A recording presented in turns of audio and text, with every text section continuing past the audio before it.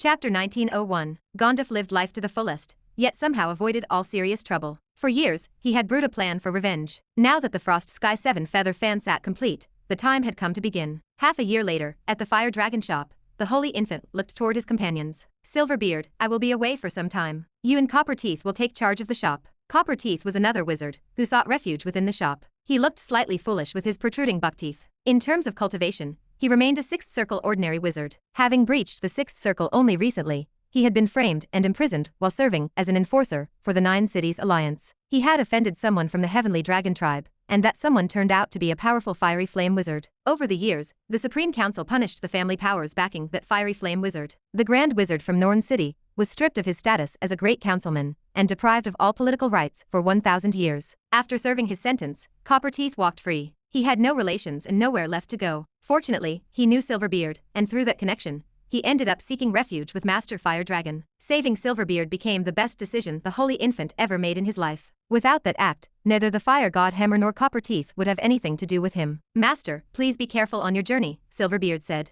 Copperteeth grinned, his buck teeth showing clearly. Don't worry, we have the shop. All right. It is hard work for you both, the Holy Infant replied with a smile. Silverbeard and Copperteeth were partners one could trust. Silverbeard remained loyal and decent, which required no further explanation. Copperteeth appeared simple and honest, yet he proved quite steadfast. Earlier, the reason he offended a fiery flame servant came from his dissatisfaction with their greed during an enforcement process. He had reported the behavior to the authorities. It turned out the authorities belonged to that same fiery flame servant. An investigation revealed he was the whistleblower. They immediately incarcerated him for the crime of false accusation, and he barely escaped with his life. In fact, as the Holy Infant and the Fire Dragon shop grew larger and more renowned, Primordial Soul wizards sought to join. The list was not limited to just Copperteeth. However, the rest held questionable intentions. Some acted as business spies sent by competitors. The Fire Dragon shop followed a hiring principle that valued quality over quantity, much like its products. It prioritized excellence over abundance. Within the weapon refinement room, Alexandra and Elsie observed the Holy Infant leaving. They promptly followed him. Accompanying the master on a trip brought great prestige. Moreover,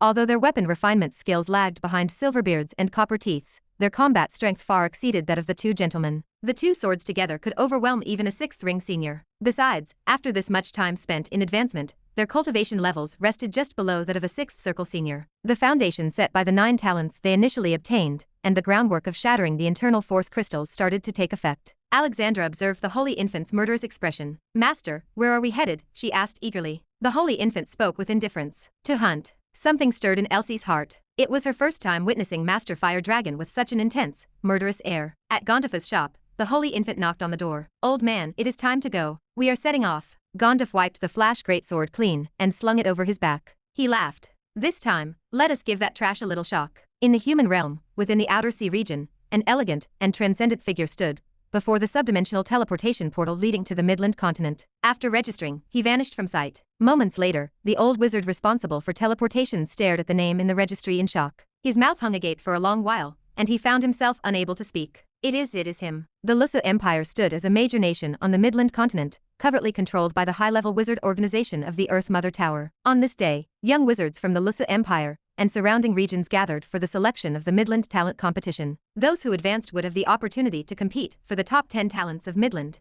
and earn the right to cultivate at Soren Holy Tower. To ensure the Council of 10,000 Clans did not disrupt the event, the Earth Mother Tower specially arranged for 2 6th Circle wizards to guard the occasion. One man and one woman, both stood remarkably talented. Looking at these young people reminds me of our early days, the man said. Yeah. Speaking of which, this black-robed wizard Link seems quite impressive. The records say he is just 200 years old and already a 5th Circle senior. Interesting. He seems to be a follower of Victor, calling himself Victor II. Victor, a distant memory. It has been 300 years since the ancient tower closed, and he has not shown up. He most likely perished. Indeed. The Council of 10,000 Clans has always been causing trouble. They would definitely want to eliminate a genius like Victor. It is a pity. Even though his name was celebrated far and wide, and he greatly promoted the secret sword flow that could not withstand the mercilessness of the world. On the field, a black-robed wizard with flowing long hair moved agilely across the area. A black secret sword, acting like a startled dragon soaring through the skies, could advance to attack or retreat to defend. If the secret sword flow could not gather momentum, its power remained merely mediocre. In a competition like this, opponents simply did not give one the chance to build up force. But this black-robed wizard,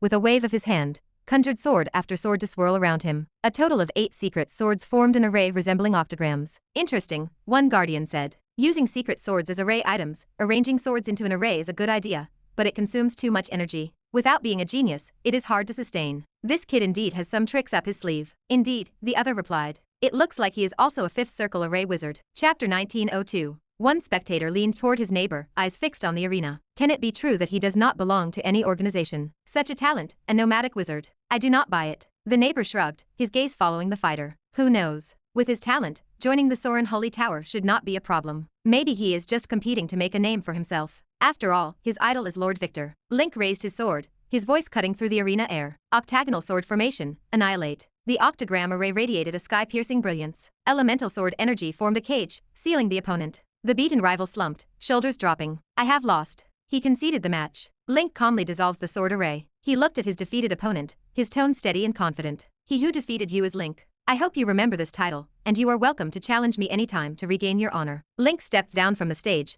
eyes closed to recuperate, preparing for the next match. Whispers filled the stands, claiming Lord Victor had perished prematurely. Otherwise, there would have been news of him for hundreds of years. Link dismissed the rumors. He had witnessed Lord Victor slaying the enemy chief amidst a sea of soldiers. That memory burned into his mind, defining his goal for cultivation. With his child of gold element talent, joining any organization required no effort, yet he declined them all. None of those people possessed the qualifications to teach him. In the way of the secret sword, he relied only on himself, admiring only Lord Victor. Boom! An unexpected change shattered the atmosphere. Above the competition, the sky dome split open. Three powerful presences descended abruptly. The two primordial souls guarding the field shifted their expressions. They have indeed come. The guardians activated the field arrays, leaped into the air, and scanned the sky. Three figures appeared, each an alien race of strange appearance. Among them stood a member of the Amethyst race, exuding a level 6 peak aura. Without a word, the intruders launched their terrifying attacks. The Amethyst race member transformed into a purplish streak of light, shooting straight down, with Link as the target. Link's recent battle had left a deep impression on the alien. If allowed to grow,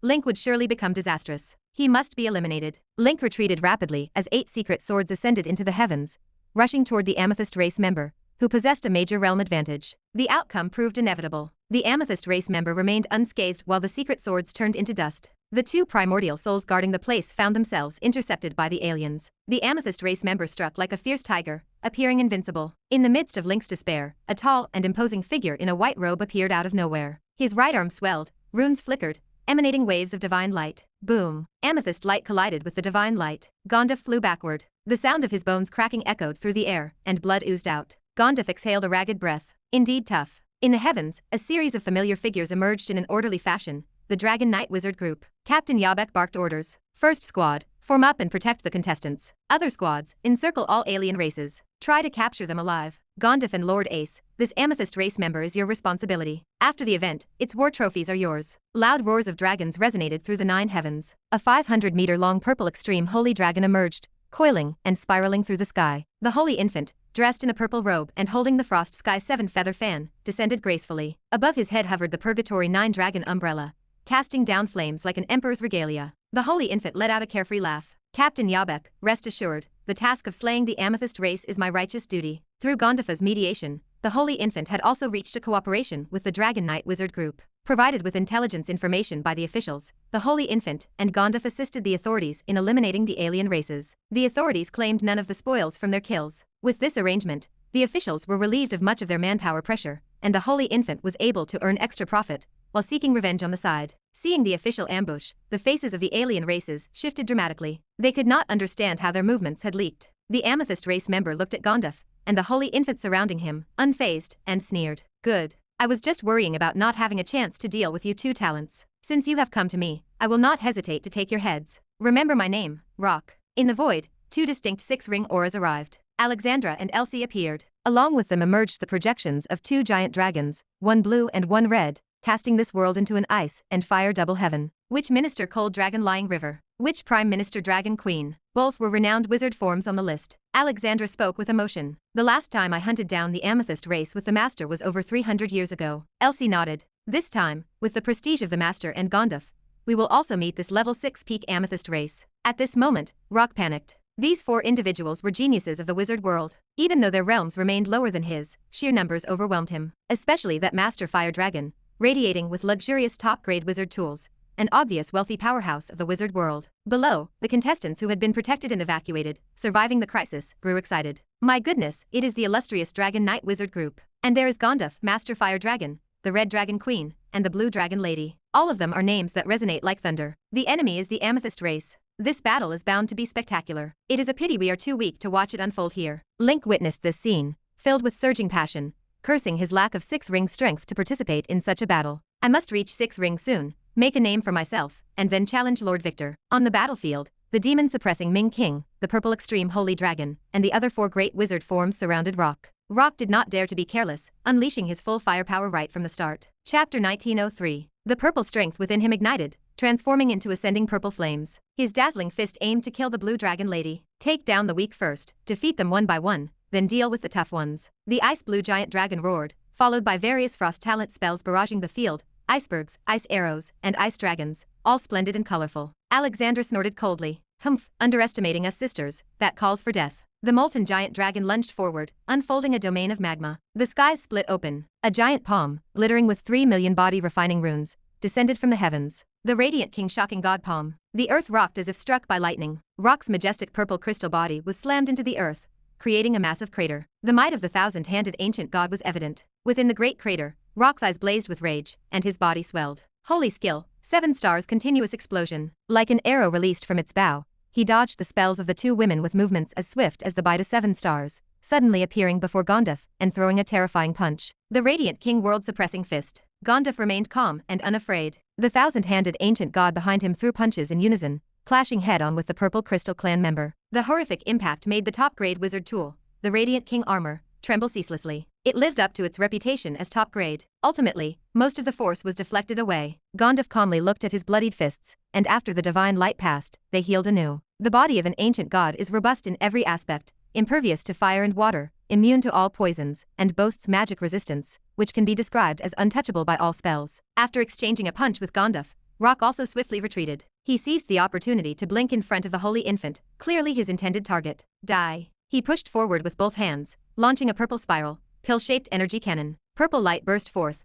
illuminating the battlefield and astonishing everyone in the Dragon Knight Wizard group. Is everything alright over there? One knight shouted. A level 6 peak Purple Crystal Clan member is just too monstrous. Even our whole battle group cannot take them down with certainty. Yabek glanced toward the struggle. Do not worry about that side. None of them are ordinary. Even if a level 7 Purple Crystal Clan member appeared, they could still preserve their lives. The amethyst light engulfed the holy infant. After the brilliance subsided, the holy infant stood unscathed, the Purgatory 9 dragon umbrella spinning, deflecting most of the attacks. The remaining ripples were effortlessly swept away with a wave of his feather fan. Snow King, go. In the holy infant's mind, a snowball grew rapidly with the wind, and instantly turned into an ice-blue mini-planet with a diameter of 1 kilometer, exploding right above the head of Rock. The terrifying shockwave blasted Rock away like a ball, only to be hammered back by the demon-suppressing Ming King. Enraged and humiliated, Rock roared as he attacked once more, his momentum terrifying. The holy infant waved his feather fan. 7 horrifying ice flames morphed into 7 ice phoenixes, with wingspans of hundreds of meters,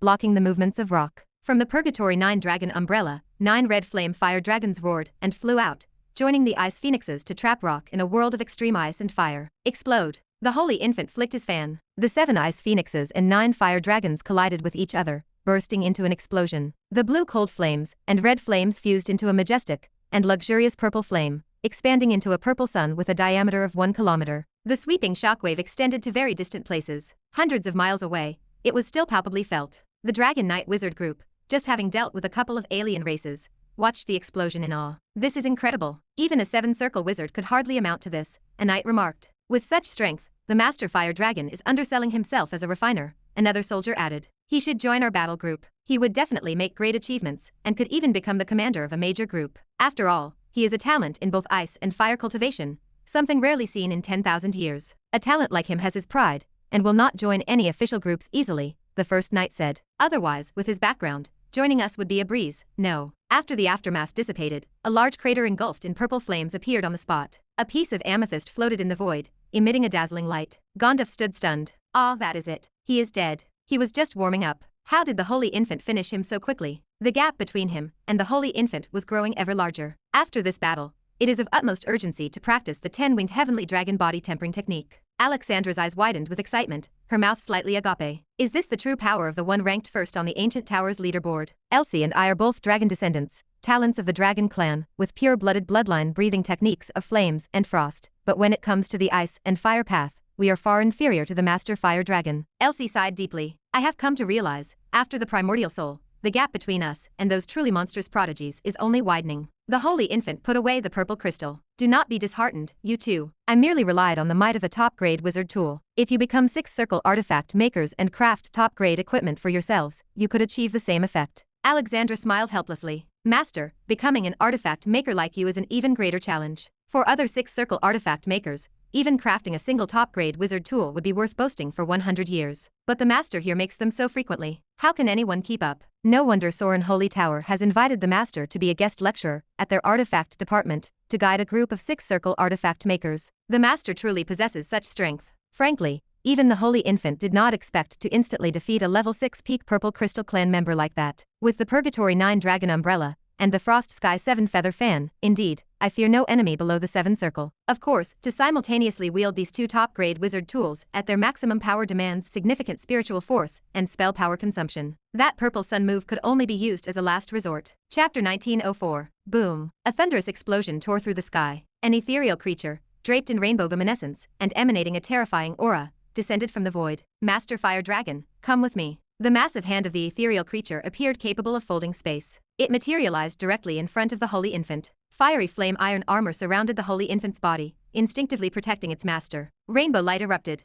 The armor shattered into fragments. This treasure had been with the Holy Infant for hundreds of years. It had saved his life on numerous occasions, yet now it lay broken. Gandaph let out a thunderous shout. His arms, wrapped in divine light, launched an attack at the giant hand. The Holy Infant exploded, scattering into a sky filled with flames and ice fragments that splattered everywhere. Moments later, he reassembled himself in the distance. His face was pale. As a primordial soul wizard, he was innately an ice and fire elemental body. Elementalization was a basic skill, yet the opponent's attack still caused considerable injury. A level 7 ethereal creature. This was not part of the plan. Their operation relied on advanced intelligence regarding the 3 alien races they targeted. The unexpected situation caused the faces of the Dragon Knight wizard group to turn pale with shock. They quickly arranged their formation. They transformed into knights riding dragons, wielding spears and charging at the ethereal creature. The level 7 ethereal creature named Mogus did not operate alongside those 3 individuals. It acted under the orders of Emperor Dagon to capture the Holy Infant and bring him back to the Pangong world. The Holy Infant had always remained holed up in Gondar City, a place filled with strong individuals, so the creature did not dare to act recklessly. Just before one of the alien races fell,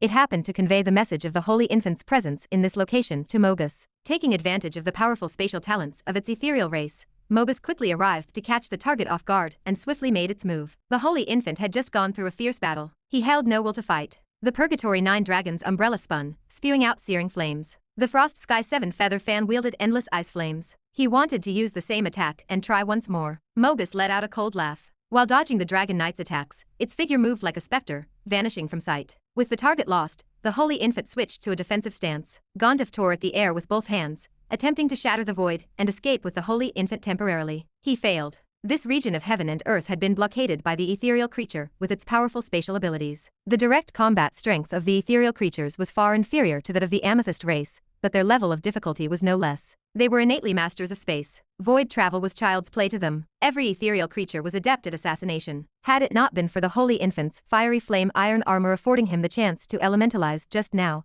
he might have already been captured. The ethereal creature vanished before everyone's eyes. The atmosphere became oppressively tense. A sense of danger spread. Yabek spoke. Adopt defensive formations. Beware of sneak attacks. Hold on. He had already contacted the nearest 7-circle wizard from the Congress. They just needed to hold on for a while. Once that 7-circle wizard arrived, the ethereal creature would surely retreat, or it would be trapped here. He had not anticipated that the enemy would deploy level 7 experts just to capture the Master Fire Dragon. What exactly had Master Fire Dragon done to the Council of 10,000 Clans? Boom. Space distorted. Mogus appeared behind the Holy Infant. A void blade emitting a ghostly glow materialized in its hand. If there is no need to capture alive, why bother with such trouble? The void blade pierced into the Holy Infant's body and exploded violently. The Holy Infant's figure shattered like glass, turning into flickers of extinguished flames. Mogus sneered. I want to see how many times you can elementalize. Elementalization was not invincible. Only because this individual's physique was special, and he had numerous treasures, was he still holding out. An ordinary primordial soul wizard would have already been incapacitated. In the sky, with one raise of his hand,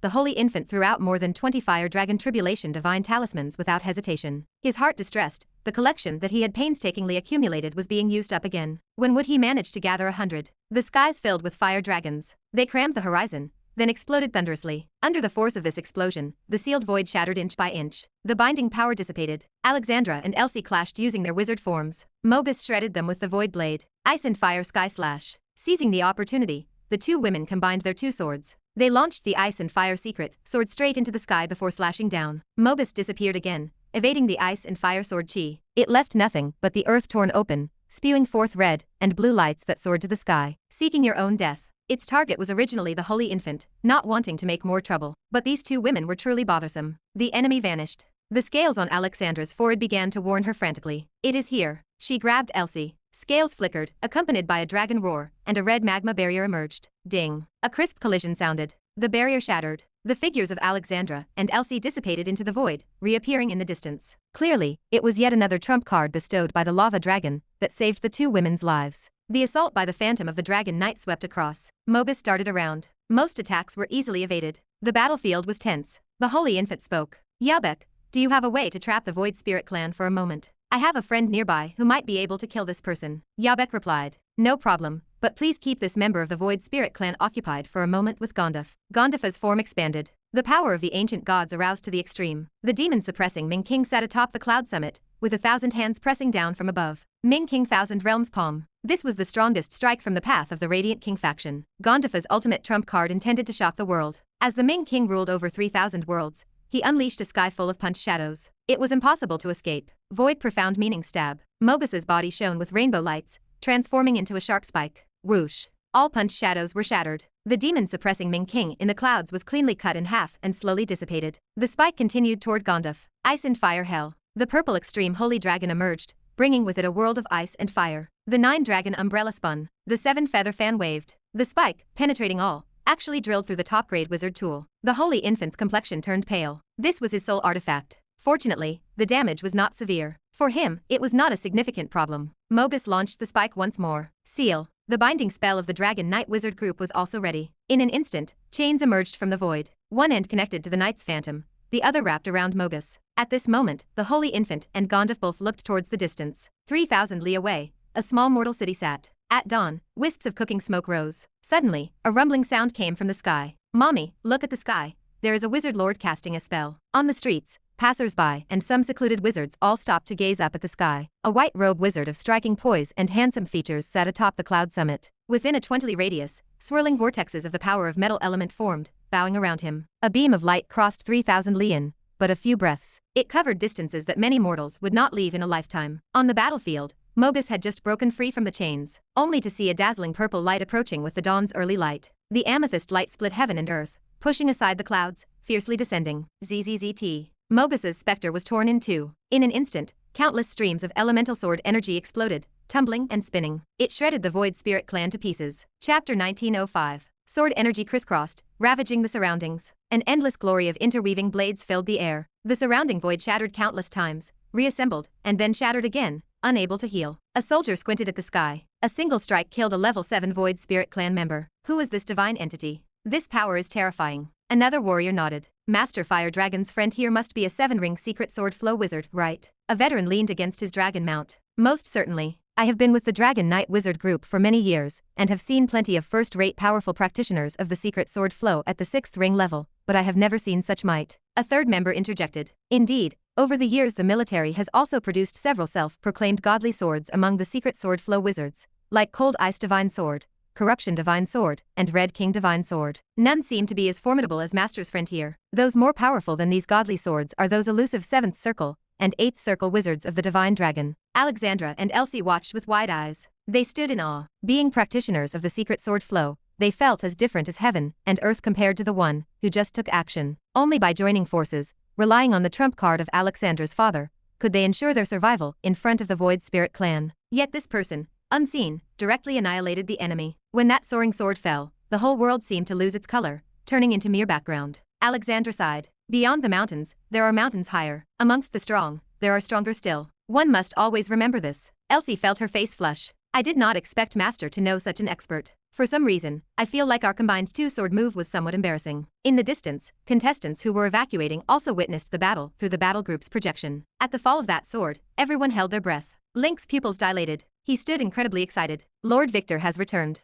An adjacent contestant frowned. Lord Victor, Isn't he supposed to be dead? Link shook his head. Just a rumor. Someone like the genius Victor would have inevitably broken through to the 6th ring level by now. How could he die? He laughed. Ha ha ha. I am the correct one. He had always known that one day Victor would reemerge, not in the manner that outsiders referred to as a fallen genius or a fading star. The adjacent contestant remained doubtful. Based on just one sword strike, you assert that it is Victor. Link spoke earnestly. I have studied Victor's projections countless times, mastering every detail of his style and techniques. I am confident that in this world, no one understands Victor better than I do. The group remained skeptical. They dismissed Link as a madman who studied the secret sword flow until he lost his wits. Within the Victor Divine sect, there are quite a few such sword maniacs. The two primordial soul wizards guarding the arena also felt a mix of surprise and doubt upon hearing Link's words. Could this person really be Victor? One guard whispered. Impossible, do not get misled by that, Link, the other guard countered. Firstly, Victor has not appeared for 300 years. Secondly, even if Victor is alive and has successfully advanced to the 6th ring level, he could not possibly slay a level 7 Void Spirit Clan member with a single sword strike. If it is really him, then his progress is simply too terrifying. Do not forget, even Master Fire Dragon, the former top ranker of the Ancient Tower list, and Gandaph, a top 10 contender, are not a match for the Void Spirit Clan. You are right, though this person managed to kill a member of the Void Spirit Clan, it was also related to the assistance of the battle group and people like Master Fire Dragon. Without their aid, a level 7 Void Spirit Clan member should have been able to dodge that fatal strike. The surrounding minds reeled, speculating about this mysterious figure. Yabek raised his voice to command the squads. All squads, continue to be on guard. The Void Spirit Clan does not die that easily. Search carefully to prevent the opposing side's dying counterattack. Yabek himself felt extremely shocked, eager to witness this strong figure's true appearance. He knew that now was not the time to relax. In the chaotic spatial turbulence, an inconspicuous streak of 7-colored light snuck like a dormant serpent. It belonged to Mogus's Void Soul, the core of the Void Spirit Clan, similar to a wizard's primordial soul. Its specter body, completely shattered by the sword energy, held no chance of restoration. With its level 7 strength, it failed to sense the presence of other strong beings nearby. This must mean a 7-ring wizard using the secret sword flow had made a covered attack. Wizards are too despicable. I was too careless. After the initial strike failed, I should have temporarily retreated, Mogus thought. As an assassin, one must not be greedy in pursuit. You destroyed my specter body. This vengeance must be avenged. Do not let me find out who ambushed me in the shadows. Guided by the chaos of the void, Mogus's void soul escaped into the void, vanishing into the land of darkness. The Void Spirit Clan's ability to survive is top-notch. It wanted to leave, and no one present could hold it back. However, the first attempt to capture the Fire Dragon Wizard ended in failure. It must face the wrath of Emperor Dagon. A lesson is learned through failure. Once it regains strength, the next attempt will surely be successful. For now, the priority is to find a member of the Void Spirit Clan to possess, as the Void Soul state cannot last too long. Elsewhere, after searching for a long time, the battle group found no trace of Mogus. Yabek sighed. It seems that either the Void Soul has also been erased, or it has fled. Either way, the danger is temporarily lifted. In mid-air, all the sword energy dissipated, and the void gradually healed. The 7-colored light emitted from the disintegrating body of Mogus formed a 7-colored treasure pearl, radiating pure void energy. Chapter 1906. The Holy Infant's crimson dragon ring flew out, retrieving the 7-colored treasure pearl. This object, with the intuition of a weapon craftsman, was absolutely unparalleled material for refining an escape wizard tool. Yabek gestured toward the pearl, his voice filled with professional insight as he spoke. This is a void treasure pearl, a treasure that can only be formed by members of the Void Spirit Clan beyond the 6th level. The Void Spirit Clan are beings born from the void, similar to elemental spirits. Thus, this clan naturally possesses the ability of void travel, which is more formidable than that of us primordial soul wizards, since they specialize in it. The Dragon Knight wizard group often dealt with alien races, and was well informed. The Holy Infant nodded, examining the pearl in his palm. So that is how it is. I will accept this item on behalf of my friend, Commander. I hope you do not mind. He had also hunted a member of the Void Spirit Clan before, but had failed to obtain such an item. It seems the Void Spirit Treasure Pearl has a chance-based drop, different from amethysts. Regardless, from now on, both the Amethyst race and the Void Spirit Clan are his good brothers. Yabek laughed, his amusement evident in his tone. Master, how could I say such a thing? If it was not for your friend, we would no longer be alive. Naturally, the treasure belongs to him. But where is he now? Amidst the conversation,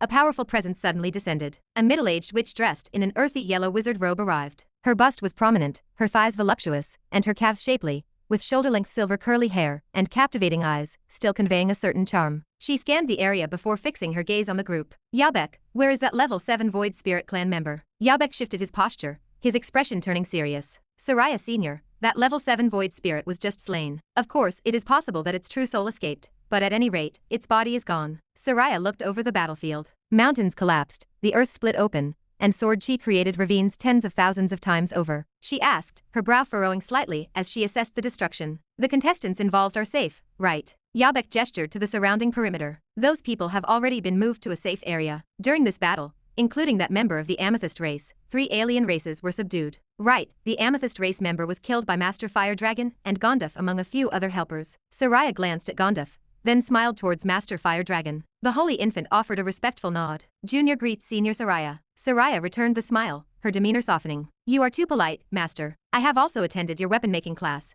and it left a deep impression on me. You truly are a young talent. For this enforcement operation, thanks a lot for your help. I will report this to the Congress, and the rewards you deserve will not be lacking. Gandaph laughed heartily, slapping his knee in delight. It is good to have any reward at all. We are not picky. Ha ha ha. Soraya, you are looking very well these days. The Holy Infant shot him a warning glance. You old thing, is this how you speak to your senior? Gandaph shrugged his shoulders, seemingly unbothered by the chastisement. He patted the Holy Infant's shoulder, saying proudly, Lord Ace, Soraya and I share a bond thicker than blood, you would not understand. Soraya simply looked at Gandaph before turning back to the group. I have just heard that it was your friend who killed the member of the Void Spirit clan. Could we possibly meet him? I would like to thank him in person on behalf of the Congress. When she had just arrived, she had used her perception, and within 1,000 miles, there seemed to be nobody else around. Which means that friend, across at least 1,000 miles, managed to slay a level 7 member of the Void Spirit clan with his secret sword. As a 7-circle senior wizard and cousin to Laplace, Soraya had a high status, and had seen many practitioners of the secret sword flow. Yet, not many could achieve such a feat, except perhaps through the advantage of realm suppression. And someone who could be called a friend by Ace, that expert, was naturally of a young age, and would not have a much higher cultivation than that Void Spirit clan member. The Holy Infant looked off into the distance, his expression unreadable. My friend was just passing by, heard there was trouble from alien races here, and helped out of righteousness. He has already left, but if fate allows, we shall meet again. Both Yabek and Soraya felt a great pity in their hearts. Soraya hesitated before speaking. That, all right, may I know the name of this friend? Would you be able to tell me? The Holy Infant paused, then answered softly. Victor, Victor. As soon as the name was uttered, a silence fell over the world. Gandaph exclaimed, his eyes widening in shock. Oh damn it, Ace, you actually know Victor. Why did you not introduce us? The Holy Infant could not be bothered with Gandaph. He rolled his eyes, ignoring the old man's exaggerated reaction. The most shocked were the 2 dragon descendants, who had been constantly accompanying the Holy Infant. Alexandra, with her voluptuous fiery red lips, was left agape, unable to close them, her bosom trembling with excitement. Master, you know Victor, is that true? Even Elsie, who usually had a cold demeanor like an iceberg, felt waves stir in her mental state. Perhaps distance lends enchantment. They had become desensitized to Master Fire Dragon's strength. Yet Victor, who appeared only briefly in the ancient tower, could still excite them. The reason being nothing else but the fact that he is the pinnacle of the secret sword flow, likened to the Forefather, a legendary character. In the past, Victor, amidst tens of thousands, could decapitate an enemy from 100 miles away, leaving a lasting impression on them. Soraya hesitated before clarifying. Wait, Master, are you saying Death's Blade, Victor? The Holy Infant smiled, a hint of pride coloring his voice. Exactly, albeit my friend does not quite favor this nickname. However, since that is what everyone calls him, he does not really mind. His true title is Dawn Divine Sword. Yabek let out a shout of surprise. Master, you actually know Victor. How come you have never mentioned such a big thing before? The Holy Infant shook his head, looking composed. Victor has an aloof nature, and is not fond of socializing. He has been in seclusion and cultivating these years. Now having achieved some success, he chose to reveal himself. Chapter 1907. Yabek muttered to himself, his voice thick with disbelief. Is this what they call a minor accomplishment? He has slain a level 7 Void Spirit clan member, and you call this minor? The Dragon Knight Wizard group collectively gasped in astonishment. One of the members gestured toward the sky. That person just now, was he really Lord Victor? Impossible, right?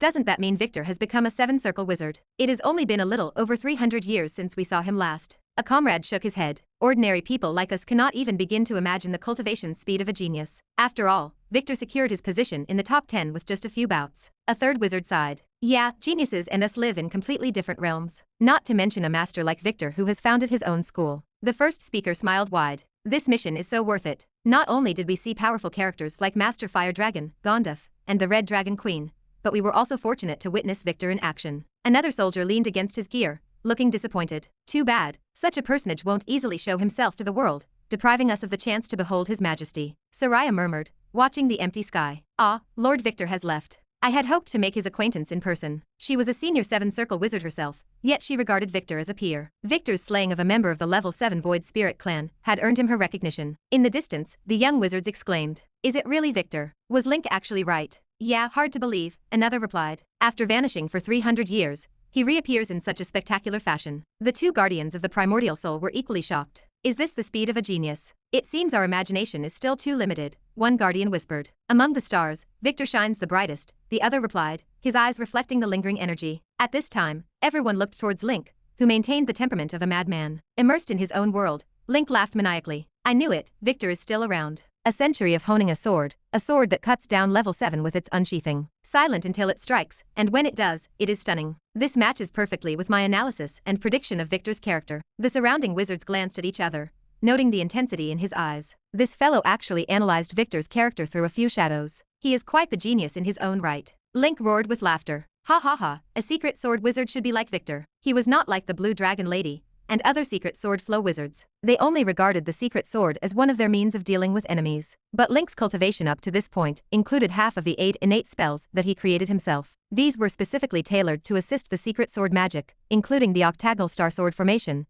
which he researched on his own. Indeed, he was a pure sword wizard, a sword maniac. Link rode the wind with his sword control, breaking through the sky, laughing wildly. Seeing his uninhibited silhouette, many competitors started to respect the madman a bit more. On the other side, having bid farewell to the Dragon Knight Wizard Group, the Holy Infant and Gandaph returned to Gandaph City. No need to say more about Gandaph. After recognizing the gap between himself and the Holy Infant, he knew that the dazzling world was full of illusions. Without a woman in his heart, the drawn sword would naturally be divine. Next, he planned to stay indoors, not stepping out of the door twice, spending all day on pharmacy and body refinement. The most he would do is celebrate a little with those friends of the opposite sex when he made a breakthrough. Gandaph was Levi's main network and connection, so necessary socializing was still inevitable. Meanwhile, the Holy Infant returned to the Fire Dragon shop and promptly started the furnace to refine weapons. After this battle, he realized his attack methods were strong enough to threaten the 7-circle wizard, but his survival techniques were still lacking. He had 3 targets for his weapon refinement. First, to refine a top-grade protective wizard tool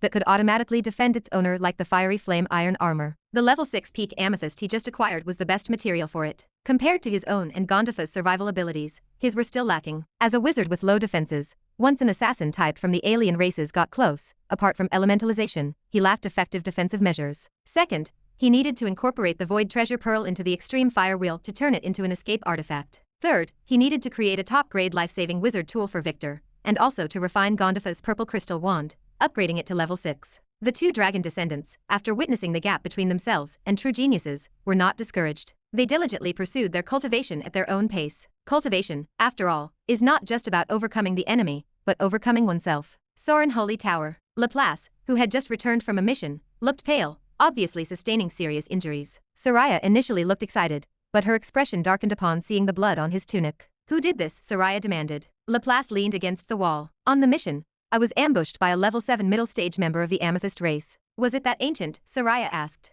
Laplace replied with a weak nod. Yes, but I am not seriously hurt. I will recover soon. Soraya sighed, crossing her arms. Don't push yourself too hard. There are so many wizards in the Congress, yet you always rush to the front. How many times has your father told you? Laplace shrugged. I know. By the way, why were you so excited just now? I haven't seen you with such an expression in a long time. Guess who I encountered during my mission? Soraya said, her eyes bright. Never mind, you will never guess. It was Victor, Death's Blade. Oh no, Dawn Divine Sword Victor. Laplace's eyes widened in surprise. The Congress has been looking for him for a long time with no trace. Is it true? Soraya then recounted the details of the mission to him. Laplace muttered, staring into space. Dawn Divine Sword Victor. After 300 years out of sight, has he grown to such extent? A level 7 Void Spirit Clan member, slashed down with a single sword strike. Chapter 1908. Soraya leaned back, the ambient light of the chamber casting sharp angles across her face. For us, this is great news. A powerful being like this willing to emerge at this juncture must surely be in response to the blood battle. Laplace tapped a finger against the heavy oak table. Indeed, Victor's followers surpass even those of Master Fire Dragon, the Star of Tomorrow. If he can play a good leading role, it will benefit us in uniting various powers. Several days passed in Gandaph City. A young wizard practiced his secret swords in the dim light of his study, but the news gripped in his hand caused his fingers to tremble uncontrollably. Victor, is this for real? The young man whispered, his eyes scanning the ink again. The Midland Legal News had released a startling report. Recently, the Dragon Knight Wizard Group joined forces with Master Fire Dragon, Gandalf, the Red Dragon Queen, the Blue Dragon Lady, and others, capturing 3 unlawful members of alien races, including killing a level 6 peak member of the Purple Crystal Clan. Furthermore, Dawn Divine Sword Victor, with a secret sword, struck down a level 7 Void Spirit Clan member from 1,000 miles away. The 300-year period had come to pass. The one once known as Death's Blade, now bearing the name of the Dawn Divine Sword, returned to the peak to challenge all demons. It is Victor, the boy breathed, his voice barely audible in the quiet room. Is it really that Victor? Official news, could it be fake? Unfortunately, Victor himself did not make an appearance. After slaying the void spirit, he stylishly left. That day, the wizards of Gandaph City stirred with sudden energy. Memories of the past surged forth. The fervent battle at the dark ancient tower seemed to reenact itself in the collective consciousness of the city. Soon afterward, this storm swept across the Midland Continent, reaching other schools and the wizard world. Under the deliberate promotion of officials, Victor's name ascended to the peak with terrifying speed. Among the younger generation, all the godly swords that had emerged over the years dimmed in the shadow of the Dawn Divine Sword. On unofficial rankings, such as the most popular male wizard list, Dawn Divine Sword climbed rapidly to the top like a rocket, surpassing Master Fire Dragon and Gandalf. Even the electric eel wizard Evander, whose talent had long been forgotten, only ranked 91st on this list. Victor never showed his face, yet tales about him permeated the world of warriors. In the nightmare world, Triss examined the newspapers gathered over the years. One headline caught her eye. The Sky Dragon Wizard slayed a level 6 late-stage alien race in the Land of Darkness. Another entry noted that after many years, son of Hurricane Vandis had killed a traitor from the Hurricane Steeple to avenge the Prince of Airstream. She traced the text describing the Earth King Gaia. Then, her gaze fell upon the report of the Dawn Divine Sword Victor appearing to slay a level 7 threat. A wave of sentimentality washed over her. Unknowingly, 400 years had passed since the Dark Ancient Tower opened. Times have changed, Triss murmured to the empty room. Those once illustrious geniuses, those who have lived up to this day,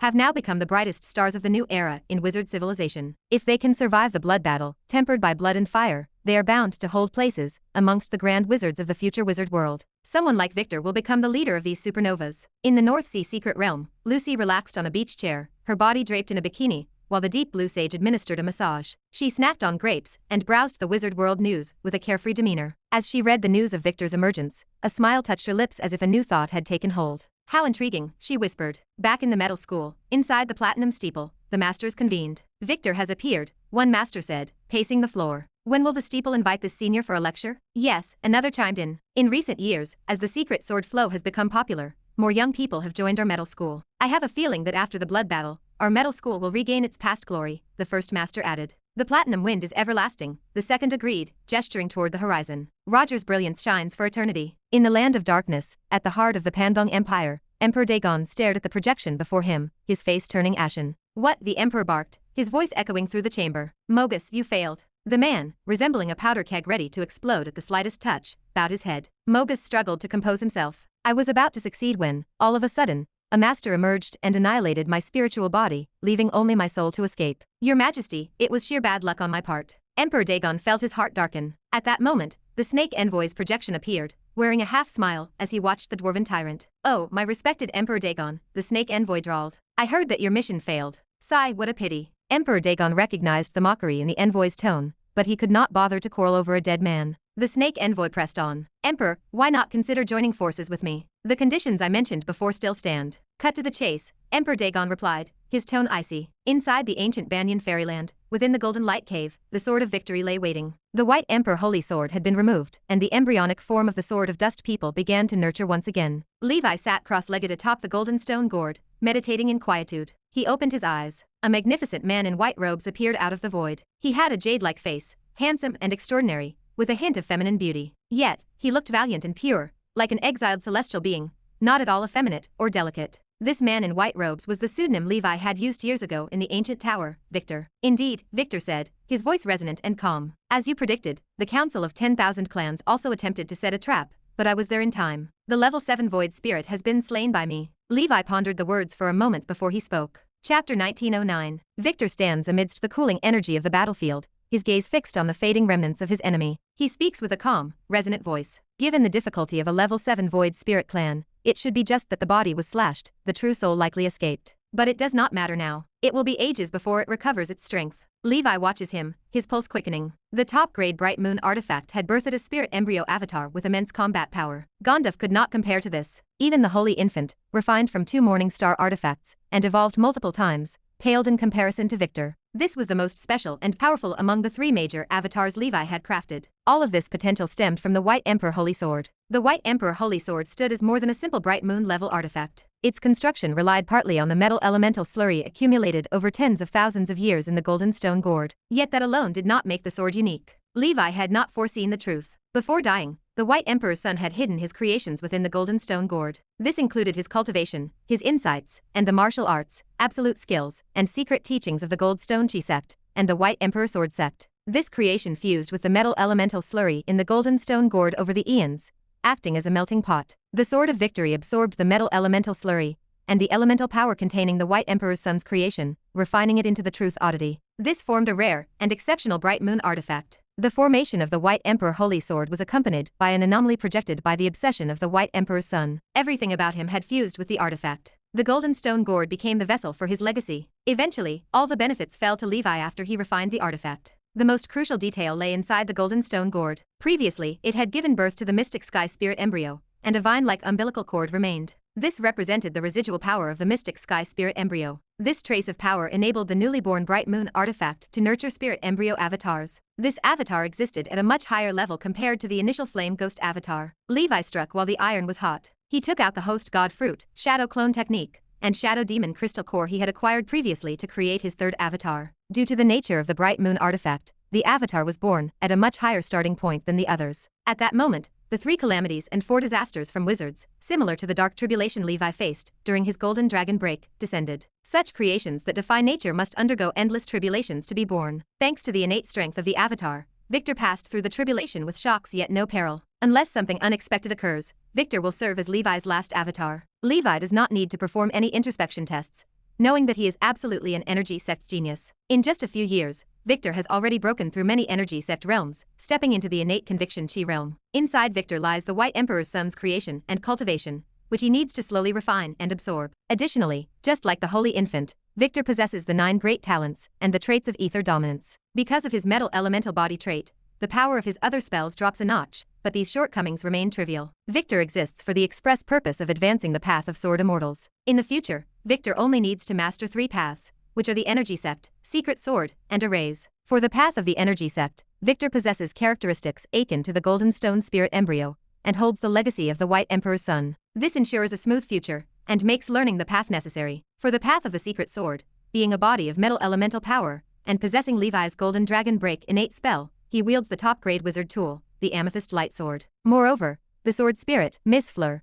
clad in golden armor with a resolute visage vivid inside the Amethyst Light Sword, has become Victor's perfect partner. Following this transformation, Fleur has become a shared sword spirit for Levi and Victor. From now on, most assassination missions will not require the original to make a move personally. Victor can handle them. Letting Victor learn the way of Erase helps relieve the pressure on the Holy Infant. Since Victor intends to walk the path of sword immortals, Levi's envisioned powerful sword Dao formations need to be replicated, making knowledge of Erase indispensable. Thus, the future growth direction and functional roles of Levi's 3 major avatars become clear. Gandaph serves as the body-tempering clone and part-time medicine maker. The Holy Infant acts as the spellcasting clone and part-time weapon refiner and talisman crafter. Victor serves as the energy sect avatar and part-time array master. In the past, there existed the concept of one chi transforming into 3 clears. Levi made a knockoff budget version with these 3 avatars. Just talking about the way of the secret sword, Victor's combat power now exceeds his own original self. He benefited from the top-grade Bright Moon artifact and the spirit embryo, coupled with Levi's overall enhanced strength and knowledge. These factors are incomparable to before. Starting high is like being born in Rome. Once Victor cultivates the way of the energy sect to the sword immortal realm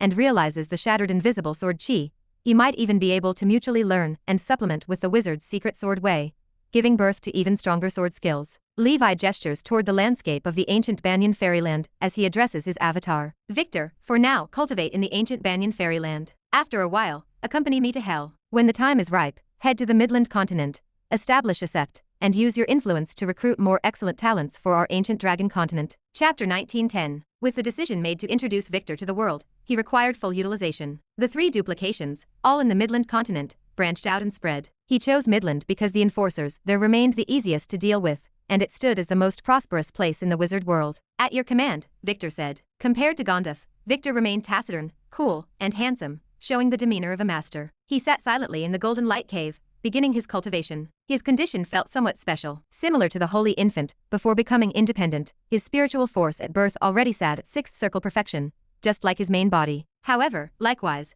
the upper limit of his spiritual force remained the conventional 5,000 points. Therefore, now that he lived independently, he approached the 6th circle maximum spiritual force. Moreover, although he was born a primordial soul, he could not inherit the main body's 9 great talents and primordial soul spells, and needed to cultivate them on his own. However, for someone who sought to pursue the ultimate path of sword cultivation, the primordial soul spells of the main body suited him poorly. He needed to learn based on his actual situation. According to the main body, he only needed to cultivate 12 more primordial soul spells to advance to the 7th circle. Victor closed his eyes. He focused his mind. A phantom of a white gold star appeared behind him. The diameter of the star's phantom reached a whopping 500 meters, emitting dazzling light that defied a direct gaze. Inside the white gold star, a figure stood firm, holding a longsword, with an aura of slaughter that soared into the skies as if it would annihilate all things in the world. This was Victor's wizard form, bestowed the name Gold Star Tebe by the main body. This wizard form possessed formidable power. Ordinary enemies struggled to behold its heroic stance. After all, Victor killed from 1,000 miles away. The main body evaluated that the potential of this wizard form ranked even above Purple Extreme Holy Dragon and Demon Suppressing Ming King,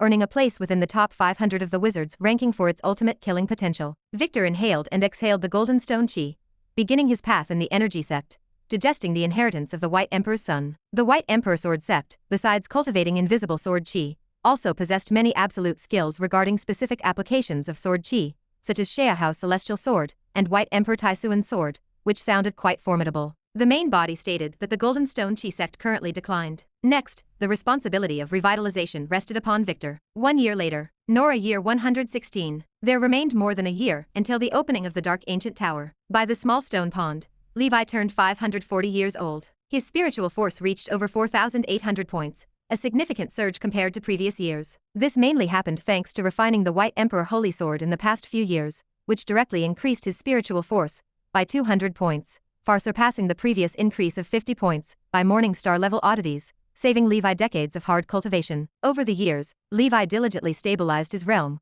preventing the spiritual force from increasing too quickly and causing instability or insubstantiality in his foundation. Now, with only over 1,200 left to reach the maximum spiritual force, he felt no rush. Furthermore, the White Emperor Holy Sword also elevated his Golden Dragon breaking technique to a higher level, significantly exceeding its prior power. It also gave birth to a very good metal faction talent called King of Steel. Of course, the greatest function of the White Emperor Holy Sword remained nurturing Victor's spirit embryo duplicate. Compared to that, other functions remained negligible. After years of cultivation, he cultivated the primordial soul spell Summon Hell Lord to the 15th order limit, allowing him to summon a second level 6 hell creature. Levi had not summoned yet, as he planned to descend into hell, where he would seek it out. Hell. 6th layer. A towering black armored swordsman appeared out of thin air, and 2 figures in white robes stepped out from his form, precisely Gandaph and Lord Victor. The holy infant remained busy with affairs, so he did not accompany them this time. Gandaph laughed. This is actually my first time coming to hell, quite interesting. Lord Victor remained silent. His robe fluttered as he stood with his hands behind his back, striking a handsome pose. After arriving in hell, the first thing Levi did involved contacting his younger brother, Purgatory Demon Sword Soteros,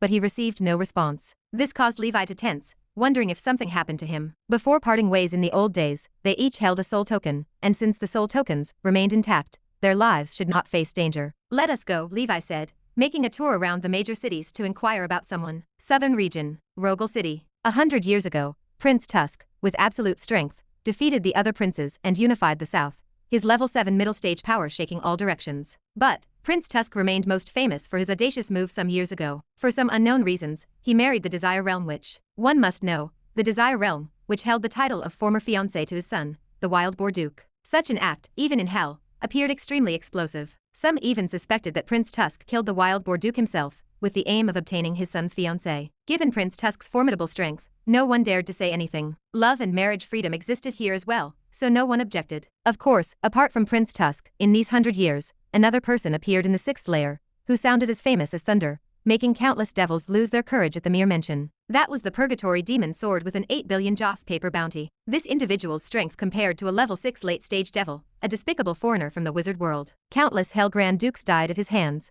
almost too many to count on both hands. Luckily, not long ago, the cunning Prince Tusk set a trap, lured the Purgatory Demon Sword into the jar, and captured him. Just when Prince Tusk prepared to hand this person over to the enforcer to claim the bounty, his wife, the Desire Realm Witch, pulled another audacious move. She took the Purgatory Demon Sword into her harem, holding him captive in the Deep Palace as a male concubine. In this situation, the usually overbearing Prince Tusk surprisingly said nothing. One could only say the Demon Fox clan acted too chaotically. Devil City. In the tavern, hearing these messages, Levi stared at the wall, dumbfounded. He had only left for 100 years, and hell had become such a mess. His brother, being a descendant of the Black King Dragon, actually got captured by devils. He seemed too reckless. Levi originally wanted to make some money in hell first, in preparation for the upcoming Netherworld market. But now, he needed to figure out a way to rescue his brother first. Based on the information he gathered, he already possessed a preliminary plan. I heard the taste of witches is not bad, Levi muttered. Brother, you enjoy yourself there for a while. Your big brother will come rescue you soon. Chapter 1911. The sorceress of the sensual realm loosens her garments inside the bathroom. She peers at the purgatory demon sword, tied tightly in front of her. Layers of restrictions seal him, yet he remains unyielding. She chuckles, her voice echoing off the stone walls. My lover, why resist so? In this 7-layered hell, there are devils lining up around Ale City, yearning to die under my pomegranate skirt. The purgatory demon sword keeps his gaze steady. Lady Malian, you are already a married woman. You belong to the tall, majestic, and talented Prince Tusk. Why are you so fixated on me, an ugly and weak foreigner? The sorceress of the sensual realm pouts, her eyes tracing the lines of his face. Oh, you still know you are a foreigner. You scoundrel. Had I not spent a great sum to redeem you, you would have been sent to torture hell by now, experiencing the Blade Mountain, sea of fire, and ice tortures. Should not such a grand favor be repaid with your body? The purgatory demon sword keeps his tone firm. I will certainly not forget your kindness, madam. However, I have devoted my life to the sword's skill, and have no interest in the affairs of men and women. The sorceress of the sensual realm laughs, a low, melodic sound. Tisk tisk tisk. That is because you have not cultivated with me. Just open your heart and have a taste. I assure you, you will forget all about sword skills and truth, and only wish to spend day and night entwined with me, lost in a world of soft pleasures. The purgatory demon sword speaks again, his voice strained. I am a descendant of the dragon clan. My bloodline has powerful erosive traits. Madam, you would not want your child to become a dragon-descendant demon with low intelligence and overdeveloped limbs, would you? The sorceress of the sensual realm laughs. What good luck. Shall we create a few hundred of them then? Now, with plain convergence and the chaos of the Great War era upon us, hell is in need of more hands. The 72 pillars have even rolled out a fertility policy. We could earn rewards with our children. Silence hangs in the air. Numbness floods his senses. Although he is several hundred years older than Levi, he remains chaste, a pure male. My little lover, do not be ungrateful. My patience is running thin. Do not force me to take it by force. The sorceress of the sensual realm's face turns cold. Her voice deepens. Black gas surges skywards, morphing into myriad terrifying scenes, revealing the frightful and ferocious true form of a fox demon. 7 tails sway wildly, like the tentacles of a demon. The long, narrow fox mouth opens, drooling saliva on the face of the purgatory demon sword, emitting a restlessness-inducing, exotic fragrance. The secret technique cultivated by the sorceress of the sensual realm must be willingly accepted by the other party for optimal results. This damned purgatory demon sword seems immune to her powerful charms and remains unmoved. She has tried 108 types of charm spells, like submission charm, wet body charm. If it were not for this, she would have long forced the purgatory demon sword. The purgatory demon sword hesitates. The demon fox clan are adept at absorbing yang to supplement yin. If relations occur, it will surely be detrimental to him. But in the current situation, refusal seems to endanger his life. He still seeks revenge from the Emperor of Torture. He cannot die here. The resolve in the eyes of the purgatory demon sword weakens. Her demeanor softens, transforming from a furious witch to the girl next door. How about it? The purgatory demon sword nods. Fine, I agree to it. He endures humiliation and bears heavy burdens. This is a necessary path before achieving great things. The purgatory demon sword prepares himself. The witch waves her hand and embraces the purgatory demon sword. The surroundings change, with seductive demon foxes dancing at the edge of the bathroom. Inside the heart of the purgatory demon sword, a thought takes root. What a sin. From now on,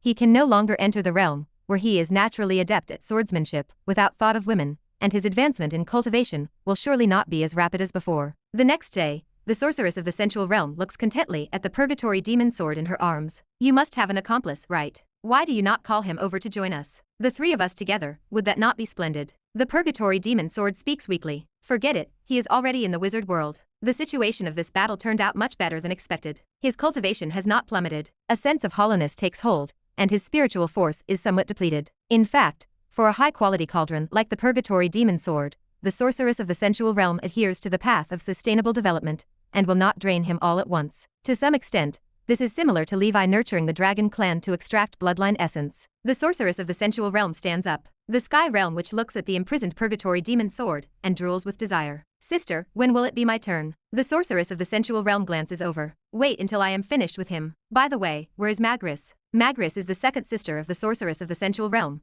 equally remarkable with level 6 peak strength. The sky realm which nods. I think she went to Rogel City. The sorceress of the sensual realm smiles. This little glutton always sneaks snacks behind my back. When she returns, I will have to teach her a good lesson. 6th level of hell. Rogel City. The estate of Prince Tusk. The sorceress of the sensual realm giggles, stepping away from the embrace of Prince Tusk. Prince, do I look more beautiful, or is my sister? Prince Tusk flashes a pig-like smile. You are beautiful, very beautiful indeed. The sorceress of the sensual realm laughs provocatively. Although that is a lie, I like to hear it. I am leaving now. I will consider the matter you mentioned. Prince Tusk nods. Good, remember, our trade is mutually beneficial, and a frank exchange. The sorceress of the sensual realm dresses herself, turns into a beam of light, and flies out of Rogel City. Prince Tusk stares on vacantly. He suffers a sense of emptiness after excessive exertion. Even with his level 7 middle stage cultivation, it is not easy to satisfy both the sorceress of the sensual realm and the sorceress of the sensual realm simultaneously. Chapter 1912. But what does it matter when one is pursuing a great cause?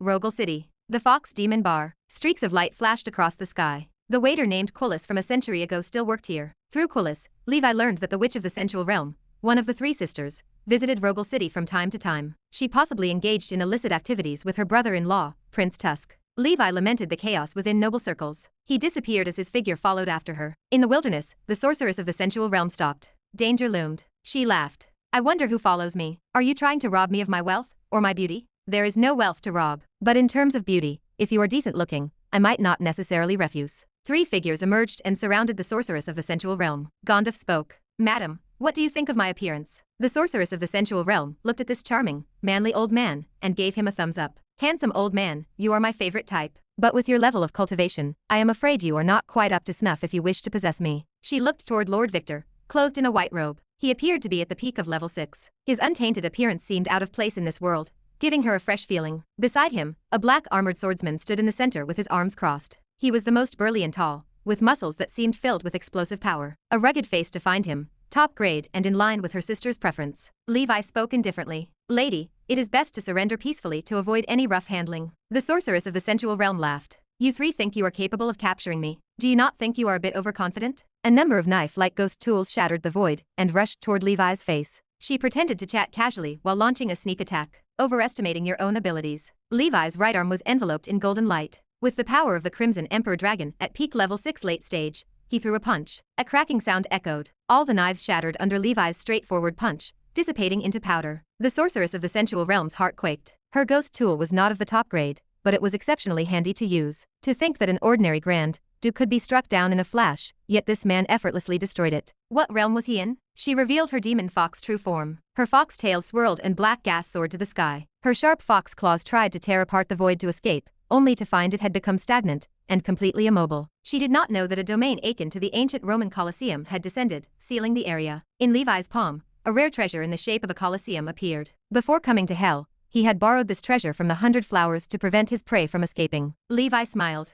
Since that is the case, let us have a fair fight then. Wrapped in black flame, the sorceress of the sensual realm spoke in a hoarse voice. My mother is the demon fox main mother. Our demon fox tribe is one of the top-level tribes in hell, with powerful individuals among the 72 pillars. Are you really determined to seek your own deaths? Boom. A pair of fists that seemed capable of knocking down stars met her. Wherever the fist wind went, the void shattered to pieces continuously. The sorceress of the sensual realm's ghost armor flickered wildly, and layers of armor appeared on her body. Crack. The unmatched fist wind sent her flying, smashing her heavily onto the ground, raising dust and cracking the earth. With the help of her top-grade ghost armor, she barely withstood the blow, but her demon fox true form remained seriously injured. The next moment, a thousand-handed ancient god-giant statue emerged from behind her. Thousands of arms stretched out, turning into tentacles like those of the kraken, wrapping her tightly and binding her up. Levi seized the opportunity. He blinked and appeared before her. The bulging veins on his fists bombed the witch's abdomen. The immense force penetrated through the armor, making her spit out a mouthful of blood. Her bones shattered inch by inch, and her internal organs were torn apart. Another hand grasped the sorceress of the sensual realm's head. The power of the scarlet dragon entered her body,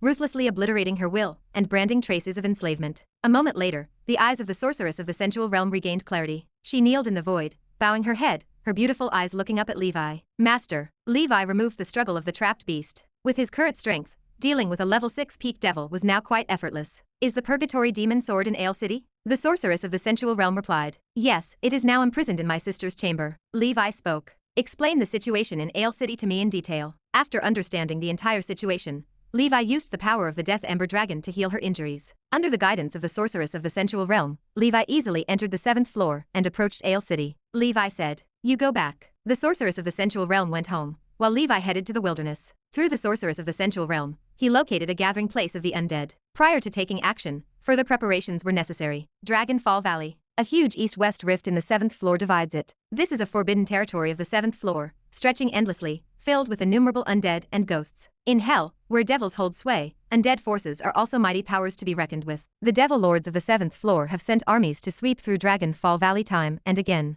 but they only managed to clear some of the periphery, unable to delve deeper. Within Dragon Fall Valley, countless undead forces vie for dominance, constantly at war with one another. The Pale Kingdom is one such significant force. Its lord, the evil spirit monarch, has risen in recent years to become a level 7 undead, sweeping through many realms, invincible and unmatched. Chapter 1913. The evil spirit monarch sat on his throne. A subordinate hurried in to deliver a report. Monarch, a devil swordsman is outside slaughtering our people on a massive scale. The evil spirit monarch narrowed his eyes. Which tribe is he from, and what is his strength? The subordinate bowed low. He is from the pig demon tribe, and he should possess level 6 strength. An aura of level 7 strength erupted from the monarch. He stood, his voice cold. These devils go too far, daring to come to our very doorstep. I will meet him myself. He slipped into the twisted space and vanished. On the battlefield, a tall and burly pig demon clutched an ancient book emanating a bloody light. He continuously captured powerful undead, absorbing them into the tome. This time I can replenish my forces. The 7th floor truly has better quality undead than the 6th floor. The riffraff inside the book of the undead can be replaced. Undead creatures served as excellent cannon fodder in battle, and during peaceful times, they were untiring hard laborers. How dare you? The void twisted and shattered.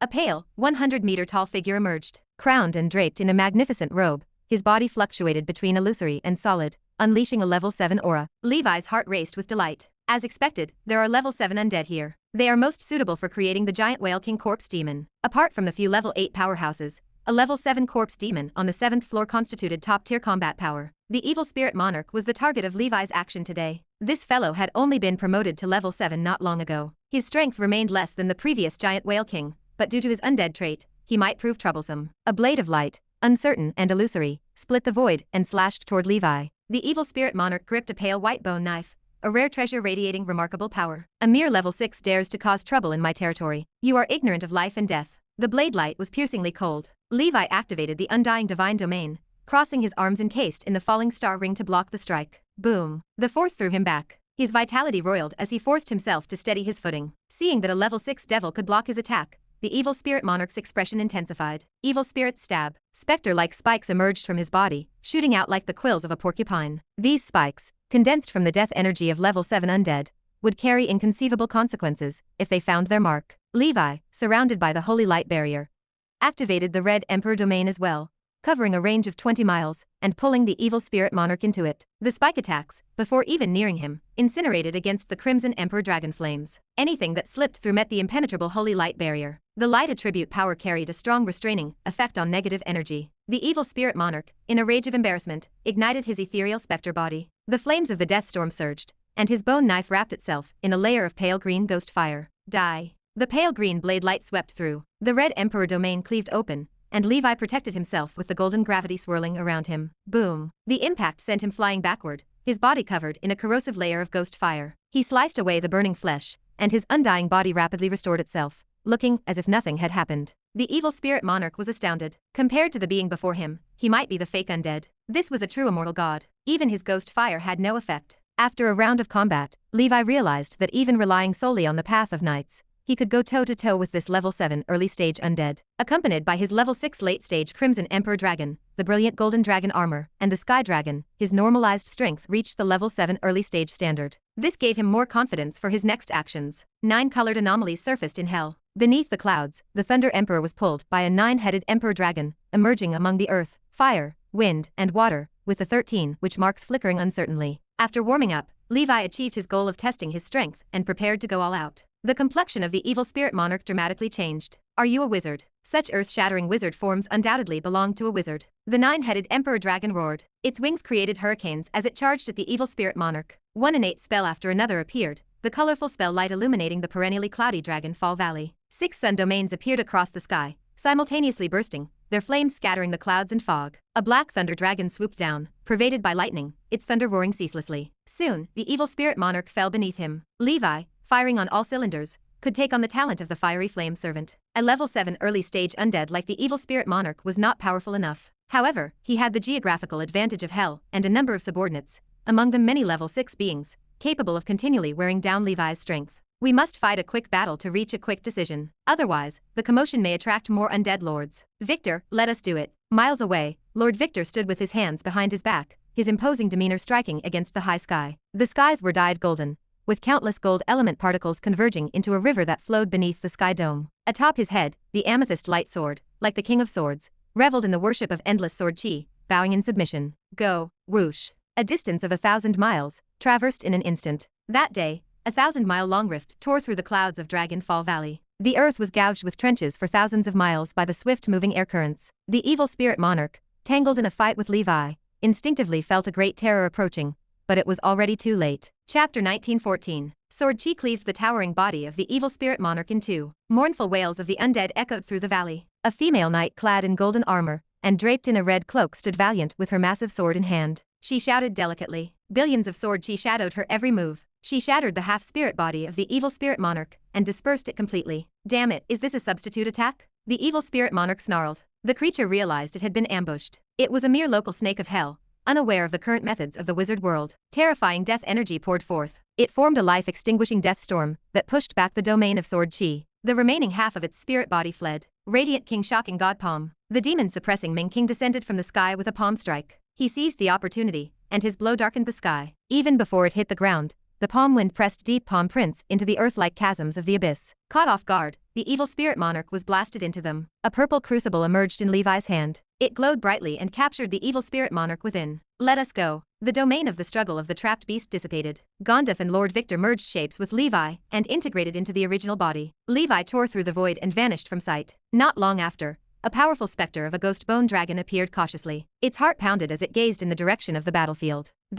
The evil spirit monarch was actually captured. The ghost bone dragon hesitated. Thankfully, I did not rashly show myself. This ghost bone dragon was also level 7. It had intended to visit, only to find out that the evil spirit had been besieged. Cautious by nature, it did not act. It witnessed the capture of the evil spirit firsthand. This world is too insane. Sixth Circle wizards even dare to kidnap level 7 undead. The undead of Dragon Fall Valley still think about taking advantage of the blood battle to invade the wizard world. Utter madness. I am not going anywhere. The wilderness. The void shattered. Levi descended from the sky. Rumbling noises came from within the purple crucible, as if it were about to burst. He released the weakened evil spirit monarch. Its spirit body was fractured and even more ethereal. The evil spirit monarch was puzzled. Why have you captured me? I have no grudge against you. It thought of home. It had been eating hot pot and singing songs, and then it got kidnapped by a wizard. Is there no justice in the world? Is there no law of the land? Without another word, Levi conjured the 9-headed emperor dragon to press the evil spirit monarch to the ground. Levi stood on the dragon head. His blood chi danced wildly. His momentum soared to the heavens. Just be secretly pleased, Levi said. I am about to gift you an enormous opportunity. It is a chance to rise swiftly through the ranks, to shoot up to heaven. Levi was pressed for time. He might not have bothered with the evil spirit monarch otherwise. After tormenting his catch,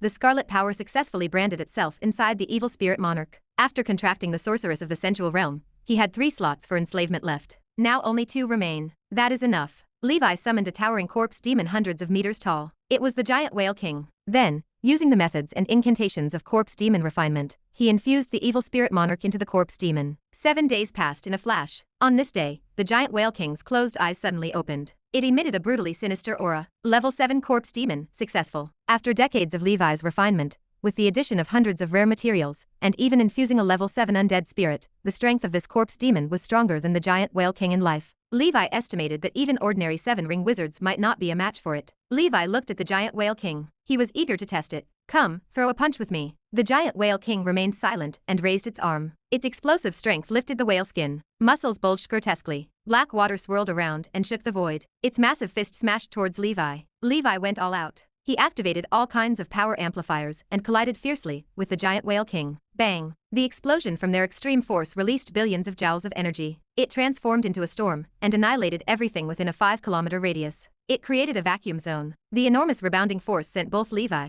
and the giant whale king flying back. The giant whale king stood in the void. It looked at the fist that had struck Levi. There were only slight cracks, which quickly self-healed. Levi's arm split open. Flesh and bone showed through. Ha ha ha, tough enough. I have not wasted my efforts over the years. According to the report from the sorceress of the sensual realm, the strongest person in Ale City, the level 8 demon fox main mother, is to go to the 9th layer next month. She will report to the big shots. That will be the time to act. Ale City. Purgatory demon sword followed behind the Desire Realm Witch. He looked utterly dispirited. The Desire Realm Witch saw her younger sister return. She smiled. Oh, my dear sister, what brings you back from Rogal City? The sorceress of the sensual realm replied with a smile. My brother-in-law had important business to discuss with me. What is this, sister? Are you jealous? The Desire Realm Witch snorted coldly. Of course not. But I do hope you remember that Prince Tusk is my husband. Without my permission, I would not want anyone to be sneaking around. The sorceress of the sensual realm hugged the Desire Realm Witch's arm. She said coquettishly, I know, sister. I bring you good news. Oh, let us hear it. I recently discovered a very good prey. Pity he is quite cunning. I did not catch him. Who is it?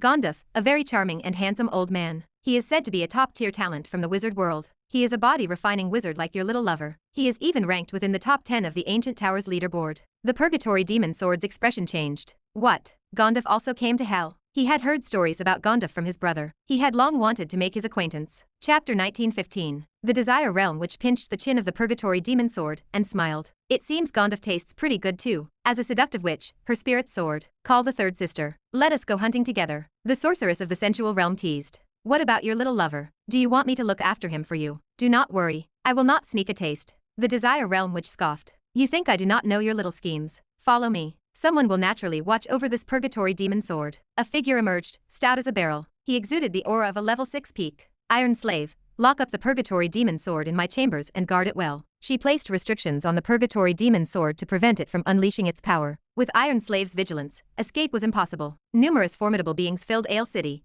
including several level 7 experts. The brawny man bowed. Go at ease. But when will you visit my place? The Desire Realm Witch giggled. Do not worry. I am always fair with my favors. Just patiently wait for your turn. The three sisters soared into the sky to hunt Gandaph. Iron Slave glared at the Purgatory Demon Sword, his face twisted with murderous intent. It is all because of you that the witch has forgotten about her old lover. The Purgatory Demon Sword spoke quickly. Buddy, I was forced to. You have been deceived by a bad woman, and do not even know it. We should join forces and rebel against this woman. Iron Slave gave the Purgatory Demon Sword a fierce slap. Shut up. Do not speak ill of the witch. Several days later, on the wilderness, Gandaph took flight with two archdevils of hell in pursuit. Why are you chasing me? The Grand Duke seethed with anger. You have stolen our cities. Who else should we chase if not you? Gandaph scoffed. You devils commit all kinds of evil in the wizard world. I am just reclaiming a bit of interest. The Grand Dukes roared furiously. And you dare make excuses. Catch him. There is a reward of 2 billion joss paper for this Gandaph. Sell his head, and we will break even. Boom. Gandaph stopped abruptly, shielded by divine light. A level 7 aura tore through the sky and earth, descending suddenly. A pair of colossal hands reached skyward toward Gandaph, who narrowly dodged them. The Desire Realm Witch chuckled. Tisk, tisk, tisk. Worthy of being a genius of the wizard world. Just a few days and already a reward of 2 billion. Such a first-rate troublemaker, just like my little lover. The sorceress of the sensual realm whispered. Sister, that is Gandaph. Be careful. He is very sly. The two Grand Dukes stammered. We have seen Lady Malian. This Gandaph. The Desire Realm Witch dismissed them with a wave. The two of you may leave. I will take this one. Dissatisfied, the two Grand Dukes dared not protest. As they turned to leave, Gandaph's figure split. A black-armored swordsman emerged, unleashing terrifying sword chi that shocked the heavens and moved spirits. Boom. One of the Grand Dukes died on the spot, dissolving into a blood fog. A web-like chaotic flow in the void snatched him up and vanished. The other Grand Duke tried to flee into the void, but a mountainous fist struck him. He crashed into the earth, creating a huge crater amidst billowing dust. The towering giant Whale King landed. Countless runes flickered around him, his skin shining with a black gold luster like an unbreakable iron wall. The giant Whale King threw another punch. The shockwave lifted the ground within 10 miles into the sky. Floating mountains turned to dust amid the upheaval. After 2 solid punches, the Archdevil of Hell died before he even grasped the situation. All of this happened in the blink of an eye. The Desire Realm Witch's complexion shifted. Spurt. The Sky Realm Witch looked in disbelief at the magic fox claw piercing her chest from behind. She murmured, Second sister, you betrayed us. The sorceress of the sensual realm extracted the third sister's heart and swallowed it whole. The critically injured sorceress of the sensual realm turned pale, her aura waning. The loss of her heart was not enough to be fatal, but severe injury was inevitable. Water elemental power surged from all sides, coalescing into a wall of sea. A colossal coliseum stood erect on the wilderness. The Desire Realm Witch slapped her second sister away. She returned to Levi's side. With a gloomy complexion, the Desire Realm Witch asked in a hoarse voice, Magris, why did you do this? Levi, the giant Whale King, and Gandaph surrounded the Desire Realm Witch. Their fearsome auras rose to the heavens. Do not ask her anymore. You will soon find out why yourself. Below the 9-colored clouds, the Emperor Dragon and the Emperor appeared simultaneously. Icy, merciless pupils fixed on the witch. The demon-suppressing Ming King sat upon the clouds, sacred like the 1,000-armed Avalokiteshvara. The giant Whale King's black water morphed into a titanic black whale that could devour the heavens and earth. Behind the Desire Realm Witch, 7 fox tails rose to the sky, shading the sun. Demon flames surged as countless black demon foxes darted among them, like a host of ghost fire lanterns. The demon fox spoke grimly. I am going to tear you apart. The giant whale king stomped, shattering the void. He leaped upward. A pale monarch's bone knife slashed through the air with a mournful gleam. The nine-headed emperor dragon roared heavenward. The earth trembled furiously. 4 mountains stood up, sprouted limbs, and turned into 4 level 6 mid-stage mighty tigers. As his realm ascended to perfection, the spiritual weapon's power rose in tandem. Leading the way, the giant whale king and the mighty tigers charged into the demon fox's domain, attacking fiercely. Chapter 1916. The demon-suppressing Ming King unleashed his earth-shattering palm technique, unwilling to show weakness. The sorceress of the sensual realm manifested her true form of the demon fox, launching an assault on the severely wounded Sky Realm Witch. The younger sister never stood a chance. Struck by a sneak attack, her defeat became only a matter of time. The Thunder Emperor stepped on a rainbow bridge formed by the anomaly of earth, fire, wind, and water. He channeled the immense chi of the sun, moon, and stars through the Emperor's sword in his hand. Chaos sword energy erupted, powerful enough to reshape the world. Levi stayed in the back, muttering incantations, and began to cast his primordial soul spell. The Desire Realm, which was not a weakling like the evil spirit monarch. As a genius, she would not be easy to defeat. Caution remained paramount. 3 powerhouses battled the witch simultaneously. Thousands of miles away, Lord Victor emerged from the void, seated amongst the clouds. With a wave of his hand, he summoned the power of Metal Elemental, which buzzed as it flowed into the amethyst light sword. Fleur, it is our turn. In the sword world, the sword spirit mist thrust her long sword into the void. Her aura soared. Metal elements forged a golden armor on her, and her red cloak fluttered loudly in the wind. The fight intensified, truly worthy of the Desire Realm, which is genius reputation. Her 7 fox tails acted independently. Each unleashed a different innate ability. Tens of thousands of foxes surged around her, concealed within black flame, swiftly engulfing and devouring the giant whale king's steel body. The giant whale king exploded with chi, obliterating groups of foxes, but they were endless and inexhaustible. The Thunder Emperor's sword chi swept across, aiding in breaking the encirclement. The glare from the 9 rust dragon wizards' witch marks blazed brilliantly. Crimson fire dragons burst forth, exploding on the battlefield. Spare her life for now. Levi still had 2 spots available, so he made another contract. To avoid death and any suspicions from the old fox, he wanted to turn all 3 sisters into his own allies. The Desire Realm, which was besieged by brawny men. Her expression was fiercely determined. A whip wrapped in black flame appeared in her hand. This whip gave Levi a sense of danger. Perhaps it was on par with the Demon Dragon Whip, potentially her trump card. He projected his voice into their minds to say, "Everyone, be careful. Prioritize survival." The demonic whip lashed out, flinging the giant whale king into the distant mountains. The mountains shattered, revealing a bone-deep fracture on the indestructible corpse demon's body. Even the bones cracked, with corpse water spilling everywhere. A black shadow moved as fast as lightning, tearing the demon-suppressing Ming King apart, then vanishing like smoke. Gandaph defended himself with radiant king armor and his arms, protected by the light of the ancient god. Upon collision, countless ancient god runes shattered instantaneously. The top grade which mark radiant king armor trembled with fine cracks. Gandaph's arms were severed, flung who knows how far, as he escaped into the void. This woman is even crueler than Soraya. Gandaph's face turned pale. He planned to temporarily avoid the wrath of the demonic whip. Ancient god runes wildly spread. Where they passed, flesh slowly regenerated, revealing pale new arms. Luckily the Holy Infant's witch tool is powerful, but in the end, my cultivation is too low. If I were at 6th circle perfection, I would not be so embarrassed. The giant whale king, despite his injuries, engaged the 7-tailed demon fox in battle once more. The emperor, riding the emperor dragon, wielded a shield in one hand and a sword in the other. Shield strike, sword slash. Each move balanced offense and defense. The whip and the shield continuously collided, the piercing noise echoing through the heaven and earth. The emperor's icy sword realm and innate ice dragon prison steadily constricted the range of the demon flame, blocking the demon fox's movements. Seizing this opportunity, a vast spell power surged from within Levi, as if it cost nothing. 6 great suns streaked across the sky, exploding around the demon fox. The black thunder dragon disintegrated into endless electric snakes, crawling over its body, paralyzing and corroding its flesh. Mountains upon mountains heaped up and pressed towards the demon fox. Endless meteorites and chunks of earth flew up from the ground, sealing the demon fox within. The rocks piled up and stacked until they finally formed a small asteroid suspended in the sky, casting a vast shadow over the wilderness. Primordial soul spells, mountain ranges, and earth-bursting sky star. Boom. On the surface of the asteroid, cracks spread, and beams of black light pierced through, shooting out in all directions. A wildly fierce 9-tailed demon fox with a rebellious appearance emerged. Among the demon fox tribe, the supreme and unparalleled one is the 9-tailed demon fox, also known as the master of demon fox. The demon fox swung its crimson tongue out like a long whip. Its 9 tails enveloped the wilderness,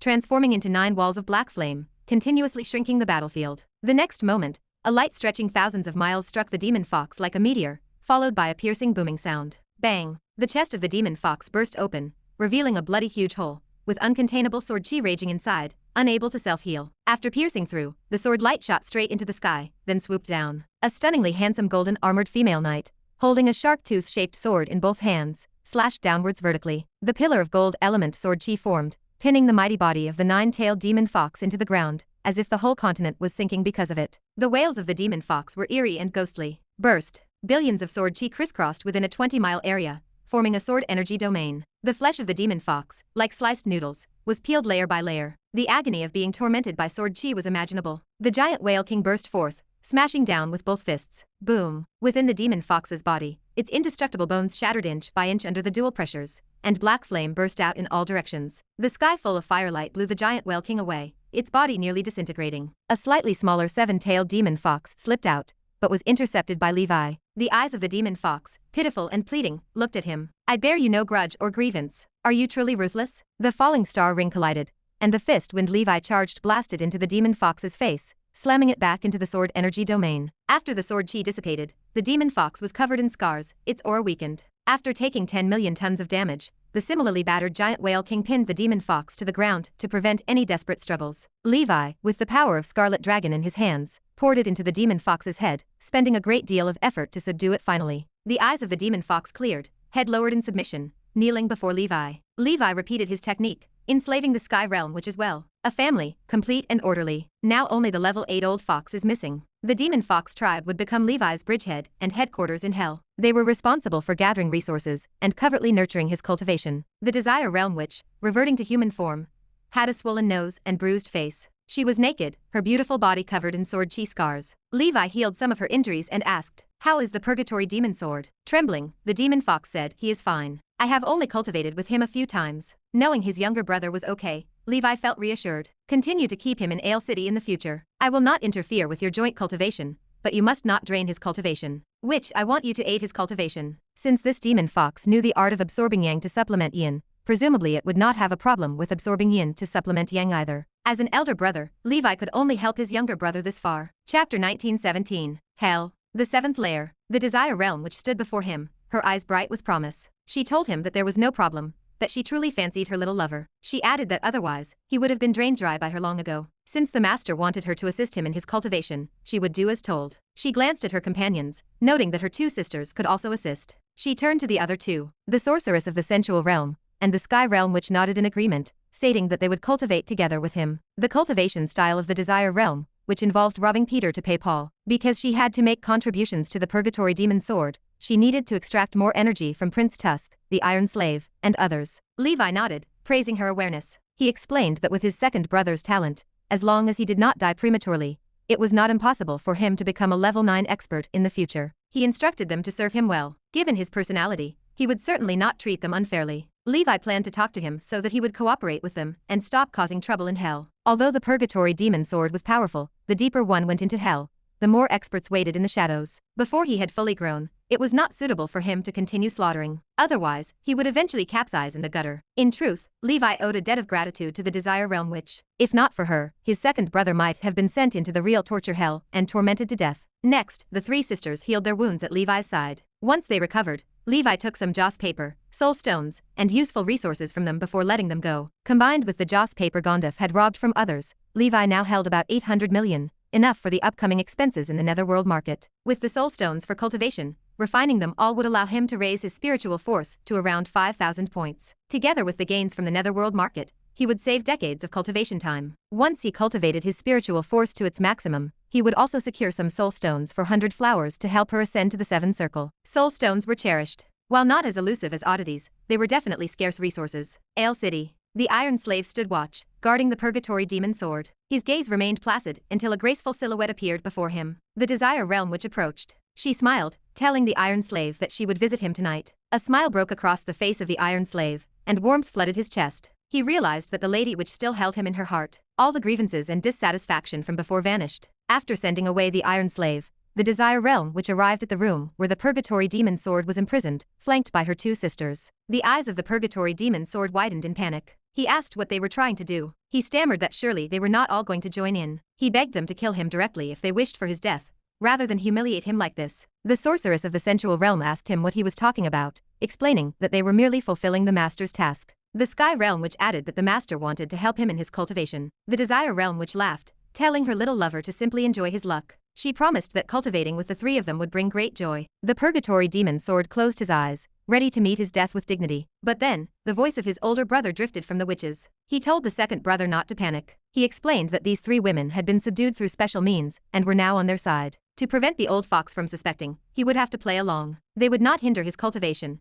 but rather help him progress further in the future, become a grand wizard soon, and avenge their mother. Upon hearing this familiar voice, the purgatory demon sword was overcome with emotion. He asked if it was truly his brother. He told the witch not to deceive him with illusions. Levi assured him that it was no illusion, it was truly him. He promised that the witches would bring him out to meet him. The purgatory demon sword relaxed, his eyes lighting up with excitement. He told his big brother that it was great to hear from him, as he had missed him for over a century. The Desire Realm which laughed flirtatiously, inviting them to start their cultivation, and urging her sisters to take him down together. Who knows how many days passed. The purgatory demon sword watched the three witches exhausted and asleep. He felt the abundant strength within him, as well as a slight increase in his spiritual force. He laughed heartily, claiming his cultivation had returned. He mused that with a woman in the heart, only then could the sword be godly. His big brother had not lied to him. The purgatory demon sword, who once would have preferred death to submission, felt instantly convinced. The dragon nature and bestial desires that his formidable willpower had suppressed began to release, bit by bit. He realized this was the true essence of a dragon. As a descendant of the dragon clan,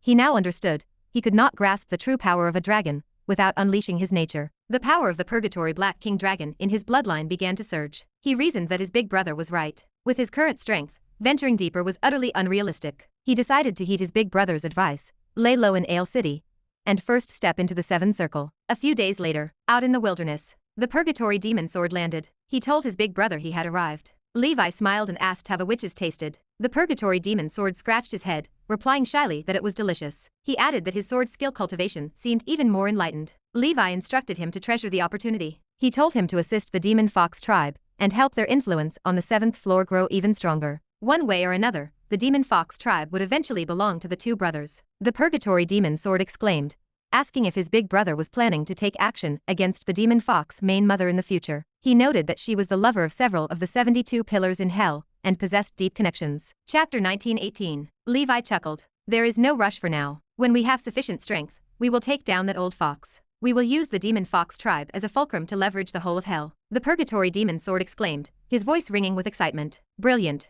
Oh right, I heard that a top-level genius from our wizard world, Gandaph, has also arrived. Levi gestured to the man standing beside him. He came here with me. He heard that you are also a body-refining wizard and wishes to make your acquaintance. The purgatory demon sword looked to Gandaph. Big brother, please introduce me. Levi stepped aside to facilitate the meeting. The purgatory demon sword studied the newcomer with interest. He felt moved by the presence Gandaph projected. Though you look experienced and mature, there is no sign of old age around you. You must be about the same age as me. Gandaph laughed. Indeed, quite similar. He paused, mentally correcting himself. I am just a few hundred years younger than you. May I know what kind of body tempering technique you cultivate? The purgatory demon sword asked. Would it be okay to discuss it? There is nothing inconvenient about it, Gandaph replied. The technique I practice is the thousand-handed ancient god body refining technique. The purgatory demon sword looked puzzled. Thousand-handed ancient god. I have not heard of this technique. It is not one of the ancient four, right? Indeed, it is not, Gandaph said with a nonchalant shrug. But the ancient four cannot be compared to my thousand-handed ancient god. The purgatory demon sword sensed the confidence radiating from Gandaph and became eager to try his strength. To tell you the truth, I practice the 10-winged heavenly dragon body tempering technique. It is one of the 4 great ones. I would like to experience your technique. Sure, Gandaph smiled. He burst into a formidable presence. A supreme divine talisman depicting a thousand-handed ancient god dispersed the clouds. 3 million body refining runes shimmered. They turned him into a towering and penetrating radiant king god image. This is my wizard form, the demon suppressing Ming King. The spirit of the purgatory demon sword soared to the skies. His energy of level 6 perfection burst forth. Swirling black flames formed a continuous, 10-winged nightmare black dragon behind him. Doomsday Demon Dragon. A deafening boom shook the air. The demon suppressing Ming King and Doomsday Demon Dragon collided. They generated shockwaves that lifted dust and stones. The turbulent flow of air formed a mushroom cloud soaring into the high sky. Gandaph, covered in ancient god runes, turned into a phantom resembling a copper man. He charged his fist toward the purgatory demon sword. Radiant King world suppressing fist. The purgatory demon sword laughed heartily. A good coming. Black King 9 slashes. The dark demonic sword slashed down. 9 trails of black gas converged from heaven and earth to cleave the realm. The sword chi and fist wind collided. Boundless energy poured forth. The two figures clashed mid-air. Wherever they passed, mountains crumbled, clouds scattered, and thunder roared. Levi observed the clash. Not bad. Both Gandaph and my second brother have greatly improved their strength. In terms of body refinement techniques, Gandapha's thousand-handed ancient god is indeed a notch above. But my second brother has a higher realm, and possesses the bloodline of a level 10 pure-blooded dragon clan. Currently, he still has the upper hand. Also, the demonic sword in my second brother's hand is definitely a powerful rare treasure. Being able to roam freely in hell for so many years, he must have relied on it. The purgatory demon sword is indeed the embodiment of one favored by fortune. As for Gandapha's newly founded radiant king martial way, it still appears immature compared to my second brother's purgatory demon sword path. The art of war is essentially about real combat. Mere comprehension is not enough. The occasionally chivalrous Gandaph in the wizard world cannot compare to my second brother who has been tempered in hell in terms of real combat. After another clash, the purgatory demon sword paused. He expressed his shock. I have been ignorant. There exists such a powerful body refinement technique in this world. It seems to point directly to the great wizard realm. His own 10-winged heavenly dragon body tempering technique had also seen no one in history reach the great wizard realm. Gandaph smiled. The ancient four are just the most famous after all. In the wizard world, there are surely better body refinement techniques that remain undiscovered. If you are interested, we could exchange some cultivation methods and insights. Though it is our first meeting, I knew right away that I, Gandaph, have found a friend for life. That would be more than great, the purgatory demon sword responded. He also knew that relying solely on the 10-winged heavenly dragon body tempering technique to advance to level 9 was as hard as reaching the sky. If he could refer to others, using the stone of other mountains to polish his own gem would naturally be better. Under the witness of Levi, both signed a contract and exchanged their body tempering techniques. The Desire Realm which stepped forward. Master, it is time to take my little lover back. The mistress will be returning from the 9th layer soon. Although the purgatory demon sword was reluctant, he remembered the grand vow he made before entering hell. He sighed. Big brother, till we meet again. Let us each grow in our respective worlds. One day, we brothers will turn this hell upside down. Levi chuckled. Till the next meeting, focus on your cultivation. I hope next time we meet, both of us will have ascended to the 7th realm. The purgatory demon sword earnestly replied. Thank you, big brother, for saving my life. I am off now. I will repay your kindness in hell in the future. Levi waved his hand. We are brothers. There is no need to be so formal. Having acquired the 10-winged heavenly dragon body tempering technique, refined level 7 corpse demons, and subjugated witches, Levi's main objective on this trip was accomplished. In the days to come, while waiting for the netherworld market to open, Levi wandered around the 7th layer of hell under the guidance of Little Pink. Time flashed by. It was now half a year later. In the year 117 of Nora, just over half a year remained until the opening of the Dark Ancient Tower. Beige City. Within the city, there was an undead prison, detaining the undead prisoners captured from Dragon Fall Valley over the years. These prisoners, after being modified, were about to serve as the vanguard in the next invasion of other planes. In the deepest cell, a figure was curled up in the corner. Chapter 1919. The creature was enormous, draped in decaying heavy armor, and beneath the armor was a pitch-black skeletal body. A small pink skeleton appeared from a corner. Blackie, I am here to save you. The dark skeleton's voice rattled like dry bones as it replied. It is too dangerous here. Do not do anything foolish. Prince Unicorn is inside the castle. Prince Unicorn was a powerful level 7 devil. He was the one who captured the dark skeleton from Dragon Fall Valley and imprisoned it here. The small pink skeleton spun around joyfully and vanished into pieces. Do not worry, someone will rescue you. That day, a light emerged from the skyline above Beige City, and in the blink of an eye, it crashed into the city. A beam of amethyst light ruthlessly shattered the city walls into dust alongside the buildings in its path. Boom, boom, boom. The towering and majestic unicorn castle trembled nonstop as a large hole opened in its side. The dark skeleton's ghost fire burned fiercely, its empty eyes witnessing the chaos before it. The supposedly impregnable prison was broken, and the prisoners began to riot. Blackie, come with me. The pink skeleton reappeared, grabbed the dark skeleton, and prepared to flee. A thunderous roar of fury erupted from inside the castle. Die. A devil prince with a horn on his forehead and a face similar to a rhinoceros soared into the air, his hands entwined with chains. With a swing of his arm, the chains lashed out toward the fleeing pink and black skeletons. Clang! Accompanied by the sound of clashing metal, a figure with the presence of a mountainous giant caught one end of the chains with his bare hands. It was the giant whale king himself. Ha! Caught off guard, the strength-renowned Prince Unicorn was pulled over. With his hands bound by the chains, he directed his head toward the enemy. His black horn shone with a metallic luster, and an aura of destruction filled the air. Die! Clang! Another muffled collision sound followed, and a figure in black armor, carrying a shark-tooth-shaped sword, stepped from the void. His right fist clenched, covered in golden light, and wrapped in red flames. Bang! The Levi Lion King battle technique, the Whale Emperor power book, and the Holy Image Law were all unleashed. Levi threw his most powerful punch at Prince Unicorn. Boom! Prince Unicorn's horn proved incredibly hard. It took the punch from Levi without major damage, though it pierced through Levi's fist. However, the Devil Prince's head was forced down into his neck by the tremendous force, and the horn bent out of shape slightly. The Devil Prince stood in the void like a turtle retracting its head, his hands raising toward the heavens. I will have your life. He erupted with divine power, battling the giant Whale King with the chains, forcing the giant whale king into a lower position. No one knew what material the chains were made of. They were incredibly sturdy, and both strongmen failed to snap them. Victor, Levi thought. But he saw the terrifying sword light emerging once more. This time, Prince Unicorn was prepared. He blasted away the giant whale king, his chains whirling around to block the sword light. Another collision. Prince Unicorn was blasted into the castle, toppling half of the city. Amidst the swirling dust, his massive figure emerged, looking ahead with murderous intent. The chains in his hands were cut off significantly, and now appeared in the hands of the black armored swordsman. Nice piece, thank you. Levi threw a Six Suns continuous explosion as a cover, the soaring firelight inflating, as if to destroy the city. With a punch, Prince Unicorn blasted the flames apart, extinguishing them. Unforgivable. He was furious and impotent. The figures he was after had already disappeared from sight. Soon after, 1,000-meter tall,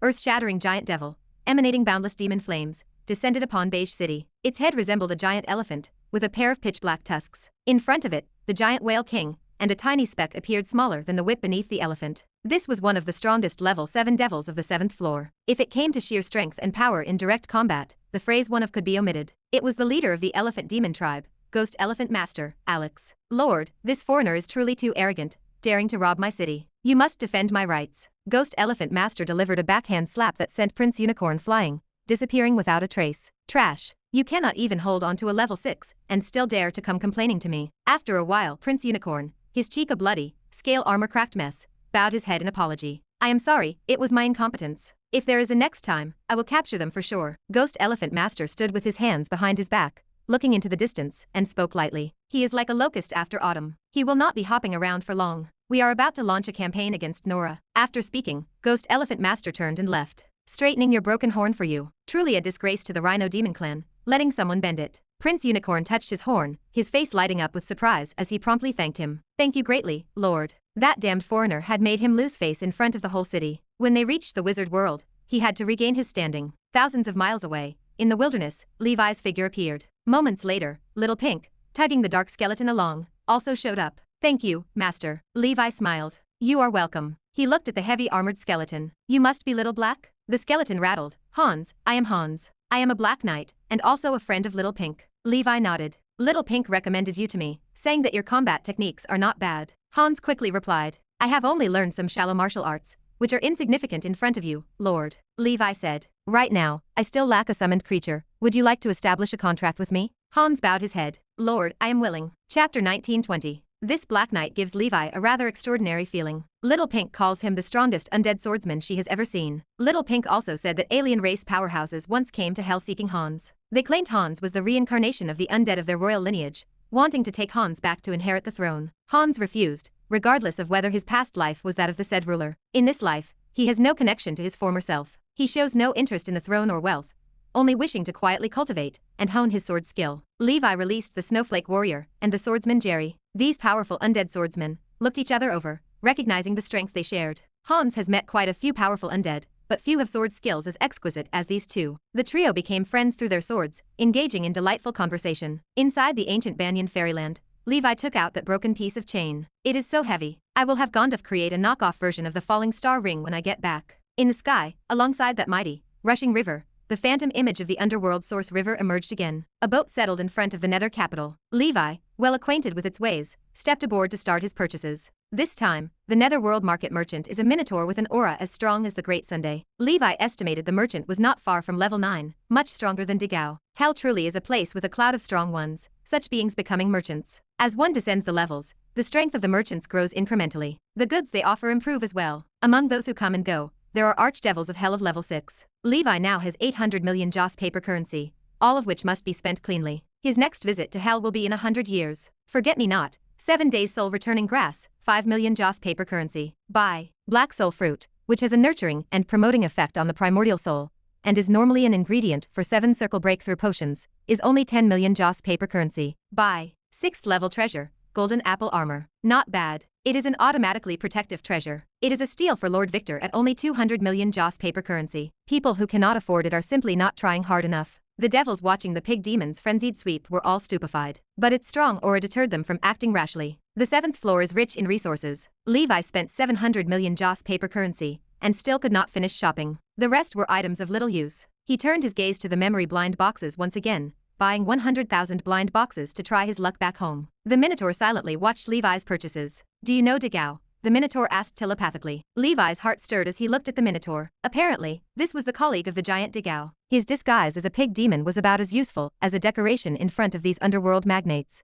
I know him, Levi replied. The Minotaur laughed. Digao was right. You have come to hell again. He said you carry the aura of the undying Nether Emperor, and looking now, it indeed seems true. So I have specifically come looking for you. Levi gave a slight smile. I am humbly flattered. The Minotaur continued. Both Digao and I were once followers of the undying Nether Emperor, graced by the Nether Emperor's generosity. Hence, we pay extra attention to the descendants of the Nether Emperor. May I ask, Senior, is the undying Nether Emperor currently in the underworld? Levi asked. The Minotaur shook its head. He is not here. The Nether Emperor has reincarnated, and did not inform us of his whereabouts. Such a truly immortal god has long grown tired of life in the underworld, and has devoted himself to the boundless multidimensional plane to experience all walks of life. Levi surmised. The undying bird must also be among the peak of mythical creatures, probably seeking further breakthroughs, that is, to advance to level 11. I do not know why, the Minotaur noted, but I also feel the aura of another Nether Emperor on you, although I am not too certain. Which Nether Emperor would that be? Levi asked. Let us not talk about that. My duty requires discretion. In any case, it should not be bad for you to have the support of 2 Nether Emperors. Your future is bright. Levi suddenly changed the topic. Senior, with the upcoming planar confluence, will Hell also invade the wizard world? The Minotaur laughed.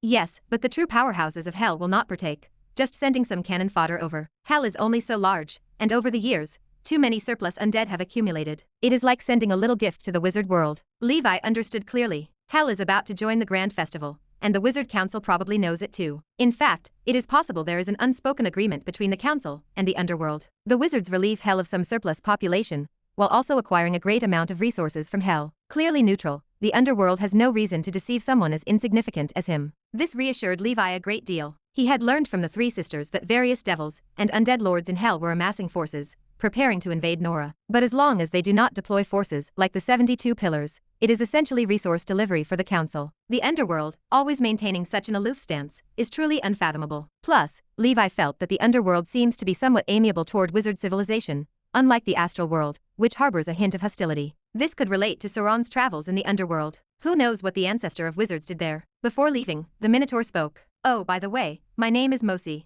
If you come to the underworld in the future, you can look for me, or Digao. We have a good relationship. Levi laughed. Chapter 1921. Certainly. Levi watched the boat fly into the Nether River and slowly disappear. The identity of the undying Nether Emperor proved useful. But who could the other Nether Emperor be? Leon appeared the only likely candidate among those around him. Saint Scorpions were the sacred insects of the underworld in human legends, divine creatures. Their ability to devour souls and peel away memories, to some extent, mirrored the underworld source river. Leon simply could not complete reincarnation. He could only enter, not exit. Levi did not ask Leon for clarification. Asking would be pointless, as he would not receive clear answers regarding any ties to the Nether Emperor. After attending the Netherworld market, Levi quickly returned to the human realm. With a substantial reward on his head and everyone in Hell hunting him, he needed to seek refuge in the wizard world. The Demon Fox tribe awaited the arrival of the Purgatory Demon Sword and the 3 sisters. This pleased the matriarch of the Demon Fox tribe. Gandaph returned to the Midland Continent and began cultivating the 10-winged heavenly dragon body tempering technique. He aimed to integrate it soon with his own 1,000-handed ancient god body tempering technique. Due to the 8-armed demon god body tempering technique, the primary attribute of the 1,000-handed ancient god remained water,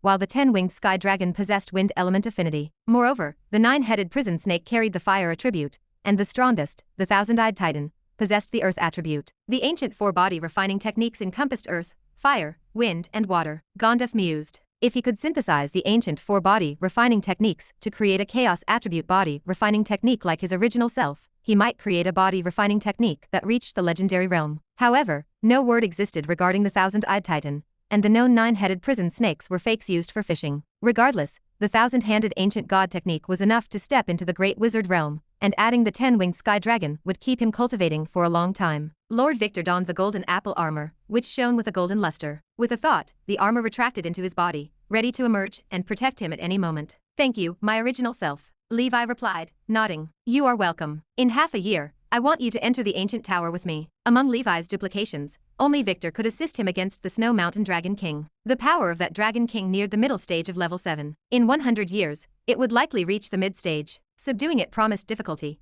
but taking some dragon scales and seizing treasures remained a viable goal. Time passed. Half a year later, the dark ancient tower opened. Levi opened his eyes from meditation and accessed the proficiency panel. The Lover's Rune has been cultivated to level 10, with a luck boost of 90%. Hopefully, this trip will go smoothly. The Dark Ancient Tower, 5th level, Million Mountains, Underground World. Levi's fungus breeding grounds remained secure. The arrays and alchemical creatures he had set up in this area played a significant role, with many black beast carcasses visible in the vicinity. After inspecting and repairing the arrays and alchemical creatures, he gathered all the matured bomb fungus. 200 years of growth have produced a large batch of rank 5 bomb mushrooms, enough to supply various battle groups for a while. Levi casually threw a bomb mushroom, setting it off. The explosion swept through the area, and Levi effortlessly obliterated the invisible shockwaves. The power is decent, slightly weaker than the Fire Dragon Tribulation Divine Talismans, but still a genuine level 5 power, and moreover, it can be mass-produced. Beyond that, a batch of freshly produced music fungus sat ready. Let Herman research it when I get back. If it is feasible to install these in the extreme battle armor,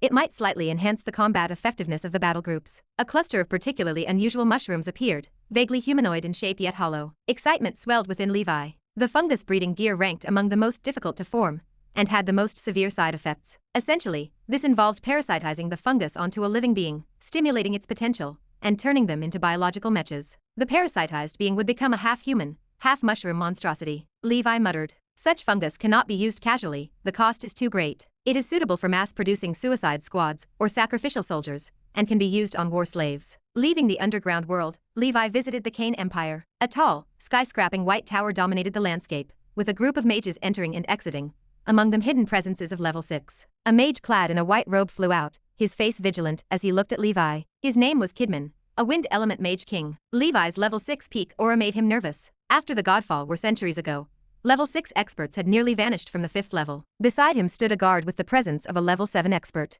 The former supreme archmage had only possessed level 7 strength. This was already considered a transcendent level expert surpassing the restrictions of this world's rules. Therefore, Kidman's attitude was very humble. "What can I do for you, Lord?" Kidman asked. Levi gestured toward the horizon. "How many level 6 beings are currently on the Io continent?" Kidman bowed. "Lord, to my knowledge, there is one barbarian king on the side of the barbarian tribes, and as for the Million Mountains, there are 0 level 6 demon kings. In Arcane Land, including myself, there are 2 mage kings. There may also be a few level 6 alien races, but I am not aware of them." Chapter 1922. What is your name? Levi looked at the man before him. The man bowed his head. "Lord, my name is Kidman, the Tower Master of the Wind Spirit Tower. I am the preacher of this land," Levi replied. "You may call me the Dharma Transmission Venerable. You possess immense fortune. I have an extraordinary opportunity here. Do you dare to take it?" Kidman felt a chill. The stranger's power stood unfathomable, and there was no need for deceit here. He hesitated for a moment. "Lord, as long as it does not endanger my life, I will accept. You just need to sign a contract with me, and adhere to the rules," Levi said, extending a hand. "I agree." Kidman reached out and touched the contract. After the contract bound them,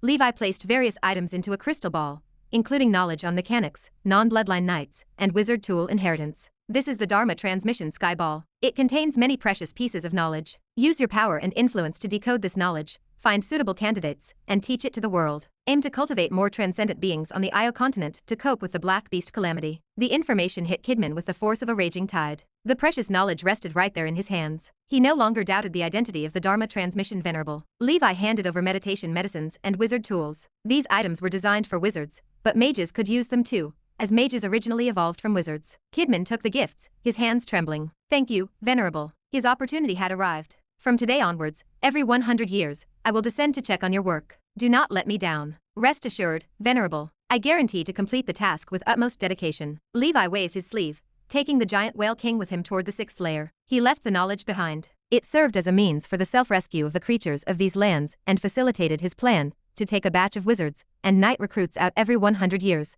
adding fresh blood to the ancient dragon continent. Blood battles operate like meat grinders. Even the best preparations cannot avoid massive casualties. Levi headed straight to the Great Snow Mountain. He chose to focus rather than aimlessly searching for opportunities with Jin. Dealing fiercely with the Snow Mountain Dragon King offered a chance to hit a jackpot of fate coins. With his current strength, even if he could not defeat the opponent, escaping would be no problem. If he could not subdue it this time, he would return in another 100 years. Levi once again met the adorably clumsy snow elves at the Great Snow Mountain. Last time, due to bringing the double-headed clan, he lacked the slots to bring them along, but this time he intended to take them. Like most little fairies, snow elves made excellent workers. The icy secret realm in his ancient Banyan fairyland missed some native residents, and these snow elves were perfect for that. He needed to ask for their opinions first. The snow elf clan leader's expression changed upon seeing the strong figure returning. A century ago, the wrath of the Snow Mountain Dragon King had caused them much suffering. "Do you wish to free yourselves from the rule of the Snow Mountain Dragon King?" Levi asked. The clan leader sighed. "Lord, naturally we do, but the Snow Mountain Dragon King is too powerful. There is no one in this realm who can contest it.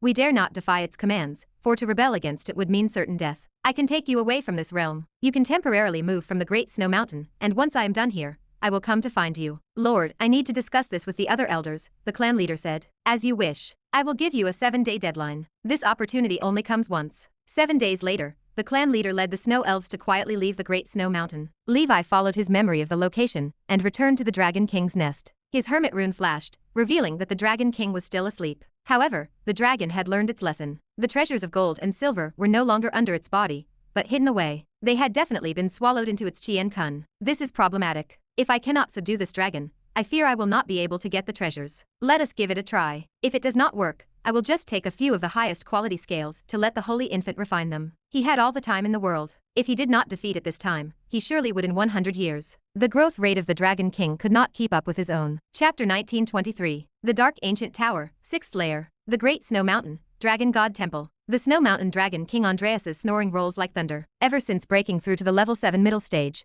the dragon has known few adversaries in this realm. It rests unbothered. Although 100 years have passed, the Dragon King has never forgotten the little thief who stole from it. In all its years of existence, the dragon has always been the one to take the beloved treasures of others, hoarding them as its own treasure. This was the first time it had ever been robbed. It opens its eyes. A tyrannical aura sweeps out, spreading across the Great Snow Mountain and subjugating countless lives. Below, a terrified subordinate cries out, "The Dragon King has awakened." Another voice trembles in response, "I feel the Dragon King's rage. Who has provoked the Dragon King again? Such a sin." A huge fist squeezes out from the void. The explosion of colossal strength surges through its bulging veins. Airflow distorts, and the fist wind ravages the space, shattering it. The Snow Mountain Dragon King lifts a dragon claw. Countless icebergs materialize in the void, only to be shattered by the fist wind, as if they were nothing. The icebergs are endless, whittling away the fist wind until it is nothing more than a remnant breeze that vanishes before the dragon claw. The Dragon King glares at the intruder. "Who are you? How dare you disturb the great slumber of Andreas?" The dragon is familiar with the powerhouses of this realm and its peers. This person before its eyes, however, is unheard of. Though they seem a notch weaker, they still pose a threat. The giant whale king silently vanishes,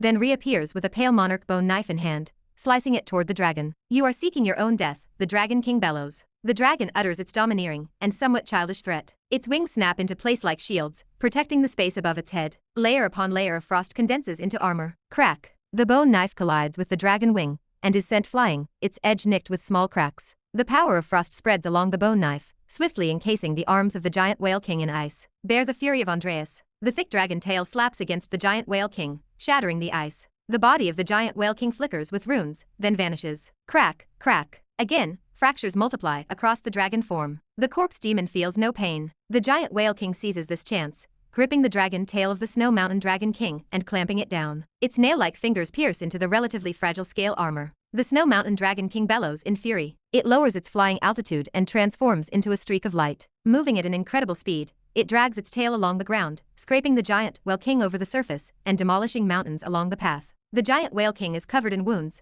but does not let go. It exerts all its strength, forcefully prying off several dragon scales and swallowing them into its belly. The Snow Mountain Dragon King roars in agony. It turns its head and bites the shoulder of the giant whale king. The immense pressure of its jaws crushes the protective layer on the surface, nearly shattering the shoulder blade. "Andreas grants you death," the dragon snarls. After all, the Snow Mountain Dragon King is a level 7 middle stage subdragon species, superior in strength and all attributes compared to the giant whale king. It spouts frost from its mouth, freezing the giant whale king again. "Under the heavens, no one is my match." No sooner has it spoken these words than a terrifying sense of danger descends. In the distance, a beam of light flashes into existence and disappears in an instant. An inconspicuous stream of amethyst light appears, then pierces into the small wound inflicted by the giant whale king, who risked serious injury to create it. Without the obstruction of the frost armor and the thick dragon scales, the light sword smoothly penetrates the flesh. It pushes like a steel needle into asphalt rubber compound. Penetrable, but with great difficulty. Thousands of miles away, Lord Victor is drenched in sweat. His handsome face is marked by bulging veins. The spell power and spiritual force within him drain away like flowing water. Fortunately, with his 6th ring perfect level spiritual force,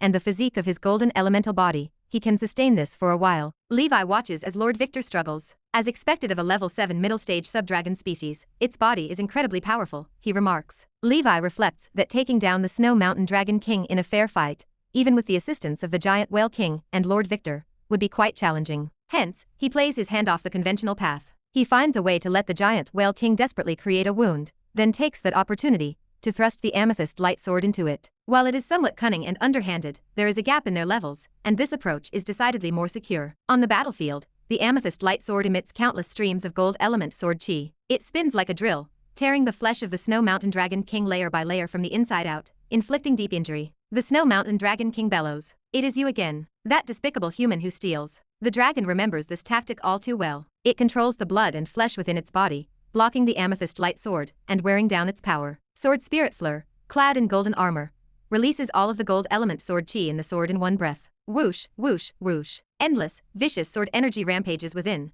causing the Snow Mountain Dragon King to spit blood. Its aura is greatly diminished. The giant Whale King drags its injured body and, with an outburst of mighty strength, punches the Dragon King into the ground. At the same time, the void shatters. A figure descends amidst the 9-colored clouds. The 9-headed Emperor Dragon emerges, roaring toward the heavens. In that moment, the winds and air currents of the Great Snow Mountain take shape. They joyfully converge and twist, forming eagles with the aura of level 6 middle stage, one after another. 4 wind spirit weapons follow suit in their descent. A dense flurry of wind blades erupts, shooting toward the Snow Mountain Dragon King. Behind the 9-headed Emperor Dragon, the Thunder Emperor holding a golden shield leaps from the dragon's back. Chapter 1924. The greatsword encompassed earth, fire, wind, water, and frost thunder, and condensed into a vast expanse of chaos sword energy. Frozen moment. The Snow Mountain Dragon King spoke coldly. An invisible wave of extreme cold instantly spread out. In the face of absolute cold, the surface of the giant Whale King quickly formed a layer of frost, and the power inside its body began to stagnate. The actions of the Emperor became sluggish as well. The Snow Mountain Dragon King roared. Andreas is getting serious now. The terrifying frost breath blasted the giant Whale King away, smashing it into the snow mountain behind it,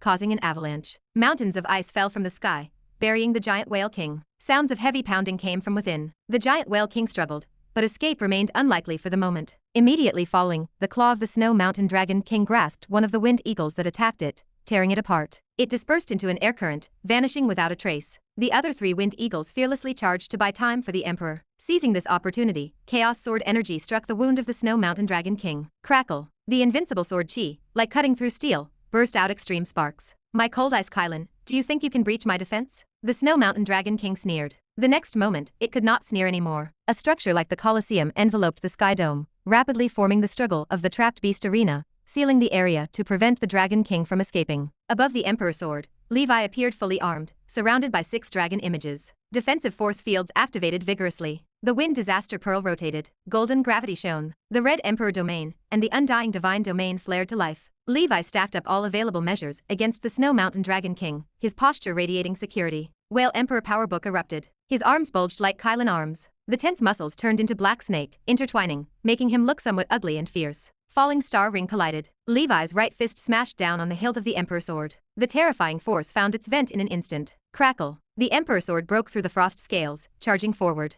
The flesh already ravaged by the amethyst light sword, not fully healed, filled with even more brutal and robust sword chi. Boom. Accompanied by the shattering of ancient frost, the ice-skin jade bone of the Snow Mountain Dragon King shattered inch by inch, a section of the tail weakly connected. The amethyst light sword broke through. The sword spirit used up its last strength, and with one slash, severed the 100-meter-long half of the Dragon King's tail. Bang! The giant Whale King shattered the ice mountain that sealed it, kicking the severed tail, sending it high into the sky towards Levi. Levi collected the still-moving severed tail. This time, it should be enough for the Holy Infant refining. It met the requirements of the Frost Sky 7 feather fan. It could also refine top-quality scale armor. Levi and his 3 avatars each obtained 1 piece of Snow Iron Dragon armor, and from the tail, he could extract bloodline essence to accelerate the cultivation of the Snow Dragon Knight. Just because it was a level 7 Dragon Clan creature did not mean all its scales were top-quality level 7 materials. The materials of a transcendent creature used in weapon refinement generally had their subtleties and techniques. The Snow Mountain Dragon King, now having shredded all the wind eagles, lost its sense due to the severe pain. At its severed tail, the frost solidified, stemming the bleeding. It launched Frozen Moment once again. In an instant it appeared in front of Levi,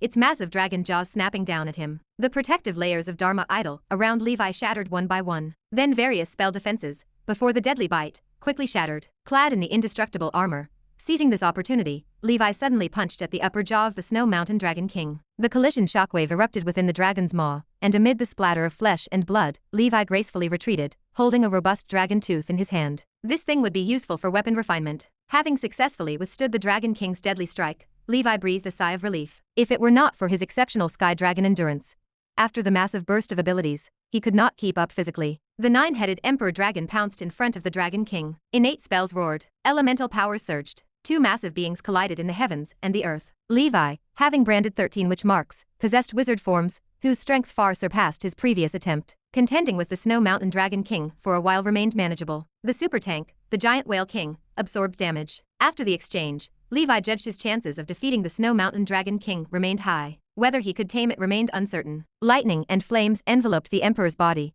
shattering the frost on himself and the Emperor sword. After breaking free from the freeze, the Emperor soared up, wielding his notched Emperor sword slashing down. The primordial spirit and wizard forms merged again, surrounding and attacking the Dragon King. Levi did not idle. He continued to cast primordial soul spells from afar. Other sects' spells, under the suppression of realms, were just a minor nuisance to the Dragon King. To deal with the Ice Dragon clan, undoubtedly, fire was the choice. He exerted all his might. Rounds of great sun appeared in the sky. Cultivated to the maximum, the six suns' continuous explosion, along with the damage enhancement from consuming massive amounts of truth oddity and ether dominance talents, was no weaker than a typical level 7 burning spell. Six suns aligned, stacking together. The terrifying high temperature accompanied by explosions poured out, melting the thick frost armor on the body of the Snow Mountain Dragon King into water, evaporating into mist. Effective. The strongest aspect of the Snow Mountain Dragon King was its ultimate frost defense, and that frozen moment. Even the unbreakable attacks of Lord Victor's amethyst light sword could not completely penetrate, showing just how formidable its defense was. Chapter 1925. Levi continues to use the combustion spell to weaken the defense, intending to wear the creature down to death. He has prepared a backup plan. If he fails, he will self-destruct and flee without losing anything. After casting the Six Suns' continuous explosion several times, the Snow Dragon King struggles to cope. However, Levi's spiritual force and spell power are close to their limits. He changes strategy immediately. Using his innate spell, the Crimson Dragon's Scourge, as the main attack, he combines it with the Crimson Emperor Dragon Flames to support the Giant Whale King and the Witch Prime Spirit in combat. Although the power is weaker, it is more sustainable. Thousands of miles away, Lord Victor takes medicine to recover his spirit after that exhausting sword strike. I should be able to strike one more sword blow. I hope my main body can hold on a bit longer. Half a day has passed. This is the first time Levi has experienced such a protracted battle. Often in the clashes between powerhouses, a victor is decided within a short time. But this Snow Mountain Dragon King is a level 7 middle stage expert. In addition to its defense, its other attributes are formidable. Its endurance takes even Levi aback. Fortunately, he has a level 6 late stage Sky Dragon, plus the strong physique and self-healing ability of the Death Ember Dragon. This has allowed him to turn peril into safety multiple times and keep fighting until now. The Snow Mountain Dragon King's shock is beyond words. There is no need to mention the Frost Giant. After all, it is a level 7 expert with a strong body, so it can understand why he persists until now. But for this lad not yet at level 7 to be able to engage in a prolonged battle with a level 7 middle stage opponent like itself is astounding. This insignificant human before it possesses endless strength and an undying body, invoking a despair like the gods and demons. There is a thorough absence of weakness, rendering it, a being of level 7 middle stage, completely unable to exert its rightful power. How can such a perfect creature exist in this world? 100 years ago, it could only flee when facing it. 100 years later, it can actually fight head-on against it. This rate of growth is terrifying when one thinks about it. With that thought, the anger of losing its tail gradually subsides, and rationality takes the high ground. The Snow Mountain Dragon King knows it must accept a fact. The great Andreas is about to falter. If it does not retreat now, it fears for its life. Thus, the Snow Mountain Dragon King lets out a long roar to the sky, and the bloodline breathing technique of the Snow King Dragon within its body begins to boil. The frost elemental power within a 30-mile radius rolls in overwhelming waves, extinguishing Levi's Red Emperor domain completely. The Emperor, the 9-headed Emperor Dragon, and the Giant Whale King are overwhelmed by the tide of frost, like boats lost at sea. The next moment, the radiance of the 9-color innate spells bursts forth. The Chaos Sword energy tears the sky and shatters the earth. The fist wind of the Giant Whale King roars. The three immense beings strike back from the midst of the icy deluge. The entire body of the Snow Mountain Dragon King hardens, freezes, and finally turns into a transparent sculpture of an ice dragon, with its internal organs and skeleton clearly visible. Levi even spots what seems to be an organ within its abdomen, filled with a mountain of gold and gems, likely the Snow Mountain Dragon King's treasure trove. The Snow Mountain Dragon King growls. "You ants, Andreas will return." Levi sends a telepathic message. "Victor, aim 3 jong to the left of the dragon heart." Thousands of miles away, Victor exhales deeply, and above his head, the amethyst light sword emits an aura capable of destroying heaven and earth. "Understood. This is my final sword strike." Levi speaks. "We will coordinate with you. Everything hinges on this moment." In his hand, the crimson dragon slash materializes, the blade's light flickering and incredibly sharp. Whoosh, whoosh, whoosh, whoosh, whoosh. The combined attack of Victor, Levi, the primordial spirit, wizard forms, and corpse demons converges on a single point, shooting towards the treasure spot. Boom. An energy fluctuation so dazzlingly brilliant that it obliterates the space around it. The void collapses, and the currents churn wildly. Within the vast Great Snow Mountain, the snowflakes fall apart, boldly charging to the end of the world. The sculpture of the ice dragon shatters instantly, turning into dust and scattering ice chips. No, no, no, my gold. The voice of the Snow Mountain Dragon King echoes in the heavens and earth, filled with unwillingness. In the sky, it rains boundless gold and gems. Of course, these worldly objects, aside from satisfying the peculiar tastes of the Dragon Clan,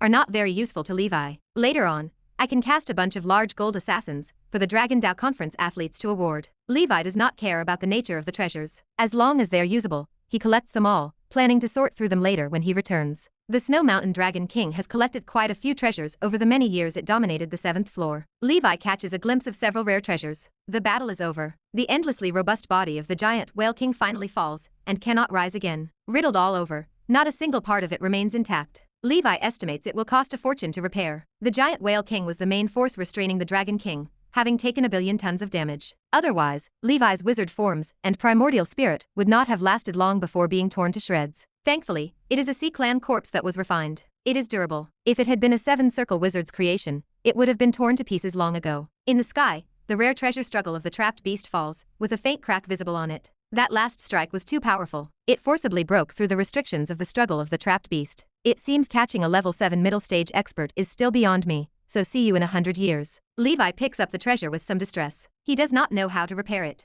Rare treasures fall into 2 categories. One is those crafted by wizards, and the second includes alien races' treasures, generally referred to as oddities. Regardless of the kind, only those above level 6 are worthy of being called oddities. Chapter 1926. The treasures of alien races are diverse and peculiar, without any set pattern. Consider the treasures of wizards. Compared with wizard tools, treasures have one major advantage. They are not restricted by the user's realm, though a wizard in a lower realm might not be able to fully unleash the power of the treasure. Similarly, treasures have one significant drawback. They cannot be continuously refined and improved alongside a wizard's growing strength. Once a treasure is refined, it becomes fixed, and it consumes more resources. In the wizard world, the existing treasures are mostly ancient leftovers, which is why some people refer to them as ancient treasures. Now, only some long-standing top-level organizations are still refining treasures. Such treasures are often exorbitantly expensive and are typically given by elders to their juniors or serve as protective talismans for top-tier talents. That is why Levi considered that the golden apple armor, valued at 200 million joss paper, was cheap while he was in hell. Whether it is a wizard tool or a treasure, items like fiery flame iron armor and golden apple armor, which automatically protect their owner, are of the highest value, far surpassing other treasures with different functionalities. Especially after the popularity of the secret sword flow, the value of automatic protective treasures has been inflating day by day. Millions of ether stones, in the wizard world, would not be enough to purchase golden apple armor. As the Snow Mountain Dragon King fled, Levi finished scavenging the spoils of war and took the opportunity to search for resources. Outside of the Great Snow Mountain, in the sky, large snowflakes fell. The north wind blew, and as the snowflakes twirled, they conjured the figure of the Snow Mountain Dragon King. It looked diminished in its power, with half of its tail gone. It gazed at its own belly, where the treasury hole had not yet healed. Inside, only half of its wealth remained. Andreas, I shall have my revenge. Upon reflection, if that person should come after it again, with the rate at which he grows, the Dragon King might not be able to escape next time. Better to find a place to hide first. Andreas can wait 1,000 years for revenge. I am of the longevity species, with a lifespan many times that of him. If I cannot defeat him, I will outlast him. Time is on my side. Once he falls, I will use my dragon breath to turn his corpse into dust and ash. With these thoughts, the Snow Mountain Dragon King suddenly saw hope again. And to this, Flame Avenger and Veda gave a thumbs up. Time flew by, and half a year passed. Levi drifted like a dandelion seed, following Jin through the 6th layer. He did not pursue the Snow Mountain Dragon King again. That old thing was indeed defeatable with his full efforts, but to subdue it was clearly impossible, a mere waste of energy. Additionally, the giant Whale King was also out of service and needed to be slowly repaired back in the wizard world. Plus, with the Snow Mountain Dragon King's treasure trove, in half a year, he collected 3 earth and 2 sky elements. Among them, Levi quickly refined 2 earth and 1 sky element, eventually gaining 40 points of spiritual force. The result was not too bad. The regret was that no accompanying special spiritual creature was born. The other functionalities were somewhat useful for the current Levi. The remaining elements that were duplicates, he planned to place in the Tower of Dawn for the members to exchange. Besides, he came upon a 10,000-year-old snow lotus at the Great Snow Mountain, an 8-ring medicinal herb, extremely precious, beyond valuation. Levi planned to transplant it to the ancient Banyan fairyland. The snow lotus seeds born from this herb could be used to refine a soul-suppressing potion, which upon consumption could help in condensing the primordial soul. The soul-suppressing potion is the most important cultivation assistance potion, after the meditation potion, for wizards beyond the 7th circle. In the 6 environments, the main focus is on enhancing the size of the primordial soul. 1 foot ordinary, 2 feet senior, and 3 feet perfection. These changes are not substantive. To advance to the 7th circle, one must condense and improve the quality of the primordial soul on the basis of increasing size, beginning the process of transitioning from ethereal to tangible. After the primordial soul, the path of wizard progression is a continuous process of transformation and condensation of the primordial soul. Whether it is spells, wizard forms, or soul artifacts, everything revolves around the primordial soul at the core, expanding its functionalities. The 6th circle initiates with the soul of nihility, the 7th circle transitions with the soul of reality and illusion, and the 8th circle culminates in the true soul. For a 9th circle wizard, an elemental holy soul is formed through complete elemental or energy formation, akin to that of demigods, hence 9th circle soul artifacts are also referred to as divine soul artifacts. As for the legendary realm, it is too distant for Levi. However, through Miss Lucy's Tea Party and the illustrated guide of strange items, he also vaguely understands some aspects. One is to choose a legendary artifact as the foundation for the legendary journey. The second is to begin the process of body spiritualization, gradually freeing wizards from their dependence on the physical body. In comparison to the powerful physical bodies of alien races and transcendent creatures, a wizard's frail body, from apprentice to pre-legendary status, is a weakness, and to call it a burden would not be an exaggeration. Aside from body-refining wizards, for whom the physical body plays an actual role in battle, it is always closely linked to the life of a wizard. Because of this, wizards must construct protective force fields, learn various protective spells, and methods of self-preservation to protect it. It is well known that the spirit, soul, or true soul, and body form the 3 foundational aspects of most life forms. Knights choose the soul and body, enhancing their physical form and practicing combat techniques to protect themselves. Wizards choose the soul and spirit, striving to free themselves from the shackles of the physical body. Therefore, completely transforming the concept of the body into spirit is essential. Eventually, the body and spirit, memory, and soul amalgamate to become part of the primordial soul, which is vitally important. Chapter 1927. In fact, this is exactly what the gods of the astral world do. However, they take a shortcut by using the power of faith from the myriad of creatures to accomplish this step. They aim for an eternal divine persona within the astral world, the primary spiritual plane. Wizards do not think highly of the power of faith. Although this method is quick, it is too influenced by external factors. Therefore, they rely on knowledge, depending on their own strength, to achieve spiritual transformation. There was even a wizard who once boldly proposed a hypothetical theory about knowledge being immortal. What is true eternal life? To live long without death, to be immortal and undying, immune to reincarnation. Yes, but not only that. True eternal life remains unaffected even if the planes collapse or the universe explodes. Consider a true eternal being. They watch with amusement as gods fall due to the depletion of faith. They watch with amusement as plane sovereigns and worlds come to an end. What in this world can achieve this? Knowledge is everlasting, truth is undying. A legendary wizard once said that everything will be destroyed. Only the elemental particles that form the foundation of matter, as well as the veins and trajectories governing the operation of all things in the universe, remain immortal and undying. Truth is the collection of veins and trajectories. Only a wizard's wisdom can penetrate the operating laws of the veins and trajectories, gain knowledge from them, master spells, transform oneself, and control immense power. Every most fundamental spell model is constructed with spell runes, connected at different nodes, according to specific veins and trajectories. To achieve eternal life, one must become truth itself, an immortal life constructed of knowledge. The supreme realm for a wizard should be that I am the rule, I am knowledge, I am truth. Of course, the so-called physical spiritualization is something legendary wizards have not yet realized, but they have begun initial attempts. After learning this knowledge, perplexity filled Levi. He felt that after the legendary stage, the path of wizards starts to diverge irreconcilably from that of knights. If it comes to physical spiritualization, then what path should his knight's journey take? He asked Miss Lucy. The lady replied that there is always a way out.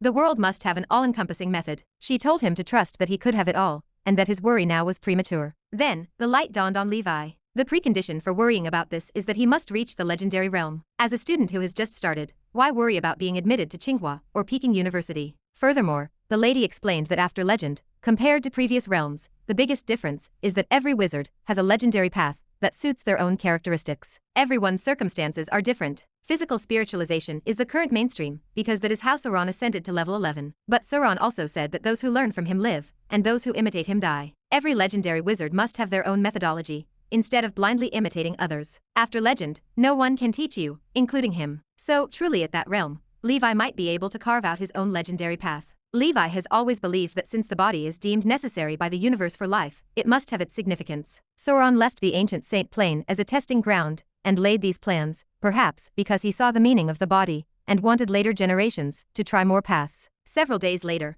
following Jin, Levi came to a very hidden entrance to a secret realm, which emanated a subtle sense of danger. Levi's protective force field flickered as he stepped inside. Within the secret realm, there was only a majestic and grandiose white tower, similar to a wizard tower, adorned with spell runes commonly used by spellcasters. They glittered, and Levi found the wizard runes quite similar to his own. The white tower soared into the clouds, about 1 kilometer high. A mechanical voice rang out, surprisingly in the common language of wizards. It stated that an intruder was detected and an extermination protocol was initiated, with Orin activated. Levi's expression changed slightly. The 9-headed Emperor Dragon witch form materialized, with the Emperor wielding shields, guarding in front of him. A beam of light shot out from within the white tower. It was mighty in strength, directly blasting the Emperor away and deforming the shield. The 9-headed Emperor Dragon summoned 4 Earth Spirit soldiers to charge at the White Tower. Out of the White Tower flew puppets resembling alchemical creatures, holding swords, spears, and halberds to attack. Levi's figure flashed. A terrifying column of light descended from the sky, landing where he was originally. It instantly melted the ground and left a deep pit with a diameter of about 1 mile. The 9-headed Emperor Dragon and the Emperor coordinated with each other, withstanding the firepower of the White Tower,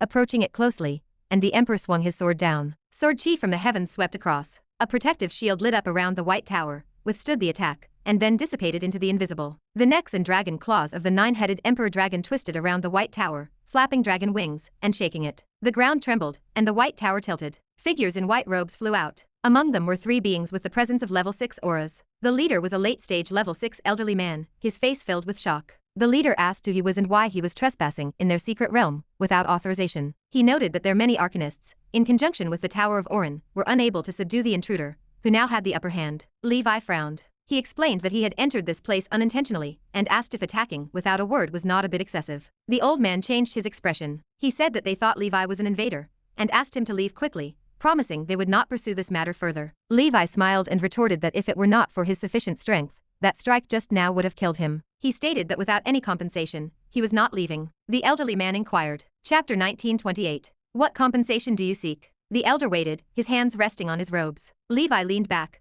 considering the massive structure looming above them. I want this caster's tower. This structure functioned exactly like a true wizard tower. If he managed to dismantle and modify it, he could utilize it immediately. He had coveted the wizard towers of the fiery flame servants for a long time. The elder shifted, his expression tightening. Could you consider another condition? This Tower of Orin is the foundational heritage passed down among us arcanists. A realization dawned on Levi. You are arcanists. The elder nodded. Yes. Levi narrowed his eyes. You must be descendants of the Otharian Empire, then. The elder could not contain his sudden ecstatic joy. Has Lord been to the Otharian Empire? How is it now? Our ancestral home is indeed the Otharian Empire, which has a brilliant and splendid arcane civilization, and there was an astonishingly talented arcane emperor. Levi remained silent. It seemed these people remained unaware that the terror bugs had destroyed the arcane civilization, leaving only the bug luminist civilization struggling to survive. He had sealed a golden aberration insect and purified it. It remained in deep slumber, and Levi had yet to investigate it. Observing Levi's expression, the elder's face grew gloomy. The Otharian Empire has perished, hasn't it?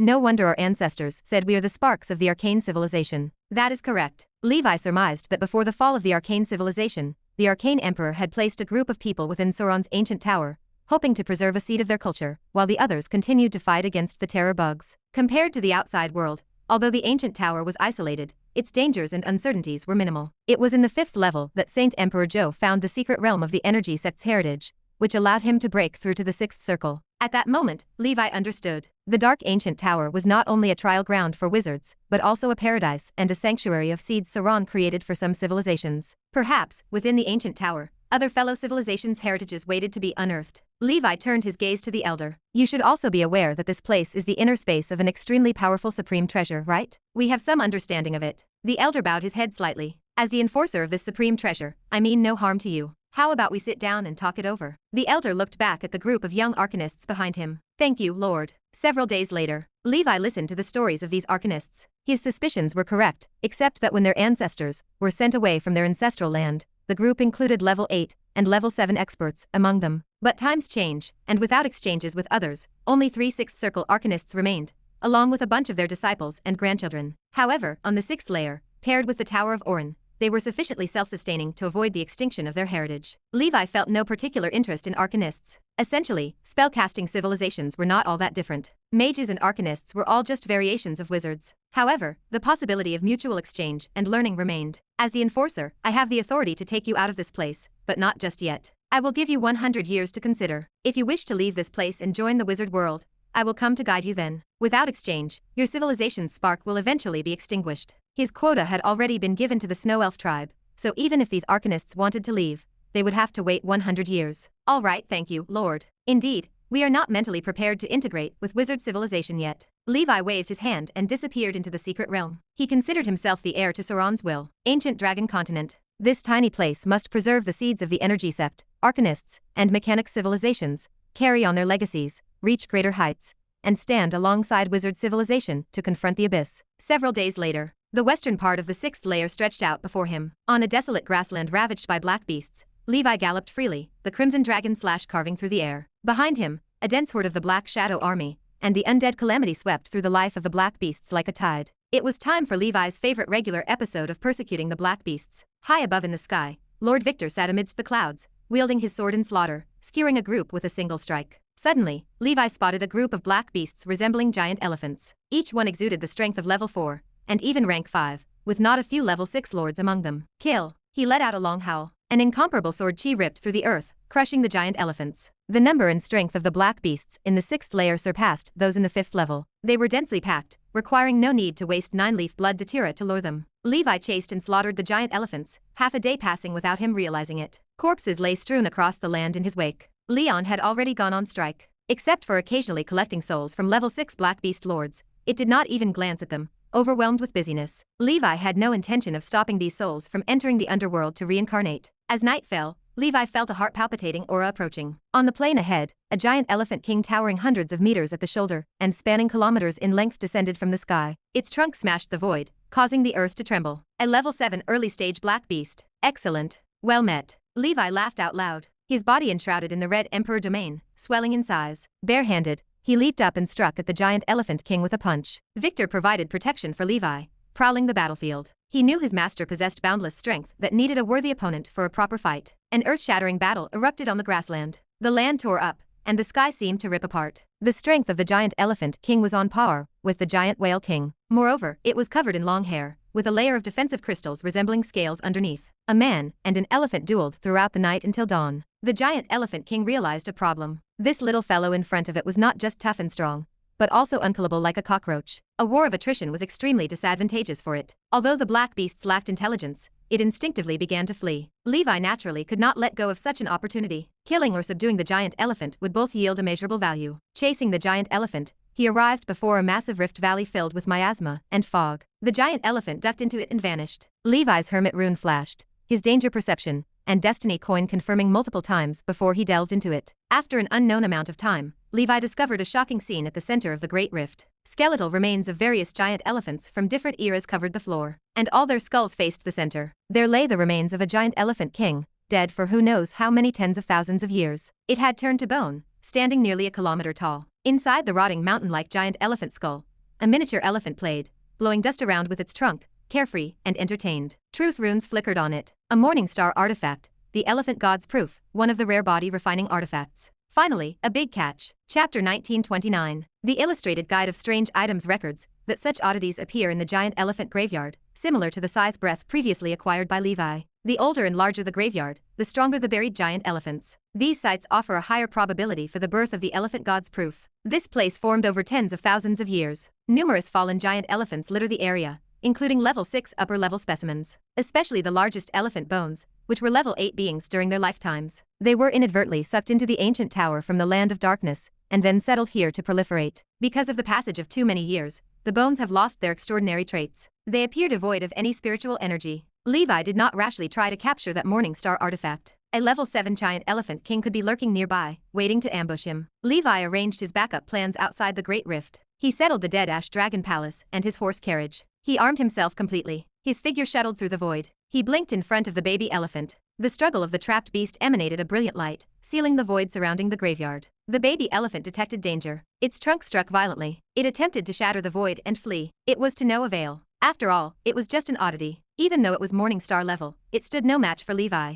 A pair of red flame hands reached towards the baby elephant. It could not escape. It let out a pitiful cry as Levi caught it. Suddenly, an angry elephant roar echoed through the heavens and earth, as if coming through the ages from the depths of nothingness. Thump, thump, thump. The beating of a war drum resounded in the Great Rift. Countless lives chanted in unison. O elephant god, the god that bears the heavens. O elephant god, the god that carries the earth. O elephant god, the god of courage. O elephant god, may I have your strength, the sovereign of Ghana. The elephant god's song felt like the ceremonial chants of a primitive tribe worshipping a totem. It was soul-stirring. Boom. Dust flew. Toxic gases dispersed. A towering elephant god's phantom emerged hazily. Its trunk held up the heavens. Its shoulders carried the clouds. Its feet stomped the earth. In its presence, Levi appeared as trivial as dust. Levi observed the scene. Such a powerful morning star artifact. Such uproar and grandeur are second only to the White Emperor Holy Sword, which is a bright moon artifact among the oddities I possess. According to the guide, the elephant god's proof is the ultimate form of such an oddity. Otherwise, if it would only advance to bright moon level in a few hundred or 1,000 years, Levi would not mind waiting. But now there was no need.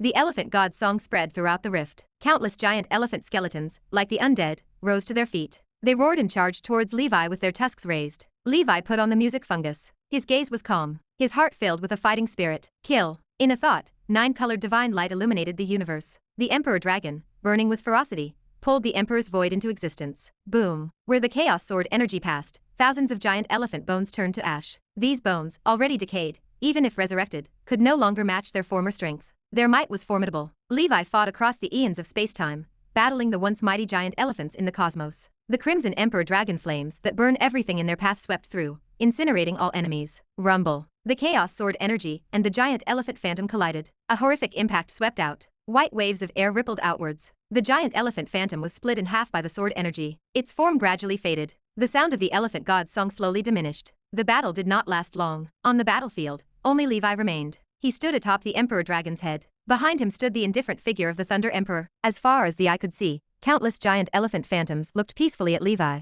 then scattered and entered the land of nihility. The elephant god's song was gone. A baby elephant stood quietly in the center, then knelt down its forelimbs, bowing towards Levi. Levi grabbed the baby elephant with his giant hand. He placed it into a specially made container. He mused that to obtain this oddity, he needed to conquer it first. He decided to let Gandaph refine this oddity, to advance his body refining technique further. According to the Illustrated Guide of Strange Items, the elephant god's proof mainly provides the following functions. First, it can significantly enhance a wizard's physical condition and grant a naturally extraordinary physique known as the Elephant King body. This physical condition does not refer to a body altered by body refining runes, but its inherent quality. In other words, even if one discards their body refining cultivation, they would possess an extraordinary physique. Theoretically, if a mortal could refine it, they could tear apart transcendent creatures in an instant. Second, it can awaken the elephant god body, a cultivation talent unique to body refining wizards. With the elephant god body, a wizard's meditation talent as well as the talent to create body tempering techniques and runes would all be enhanced to varying degrees. Third, like Levi's scythe breath, after refining, it bestows the ability to command herds, giving rise to an aura called elephant god power. This aura is similar to the dragon's might of the pure-blooded dragon clan. Even when facing elephant-type transcendent creatures of higher realms, it can impose some fundamental level of suppression, offering some advantages during combat. Other functions are the typical features of oddities that might appear by chance. Which specific ones are obtained depends on the refiner's luck. If lucky, it might even produce a special spiritual creature as a companion. Theoretically, most truth oddities can produce these special spiritual companions, but the chances are extremely slim. Chapter 1930. The functions of the Elephant King body, the Elephant God body, and the Elephant God power alone place the Elephant God's proof at the pinnacle of Morning Star level oddities. Throughout history, the Illustrated Guide of Strange Items has recorded many oddities, but few are suitable for body refining wizards. Such an oddity, if placed in the wizard world, would compel even 7-circle and 8-circle body refining wizards to spend their entire fortunes to purchase it. Levi remembered the escaping giant elephant king. The beast had not come looking for trouble. In the Great Rift, apart from the truth oddity, there was not much else of value, just corrupt bone powder scattered everywhere. After another inspection, he found a few 6-circle medicinal herbs, which were an unexpected joy. Next, he continued to search for the giant elephant king. The strength of this giant elephant paled in comparison to the Snow Mountain Dragon King. Levi could defeat it on his own. He wanted to subdue it and slowly purify it after returning home. Whether for guarding doors or serving as a mount later on, it would be an impressive sight. Moreover, this giant elephant herd likely carried the bloodline of some powerful legendary-level giant elephant. Capturing more and breeding them could build a specialized group of knights, trained in giant elephant-kind breathing techniques. Several days later, in the wilderness, Levi saw the figure of that giant elephant again. Vic, injure it seriously. I want to subdue it, Levi commanded. He did not intend to fight the elephant head-on, as catching it that way would be impossible. He resorted to an unscrupulous sneak attack, aiming to deal a heavy blow. Miles away, Vic stood prepared. With a wave of his hand, the amethyst light sword transformed into a dazzling golden light, instantly reaching near the nostrils of the giant elephant. Inside the nostrils of the giant elephant were dense forests of needle-like hairs. The amethyst light sword hacked its way through the obstacles, rampaging inside the sensitive cavity. The breath and hairs inside formed a natural barrier. Seizing this opportunity, Levi cast the struggle of the trapped beast spell, sealing the surrounding void. He activated his wizard forms and primordial spirit, stepping inside. A familiar figure materialized within the nine-colored divine light. The giant elephant king watched it approach. Seeing this troublesome enemy again, the giant elephant felt numb. It did not try to fight, fleeing as soon as it could. This enemy could not be killed. Even if smashed into a pulp, it could resurrect. Its immense strength proved useless against such a foe. You cannot escape. The nine-headed emperor dragon roared. In the void, endless water elemental power formed a water dragon that entangled the giant elephant. The beast broke free from the restraint and continued to flee, but Levi leaped suddenly. The falling star ring shone brightly, and he punched the side of the giant elephant. An unrivaled force burst forth, toppling the giant elephant like a collapsing mountain. The monarch shouted, and with a sword technique descending from the heavens, sliced through the impenetrable skin and into the solid flesh. The blade cut through the leather hide with a violent spark. The nine-headed emperor dragon took the opportunity to follow up, casting an ice dragon prison over the land, slowing the giant elephant's movements, and causing layers of frost to form on its hide. Two mighty creatures fought with the giant elephant. Levi exited the fray, chanting as a pitch-black curtain of water emerged from all sides of the target. It closed in to form a giant water sphere, from which corrosive black water emerged. Primordial soul technique, netherworld water prison. Many forms of control restricted the giant elephant, hindering its movement significantly. Levi pressed his advantage relentlessly. Above in the high skies, dark clouds gathered. Electric snakes darted about, and an imposing black thunder dragon emerged. Go! The thunder dragon struck down from the heavens, crashing into the giant elephant and scattering into millions of electric snakes. They burrowed into the pores, acting like flesh-eating maggots to deepen the corrosion. That was not the end. In Levi's hands, the wind-chasing bow appeared. He pulled it back to full draw, the bowstring tensed to the maximum. He expended half of the crimson power in his body, coalescing it into the toxin of crimson rot, and attached it to the arrows to form a dense and bizarre plasma. Break! A blood-colored glow shot into the wounds of the giant elephant king. The malicious crimson toxin followed the blood flow, spreading through its limbs and organs. Under the triple corrosion of crimson rot, netherworld water prison, and black oblivion thunder, the vast strength of the giant elephant king rapidly dwindled. As this progressed, the attacks from the monarch and the nine-headed emperor dragon grew more ferocious. The beast lacked any significant spell-like ability, and relied solely on its strong body to resist. It was far inferior to the Snow Mountain Dragon King, and too simplistic in its approach. Against an enemy like him, the beast was bound to suffer sooner or later. An amethyst light suddenly burst from within the giant elephant. Its abdomen bled profusely, and its massive intestines flopped out. During the entanglement, the amethyst light sword had caused havoc within the organs, inflicting severe internal injuries. Vic stood nearby, not in good shape. He looked pale, coughing incessantly, revealing a frail beauty to his visage. To control a secret sword for extended high-intensity combat placed a serious strain on both spirit and spell power. The giant elephant collapsed with a mournful wail. Dust billowed as its blood flowed into rivers, soaking into the earth. Levi commanded the monarch and the emperor dragon to hold the beast down. He approached, fully armed, and placed a series of spell restrictions inside the body, sealing its strength completely. I can only bring it back temporarily,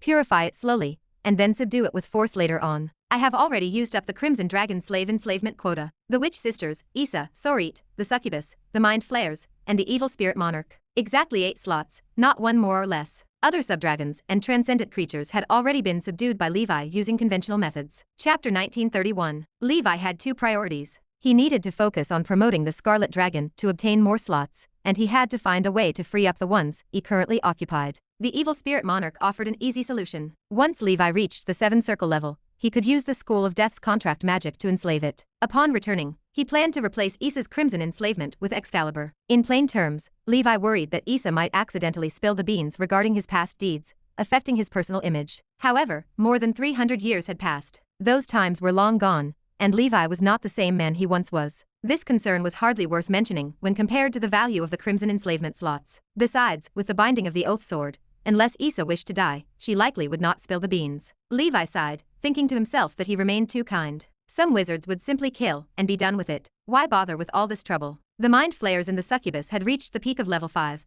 not far from level 6. Levi had grown quite emotionally attached to these 2 demons. After their promotion to level 6, he planned to install them in the demon camp's blood battle as spies. The trio of Witch Sisters remained tied to the grand cause of hell, and were temporarily retained as well. For Levi, having 1 or 2 vacant enslavement slots sufficed. A month later, Levi led a large contingent of snow elves, carrying the fruits of their journey, and awaited their return. Before leaving, Levi visited the land of Roman's Fall on the 5th level again. The truth oddity remained in Genesis. He reflected on the difficulty inherent in the birth of an oddity. That day, staring at the ancient tower's sky, Levi murmured, "Andreas, see you in 100 years. Time is always on my side." It was not because he lived longer, but because he moved quicker than all other beings in this world. Levi appeared within the emperor's palace. 100 flowers leaped forward, hugging Levi nonstop, wriggling like a worm as she said, "You are back." After warming up, Levi led the snow elves to the Ice Sea secret realm. The clan leader looked around, shockingly impressed, and said, "This truly is a real fairyland." Martha looked at the group of snow elves with joy. Such cute,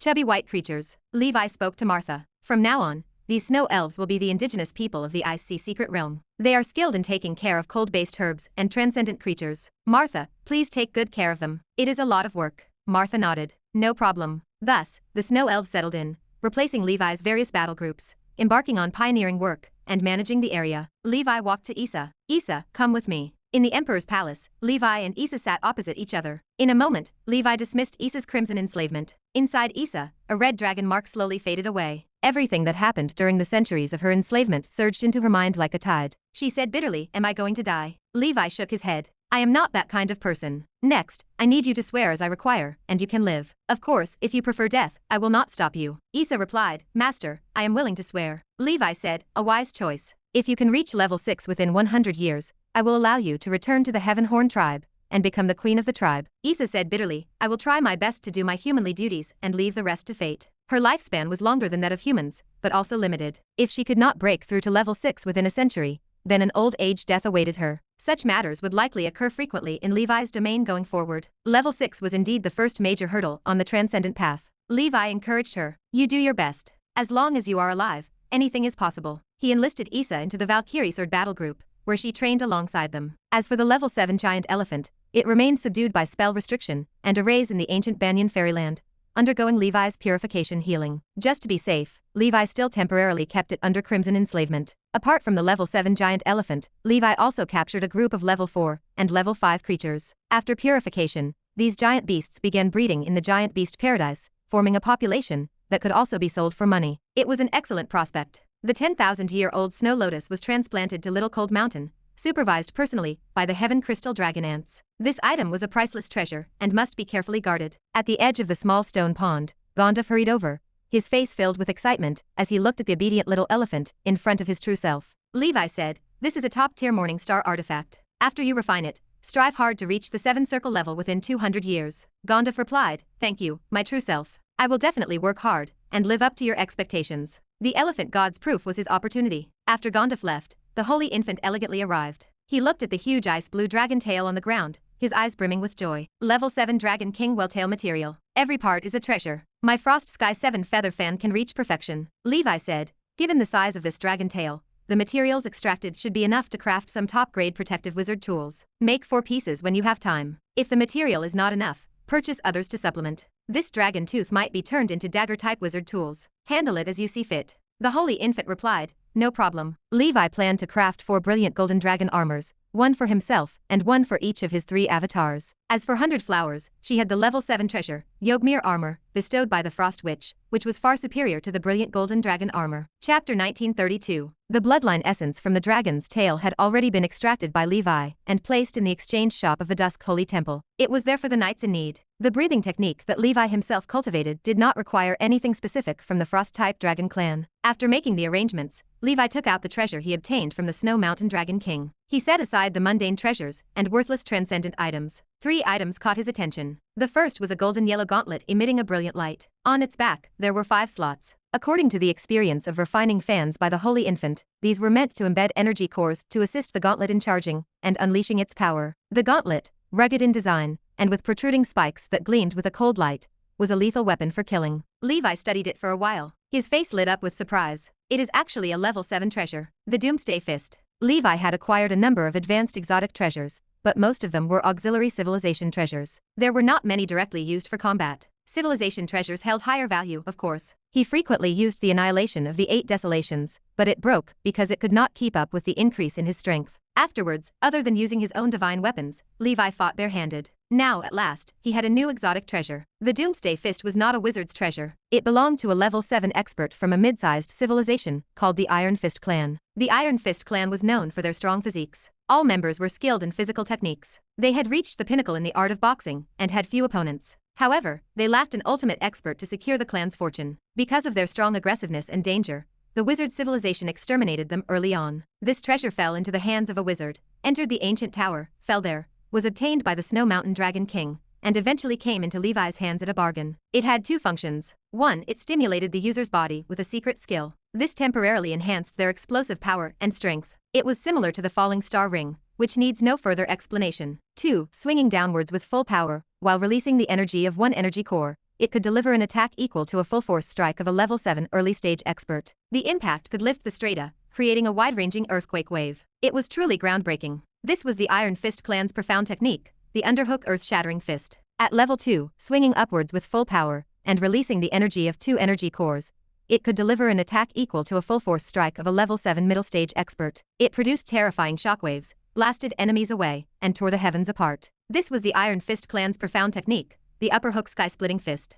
At level 3, by burning blood essence, and all energy within the body, one achieved a brief burst of offensive power. It unleashed the full energy of 5 energy cores to deliver an attack comparable to a strike from a level 7 late-stage expert. This was the ultimate profound technique of the Iron Fist clan, the Heaven and Earth Destruction Fist. The might of one punch was earth-shaking, annihilating all things, and creating a doomsday. Thus, the name Doomsday Fist. There were several important conditions for executing the Underhook Earth-Shattering Fist, the Upperhook Sky-Splitting Fist, and the Heaven and Earth Destruction Fist. 1. It had to be inlaid with energy cores of the 7th level. They could be natural elemental gems, artificial energy crystals refined from the material of a level 7 extraordinary creature, or even biological organs such as shell pearls. There was also a requirement for the factions of energy cores. There had to be at least 1 earth element core to unleash the Underhook Earth-Shattering Fist. There had to be at least 2 wind element cores for unleashing the Upperhook Sky-Splitting Fist. The remaining 2 cores could be of any faction. To execute these 3 great Iron Fist clan profound techniques, one had to have a sufficiently strong body. Otherwise, the intense recoil alone would be enough to shatter the user. It was a method of killing 1,000 enemies at the cost of self-injury. If the user did not possess great strength,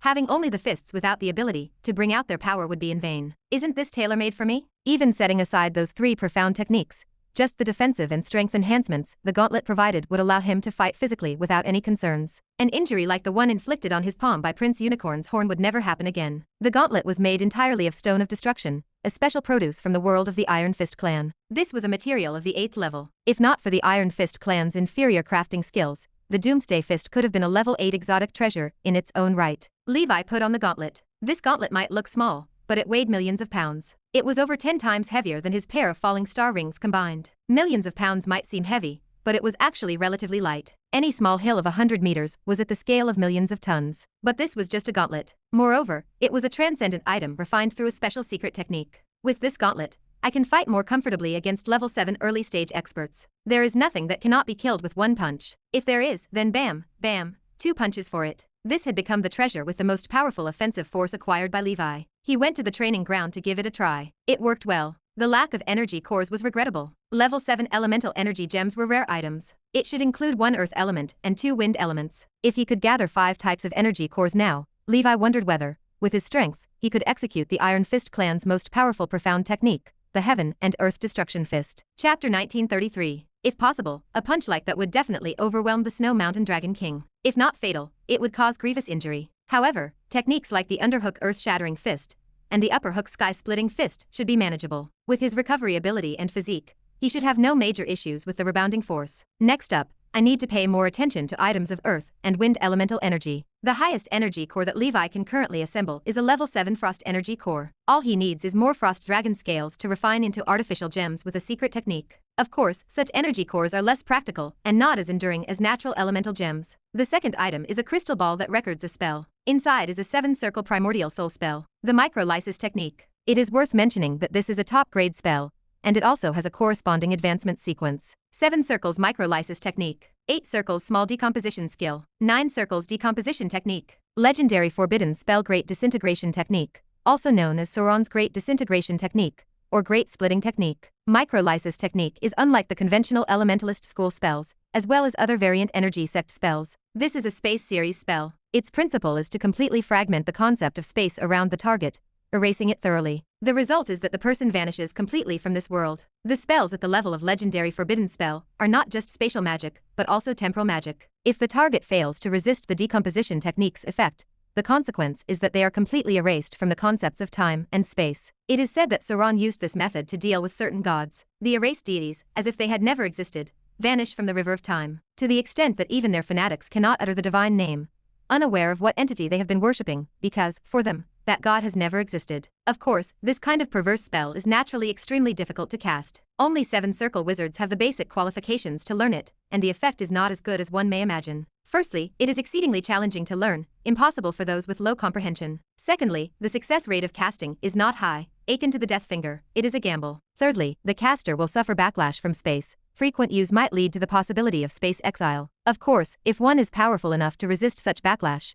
it is still a trump card to be used sparingly, even for a legendary wizard, unless faced with a life and death crisis, they would not easily resort to it. After all, the Great Disintegration technique also involves facing the time repercussion, bearing many complex and unimaginable karmic consequences. Throughout history, the only one who seemed to cast this spell with relative ease has been the ancestor of all wizards, Sauron. Thus, there are mainly 2 prevailing theories about Sauron's disappearance, aside from the notion of complete death. 1. The exile theory. Some wizards speculate that Sauron, because of the frequent use of the Great Disintegration technique, encountered some unimaginable time-space backlash, and was eternally exiled within a dimension of space-time unknown to wizards, forever lost, unable to return. 2. The truth theory. Other wizards believe that Sauron has completely achieved the spiritualization of his body, becoming what is theoretically a knowledge immortal, and omnipresent, omnipotent, and omniscient Mr. Truth. Thus, the wizard civilization was able to develop explosively like a technological Big Bang over the subsequent 300,000 years, far outpacing the barbaric ancient times,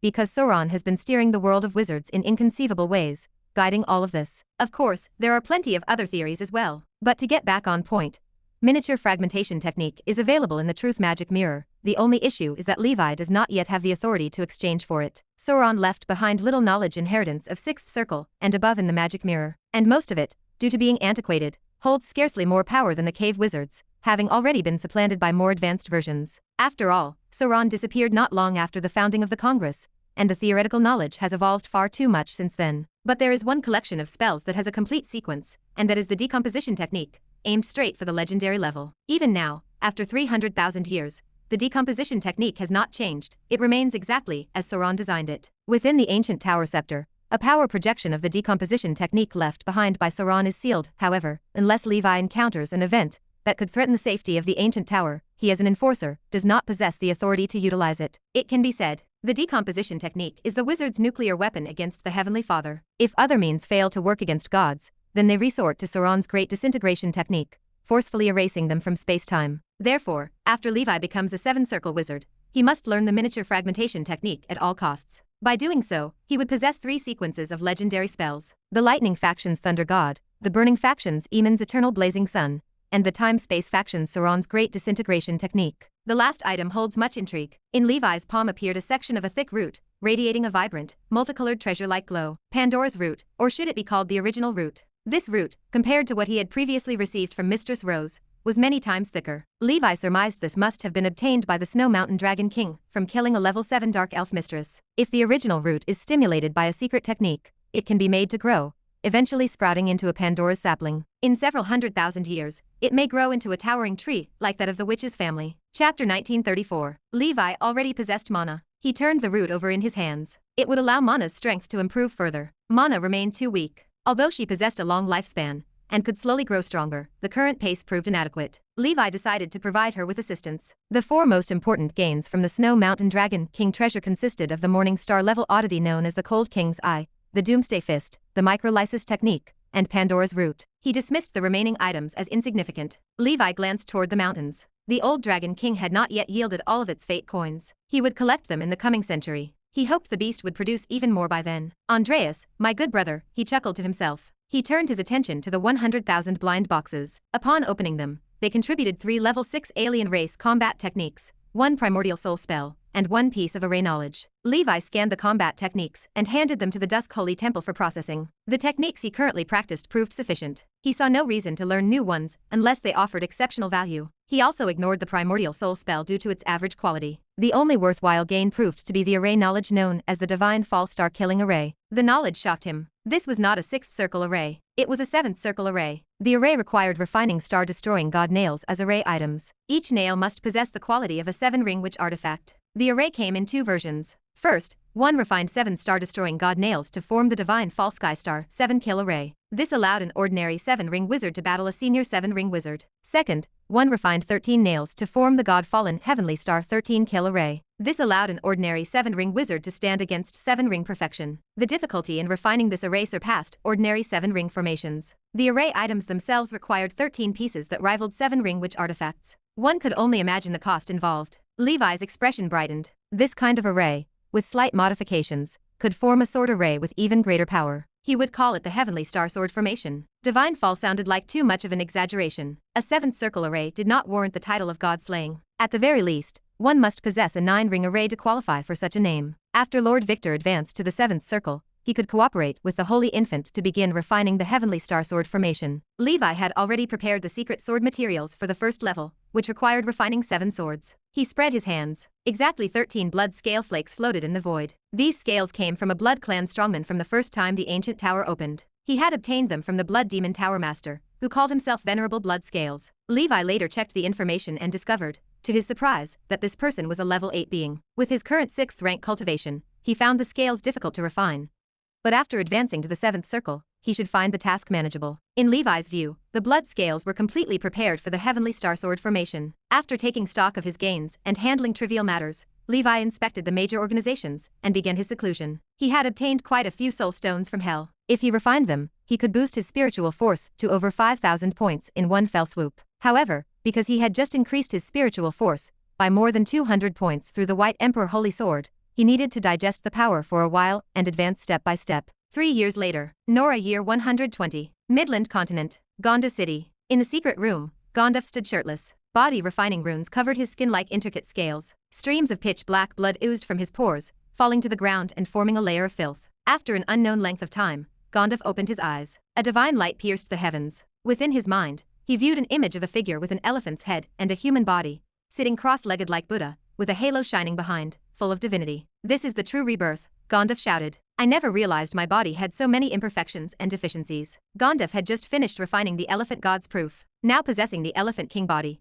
he had achieved some form of life ascension. Even if his spiritual force exhausted itself, his spell power depleted, and all body refining runes extinguished, his physical body alone shook a 6th circle wizard. His initial form consisted of a constantly growing cluster of poisonous insects, and he later refined the body refining sacred relic, the power god fruit, achieving his first evolution. This second evolution allowed Gandaph to transcend the human category and become a truly unique species. The elephant god body also granted him an outstanding body refining talent. He felt the speed of his meditation, the construction of body refining runes, and the casting of spells improve significantly. From now on, I will not be left behind by Ace, he chuckled. As for elephant god power, he had tested it on Midland Continent's native elephant transcendent creatures and found it very effective. Those below the 6th circle could be directly controlled by him for combat. Those above required subduing before he could control them with divine power. He joked, I am dragon god, and I am elephant god. I might as well establish an elephant god temple. In addition, because the elephant god's proof was an earth-type truth oddity, it also bestowed Gandaph with a special earth element talent called Elephant King's Heart. This meant his future cultivation of earth-type body tempering techniques would provide twice the result with half the effort. Gandaph's spiritual force also increased by 80 points in one go. Although it remained incomparable to his primordial soul's bright moon artifact, it stood second to none among the morning star level. Today, Gandaph's spiritual force level reached 3,300 points, swiftly catching up with the Holy Infant. Advancing to the 7th circle within 200 years remained a hopeful goal. The most absurd part was the side effect. This refinement gave birth to a special spiritual creature as well. It was as if all possible features exploded out at once. Gandaph guessed that this occurred because it was his first time refining an oddity, and he remained within the newbie protection period mentioned by his primordial soul. It might not happen the same way next time. With just a thought, a white giant elephant, almost filling the secret room, materialized beneath Gandaph. Gandaph named this spiritual creature White Elephant. White Elephant served as a pure combat spirit item, immensely strong, groundbreaking, and capable of fighting a 6th circle wizard. Besides, it served as a fast mount. Days later, Gandaph developed a new trick, which was fusion. With just a thought, White Elephant transformed into a beam of light and entered his body. His body began to grow massively, swelling up, becoming like the true elephant god, towering and imposing. On his body appeared a white battle armor, layered atop the radiant king armor. Behind the elephant god, a shadow of the ancient god with 1,000 arms emerged. This is my strongest form, the white elephant ancient god, Gandaph declared. Chapter 1935. Legendary appearance. White Elephant Ancient God. Under this form, Gandaph's strength and defensive capabilities once again greatly increased. The Ancient God body at the 6th ring senior level, the protective force field of divine light protection, the top-grade wizard tool, Radiant King armor, combined with the newly birthed Elephant King armor after fusion, and the Snow Iron Dragon armor that the Holy Infant will forge in the future. With these 5 layers of defense, even against a 7-circle wizard's attack, they should be capable of holding out for a while. Ensuring survival is not an issue. Gandalf gritted his teeth. I must keep up the hard work. Having acquired such a remarkable oddity, it would be embarrassing if I were to advance to 7 circle significantly later than Ace. Resolved, Gandalf further compressed unnecessary leisure time, immersing himself wholeheartedly in cultivation. 30 years passed in the blink of an eye. It was the Nora 150th year. During these 30 years, the most sensational news among the common folk of the Midland Continent was undoubtedly the establishment of Dawn Tower by Dawn Divine Sword Victor in Gandaph City. Upon the establishment of Dawn Tower, figures like Laplace from Sorin Holy Tower and Soraya, alongside other primordial soul-level powerhouses, came to convey their congratulations and blessings. Dawn Tower primarily imparts the knowledge of secret sword flow spells and arrays. Its recruitment threshold and tuition fees are comparatively higher than other high-level wizard organizations. Yet, applicants flocked in endlessly, although only 1 in 10 managed to pass the interviews. Over 30 years, Dawn Tower adhered to a high-quality driven growth strategy, steadily expanding. Relying on Victor's tremendous popularity, it gradually became a wizard organization on par with Fire Dragon Shop and Gandalf Pharmacy. Just like this, Levi's 3 avatars set up roots in Gandaph City. With the 3 avatars supporting each other, they used this stronghold as a springboard to gradually spread their influence across the Midland Continent and the wizard world. In 30 years, the Holy Infant's weapon refinement skill has reached its peak within the 6 environments realm. After the fall of the Fire God's hammer, he became the undisputed #1 in Gandaph City. Utilizing Snow Mountain Dragon King scales with a level 7 base, in conjunction with rare materials such as amethyst, he forged 4 top-grade items of the Snow Iron Dragon armor, ensuring that at least one self-activating wizard tool is at hand for everyone. If the future brings secret sword assassinations from the Council of 10,000 clans or other enemies, the likelihood of survival greatly increases. In addition, he used the chains of Prince Unicorn, amethyst, white dwarf gold, and other rare materials to refine a top-quality wizard tool for Gandalf. Named the Vajra King bracelet, its effects are similar to the original Falling Star ring, taking Gandalf's strength to new heights. Gandalf's purple crystal wand has also undergone upgrades, enabling Gandalf to wield it like a club to teach and practice its language. The Holy Infant's own extreme fire wheel, newly refined using the 7th level Void Treasure Pearl,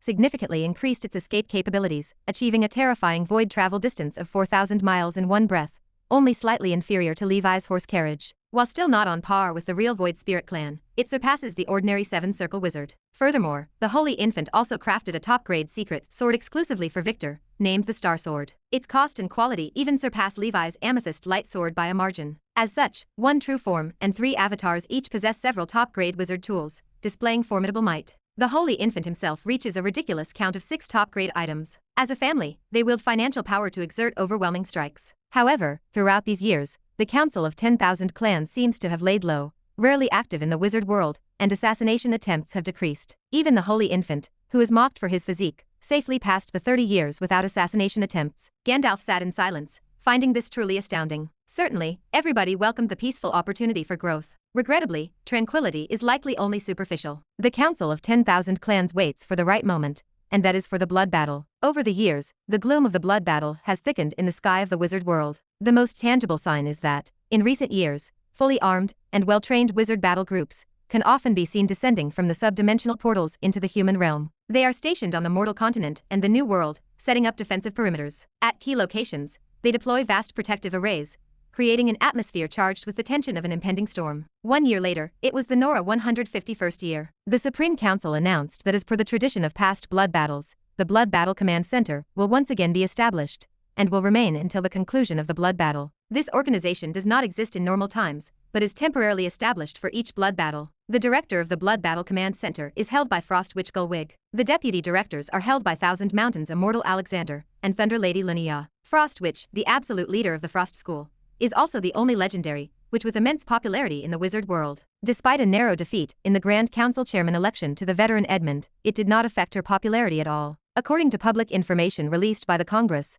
her legendary profession is known as the true ancestor of Frost, her demiplane is known as the Eternal Zero Realm, and her legendary salute is Cold Frost Witch, the only one in zero-dimensional space. Thousand Mountains Immortal, one of the 2 legends of the Earth School of Thought, participated in the 5-sector expedition against the 4 evil gods of chaos just like the Frost Witch. His legendary profession is the Lord of Thousand Mountains, his demiplane is the palmid Middle-earth, thought to be a shrunken version of the Midland Continent, and his legendary salute is king seated upon the mountains, a sage of great virtue bearing all. Thunder Lady, one of the legends of the lightning school of thought, possesses immense strength. Her legendary profession is the Lord of Thunder Realm, her demiplane is the infinite Thunder Realm, and her legendary salute is Maiden Chasing Lightning, the eternally undying bolt of electric light. Rarely seen in public, she lives in her own Thunder Realm, resting upon her unique oddity, the Thunder God Throne, enwreathed by divine lightning, a relic from a god of the astral world. Chapter 1936. Beside the three legendary ministers, the Blood Battle Command Center counted dozens of high-level Grand Wizards among its ranks. The Black Abyss Walker, Levi's mysterious backer from the shadows, stood included on that register. Public announcements finally revealed the lists of 8th Circle and 7th Circle Wizards. With the lists public, the giants who once remained behind the scenes,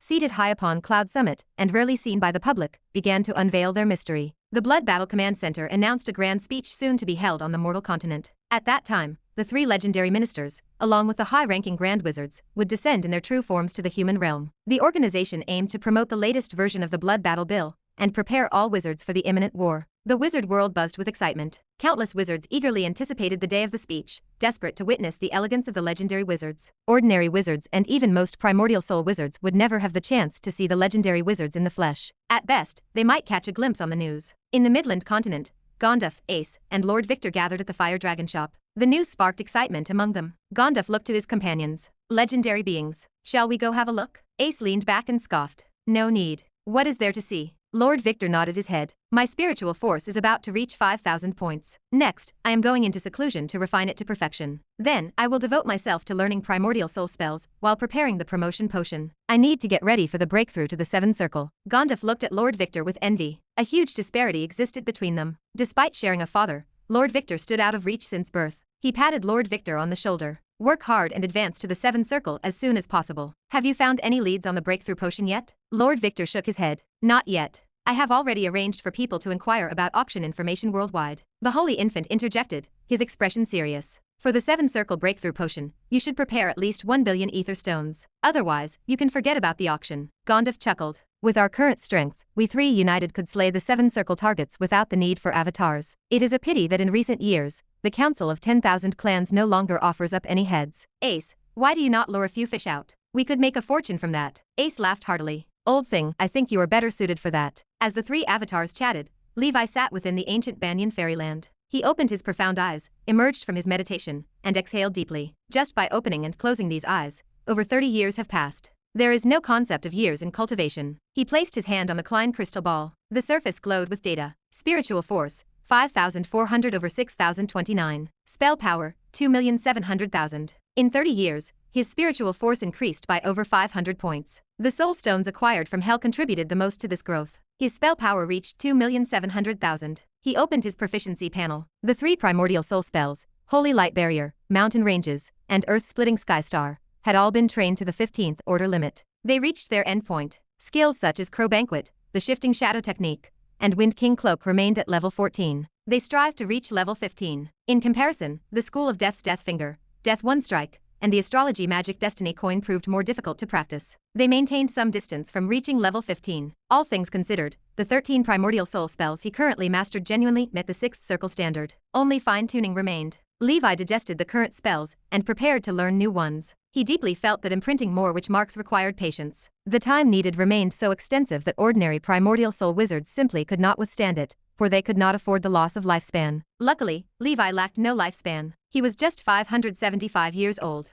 Recently, he cultivated the moon rune to level 7, increasing his lifespan by 60%. His wizard lifespan sat at least at 3,200 years. With the knight's blessing, he estimated that 5 or 6,000 years would not be a problem. He could have spent an extra 100 or 200 years on the infinite primordial soul back then. He could have imprinted more witch marks with that time. However, the number of witch marks should not be too high. The upper limit of spiritual force and insufficient internal memory placed a restriction there. Levi estimated recently that his upper limit should be 27 witch marks. Assuming he imprints 27 witch marks each at the 6th Circle, 7th Circle, and 8th Circle, that would total 81 witch marks. Levi remained sensitive to the number 81, because he had advanced to the infinite primordial soul by condensing 81 witch marks. Over the years, through Gandaph's connections, his own efforts, and Leon's memory discs, Levi obtained quite a few primordial soul spells. After careful selection, he decided to learn 4 new spells: Earth King's Blood, Destruction Melt Flow, Holy Flame Giant, and Shining Eye. Earth King's Blood served as a life faction spell, though to some extent it also belonged to the Earth faction. It could draw the force of life from the Earth and channel it into a designated target to heal wounds. It functioned as a healer's skill. Although Levi possessed the power of the Death Ember Dragon, the range remained too small, mainly serving for self-preservation. This spell acted as a tool for treating allies in large-scale wars. Destruction Melt Flow belonged to both flame and metal dual faction magic. It unleashed a widespread metal flame flow for destructive attacks. When the metal solidified, enemies became sealed within, turned into statues. The Holy Flame Giant belonged to light and flame dual faction magic. It gathered both types of energy to summon a Holy Flame Giant. This entity delivered attacks of both attributes and possessed great power, capable of smashing demons with each punch. Chapter 1937. Shining Eye, belonging to the Bright faction, conjures an eyeball radiating endless holy light, disintegrating the darkness wherever it gazes. These 4 spells represent powerful magics used exclusively by the military battle groups, especially those 2 dual faction magic spells, which are not commonly learned. They require the collective power of a battle group to be activated. Levi stands unruffled. As the ether dominance, he can learn anything. Clearly, these spells were prepared specifically for the upcoming blood battle by Levi. The Bright faction spells, in particular, target demons. The ancient Dragon Continent serves as an official cooperative test zone. Levi secured a deal purchasing a good number of spells from the military. These represent just a portion of his acquisitions.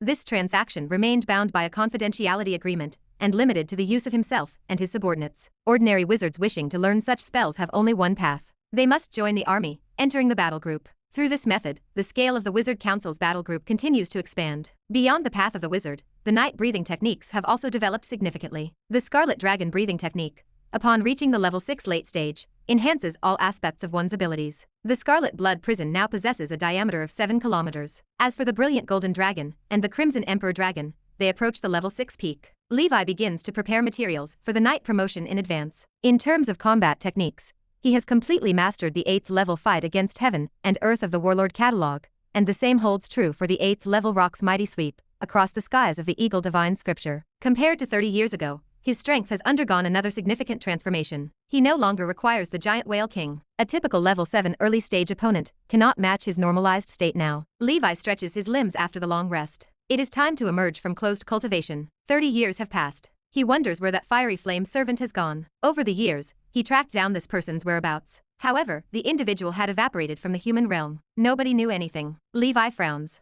A 7-circle wizard. Could he be afraid of revenge and gone into hiding? If that were the case, he had no way to find him. The world remains vast. Looking for someone in hiding feels like searching for a needle in a haystack. Ancient Banyan Fairyland remains quieter than before because Mana has entered closed cultivation. Upon acquiring Pandora's root, she fell into a deep slumber, unable to awaken. Flaming Mountain welcomes him back. Seeing Levi emerge from closed cultivation, the Black Lotus Beast rejoices. Lord Dragon King, I have reached level 6 middle stage, the beast declares while bowing low. Levi offers an approving nod. Good job. In less than 300 years, you have advanced from the early stage to the middle stage. Keep it up. His praise carries sincerity. For the Dragon Clan, this speed remains quite fast. This also meant that the effects of his Crimson Emperor Dragon's secret medicine improved. By the way, how is everyone doing now? The Black Lotus Beast, acting as second in command of the Dragon Palace, managed the Dragon Clan while Levi rested. The Snake King Dragon broke through to level 6 late stage a while ago and currently reigns as the strongest in the Dragon Palace, the beast explains. Not long ago, it even ventured into the Nightmare World and slew a roaming Nightmare Lord, reaping significant rewards. The Wild Electric Dragon Eel has also advanced to the level 6 middle stage. Oh, and the Thunderstorm Wolf Dragon has been promoted to level 6. It seems there is something they need to discuss with you. The Dragon Turtle is close to reaching the late stage level 5. And the 3 brothers are pushing towards the peak level 5. Overall, everyone has made noticeable progress, and the targets you set initially have all been met. The Dragon Dao Conference has been held for the 38th time, and over these years, the 3 brothers have won the most championships. Levi nods, satisfied. Dragon advancement remains slow. It cannot be compared to that of wizards, much less to his own. With factors like the Dragon Scale Fruit, Spring of Immortality, and Ancient Banyan Fairyland, the growth rate of the Dragon Palace members far surpasses that of wild dragons. Continue your efforts, Levi instructs. The Dragon Palace members do not need to participate in the upcoming blood battle, so focus on breakthroughs and pioneering the Nightmare World. Coordinate with the battle groups and protect our territory. The Black Dragon territory remains under the care of our Dragon Palace. Confident? The Black Lotus Beast replies excitedly. Confident. Lord, are we going to seize new territories next? Not in a hurry for now, Levi responds. Currently, the 2 overlords are in the midst of a great war, and we might be drawn into it at any moment. It is better to stay low-key for the time being. Once the outcome of the war is decided, we can then make further plans. Over the years, the Black Dragon territory has not been peaceful. People from Seven Sins City caused trouble, especially that general of gluttony. However, with Triss stationed there,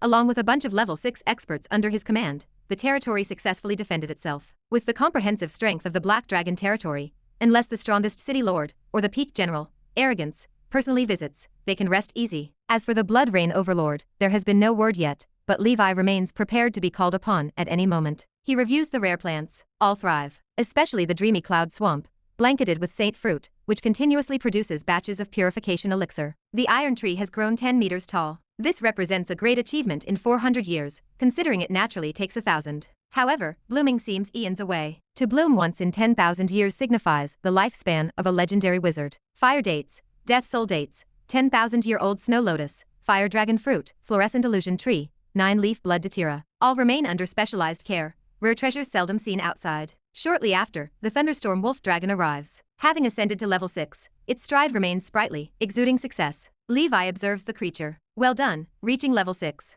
I heard you have something to discuss with me. Chapter 1938. Thunderstorm wolf dragon asked if it could continue with the blood test treatment. Levi paused in surprise. Was the creature addicted to having its blood drawn? It seemed like a masochist. Still, it made sense. The wild electric dragon eel needed time to recover, and they could not keep plucking it endlessly. Levi told the dragon yes. After the extraction, the thunderstorm wolf dragon spoke with earnest intensity. It asked to take its leave and requested that Levi summon it for anything. It certainly knew how to curry favor. The next day, on the ancient dragon continent, billowing smoke arose from a volcano. A resounding phoenix cry echoed as a magnificent figure soared outward. Its wingspan stretched over 300 meters, and it trailed flames for tens of miles. It looked extraordinary, like a divine bird descending to the world. Passing knights exclaimed. They wondered if it was the undying bird. One clarified that it was the fire phoenix, supposedly the commander's most important pet. It had advanced to level 6. One pet of the commander was countless times stronger than them. Phoenix felt a spark of pride hearing the compliments. It circled around the ancient dragon continent. Suddenly, a black armored figure appeared in front of the creature. It was Levi.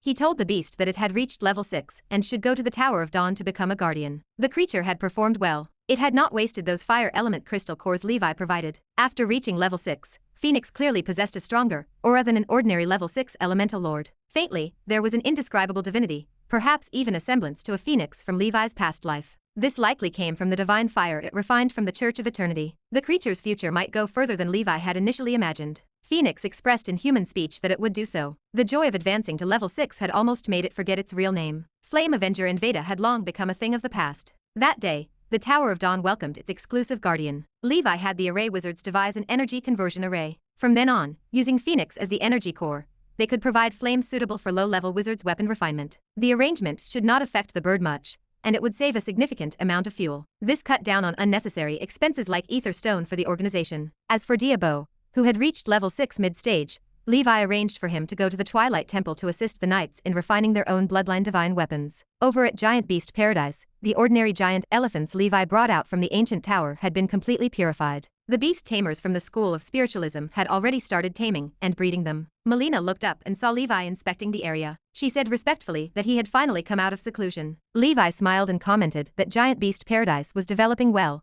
and that she had worked hard over the years. Touched by the gratitude, Melina replied earnestly that it was not hard work. She explained that it was all thanks to his help that she was able to advance to the 5th circle. She was now a 5th circle senior wizard. If her father were still alive, he would be so happy. Levi mentioned he had been in talks with the Congress recently. He planned to lease the new world discovered near their continent not long ago as an exclusive base for Giant Beast Paradise. Melina's face lit up with joy. She noted that the cultivation of giant beasts indeed required vast territories and resources. Times were different now. Ever since the ancient dragon continent became the test zone, thanks to pioneers like the Black Abyss Walker and Frost Witch, the Congress treated the ancient dragon continent quite well. With the increasing population and organizations on the continent, the space was getting crowded. Levi wanted to relocate Giant Beast Paradise to the nearby New World. At that time, a specialized frontier battle group and array wizards, among others, would participate in the development. The lease was cheap. It was only 1 billion ether stone for 100 years. It was basically like the Congress giving it to Levi for nothing. Otherwise, Levi could not afford to rent it.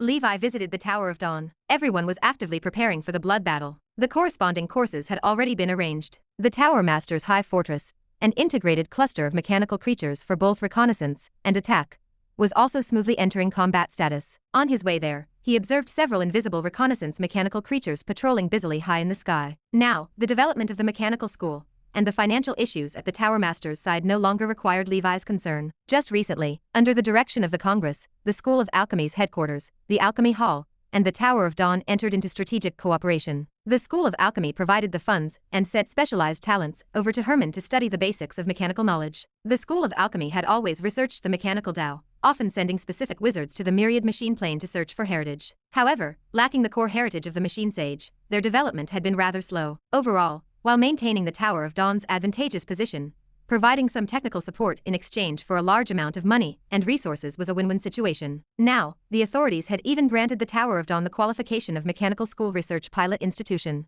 With enough funds, the Tower Master's research proceeded smoothly. After all, the man himself was a genius in this field. After over 300 years of development, the Tower of Dawn was no longer what it once was. The Sixth Circle wizards included the Tower Master, Anya, Sorit, and Stella. Besides them, others were already at Fifth Circle perfection and planning to advance. Among them, the most outstanding was Aya, a wizard of Fifth Circle perfection with 9 shadow talents. Levi reflected that he always subconsciously thought of Aya as a little girl. In reality, she was nearly 400 years old. Chapter 1939. Another Thunder Wizard, STA, who was brought out 200 years ago, is now a perfection level 4 ring wizard with 6 talents. Being a favored disciple of Sorit, STA has grown rapidly. Even little Toby, now 80 years old, acts as a third circle wizard with dual faction affinity. He currently resides at the Fire Dragon shop to further study weapon making knowledge under the guidance of the Holy Infant. The other veteran members, such as the Coral Witch, Ice Phoenix, and others, have also achieved 5th circle perfection. Whether they can advance to the 6th circle will depend on their own fortunes. The old friends from Grey Tower, under Levi's special care, such as Marlene, Winnie, Leah, and others, have reached at least the 5th circle, enjoying a lifespan of 1,000 years. As for the 6th circle, Levi remains helpless to assist.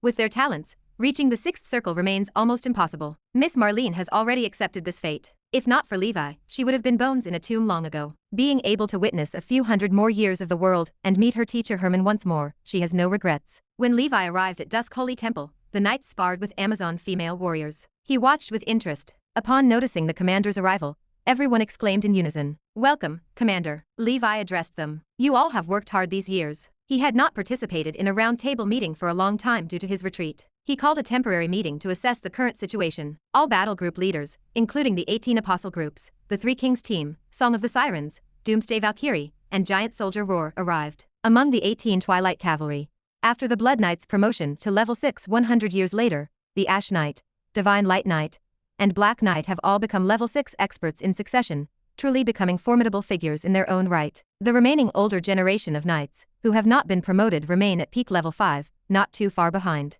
The middle generation has all reached the late stage. The Steel Dragon Knight remains a 5th circle perfection wizard, now striving for perfection in 9 talents. In the near future, another 6th circle wizard will rise. Levi also noticed a familiar figure from among the new generation knights missing. The Snapping Turtle Knight. Within these 30 years, a Holy Temple member soared to prominence, reaching late stage level 5, surpassing the Snapping Turtle Knight, who had been stuck in the mid-stage for a long time, and took over the battle group. This newcomer, the Jade Elephant Knight, possessed remarkable talent and divine power, though not as exaggerated as the Fire Dragon Knight. Coupled with the giant elephant's secret medicine brought by Levi, his cultivation progressed rapidly, outpacing the Snapping Turtle. This put increased pressure on the other new generation knights, who had not yet reached the late stage level 5. The Fire Dragon Knight, a freak already at peak level 5, was not included. The Snapping Turtle Knight returned to a regular position, and continued to work hard, hoping to one day return to the ranks of the 18 riders. The warlord of the Barbarian Ancestor battle group, the White Wolf Girl, has broken through to level 6 and can transform into a gigantic white wolf. In her transformation, with the silver moon hanging high, she appears both beautiful and dashing. Every time she pioneers in the nightmare world, she creates a beautiful sight to behold. Levi looked at the members, who were full of zeal. According to current intelligence, a blood battle may come within 100 years. I hope that in this century, our organization can give birth to more level 6 experts. I also hope that everyone will hone your actual combat abilities in the nightmare world,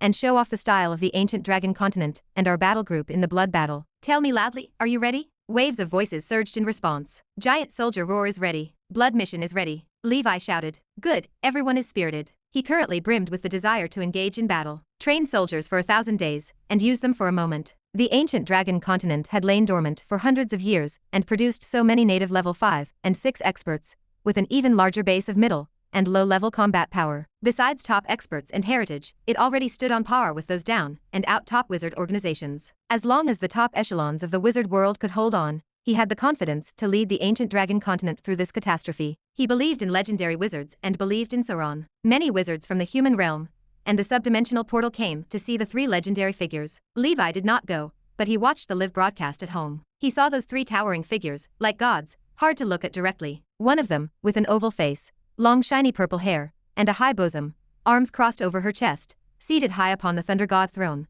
a long beautiful white leg extending from beneath her purple split wizard robe, undoubtedly represented the Lady of Thunder. Her presence felt overwhelming, like a Lady Thunder God. Even watching the projection, Levi felt breathless, marveling at her terrifying aura. Another, with a majestic appearance and a composed demeanor, stood as immovable as mountains, with white hair and a white robe, holding a scepter, surrounded by the phantoms of 1,000 mountains. This 1,000 mountains immortal presented a typical image of a powerful wizard. At the center, the one he had already met once, and who had treated him well, Lady Gulwig, whose beauty and otherworldly demeanor made her the center of the universe where she stood. True ancestor of Frost, Lord of 1,000 Mountains, Lord of Thunder Realm.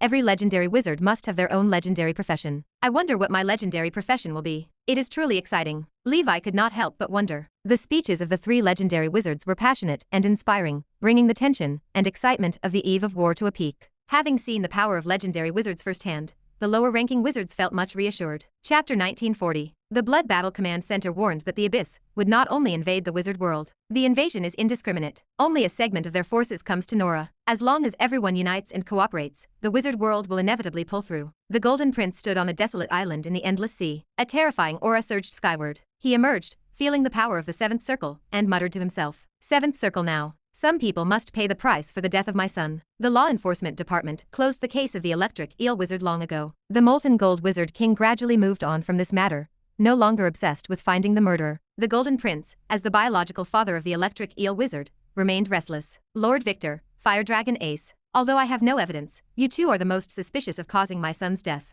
This matter must not remain unsettled. As Lord Victor's famed sword, the Golden Prince noticed a connection. Victor's sword style, when he killed the Void Spirit clan, matched the sword that killed the electric eel and the Schubert family's primordial soul. Victor and Ace are friends. Considering the relationship between the Fire Dragon shop and the Schubert family, this seemed possible. The Schubert family master once said the electric eel wizard had attempted to deal with Ace, but failed. Therefore, the death of the electric eel was most likely due to Ace enlisting Victor to act. Revenge was the motive. Victor, with his strong talent and connections, had a powerful backing, hiding this matter. He had no evidence, and it might be a false accusation against those two. He wanted to capture them and use the soul-searching spell to find the truth. Previously, as a 6th circle perfection, he lacked the courage. Victor had even used a secret sword to kill a level 7 Void Spirit clan. That was with the assistance of a wizard battle group, but his 6th circle perfect cultivation remained genuine. Venturing recklessly would be a death wish. Besides his own advancement over these years, he sought power outside his family. He intended to capture Victor and the Holy Infant without exposing his family. Preparations were ready. Just wait. Once the blood battle begins,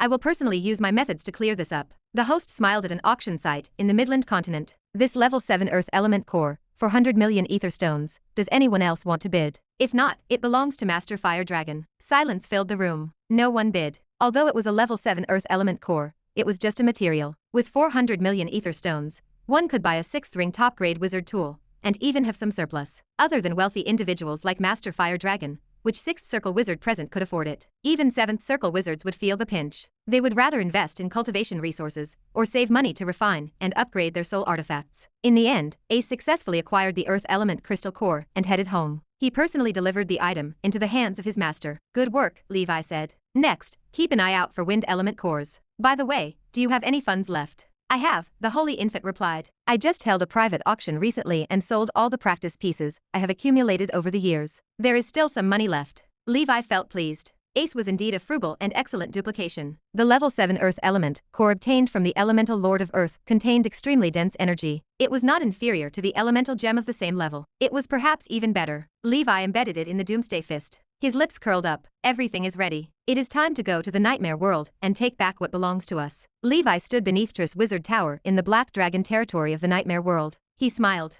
My lady, I have come to visit you. The window of the Wizard Tower opened. Triss looked down. A smile brimmed on her face. It has been 30 years since we last met. Are you not about to reach the 7th circle? Do not be afraid to hit me with the news. I can handle it. Levi smiled helplessly. How can it be so soon? It is still a long way off. At the tea table, Triss sighed. That general of gluttony came to our territory again recently. She devoured several battle groups. Now everyone is unable to commence clearing new territories. As a 7th circle, it is a bit difficult for me to kill her. Lady, rest assured, Levi replied. I came here specifically to solve this issue. Is your giant whale king corpse demon repaired? Triss asked. Levi shook his head. No, we do not need a level 7 corpse demon. Just the two of us combined can handle it. Triss saw Levi's confidence. You really are a freak. I am even suspicious that I cannot beat you now. Levi laughed loudly. How could that be possible? Let us go. We cannot delay any longer. He did not bring 100 flowers with him for this trip. He only borrowed the rare treasure struggle of the trapped beast. Not long ago, 100 flowers reached the maximum of 6th circle in spiritual force, 12 which marks branded her as well. Levi had recently come out of seclusion, and she also underwent a long seclusion. She hoped to refine her primordial soul spell to perfection before the blood battle began, preparing for the advance to the 7th circle. Looking back suddenly, 100 flowers was also nearly 800 years old. She had stayed at the 6 environments for 500 years. She should advance to below 7 Sin City in the Gluttony territory, in the land of the General of Gluttony. A woman as large as a mountain sprawled on the ground. She voraciously enjoyed delicacies, while listening to her subordinates report. General of Gluttony, I have heard that Arrogance General has been severely injured on the frontline battlefield recently, and returned to her territory to recover in seclusion, the subordinate said. The General of Gluttony devoured massive amounts of food. Her crimson tongue licked the corners of her mouth. She sneered inwardly. Heaven helps me. In this 7 Sin City, aside from the City Lord and Arrogance, I fear no one else. The City Lord has been summoned away by the Tyrant of Horror to participate in a high-level battle. His life and death remain uncertain. Now, I am the strongest in 7 Sin City. She stood up, happily slapping her belly. She planned to visit the Arrogance territory to check on that woman's condition. If she is really severely injured, she would not mind devouring Arrogance. She would use her as nourishment to advance to the mid-stage of level 7. Once she reaches the mid-stage, she will go to the Black Dragon territory and devour that woman Triss and the Black Dragon Lord. She had barely left the Gluttony territory when suddenly, a terrifying aura descended from the sky. A gigantic coliseum enveloped the area. Triss pulled the demon dragon whip from her slender waist, casually striking it against her palm. Fat woman, prepare to die. Chapter 1941. Nightmare World. Wilderness. The fat on the General of Gluttony's body bounced up layer by layer. She exuded an aura close to that of a level 7 middle stage wizard. She sneered. Triss, I did not expect that you would dare to come knocking. Who gave you the courage? Is it that elusive Black Dragon Lord of the Dragon Clan? Stop hiding. Come out now, Black Dragon Lord. Triss laughed. Fat lady, you guessed quite accurately. Lord, take action. A giant hand swept through the void. Space rippled. A figure clad in black armor, carrying a sharp tooth-shaped sword on his back, stepped out. In his palm rested a miniature replica of the Colosseum-shaped treasure. Levi eyed her steadily. General of Gluttony, are you interested in acknowledging me as your master and serving me? If so, I can overlook your repeated harassment of my Black Dragon territory. This General of Gluttony was strong. She was probably no less than the Snow Mountain Dragon King, before his advancement to the mid-stage. To Levi, killing her for materials was certainly not as worthwhile as subduing her alive. Moreover, these humanoid nightmare creatures did not have much in the way of collectible materials on them. That mass of fat had no value beyond being processed into oil, except maybe the nightmare crystals were worth some money. Levi speculated that Gluttony's form must have been shaped by the fears of obesity in some human civilizations of the multidimensional plane. As he knew, nightmare creatures named after Gluttony were not limited to this one in 7 Sin City. There was also a powerful nightmare monarch associated with Gluttony, seemingly called the Devouring Sky Demon Lord. The General of Gluttony burst out laughing. Ha ha ha, even the 7 Sin City Lord is merely a collaborator with me. You think you can take me as a slave, do you? Are you worthy? Just with that somewhat attractive witch? Triss offered a mocking retort. Lord, you are being looked down upon, huh? Levi remained indifferent. Then forget I ever said anything. I just hope you will not regret it later. Let us see the truth in the heat of battle. He had simply offered Gluttony an opportunity to live, a kindness mistreated as worthless effort. Layers of fat on Gluttony's belly contracted like compressed springs. Bang! A huge ball shot towards Levi with unimaginable speed. Take this, meatball impact.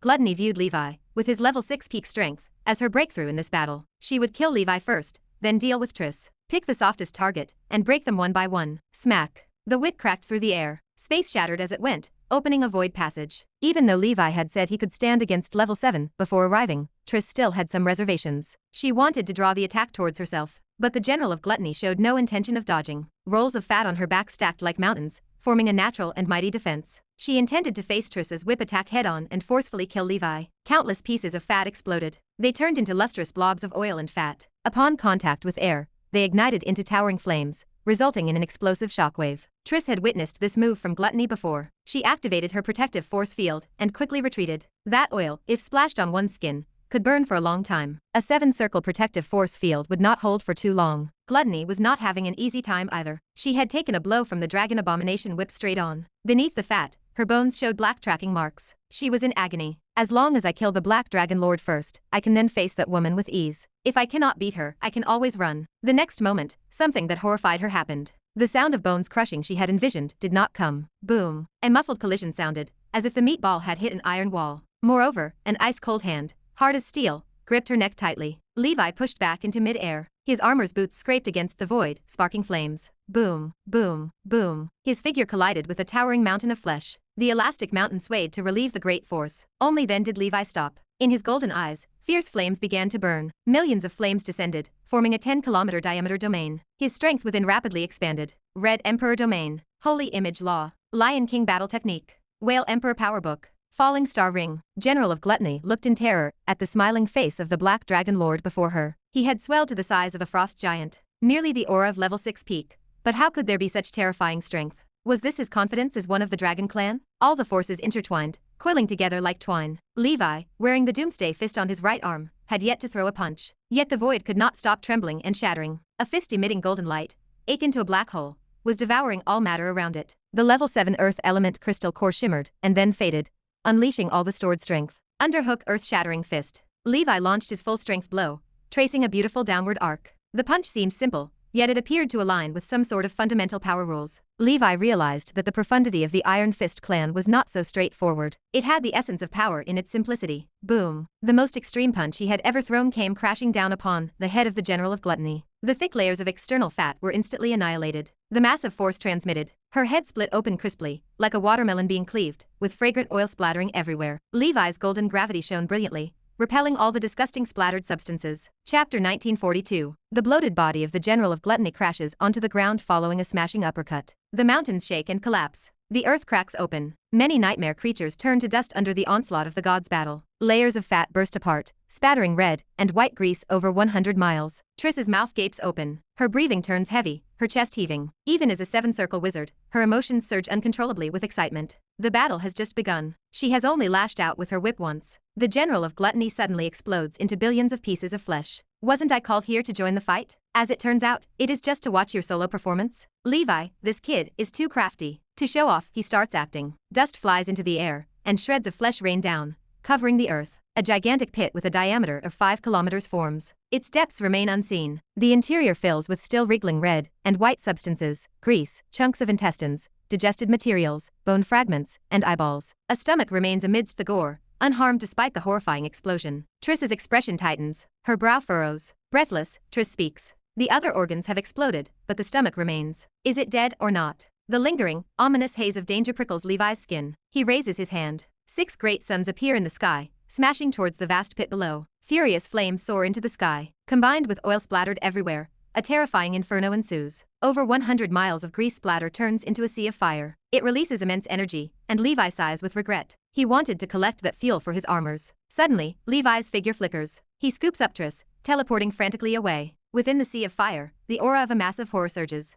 The entire Colosseum trembles. A hoarse, unpleasant female voice rings out. Black Dragon Lord, you must die. The most perfect body that I toiled over for thousands of years to create, destroyed just like that by you. A red semicircular flesh ball, with a diameter spanning hundreds of meters rises into the air. It stands surrounded by boundless flames. Its surface opens thousands of human eyes, all filled with immense resentment, staring at Levi. Levi sets down Triss, focusing his gaze. The lady's face flushes red. Her voice quivers. Is this a stomach? Levi nods. Yes, this guy is not dead. That punch just shattered its fabricated outer shell. Its true form remains unharmed. I was wrong. Gluttony is not a humanoid nightmare creature. It is truly just a stomach. He had thought this stomach was rare material burst forth from the General of Gluttony, and he almost collected it. However, he has not seen the monster's true soul yet. With the reminder from danger perception, he ultimately resisted the urge. Otherwise, he would have definitely fallen prey to the feigned death and subsequent sneak attack from the General of Gluttony. Triss laughs. Goodness, that scared me. I thought you had become so powerful that you could kill a level 7 with one punch. Levi had been puzzled as well. His punch possessed power, but it should not have been capable of one-shotting a level 7. Let us be careful moving forward. As she speaks, Triss lashes out with her whip. Behind her rises the towering figure of the medicine girl witch form holding a medicine basket. Her figure is graceful and stunning, adorned with 15 witch marks, radiating 7-colored brilliance. Of those, 12 are 6th ring witch marks and 3 are 7-circle witch marks. Generally speaking, mastering 3 witch marks that match one's realm, and reaching the standard in spiritual force, qualifies a wizard for senior status. Learning primordial soul spells of the same realm imprints witch marks. Learning lower realm spells simply counts as mastering a new spell. It is not enough to imprint a witch mark. Levi notes that Triss is indeed formidable. Just 220 years after reaching the 7th circle, she has already fulfilled the condition for primordial soul spells. All that remains is to raise her spiritual force, and she would attain senior 7th ring status. In the 7-ring realm, breaking a minor threshold every 2 to 300 years is already top-level talent. With such potential, advancing to the 8th circle is very hopeful. Of course, she still cannot compare to Levi. After all, Triss's age is twice that of Levi. The monster Levi dubbed the stomach of gluttony splits open a huge gap, endlessly spewing out grease, further intensifying the sea of fire. Medicine Girl surrounds herself with a black silk scarf, repelling the sea of fire, as innate spells follow her whip strikes targeting the stomach of gluttony. Triss has cultivated the soul artifact known as Black Secret to the 7-ring realm. Its power is considerable. Meanwhile, 9-colored divine light illuminates the heavens and earth. Amidst the rising whirlwind and surging clouds, the 9-headed emperor dragon descends from the sky. The longsword of the emperor slashes down. Sword chi cleaves through the sea of fire as man and dragon dive into the blaze. What a pity. This creature fooled me into wasting a big move. Levi is confident that had an ordinary 7-circle wizard taken that punch head-on, they would end up shattered, leaving only the primordial soul to escape. Levi and Triss, taking advantage of their wizard forms suppressing the stomach of gluttony, each cast their primordial soul spells. Thunder Dragon Skill. Fish Dragon Technique. A pitch-black thunder dragon and a blue fish dragon plunge into the sea of fire, resulting in a deafening explosion. Electric light fills the air with electric snakes writhing chaotically. The fish dragon transforms into a flood torrent,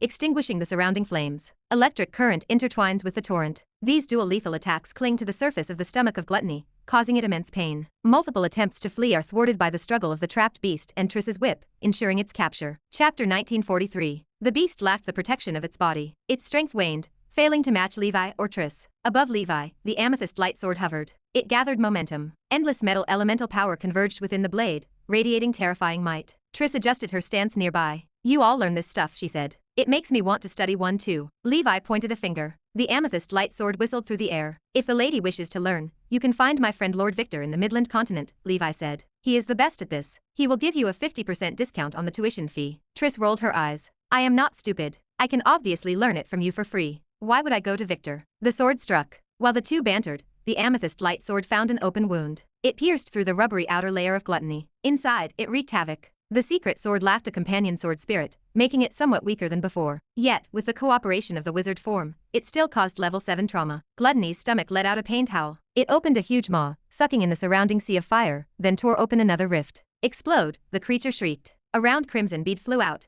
detonating instantly. The dreadful power knocked back the medicine girl, the 9-headed emperor dragon, and the thunder emperor. Their forms grew faint. The blockade of the struggle of the trapped beast opened slightly. "Black Dragon Lord, I will not let you off." Gluttony's stomach slipped into the fissure in the void. A purple crucible emerged, radiating intense light. It sucked the creature inside. "Damn it," the creature roared. Inside the purple holy crucible, Gluttony's stomach bounced like a ball. It hit the magic array patterns carved on the sides, lighting them up. The crucible trembled without stopping. Because this was a top-grade wizard tool, it did not shatter on the spot. Even top-quality wizard tools would have broken immediately. Levi spoke with a grave tone. "Lady, prepare for the final strike." The medicine girl flew to the side of the crucible. Her whip rose, and magic spells twined dazzlingly around it. The 9-headed emperor dragon and 4 earth spirit soldiers surrounded the purple holy crucible. The emperor stepped on the back of the 9-headed emperor dragon. He erupted like golden lightning from the ground. His form vanished into the void. He rose higher and higher. His aura grew overwhelming. Rock ascends to the 9th heaven. Rock's mighty sweep across the skies. Crack. The void shattered. The emperor descended, unmatched. The air of unequaled dominance coiled around the emperor's sword. Sacrifice life for justice. Fight against heaven and earth. He combined moves from the warlord catalog and the eagle divine scripture, executing the ultimate sword strike. The crucible opened a gap. Gluttony's stomach leaped out, pleading in a panic. "Black Dragon Lord, do not kill me. I will submit to you." Levi sneered. Too late. Boom, boom, boom. Led by the chaos sword energy, the demon dragon whip, and the 9-headed emperor dragon's attacks, the forces bombarded the target. An energy shockwave swept through heaven and earth. It surpassed the power of Levi's previous underhook earth-shattering fist. Clouds scattered. Below, rocks lifted and shattered. Amidst the attack, Gluttony's stomach let out a heartbreaking wail. Its half-moon-shaped flesh tore, scattering across heaven and earth like patches of torn cloth. A faint true soul floated out. Leon had been waiting. He ensnared the soul with a spider web and secured it. "Heave-ho, Leon. Strike," Levi shouted. He estimated that after this wave, once Leon digested all the stored soul cans, the creature would be close to ascending to level 7. It seemed that as long as there were enough soul cans,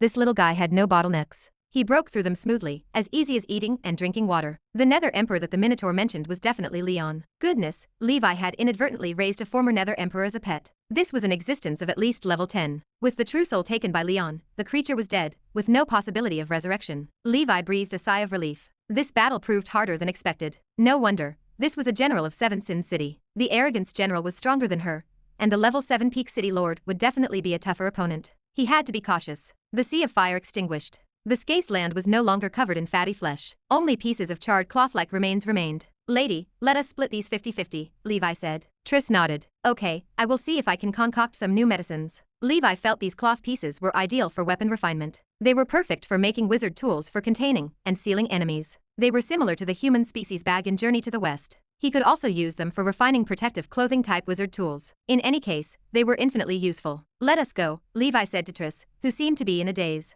The commotion of this battle was too great. It was not advisable to linger. Triss nodded. She had merely said it offhandedly. But after today's battle, she realized that if Levi unleashed his full strength, he would not be inferior to her. Perhaps he even surpassed her. Scenes of their first meeting hundreds of years ago flickered in her mind. She saw that cautious third circle wizard. Looking back unexpectedly, the gap between third circle and sixth circle was about to be closed by him. Henceforth, it would be a one-sided crush. The scariest part was that she herself was a genius. Her cultivation was not slow. Otherwise, the Black Abyss Walker would not have noticed her and taken her in as a student. Chapter 1944. Ah, it is truly like a dream. Triss sighed softly. Levi looked toward her. What is wrong, my lady? Triss shook her head and remained silent. After a long pause, she spoke again. Nothing much. I am just feeling that time is a butcher's knife. I am getting old. Levi laughed. What are you talking about, my lady? By the standards of mortals, we are all old fossils. By the standards of wizards, we are in our prime. Moreover, as long as we are not nearing the end of our lifespans, we continue to grow. With the accumulation of knowledge and the increase of spells, wizards grow stronger with age, not weaker. Why would you even speak of growing old? Triss hummed. Forget it. A freak genius like you would not understand. Levi shook his head. I am not a freak. Several days later, the nightmare world stretched out as a chaotic wilderness outside the Black Dragon territory. Kill them. Exterminate the insects. The command echoed through the air. Protect the Black Dragon territory. The blood-sucking demon dragon led the Dragon Palace forces. The faceless infant dragon commanded the nightmare creature army. They battled against swathes of dark clouds. Brilliant spell-like abilities lit up the gloom. The black storm followed the dark clouds like a shadow. Closer up, the dark clouds resolved into legions of nightmare creatures. They were the size of hounds and resembled locusts. Their bodies were gaunt with sharp teeth. Their heads varied in bizarre ways. Some bore emaciated human faces. Others took various animal forms. Most of these nightmare creatures possessed less than level 1 strength. Only a small portion reached level 2 or level 3. They were known as famine worms or nightmare locusts. Individually weak and easily exterminated, a single swarm often numbered in the millions. At intervals, they erupted en masse in the nightmare world. They decimated everything in their path, if not swiftly eradicated. Even the nightmare mother trees. Although the famine worms were frail, they amassed into swarms to create powerful negative energy storms. This made them difficult to completely eliminate. Moreover, they laid an exceedingly large number of eggs throughout the underground of the nightmare world. This made them impossible to fully exterminate. The locust disaster cycle included minor, median, and major occurrences. The minor occurrences every 100 years remained small in scale. Most nightmare lords could easily overcome them. They even reaped a large harvest of nightmare crystals to fertilize the main trees. The median ones every 1,000 years brought incredibly large swarms. These could easily sweep over most small and medium-sized multidimensional planes. The swarms birthed terrifying special entities known as famine predators. These creatures held powers above level 6. The major ones every 10,000 years brought enormous upheavals to the nightmare world. They formed ultimate locust disasters capable of ravaging large plains. They possibly even spawned famine tyrants and famine queens. These rivals equaled level 9, or even level 10 strongmen. With each major occurrence, territories of nightmare overlords were swallowed by the locust disaster. For the original inhabitants of the nightmare world,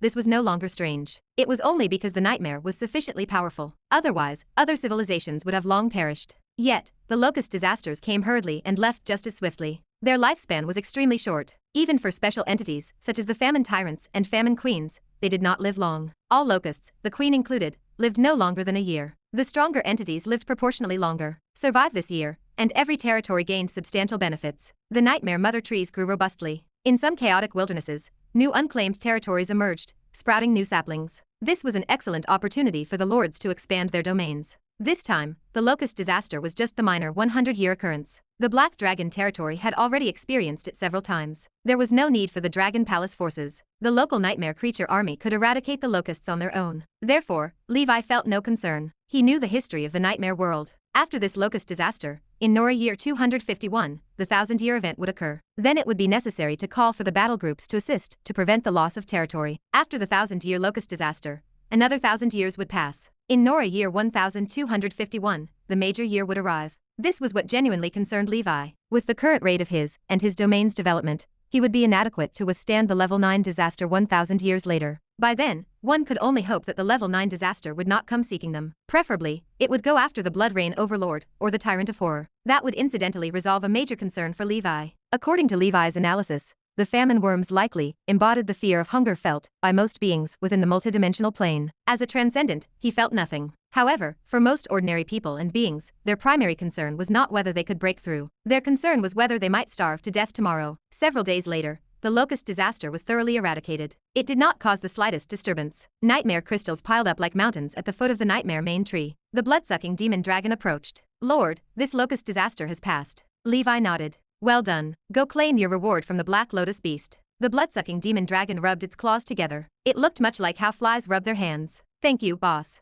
After consuming a few more dragon scale fruits, it felt it could make a dash for the level 6 middle stage realm. It would catch up to the pace of its elder brother, the Black Lotus beast. In recent years, their youngest sister, the faceless infant dragon, had advanced as quickly as if taking steroids. It rapidly caught up to them, which caused the dragon considerable anxiety. 5 years later, Nora year 156. The Land of Darkness, the Saron-Pan Plain, Chapter 1945. In the depths of space, far from Nora, lies a white world. The middle-level plain bears the name Wind Country. Storms encircle this world without ceasing. The crystal wall at the edge of the world fills with cracks, stretching and devouring under an invisible force. Wind Country is the homeland of the Wind Spirit clan. The race holds a natural ability to control the flow of air. The capital, Kulkan, sits in silence. All the wind spirits kneel before the corpse of a giant beast spanning miles. Mourning permeates the desolate air. The wind spirits possess bodies as soft as marshmallows, changing shape at will. They lack feet, relying on swirls of air like fish tails to float in the void. The leader, a level 6 expert and high priest of the clan, issues divine decrees. The high priest addressed the mourning spirits. The dragon god of wind has shed its mortal coil. It steps into the divine kingdom within the astral world. All wind spirits, bid farewell to the wind god.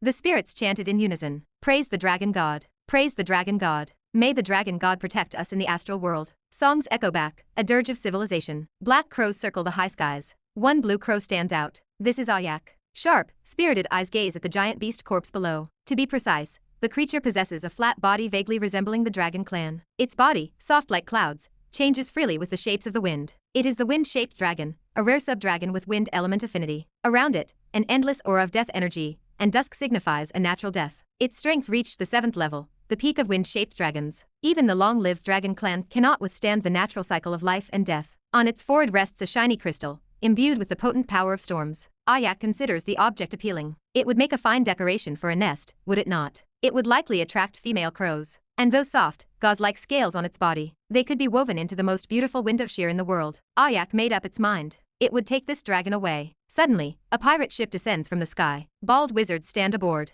Who else could they be but cave wizards? The captain signaled his men. Ha ha ha, so many alien races. Catch them all. Sell them on the black market. We are going to make a fortune. Wait. There is even a level 7 sub-dragon corpse. Jackpot. The crew cheered. Yeah, it has been tough. Finally, a good haul. Ever since the water general died, life has been harder. The nightmare black dragon, our boss, acts so unpredictably. He is impossible to serve. On the pirate ship, 2 sixth circle cave wizards and a group of intermediate wizards stand fully armed. Murderous intent radiates from them, proving they emerged from battlefields stained with blood. Follow me to the fight, lads. Let us show those barbarians how fearsome wizards can be. The cave wizards charged down. The wind spirits, just emerging from their grieving state, showed not a hint of will to fight in their eyes. An ancient parable states that the fall of the dragon god also marks the end of Wind Country. Resistance carries no meaning. They have no future left. Just as the cave wizards began their assault, a sudden change occurred. An iceberg appeared from nowhere, smashing their pirate ship. Lights flashed brightly, and their low-quality protective array shattered quickly. A giant ice giant sword hundreds of meters in length slashed down. The pirate ship split in half. At the hilt of the great sword stood a beautiful blue crow, poised and calm,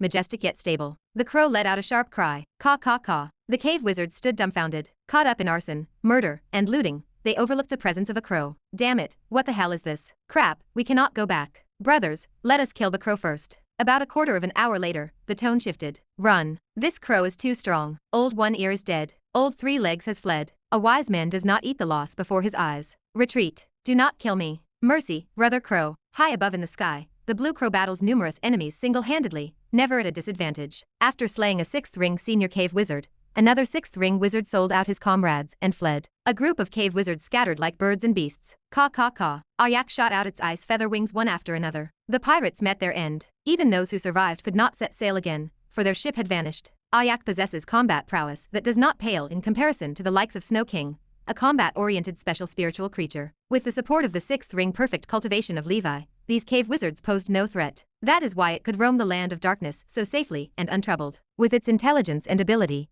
unless faced with a 7th level existence, no one could keep it down. The wind spirits gazed upon the handsome and heroic blue crow with shock. This creature stood as the strongest being they had ever seen, aside from the wind god. The wind spirit clan leader greeted the crow in their wind spirit language. "Thank you, crow god." The others expressed their gratitude as well. Could it be that the crow god serves as an incarnation of the dragon god come forth in a new life? Indeed, otherwise how could such coincidences exist in this world? No wonder the ancient prophecy stated that when the dragon god falls, and the world meets its end, a heavenly destiny divine bird will come to our salvation. Was it mentioned in the prophecy? I never heard of that. Do not bother with the details. Just praise the crow god and be done with it. The wind spirits chattered amongst themselves. Ayak could not understand them, but it instinctively felt they must be singing its praises. Chapter 1946. Ayak did not want the body of the level 7 dragon clan to fall into the hands of the cave wizard. Ayak gripped the prize tight. "This item belongs to me." Following its master's instructions, it spat out a miniature airship. At the prow, a projection of Gandalf with a kind and benevolent face emerged, speaking in the common language of wizards. "I am Gandalf, from the wizard world. Due to the irresistible force of the interplane confluence, your civilization may be heading towards destruction. Those who wish to survive, please board this ship. The airship's automatic navigation system will lead you to the new worlds. There shall be the new home for the Sauron Panplane all clans." This pre-recorded message helped rescue innocent small and medium civilizations. It could also trick more labor forces into coming to the ancient Dragon Continent to work and participate in the blood battle. These airships lacked any protective systems, acting mainly as simple transportation. The isolated Wind Spirit clan had no grasp of the common language of wizards. However, the ship appeared to be the Noah's Ark bestowed by the heavenly destiny divine bird to save them. Ayak opened its mouth. Its belly, resembling a bottomless dimensional pocket, swallowed the enormous body of the giant dragon before it slowly departed. God has taken away its past life. The dragon god has reincarnated as the crow god. Praise the crow god. The wind spirit clan hurriedly boarded the ship. A warrior glanced at the crowded deck and turned to his leader. "Clan leader, the airship cannot fit everyone." The clan leader waved a hand, dismissing the concern. "It can fit. We are the wind spirit clan. We are air, so we can just squeeze a little." Ayak embarked on its journey once again. In the vast land of darkness, it traveled alone for 80 years. The legend of the heavenly destiny divine bird might spread across many more small plains. The Midland Continent. Dawn Tower. Victor opened his eyes. His 6th circle maximum spiritual force swept out. "This is my limit. What a pity. I still do not have enough primordial soul spells. I have only mastered 3, and the pass mark given to me by my true self is 12. Although he reached 12, there was no need to strive for excellent or top-grade spells like his true self did. Any spell that enhanced the power of the secret sword sufficed. The 3 spells he mastered all supported the 6th circle level. 6th level metal enhancement, advanced sharpness, and metal uprising drastically enhanced the power of the secret sword, stacking and strengthening attack power. If you can slay the enemy with one sword strike, there is no need for defense. This is the sword sect's ideology and confidence. It remained necessary to master a few protective spells and escape spells to increase the success rate of assassination. In addition, to increase the killing power against demons, Levi arranged a light sect spell for Victor, called Holy Light Wrap. The name implied enshrouding the blade with holy light attributes, so that stabbing demons would result in critical hits, making each strike a blazing fire. Gandalf came to visit. He beamed, his face lighting up. "Victor, the once-in-a-millennium Roger banquet is coming up. You must have received an invitation. Are you going to attend?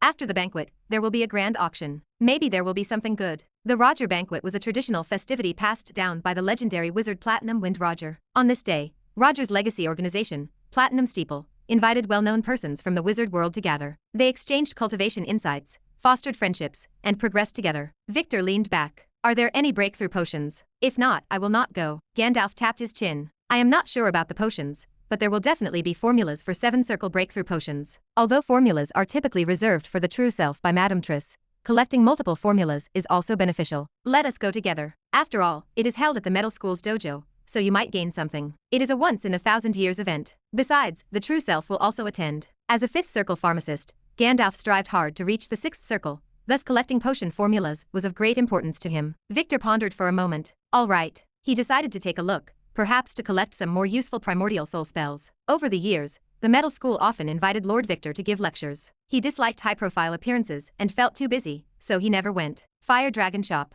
Gandaph called out. Ace, let us go to the auction. Even Victor is attending. Standing with his hands behind his back, Victor saw a plain black bag tied to the waist of the Holy Infant. It has been a few years. What new wizard tool have you refined? The Holy Infant chuckled. This is the bag of gluttony. It is very powerful, refined for myself. The very first storage item that the Holy Infant used at the beginning of his wizard journey was called the bag of gluttony. It represented a kind of remembrance and sentimentality. The Holy Infant continued. I happen to be short on some weapon refinement materials, so let us go together. With more people, if we encounter an assassination attempt by the Council of 10,000 clans, we will have someone to look out for each other. By the way, Gandaph, how is your 10-winged heavenly dragon body tempering technique coming along? Gandaph sighed. This body tempering technique is indeed much harder than the 8-armed demon god. I have been cultivating for over 30 years and only reached the 4th circle realm. To fully master it, I am afraid it will not happen until the 7-ring realm. Levi and Elsie hurried to follow before departure. Master, we also received an invitation, haha. The Holy Infant smiled. Then let us go together. Both women had recently advanced to the senior realm of the 6th circle, with greatly enhanced strength. With their 2 swords combined, they could fight at the level of 6th circle perfection, and they also made good bodyguards. Every time the Holy Infant set out, he mentally prepared to be targeted. The group of 5 boarded Gandaph's leading airship, the Phantom 60, and quickly set off towards the Bronze Realm. At this grand gathering, the invited primordial soul wizards were basically all geniuses. It promised to be quite lively. Ancient Dragon Continent. Training ground. Levi muttered an incantation. With a palm strike, a pillar of fire infused with searing flames, and a metal melt flow shot into the sky, dissolving everything in its path or casting it into a river of molten metal. The power is commendable. As a dual faction, it is even stronger than the 6 Suns' continuous explosion at the same level. Moreover, for me, the difficulty of cultivating dual faction magic is not much higher than single sect. In the future, I should collect more of these spells. In the past years, he managed to grasp the Earth King's blood, destruction melt flow, holy flame giant, and shining eye. He refined all 4 grand spells to level 13 standard, just shy of breaking through to the 6th circle with some more refining work. The Nightmare Dragon breathing technique also broke through to the level 6 mid-stage, with the diameter of the Nightmare domain reaching 6 kilometers. This meant that the duplication of the Nightmare had a wider range of activity. The duplication of the Nightmare was powerful, but the limitations were large and enemies could easily avoid it, so it was necessary to expand the range as much as possible. High above the sky, Madame Triss's pink airship floated along. She urged, Levi, hurry up. Levi replied, coming. It is a shame 100 Flowers is in seclusion. She will miss such an exciting event. If it were an ordinary wizard gathering, Levi would not be really interested. But the Roger banquet was something he wanted to see for himself. He wanted to learn more about this extraordinaire, who created the infinite primordial soul method. Platinum Wind Roger, one of the greatest legendary wizards after Sauron. Chapter 1947. Ron's Realm. Within the realm, there stands a metal mountain range 100,000 meters tall. It gleams with the luster of platinum. This is Roger Mountain, one of the spectacular wonders left by Roger. Legend calls it a treasure. However, from ancient times to the present, no one has taken it away. At the foot of the mountain, the Millennium Roger banquet is underway. The banquet site is enveloped in an unbreakable primordial soul level array. Only those with invitations, who present proof, are eligible to enter. The banquet lasts for 3 days. On the first day, the main event is the Platinum Steeple hosting a simple feast where everyone drinks and chats. On the second day, there are free activities, socializing, and the exchange of cultivation insights. There is also the thrilling Roger martial arts competition, where one compares spells and skills. On the third day, there is free trading and a large-scale auction where good things always emerge. The Phantom 60 airship floats slowly in the air. The Midland feasting squad has arrived. Oh ho ho, delicious food. Gandaph is here. The socialites arrive and immediately attract everyone's attention. Because of the achievements of the 3 avatars over the years, as well as the influence of the Ancient Tower ranking and Wizard's ranking, Victor, Gandaph, and Master Fire Dragon are called the 3 heroes of Gondar City by some. The arrival of all 3 heroes, especially Victor, gives the organizers from Platinum Steeple some inward satisfaction. The light of the nomadic wizards, Gandaph, Fire Dragon Ace, Don Divine Sword Victor, one wizard whispers to a companion. Tisk, this Roger banquet is indeed a rare gathering of wizards in the wizard world. All 3 of them are here. Isn't it? His companion replies. I have a nephew who begs me daily to find Victor,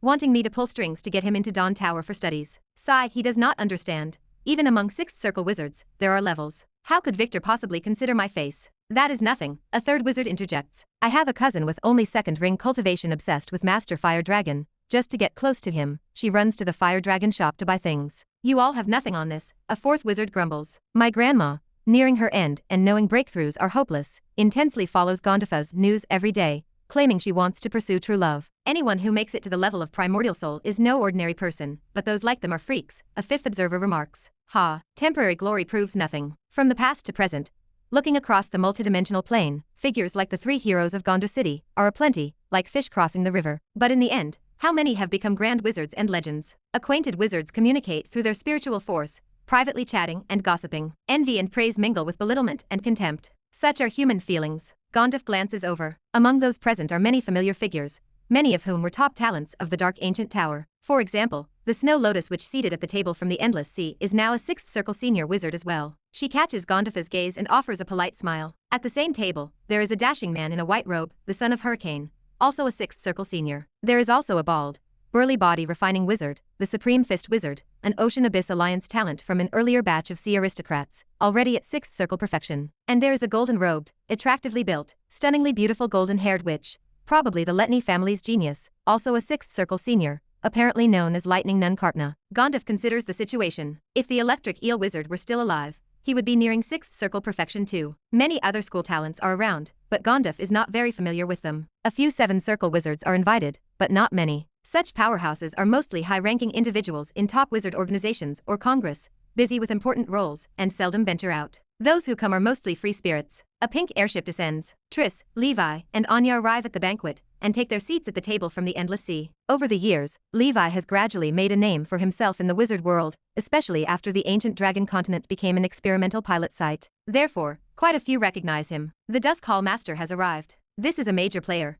reviving the nearly extinct Night Path to level 6, quietly establishing the Dusk Holy Temple, and even the Supreme Council is paying great attention. What? A wizard asks. Knights can reach level 6 now. Weren't the strongest only level 1? Have I been secluded in intense cultivation for too long, becoming out of touch with the times? You do not know yet, an informant explains. Now the ancient Dragon Continent is designated by the Congress as the Night Talent Training Pilot Site, and it has been formally recognized. Oh, and the ancient Dragon Continent is also a mechanic pilot base and Chi Sect talent incubation base. Impressive. Such a small ancient Dragon Continent has 3 completely different extraordinary paths, and all are quite promising. SHH, this young man is rather formidable, the first wizard whispers. My impression of knights is still stuck on those low-level wizard escorts. Moreover, this Levi, although he seems to rarely take the lead, is actually close with some of the top talents like Gandaph, Ace, Victor, and Alexandra. These young elites of Midland have a good relationship with him. He is also a VIP alongside Triss. Some of the more traditionally secluded old practitioners cannot help but look toward Levi.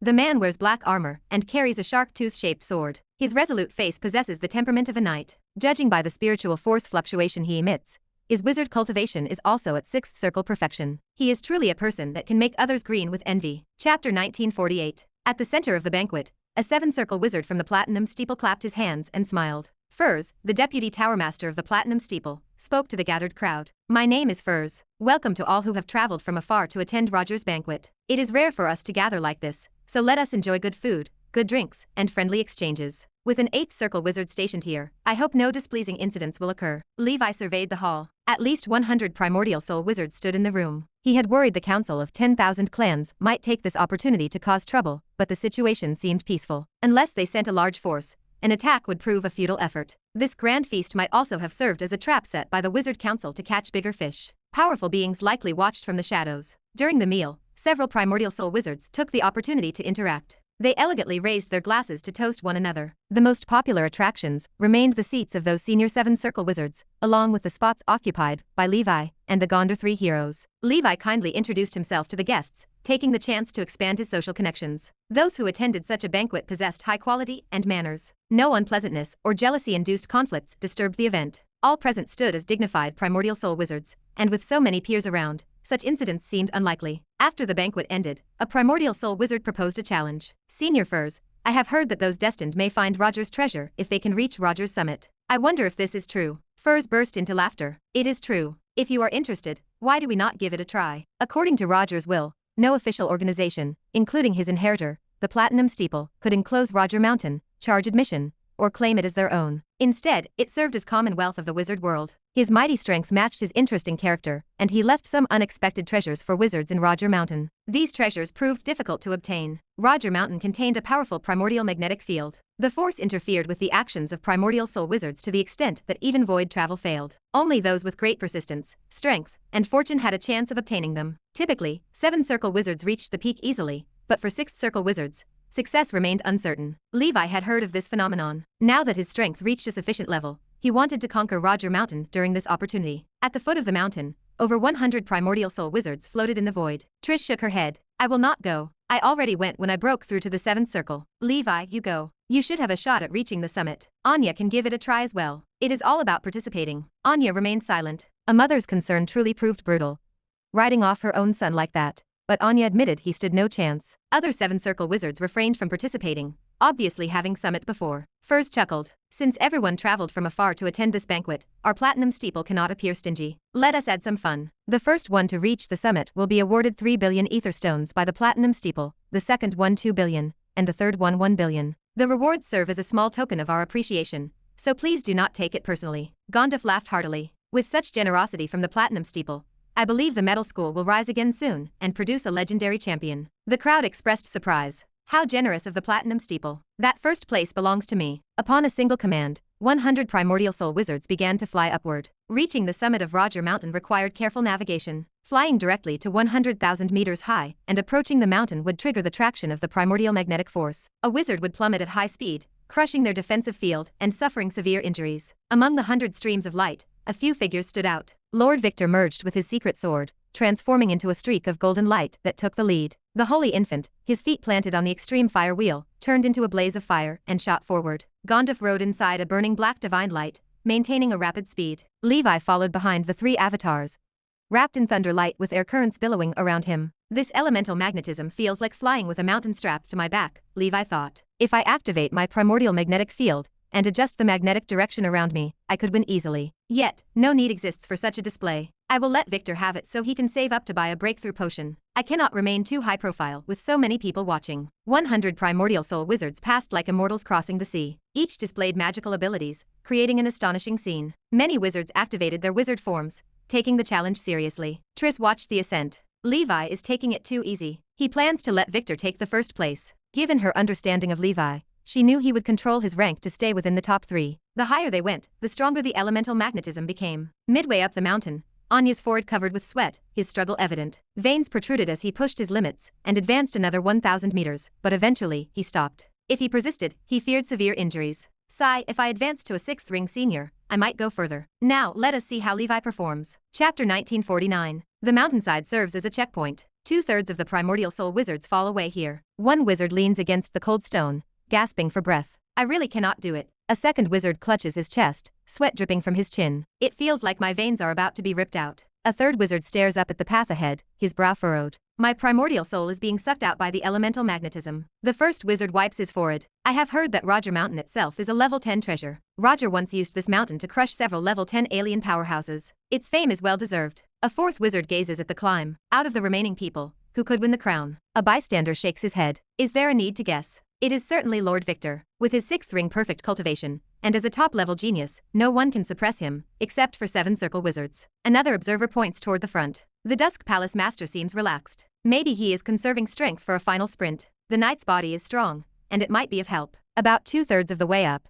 top-level geniuses with 6th ring senior cultivation, like the Son of Hurricane and the Snow Lotus Witch, resign in helplessness. Both Alexandra and Elsie step down as well. Snow Lotus Witch watches the towering figure of the black armored swordsman from behind. He is becoming stronger and stronger. No ordinary person makes Madame Triss move to live in the ancient dragon continent. The Son of Hurricane sighs, his eyes showing a reluctance to admit defeat. My cultivation is no weaker than Fire Dragon Ace, but his compass-shaped top-grade wizard tool helps him offset a lot of elemental magnetism. After flying for a while longer, the Holy Infant and Gandaph feel the strain. Less than 20 primordial soul wizards remain. Essentially, all are at 6th ring perfect cultivation. Holy Infant activates the purple extreme Saint Dragon Witch phase, riding the dragon further ahead. He stops, having climbed 4/5 of the way. His prowess lies in his wizard tool. He is fine for slaying foes, but it offers little assistance in this scenario. It seems only those with 6th ring perfect cultivation have any hope of reaching the summit. Gandaph summons the white elephant and merges with it, reaching 5/6 of the way before stopping. If nothing unexpected happens, the champion and the runner-up should be Lord Victor and myself. Next to Gandaph, the Supreme Fist Wizard looks on in disbelief. He is only at 6th ring senior cultivation, and he has climbed nearly as high as me. He has not even used any wizard tool. In body refinement, I am inferior to Gandaph. After I return, I need to focus on seclusion and training. He feels no envy. In his early years as a nomadic wizard, he fought his way up. He joined the Ocean Abyss Alliance, and he feels a favor toward Gandaph, the light of the nomadic wizards. At the 6/7 mark, only 10 6th circle wizards remain, all with perfection. They promoted a long time ago, and their spiritual force sits near the maximum. Lord Victor begins to struggle. The shift registers in the mind of Levi, who ranks 9th. Suddenly, a sixth circle wizard with perfect cultivation brings out a compass-shaped treasure. Ha ha ha, the first place is mine. The compass-shaped wizard tool emits strands of elemental magnetism, counteracting the force of Roger Mountain. He accelerates, violently overtaking his rivals. The spectators below gasp as he surpasses Lord Victor. That is the rabid wizard. He wields a rare 6th level elemental magnetic treasure, a master of concealment. Damn, I bet on Lord Victor. It looks doubtful now. Elated, Anya's expression changes. Anya thought Lord Victor had it in the bag, yet a dark horse emerged. Triss narrows her eyes. Levi must be anxious now. Indeed. Seeing the 300 million prize slipping away, Levi stops holding back. Golden gravity radiates from his body. The primordial magnetic field activates. Boom. An unimaginable golden light soars up like a rocket. One by one, he overtakes them. The rabid wizard is less than a kilometer away from the finish line. He is ecstatic. Then, his smile freezes. A golden light overtakes him, leaving behind a silhouette of a figure shouldering a shark tooth-shaped sword. Is it him? How is it possible that he caught up? That is the primordial magnetic field. He mastered such an obscure technique. My 300 million. At the summit, Levi looks at the rabid wizard, who came in second. His expression remains calm. The rabid wizard, drenched in sweat, offers a wry smile. Impressive. I believe you are the Golden Dominator, right? Levi smiles faintly. A mere insignificant title. You did exceedingly well too. Lord Victor reaches the finish line in third place. Levi feels delight. He and Lord Victor will split 400 million ether stones. Below, Anya breathes a sigh of relief. That is good. I was saying, how could Levi be so slow? Triss smiles. She discovers that she still knows Levi quite well. Furs arrives at the summit and distributes the rewards. Sir Levi, you have certainly kept your strength hidden. Furs thought Lord Victor was a sure win. He did not expect a dark horse to emerge. Then, he thought the dark horse had won, but Levi turned out to be the biggest surprise. Levi thanks him with a smile. Many thanks for your generosity, senior. Furs nods. A total of 7 reached the summit. Go and observe the statue now. Good luck to you all. Only on the first observation is there a chance to gain Roger's treasure. At the summit, Levi approaches the statue. Roger's image is that of a middle-aged wizard with a beard, an air of casualness about him. He stands leaning on a longsword, his gaze turned toward the sky. Levi murmurs in his heart. Junior Levi greets the senior. Suddenly, his consciousness becomes hazy. He opens his eyes and finds himself in the vast expanse of deep space. Chapter 1950. The resplendent colors formed ripples. They spread out like a vast ocean, with stars nestled within them, like a solitary boat. On the deck of a small ship, a wizard stood wrapped in a golden cloak. He wore silver armor and gazed at Levi. His eyes held the depth of a starry sea. His features were resolute. A natural air of dominance radiated from him, compelling one to prostrate in worship. Congratulations on perfecting the infinite primordial soul method, successor. This was, without a doubt, Roger. Shock flooded through Levi. Was he the fated one, with hope of obtaining some treasure? The infinite primordial soul method originated with Roger himself. Levi had condensed the infinite primordial soul. This projection was likely set in advance by Roger. It would only trigger upon satisfying certain conditions. Condensing the infinite primordial soul might be one of those requirements. Greetings, senior. Levi spoke across the span of countless eons to the mighty figure. Roger spoke. Before you and excluding myself, only 2 have mastered this cultivation method. Levi asked who the other 2 were. Roger smiled. One of them is the deep blue sage. There is no need to mention the other. Regret crossed Levi's face. It is a pity that the deep blue sage has perished. Roger shook his head. Child, legends do not perish so easily. They might simply be reborn in some way. There is no need for sorrow. Levi asked what of the senior now. Roger answered. Me. I have indeed died. Before I became Roger, I was once known as Magnetic Storm Emperor Sars. Roger is just my second life. At best, I am now merely an artifact spirit within Roger Mountain. Levi's heart leaped. The Magnetic Storm Emperor was a legendary wizard from an era even earlier than Roger. Levi asked if the senior was suggesting that legendary wizards had grasped the method of transmigration and rebirth. If the undying bird could remain immortal by constantly undergoing reincarnation, it was not impossible for legendary wizards to do the same. Roger said. Soren's true understanding of wizarding, this legendary forbidden spell, has given legendary wizards a second chance to reprove the truth. However, without other opportunities, they can only reincarnate twice. This is to say, for 20,000 years. Of course, the timing of this second transmigration is a choice that the legendary wizards can make themselves. It could be in 10,000 years, or 100,000, or even 300,000 years later. Levi felt profound shock. It had to be Soren. It was astounding. Roger continued. Soren once said that starting from the foundation of the Wizard Council, the 3rd millennium will mark the most significant upheaval in the wizard world in a myriad of years. It is unseen for millions of years. Child, the era you are living in will be a crucial moment for the wizard world, a time where survival and destruction are at stake. Throughout the history of the wizard world, many awe-inspiring legends have emerged. Some of them, following Soren's guidance, may reincarnate in this grand era. Next, you will witness an incredibly powerful wizard world. You are not just a participant of this era, you might very well be one of its leaders. Do not doubt, for you are one of Soren's fated individuals. In his words, you and he are the only two foreigners across the multidimensional plane. Do you understand? Levi's heart surged with emotion. He had already preliminarily concluded that Soren was a transmigrator. Now, it appeared his speculation was correct. Neither he nor Soren originated from any world within the multidimensional plane. They came from the same universe and homeland, Earth. After calming his emotions, Levi asked what the current status of Soren was. Senior, why did you not save your second transmigration for this golden era? Perhaps, you could have had the chance to reach level 11 in this age. Roger sat down. He spoke with undisguised envy. I wish I could have. But the era I lived in faced the greatest crisis in wizard civilization. The threat of the blood battle and many Federation wars of independence, the rise of the Amethyst Saint. If I did not seize the chance to reincarnate and become a legend, the great ship of wizard civilization might have sunk. Endless respect rose within Levi. Roger's boldness and spirit were not something ordinary people could achieve. In the current era, wizard civilization already boasts over a dozen legends. The Great Council President Amon is one of the foremost powers in the Panplane. We are now stronger than we ever were. So, Senior, you can rest at ease. Roger replied cheerfully. I am quite at ease. I have seen the deep blue sage. I can feel the great ambitions in his heart and his care for wizard civilization. A civilization is inherently imperfect. You might see plenty of darkness and imperfection as well as witness much decay. However, in this multidimensional plane, every insignificant individual cannot do without civilization. I once believed that if I were strong enough, I could dominate the universe and single-handedly determine the fate of ages. During the era of Roger, in my prime, I came closer to level 11 than any predecessors, save for Soren. Until I saw higher vistas, I did not realize my thinking was wrong. The multidimensional plane acts like an ocean. Civilization is the ship within it. Without a captain, there can be no sailors. Without sailors, one cannot set sail. Nora is our ship, and every life within it is a sailor. Levi nodded in agreement. I understand now. Seeing you today has resolved many of the doubts in my heart. Roger laughed. You are welcome. Who would have thought that the salvation of Nora would be in the hands of two foreigners? Chapter 1951. Roger shook his head. He looked toward the distance. I really do not know. My level remains far from that of the ancestor of wizards. Only he holds the influence to grant us legendary wizards a second life. When you ascend to legendary status in the future, you can seek out the answers yourself. Levi spoke, his expression thoughtful. I understand. Do you have any other instructions, Elder? Roger looked toward the water. Do you see the colorful sea beneath me? Levi nodded. Roger continued, his voice calm. This is a magical place I encountered when I was traveling beyond the Panplane, which I call the Rainbow Sea. There, I witnessed the creation of a legendary artifact of the Metal Faction, which I named the Dusk Spear. Before I left, I used legendary spells to hide the Dusk Spear within the Rainbow Sea. According to my estimation, it might come into being during your era. You may take it if you have the chance. But remember, it is best to refine legendary artifacts after reaching the realm of a Grand Wizard. By then, you should have understood which path you will take. Levi sighed. The conversation with Roger today was full of shocking revelations. Elder, I will do my best to retrieve it,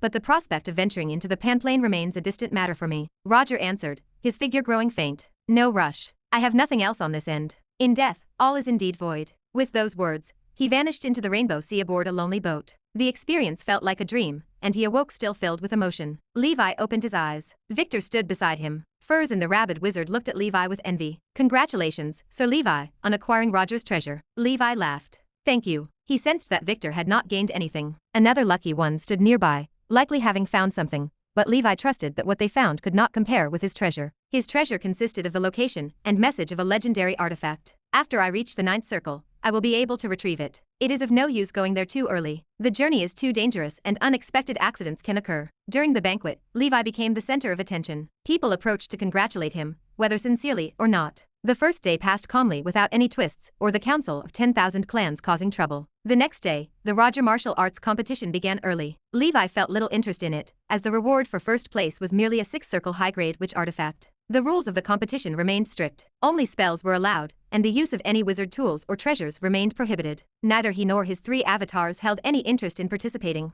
Their bodies remained equipped with top-grade wizard tools, rendering them uninterested. However, other wizards remained quite interested. Anya also participated, but did not place. There was no helping it. All those who could come were geniuses, many with higher cultivation than him. Triss comforted her son. It is okay. Participation is what matters, not the rest. For Levi, the biggest gain of this journey remained his conversation with Roger. The third day, the auction began as scheduled. Including the recent rewards, Levi now possessed 1,500,000,000 ether stones. All 3 avatars also held a significant amount, and altogether, they could easily gather about 3 billion. If necessary, Levi could also borrow from Triss. Overall, as long as he needed something, he felt confident he could win the bid. It seemed likely that none of the 6 circle, or even 7 circle wizards present possessed more wealth than him. I wonder if there will be breakthrough potions. Levi had, after much persuasion and pestering, spent 1 billion ether stones to acquire a breakthrough potion formula from Triss named Flame Demon's Furious Roar. It was another delightful recipe requiring exploitation of demons, which could increase the breakthrough success rate by 16%. Levi asked Triss why her potions always related to demons. She explained that the Black Abyss Walker taught it to her. It comprised a series of demon potions,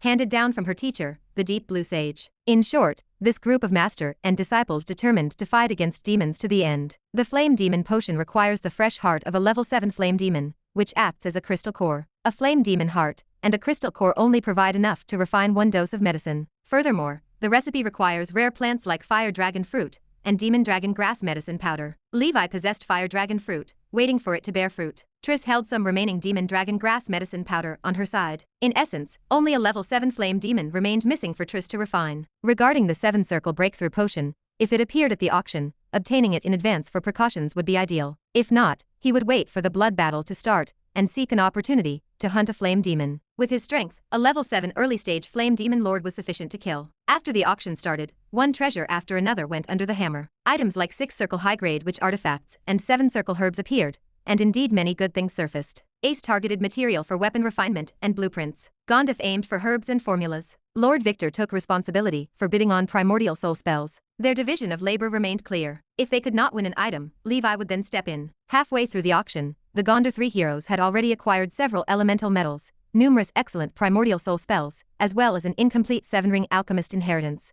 which included another breakthrough potion formula named Wu-Meng Potion. It was another potion that could assist in breaking through to the 7-ring, but by itself, it remained only a 6-ring potion formula, and thus the success rate was much lower than Triss's Flame Demon Potion at only 7%. It did not stand in the same league. However, the upside was that there remained no need to request higher-level wizards for refinement. As for witch artifacts and the like, they did not bid for a single one. Furthermore, the Holy Infant took the opportunity to auction off a 6-circle masterpiece, pocketing 1,300,000,000. Chapter 1952. The auctioneer raised his voice. Next up for auction is the breakthrough potion, known as Flower Fairy's Blessing Water. It increases the success rate of breaking through to the 7-circle stage by 15%. This is a top-grade item among breakthrough potions. The starting bid is 300 million ether stones, and each bid must increase by at least 10 million. Levi's eyes brightened. Not bad, comparable to the Flame Demon Potion. If the price remains reasonable, I will bid for it, just in case. He cannot pin all his hopes on a future blood battle, and the Demon Dragon grass powder that Triss possesses is only enough for 2 people. Demon Dragon grass must be used whole,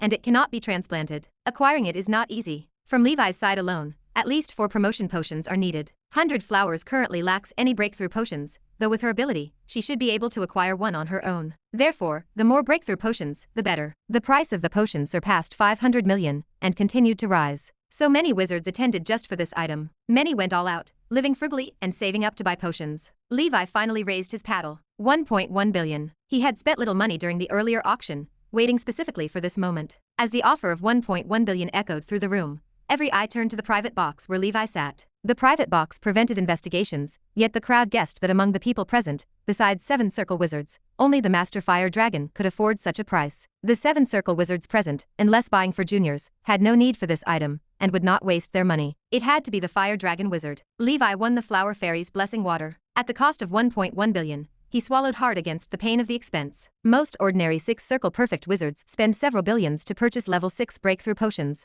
trying their luck with inferior, lower success rate medicines, such as the Wu-Meng Potion. Levi's generous bid was rare indeed. The auction continued. Another rare treasure with automatic protection, named Silent Guardian, sold at the sky-high price of 500 million. From this, it was evident how much of a steal the Golden Apple armor had been at only 200 million joss paper. Levi and his 3 avatars, already possessing saturated defense capable of withstanding 7-circle attacks, did not participate in the bid. Companions like Triss, Anya, and Alexandra also reaped their rewards. Everyone in attendance bled heavily in their expenditures. The Platinum Steeple made a killing from the service fee for hosting the auction. Roger's banquet ended smoothly, without any incidents or hiccups. Before leaving, Furs invited Lord Victor to give a lecture at the Platinum Steeple when he had a chance to share the secrets of making a secret sword faster, further, and stronger. The lecture fee offered was high, and Lord Victor, overwhelmed by the hospitality, promised to go after reaching the 7-circle stage. The Phantom 60 airship broke through the sky, heading back to the Midland Continent. Triss's ship followed behind. Levi sat among them, closing his eyes and regulating his breath. Is it really going so smoothly? The Council of 10,000 Clans, are they really passing up this opportunity? His current danger perception gave no warning signs. Before coming, he had no nightmares, and the nightmare warning showed no problems. Perhaps I am overthinking it.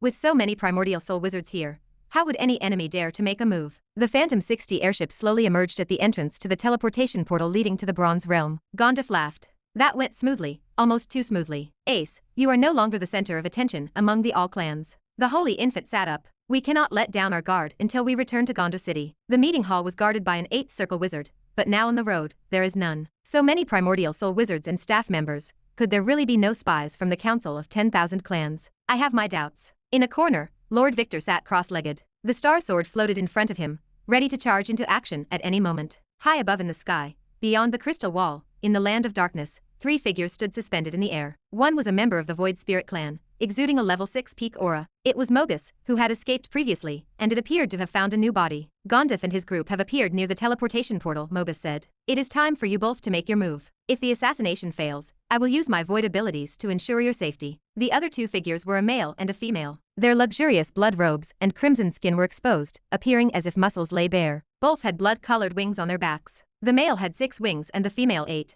They possessed slender figures and prominent chests. They stood bare in the void. They resembled angels from legends, albeit with bizarre features. They had no facial features, only holes similar to those on mahjong tiles. The male had 6 holes while the female had 8. This was the Blood Angel clan, said to have numerous connections to the gods. The 6-winged angel was a level 6 expert, and the 8-winged one was a level 7. The male Blood Angel spoke. Lady Kagalai, I will shoot the first arrow to draw some of their firepower and reveal their cards, then you shoot to try to make a one-hit kill. As long as we kill one, our mission is complete. Everyone on this ship is an important target for the organization, and worth a lot. Kagalai responded indifferently. Get ready. The wings of the 6-winged blood angel glowed intensely as streams of blood-colored strength flooded into his face. From the 6 holes, 6 missile-shaped arrowheads emerged, exuding a destructive aura. Kagalai did the same, with an even more terrifying aura infusing into the 8 holes in front of her, gathering momentum. Whoosh, whoosh. 6 beams of bloodlight pierced through the crystal wall, appearing instantly high above. They headed towards the Phantom 60 at breakneck speed,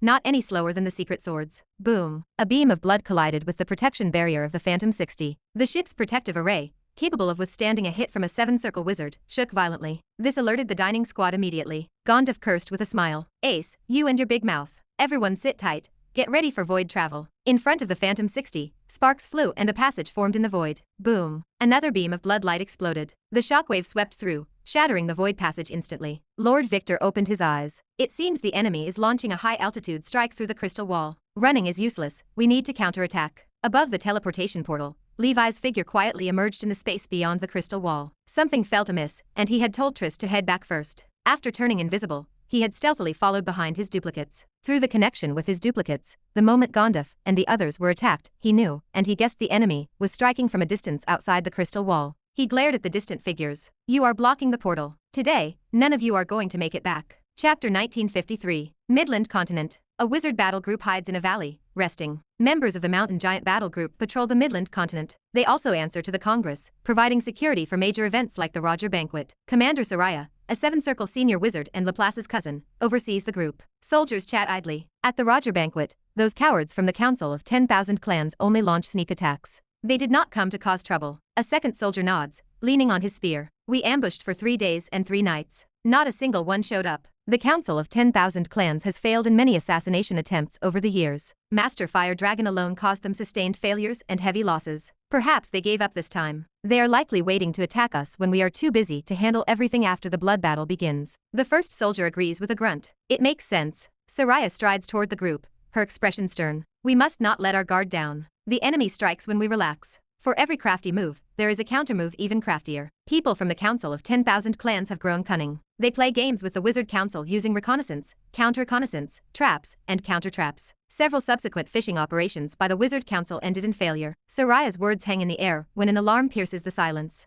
3 level 6 amethyst race individuals were spotted near Transport Portal 4 in the Realm of Crimson. A primordial soul wizard from Norn City was severely injured. Nearby battle groups rush over immediately. Another voice crackles through the comms. At Transport Portal 5 in the Hell Realm, 3 from the Black Rock clan appeared as well, calling for backup. Then a frantic report follows. Realm of Azure Cloud, Transport Portal 7. Soraya's stomach drops. It seems Gandaph just returned from the Bronze Realm. She promptly contacts Gandaph, but silence greets her. Gandaph is either in seclusion or in battle. Clearly, it is the latter. Soraya draws her blade. Prepare an emergency teleportation array. Set the destination for Portal 3. She watches the wizards scramble to obey. Gandaph, Master Fire Dragon, Lord Victor, and several other geniuses return together. There is strength in numbers. Even if there are level 7 assassins, they should hold on for a while. If they create an opportunity for Lord Victor, a counterkill is possible. She stares into the distance. Old man, you cannot die. Portal 3. As soon as the small banquet team debarks, a fierce attack greets them. A sudden burst of blood light shoots toward them. Radiant King armor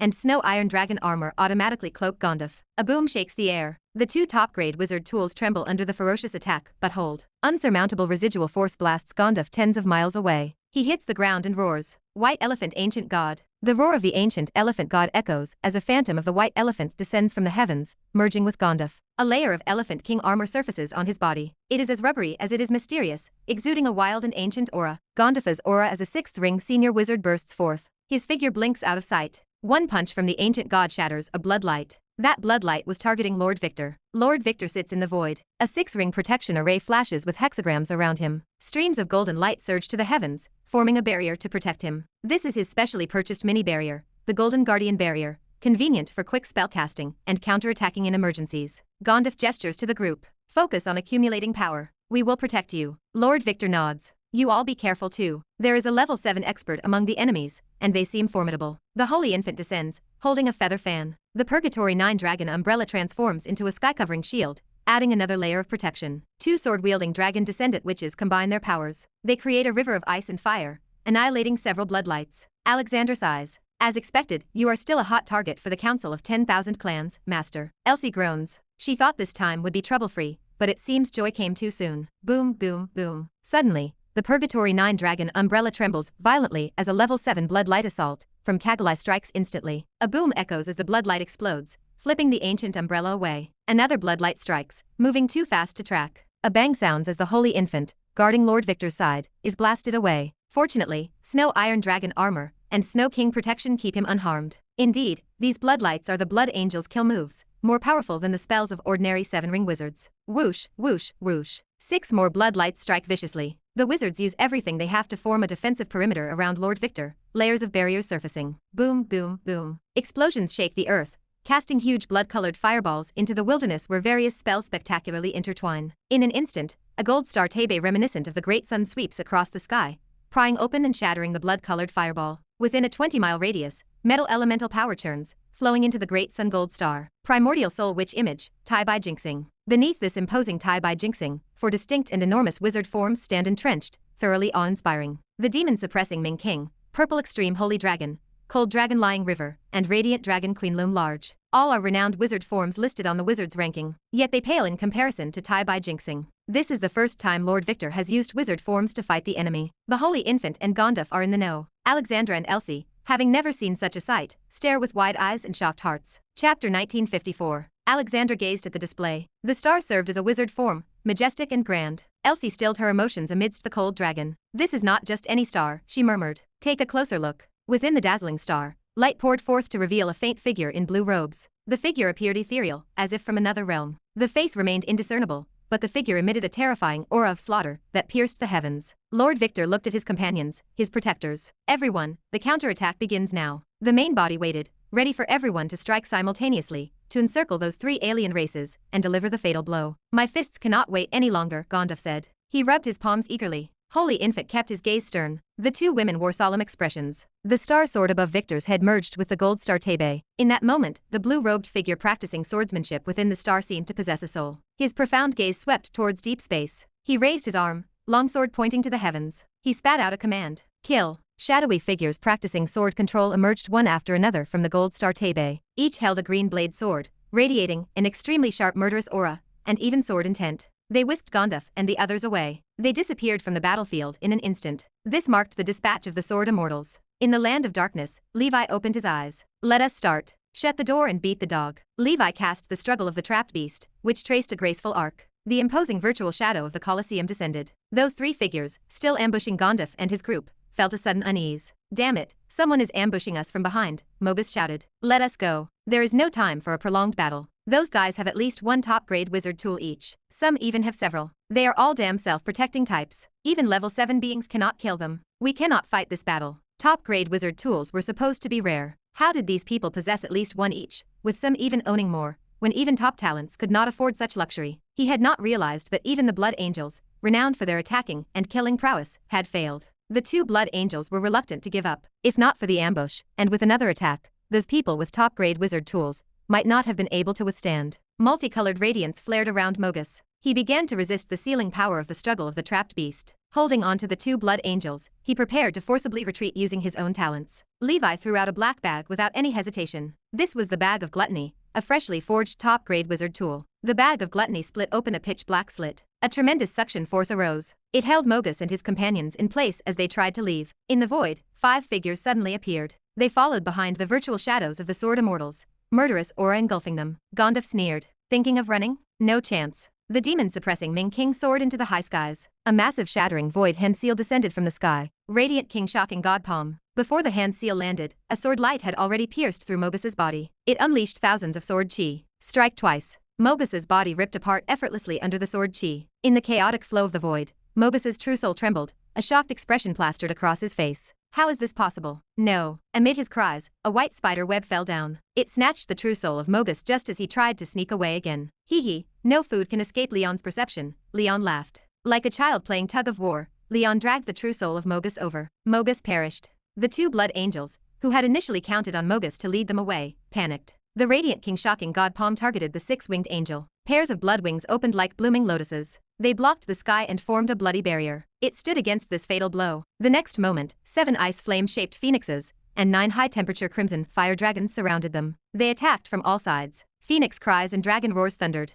A tremendous explosion followed, turning into a purple sundae. It illuminated the land of darkness. After the explosion, the 6-winged blood angel had reduced to nothing but a horrified skull with 6 hollows. She died with her eyes wide open. Kagalai's 8 wings formed a bloody star. They protected her within, though the surface remained battered and drenched in blood. She shook off the purple flames adhering to the surface. She faced the 6 people surrounding her. None of them were level 7. Although they were all freaks and geniuses, as a level 7 being, she believed she should still have a chance to escape. After all, the Blood Angels were a noble race of the multidimensional plane god race. A golden fist shone behind Kagalai. Levi took advantage of her distraction with the duplications to launch a sneak attack. Kagalai flew away from the punch, vomiting blood. Her robust Blood Angel body displayed crack after crack. At the same time, attacks from 3 duplications and 2 dragon descendants struck again. Blood god Azura, Kagalai roared. Her 8 wings transformed into 8 blood blade scythes. They spun like a drawdle. The combined ice and fire secret swords chopped off. The demon-suppressing Ming King's palm sliced off. The holy infant's ice flames tore apart. However, those sword immortal shadows that flew out from the gold star Tebe plunged into the bloodlight like moths to a flame. Kagalai's heart-wrenching scream echoed. Shocking cracks appeared on the 8 wings, and some even became severed. Chapter 1955. The sword immortal phantasms remain a special technique of the Pale Monarch's wizard form. Generally, aside from innate spells and primordial soul spells,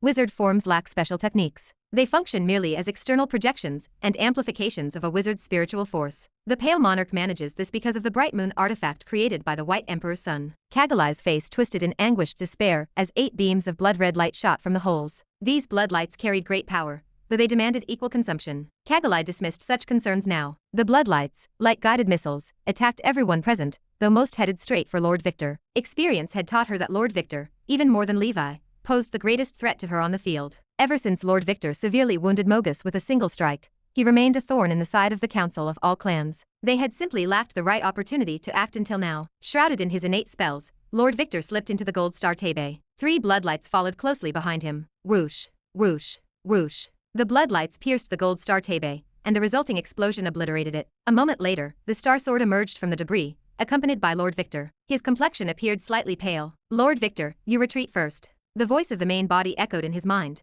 and Lord Victor stepped back quickly. He suited long-distance combat outside the battlefield far better. To enhance my frontal combat ability, I still need to figure out the Heavenly Star Sword formation, which can be both offensive and defensive. Elsewhere, the less powerful Alexandra and Elsie retreated to a farther distance. Like Lord Victor, they switched to harassing the enemy with secret swords while keeping watch on the battlefield. Level 7 battles carried extreme peril. Only the physically strong Gandaph and Holy Infant, equipped with top-grade wizard tools, dared to confront level 7 experts on the front lines. 9-headed Emperor Dragon. Time riding 6 dragons. The 9-headed Emperor Dragon loomed deep in space, toppled the blood angel to the ground, and its 9 heads bit into various parts of her body. It wrapped around her and released innate spells at close range. Boom, boom, boom. The terrifying explosions sent shockwaves that turned surrounding meteorites into dust. At the same time, the Emperor's sword slashed down, and the Chaos Sword energy surged like the Milky Way falling from the 9 heavens. Levi's 6 sons' continuous explosion and Thunder Dragon's skill followed closely behind. Facing a level 7 expert, saturating attacks remained a necessity,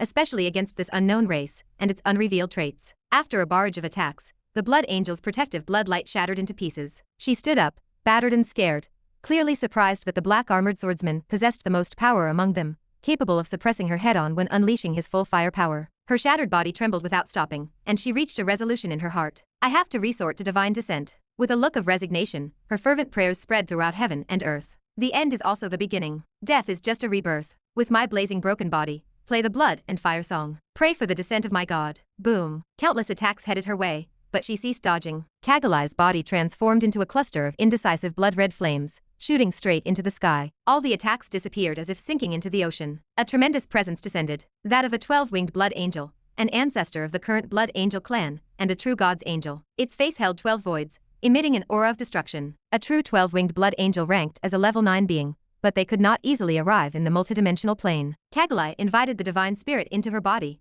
borrowing the power of the angel. Even so, the presence remained terrifying. Under the enhancement of demigod power, Kagali ascended to the extreme. Her strength increased rapidly, swelling from a level 7 early stage to near a level 7 late stage. Seeing this, Holy Infant and Gandaph quickly withdrew, and Levi decided to temporarily avoid the edge. Then, from the faces of that 12-winged blood angel, 12 beams of light flew out, aiming to kill the 3. Gandaph's body, filled with millions of body-refining runes, roared like a giant elephant. Howls of heavenly dragons filled the air. Suddenly, he exploded into a torrent of black particles. This represented the original form of the toxic swarm, and consisted of the insects that formed Gandaph's flesh and cells. It served as Gandaph's ultimate life-saving ace. As long as a portion of the toxic swarm escaped, he could ensure a resurrection and be reborn. The near level 7 late-stage bloodlight could not be withstood, even with top-grade wizard tools on his body. On the other side, protection layers materialized around Holy Infant, with top-grade wizard tools orbiting his body. He entered elementalization state, ready to brace against the terrifying bloodlight. As for Levi, he remained unharmed. He simply self-destruct, dispersing into heaven and earth. In truth, he believed he could probably withstand such an attack, but no need to try existed. The enemy might have a connection to the gods, and common sense could not measure them. Outside the battlefield, meteorites floated.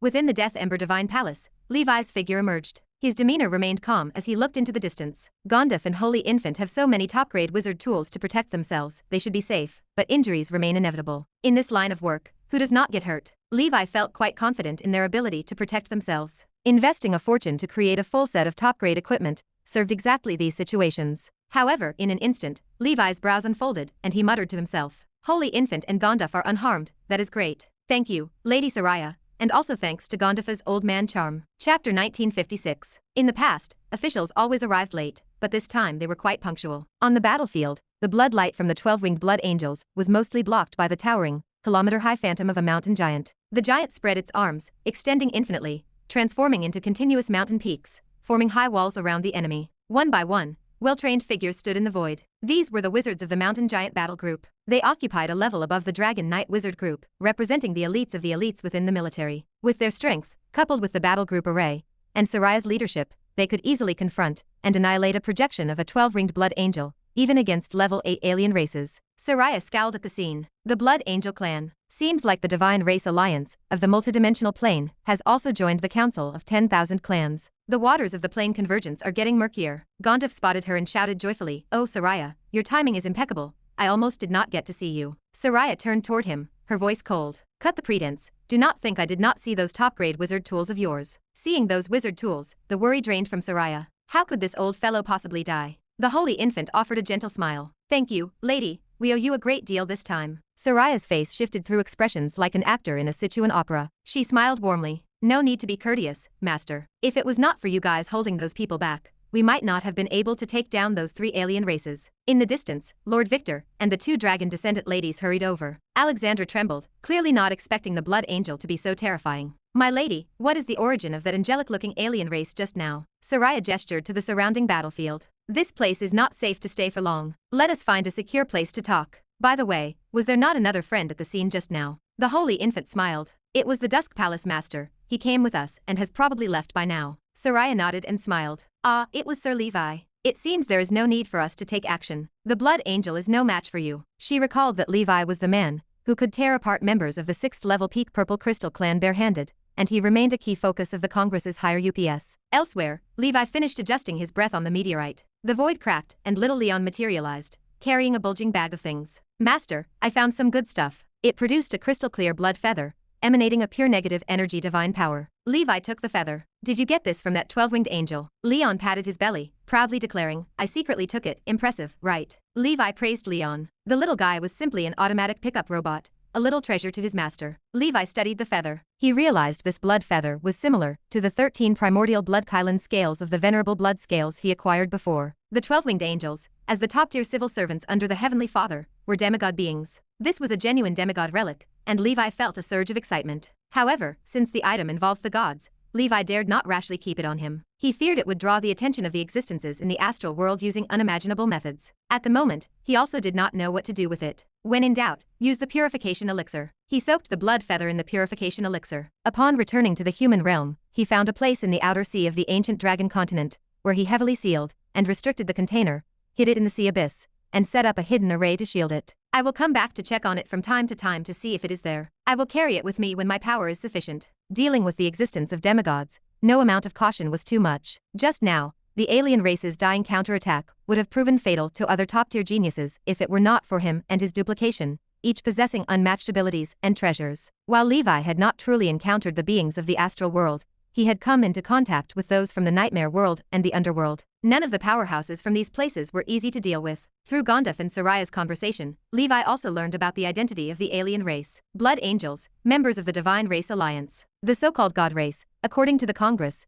is actually just a group of alien races that believe in the Heavenly Father. However, compared to weaker races like humans, those naturally strong alien races, if blessed with the power of the Heavenly Father, become incomparable to humans in strength. Likewise, for the Heavenly Father, 1 million mortal followers are not as valuable as a single 8-winged Blood Angel. The Blood Angel clan, even rarer than the Amethyst race, worships the Blood Fire Dominator of the astral world. This is a divine being whose worship is mainly concentrated among alien races, like the legendary Emperor, who possesses 2 divine authorities, blood and fire. The Divine Race Alliance is a group of alien races worshipping the Blood Fire Dominator from below the multidimensional plane, also known as the Blood and Fire Song. Of course, besides the Blood Fire Dominator, there are followers of other divine beings aligned with the Blood Fire Dominator, who have joined the alliance, styling themselves as the God Race. According to current intelligence, the leader of the God Race is a level 10 strongman, who is said to be eligible for divine enthronement to ascend to the astral world, but has not done so. Previously, the Congress did not include the Divine Race Alliance on the potential danger list, mainly because the headquarters of this group was not located within the Panplane. Chapter 1957. The interdimensional convergence failed to deter them. They actively entered the fray, wanting a piece of the action. This bodes ill for wizard civilization. If all those alien races join the council of 10,000 clans and become enemies of wizards, the result would be universal opposition. Even the strongest civilization could not bear that. As Roger said, this is the golden age where many legendary wizards may choose to be reincarnated to face this crisis together. If there are dozens of legendary wizards, then we are in a stable position, the elder noted, his voice heavy with concern. Several days later, Levi finished tallying up the spoils inside the small package belonging to Leon. He could not hide his delight. Aside from some regular materials, 2 noteworthy items stood out. One was the Void Treasure Pearl, dropped by a member of the Void Spirit clan after death, which served perfectly for weapon refinement. The other was a piece of rank 7 energy metal, emanating strands of negative energy. This was Blood Tears metal, perfect for recasting the crimson cloak belonging to Levi. He laughed softly, standing in his study. In the past, when I was weak, dark wizards sent me treasures. Now that I am strong, it is time to fleece the alien races. Elena remained in seclusion in the flower hall. As for the potion from the auction, Levi planned to wait and assess the situation before deciding who would receive it. The blood battle loomed on the horizon. If the number of level 7 flame demons remained high, he and his 3 avatars would use the flame demon potion to advance. He would then give the flower fairy potion to the first among the 100 flowers to break through. Otherwise, she would waste time seeking out potions on her own. 100 flowers was family, and her advancement to rank 7 would also strengthen both Levi and the ancient dragon continent. Hesitation served no purpose. The flame demons were one of the most prosperous demon tribes of the abyss, with members generally possessing strong abilities. Demon lords, numerous as carps crossing the river, served as the main force in the blood battle. Levi felt no concern regarding this material. As for the demon dragon grass, the current powder stash provided enough to refine 2 potions. He and Lord Victor would advance after 100 flowers, each receiving 1 dose. The Holy Infant and Gandaph might need another 200 years to advance. By then, their timing would coincide with the next opening of the Dragon Ruins mysterious realm. Finding another demon dragon grass should not be a problem. If that method failed, he could shamelessly approach the Black Abyss Walker or Miss Lucy. As long as he paid the corresponding price, the request would not be considered too abrupt.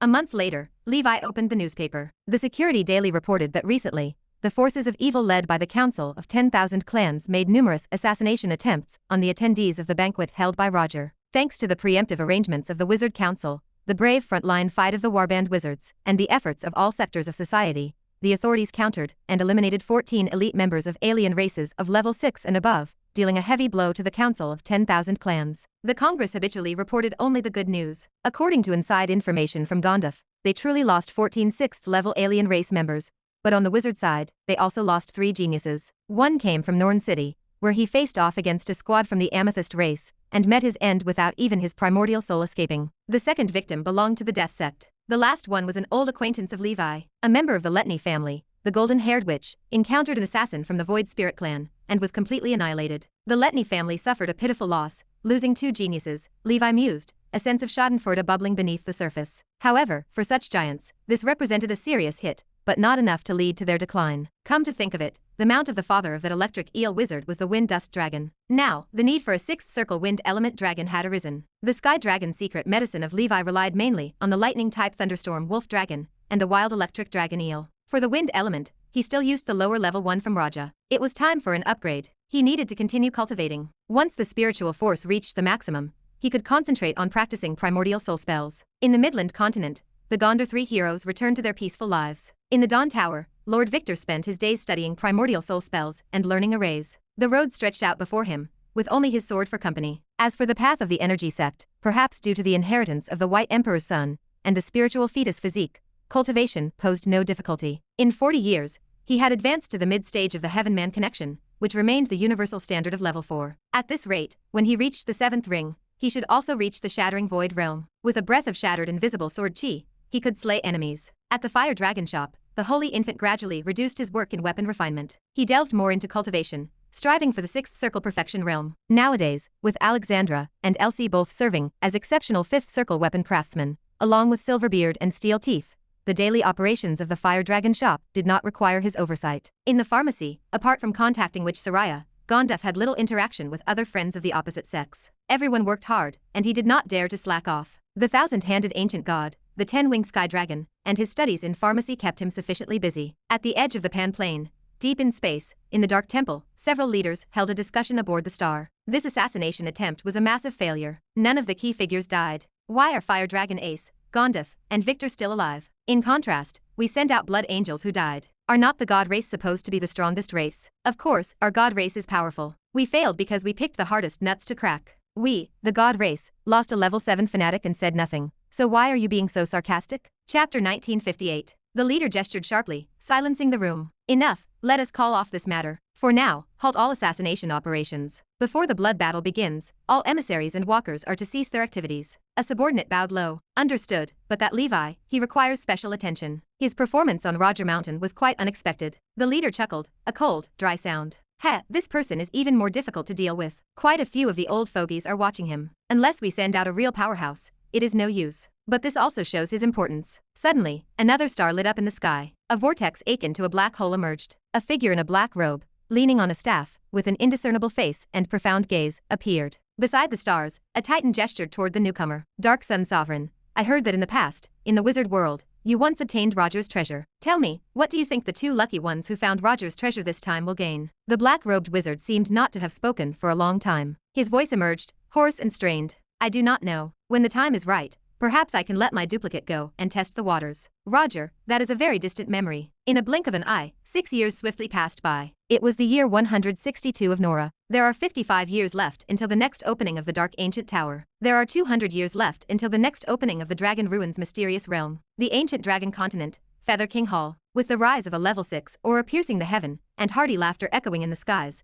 the lizardmen of the battle group looked towards that formidable figure. The Feather King has reached level 6. A warrior raised his fist. Yes, our lizardmen, we have finally birthed a level 6 expert. It has not been easy. The hearts of the lizardmen were filled with hope. Over the years, they witnessed the Blood Knights, Black Knights, and others from the Dusk Holy Temple successively reaching level 6. On the other hand, the ancient kings who originally held the lead had struggled to break through. At one point, they feared the lizardmen might never reach level 6. The Feather King's ascension acted like a shot of confidence for them. The lizardmen, with their ancient Saint Dharmic formulation, could indeed reach level 6. Upon hearing of the Feather King's rise to level 6, the 18 Twilight Cavalry arrived, one after another, to offer their congratulations. As one of the earliest organizations to share both good times and bad, the growth of the lizardmen and the knights had been mutually witnessed. In the ancient Banyan fairyland, Levi also learned of this good news. Not bad, worth all the effort Sauron had put in back then. 3 years later, in the year 165 of Nora, a majestic golden lion, vast as a mountain, lay above the skies of the ancient Dragon Continent.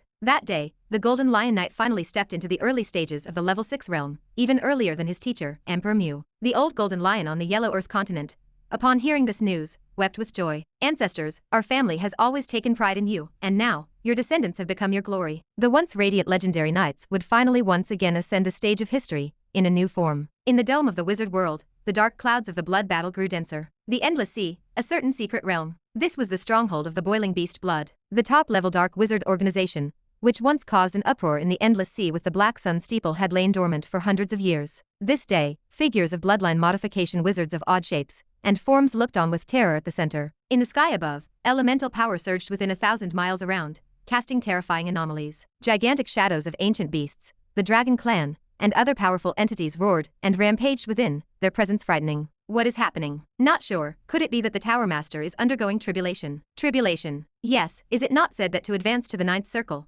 one also needs to face catastrophe? It is just not limited to the 3 calamities and 4 disasters anymore. There are unknown tribulations to descend. Every wizard faces a different one. That is the great tribulation one must confront when advancing to level 9. The Tower Master will succeed, right? There should not be any problem. Who is the Tower Master? He is the 100-beast Berserk Witch. He is one of the rare bloodline modification wizards throughout history who could fuse with the bloodlines of 100 beasts. Moreover, he has absorbed 49 miracle fruits collected and gained benefits beyond our imagination. Those so-called top-level geniuses in the wizard world are nothing compared to the Tower Master of the past, let alone the Black Sunday. That is true, in my opinion. Only someone like the Dawn Divine Sword Victor can be mentioned in the same breath as the young Tower Master and the Black Sunday. The others are not worth mentioning. They are just like fleeting blossoms, and not all of them will necessarily advance to the 8th circle. Boom, boom, boom. The terrifying tribulation of the 3 calamities and 4 disasters covered 1,000 miles, and the wizards affected by the boiling beast blood retreated 3 sheaths away. A brawny man with the tattoos of 100 beasts on his body emerged, laughing wildly. Ha ha ha, the 9th circle has arrived.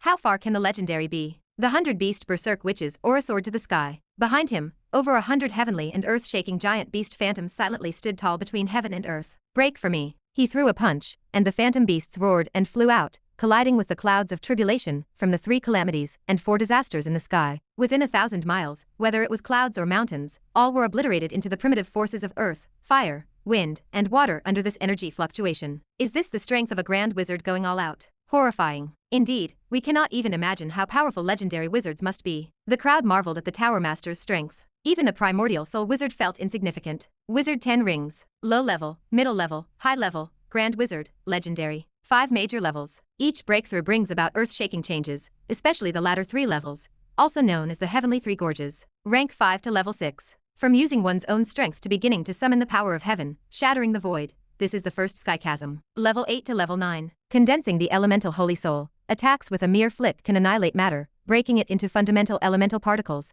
This is the second sky chasm. Level 9 to level 10. The body confers spirituality, and even the elemental particles of one's sect can undergo some fusion and reorganization, thereby giving birth to even more inconceivable miracles. This is the third sky chasm. Above the high heavens, the 3 calamities and 4 disasters, and even a level 9 catastrophe, the 100-beast Berserk which had already overcome them all. Among the ancient and the contemporary, even rolling, in the path of bloodline modification, cannot reach my innate talent. This path, I am the first. Rolling, oh rolling, you toiled hard to cultivate the miracle tree, but the final fruits of victory, were they not stolen by me? The 100-beast Berserk which was full of pride, showing no respect for rolling, his former teacher. The elemental power of 1,000 miles around began reshaping his primordial soul. Once the elemental holy soul is accomplished, a true 9th circle aura sweeps through the entire secret realm. Today I 100-beast Berserk Witch, step into the realm of the Grand Wizard. The next moment, amidst the heavens and the earth, a giant tree with lush azure branches emerged, its canopy covering the sun and filling the entire secret realm. The lush green leaves were filled with mysterious and profound runes,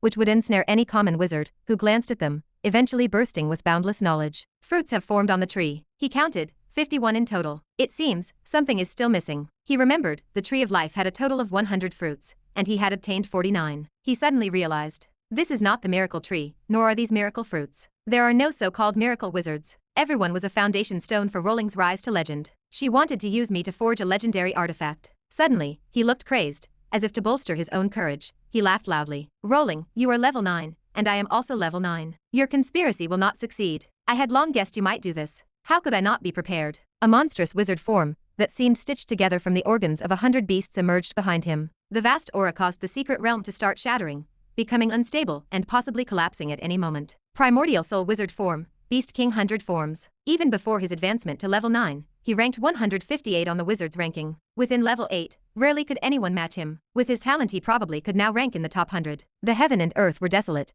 the wind rustled through the leaves, the giant tree stood still as a mountain. Rolling. The shout of the 100 beast berserk which echoed between heaven and earth, spreading an unspoken horror. At some point, a witch in scholar's attire appeared at the top of the giant tree. This person was dignified and elegant, exuding a mysterious aura. Her calm gaze, through those gold-rimmed glasses, looked towards her once proud disciple. You do not even wish to call me teacher. It truly disappoints me, Caesar. Chapter 1959. Caesar. Distant memories stirred within the 100 beast berserk witch. He gripped his weapon. I have not been called Caesar for a long time. Further talk is useless. Let us see the truth in battle. I, the 100 beast berserk witch, have reached this point all by my own efforts, fighting for every bit of it. Your conspiracy will not succeed. Even in death, I will not let you achieve legend. On the other side of the battlefield, the witches of boiling beast blood stared at Lady Rolling. She had suddenly intruded into their secret realm, and they trembled with fear. Most of them hailed from the realm of life. They had followed Caesar in the past and defected to the endless sea. Yet the fear of Lady Rolling in their hearts had never dissipated. Compared to the elementalist school and the death sect, the life school of thought was a relatively new school. In history, no legendary wizard had ever emerged. Rolling stood historically closest to reaching legend. In some ways, the monster Lady Rolling had become synonymous with the life school of thought. Rolling looked disappointed, as if lamenting the hardness of steel that would not become iron. She sighed softly. You are still so stubborn, just like when I first created you. Upon hearing this, all the witches of boiling beast blood were stunned. They found the revelation hard to believe. What, the 100 beast berserk witch lord was created by Lady Rolling? I thought he was the orphan she took in. It is over. It is all over. Today, boiling beast blood is probably going to become history. Immediately, some dark wizards thought about fleeing, only to find that the entire entrance to the secret realm had been sealed by an insurmountable strength. The primordial soul wizards attempted to break the shattering void, but they could not do it either. This secret realm had been completely locked down. Above the high sky, formidable witch battle groups descended from the heavens. Like heavenly troops and generals, they surrounded the base of the boiling beast blood group. A dignified and imposing golden-haired witch wearing a luxurious starry robe emerged. She was the minister of the security department,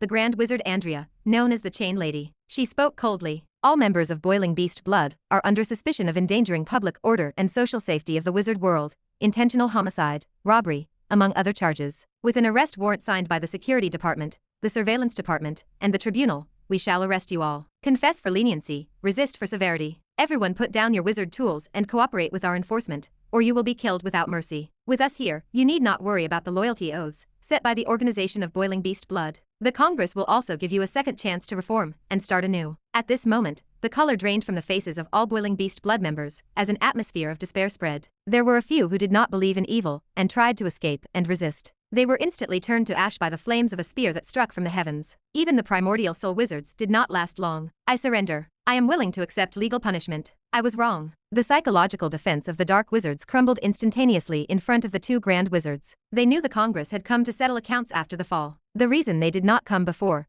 and were coming now, was most likely related to the 100 beast berserk witch's advancement to the 9th circle. The Congress had the full ability to take them down during the ancient war between the dark and righteous wizards. However, the Congress did not do so. Looking at his former subordinates, one by one betraying him on the spot, the 100 beast berserk witch scoffed. Heh, Rolling. You and the people of the Congress are truly hypocritical. I want to find Grand Wizard urges. Chain Lady looked at the 100 beast berserk, which as if staring at a pitiable insect. She said lightly, Urges is under suspicion of harboring crime and dereliction of duty, and has been filed for investigation by the tribunal. The 100 beast berserk witch, his face a picture of misery, gave a wry smile. It seems you have made all preparations, just waiting to devour me and allow Rolling to ascend to legend. Chain Lady looked towards Rolling and asked softly, Madam, should I arrest him? Rolling replied, You deal with the rest. The monster I created, I will contain myself. The 100 beast berserk which enunciated every word. Rolling, you are the monster. Behind him, The Beast King 100 forms let out a dull roar. Claws, stitched from the head of a pure-blood dragon, reached for Rolling. Rolling stood still, not even using her wizard form. A pure white swan descended from the sky, spreading 12 supremely holy wings, radiating a divine light. Angela, take it down. This swan-like angelic creature responded with a clear, pleasant female voice. Of course, madam. Angela transformed, turning into a genuine angel, except with the head of a swan. She grew 6 arms, each wielding a holy sword. Brilliant white light streaked forth, piercing through the phantoms of those giant beasts. The 100 Beast Berserk Witch, like a demon god, and Angela, like an angel, each became a beam of light, one black, one white. They collided and dueled high in the sky. Their forms were too fast for the other wizards to discern. Where they passed, all things were annihilated. If not for the battle group array reinforcing the secret realm, this place would have shattered long ago. Rolling said, Angela cannot handle Caesar alone. Jerry and Williams, go give her a hand. The words had barely left her mouth. A creature resembling a toad, pockmarked all over, but with an incredibly beautiful woman's face on its back, appeared. It was Jerry, who called herself Frog Princess. Ha ha ha. Angela cannot defeat Caesar. Let this princess show you how. Chapter 1960. Another charming-looking, four-limbed red mushroom hopped out energetically. It went by the name of Williams and claimed the title of Mushroom Prince. Caesar is being disobedient, Williams remarked, wiggling his cap as he addressed his master. Milady, do not worry. This prince will discipline him. These two monsters emitted the aura of level 9 beings. They charged into the battlefield and overwhelmed the 100 Beast Berserk Witch to the point of no retaliation. Surrounded by 3 monsters that had reached level 9, the battle ended without suspense. The tongue of the Frog Princess stretched out, an unfathomably long muscle that enveloped the area for thousands of miles around the 100 Beast Berserk Witch. The witch struggled continuously within the 3 layers of the tongue, but her efforts remained futile. The Mushroom Prince hurled all sorts of bizarre small mushrooms from his hands. These projectiles blasted the wizard forms of the 100 Beast Berserk Witch full of holes. 6 holy swords from the 12-winged goose angel penetrated the body of the 100 Beast Berserk Witch. They nailed the figure to the void, rendering it motionless. Chain Lady felt a wave of emotion. Both were at level 9. Yet she found herself far from comparable to Lady Rolling. Lady Rolling did not need to lift a finger. 3 monsters sufficed to subdue the 100 Beast Berserk Witch. The face of the 100 Beast Berserk Witch paled like that of the dead,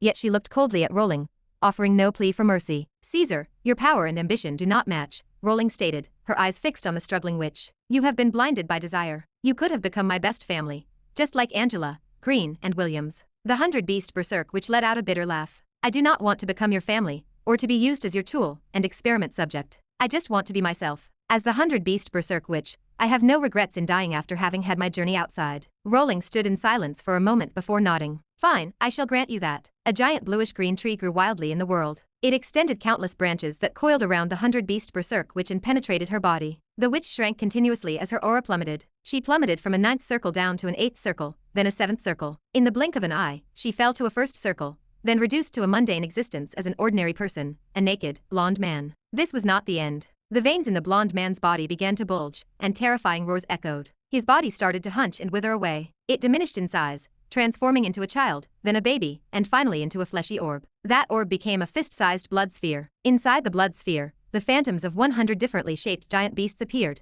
faintly visible. Rolling held the blood sphere in her palm and sighed. Caesar, I gave you life and now I bestow upon you death. Next, you will accompany me in a different way, to witness our shared legendary path. The blood sphere flew into the giant bluish-green tree, which had already grown 100 fruits. The leaves began turning blood red, and the fruits transformed into blood fruits. Roaring sounds, faint yet discernible, came from within the giant tree. The tree kept growing, breaking through the boundary of the secret realm's sky. It continued climbing, its branches and leaves forming a translucent bluish-green path stretching into the land of darkness. Countless truth runes shined upon the path like a myriad of stars scattered within. All the wizards present shook with awe at the sight. Even Chain Lady looked on nervously, her breath becoming rapid. Lady Rolling's legendary path has begun, Chain Lady whispered. Following the Frost Witch, in the wizard world, another legend is about to be born. I have witnessed history. On this dazzling path, the solitary figure of Rolling in a white robe walked. With each step, her figure became more ethereal, and her aura more formidable. On both sides of the path, only Rolling could see the indescribable calamities and ordeals, the unfathomable grand horrors. The figure of Lady Rolling gradually receded into the distance before disappearing entirely. North Sea Secret Realm. Lucy Witch opened her eyes. Rolling is ascending to legend, she murmured. Central Realm. Strong gazes from various entities turned towards deep space. The Black Abyss Walker muttered to himself. Next, it is my turn. 10 years later. The year 175 of Nora. Ancient Banyan Fairyland. The 599-year-old Levi emerged from prolonged seclusion. His spiritual force and presence had grown far stronger than they were 10 years ago. He appeared more profound and reserved. He placed his hand on the Klein crystal ball. Spiritual force, 5,600. It is close, Levi noted. Only 429 points away from the maximum. Looking back, I am almost 600 years old. It seems there is hope for me to ascend to the seven-ring realm before I turn 700. As his spiritual force expanded through his relentless cultivation, the proficiency of his spells also rapidly improved. Earth King's Blood, Destruction Melt Flow, Holy Flame Giant, and Shining Eye had all been trained to the abilities of level 14 of a sixth circle. They were ready to be utilized in battle. These spells would be his weapons against the demon army. He intended to cultivate them to perfection before the blood battle commenced. The special spell, Death Finger, had also been cultivated to its limit. Levi's method of cultivation involved constant spellcasting against the nightmare creatures of the nightmare world. In the beginning, he could only instantly kill nightmare creatures below rank 5. Now, even a level 6 nightmare lord stood a chance of being slain in one strike. Of course, the success rate was not very high. Even with a 90% luck boost from the Lover's Rune, Levi only had about a 1/3 success rate. The stronger the foe, the lower the rate. For a level 6 peak adversary, the chance did not even reach 1 in 5. This spell was indeed somewhat useless. However, Levi did not regret learning it. After all, his main goal was to imprint the witch mark. Chapter 1961. Spells such as Death One Strike, Shifting Shadow, Crow Banquet, and Wind King Cloak sit not far from their limits. 17 six circle spells now stand mostly mastered. Only fine-tuning remains, a process he can polish gradually over the next 100 years. 10 more primordial soul spells, and the set will reach perfection. While these final 10 spells serve primarily to complete the count, he plans them carefully. He aims to distribute them evenly among the major schools to ensure a fair balance. Of the 17 spells he currently mastered, excluding the 2 dual faction ones, Destruction Melt Flow, and Holy Flame Giant, the remaining 15 include 2 Earth, 1 Fire, 1 Ocean, 1 Storm, 1 Thunder, 3 Death, 1 Darkness, 1 Shadow, 1 Astrology, 1 Life, and 2 Light. He had learned enough from the School of Death, so he felt no need to learn more. The School of Light also proves sufficient. 1 each of Darkness and Shadow will suffice. The School of Prophecy already offers Destiny Coin, which will do for now. He will learn higher tier spells from it in the future. Next, he needs to focus on the 7 elemental schools and acquire more dual faction spells. Dual faction spells stand as clearly more versatile. They can also be branded into the more intricate mixed witch mark. Of course, collecting dual faction spells proves difficult. Throughout history, dual practitioners have always remained a minority. Aside from organizations like the Congress, few private parties or top wizard organizations possess significant spell legacies in this area. He needs a way to approach official channels. He will leave this task to Gandaph. Gandaph possesses skill in diplomacy and better connections. Levi prefers not to deal with officials directly. His prior collaborations with the officials, involving various experimental zones, served to integrate the organization on the ancient Dragon continent into the wizard world. This obtained official endorsement and made recruitment easier. Several days later, after completing a session of the Crimson Emperor Dragon breathing technique, Levi observed his divine palace. It had grown denser than before. His power rose further. He threw a casual punch. Fist wind surged across the training field. Shockwaves spread outward, carving a trench dozens of miles long into the earth. Fragmented turbulence of the void lingered, unable to repair itself for a long time. This represents the power of the level 6 peak Crimson Emperor Dragon. A casual punch alone means death for any level 6 peak strongman who tries to withstand it head-on. Beyond this increase in power, Levi's Red Emperor domain boasts a diameter of 12 kilometers. When activated, it provides a 600% boost to his foundational strength attributes. With the peak reached, the gap to the Crimson Emperor Dragon's full limit lies not far ahead. At present, the Knight's promotion to level 7 seems likely to be slightly faster than the Wizard's, though not by much. It is time to start preparing for the level 7 advancement materials. Fire-oriented strength-type dragon species are relatively common. Level 7 ones remain rare. But when it comes to bloodline essence alone, the difficulty decreases greatly. Auctions and various wizard gatherings offer a chance of acquiring it. Moreover, the cost remains manageable. In comparison,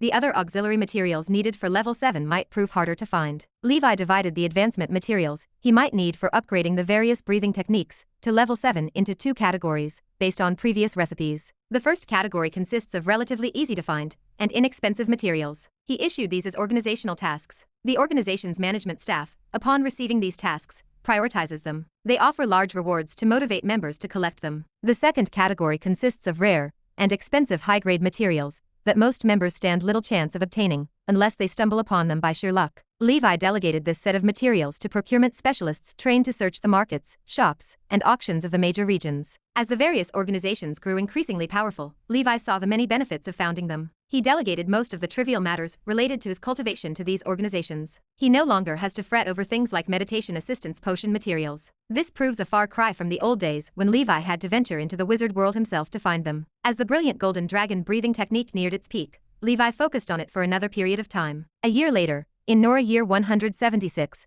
the brilliant golden dragon also reached the level 6 peak, and Levi turned 600 years old. Upon breaking through, the brilliant golden dragon's defensive capabilities received yet another boost. Particularly with Levi's frequent use of golden gravity, its effects stand far superior to before. The primordial magnetic field's coverage radius also expanded to 10 kilometers. This demonstrated that the gap between the brilliant golden dragon and the crimson emperor dragon remained significant. As the realms continue to progress, this gap seems likely to widen further. Mythical and supermythical remain, indeed, not the same. During this year, the Flower Knight emerged from her retreat. She let out a sigh of relief. Phew, after over 20 years of seclusion, I almost missed Levi's 600th birthday. Fortunately, I had set a special reminder. Now, the Flower Knight's spiritual force had reached the 6th circle extreme level. Having consumed several truth oddities, her upper limit had reached 5,200 points. Though far below Levi's, it still far surpassed other geniuses. At the Emperor's palace, Levi gazed at the Flower Knight. It seems you have already completed all preparations for the 7th circle breakthrough. Faster than I expected. Chapter 1962. Bai Hua laughed.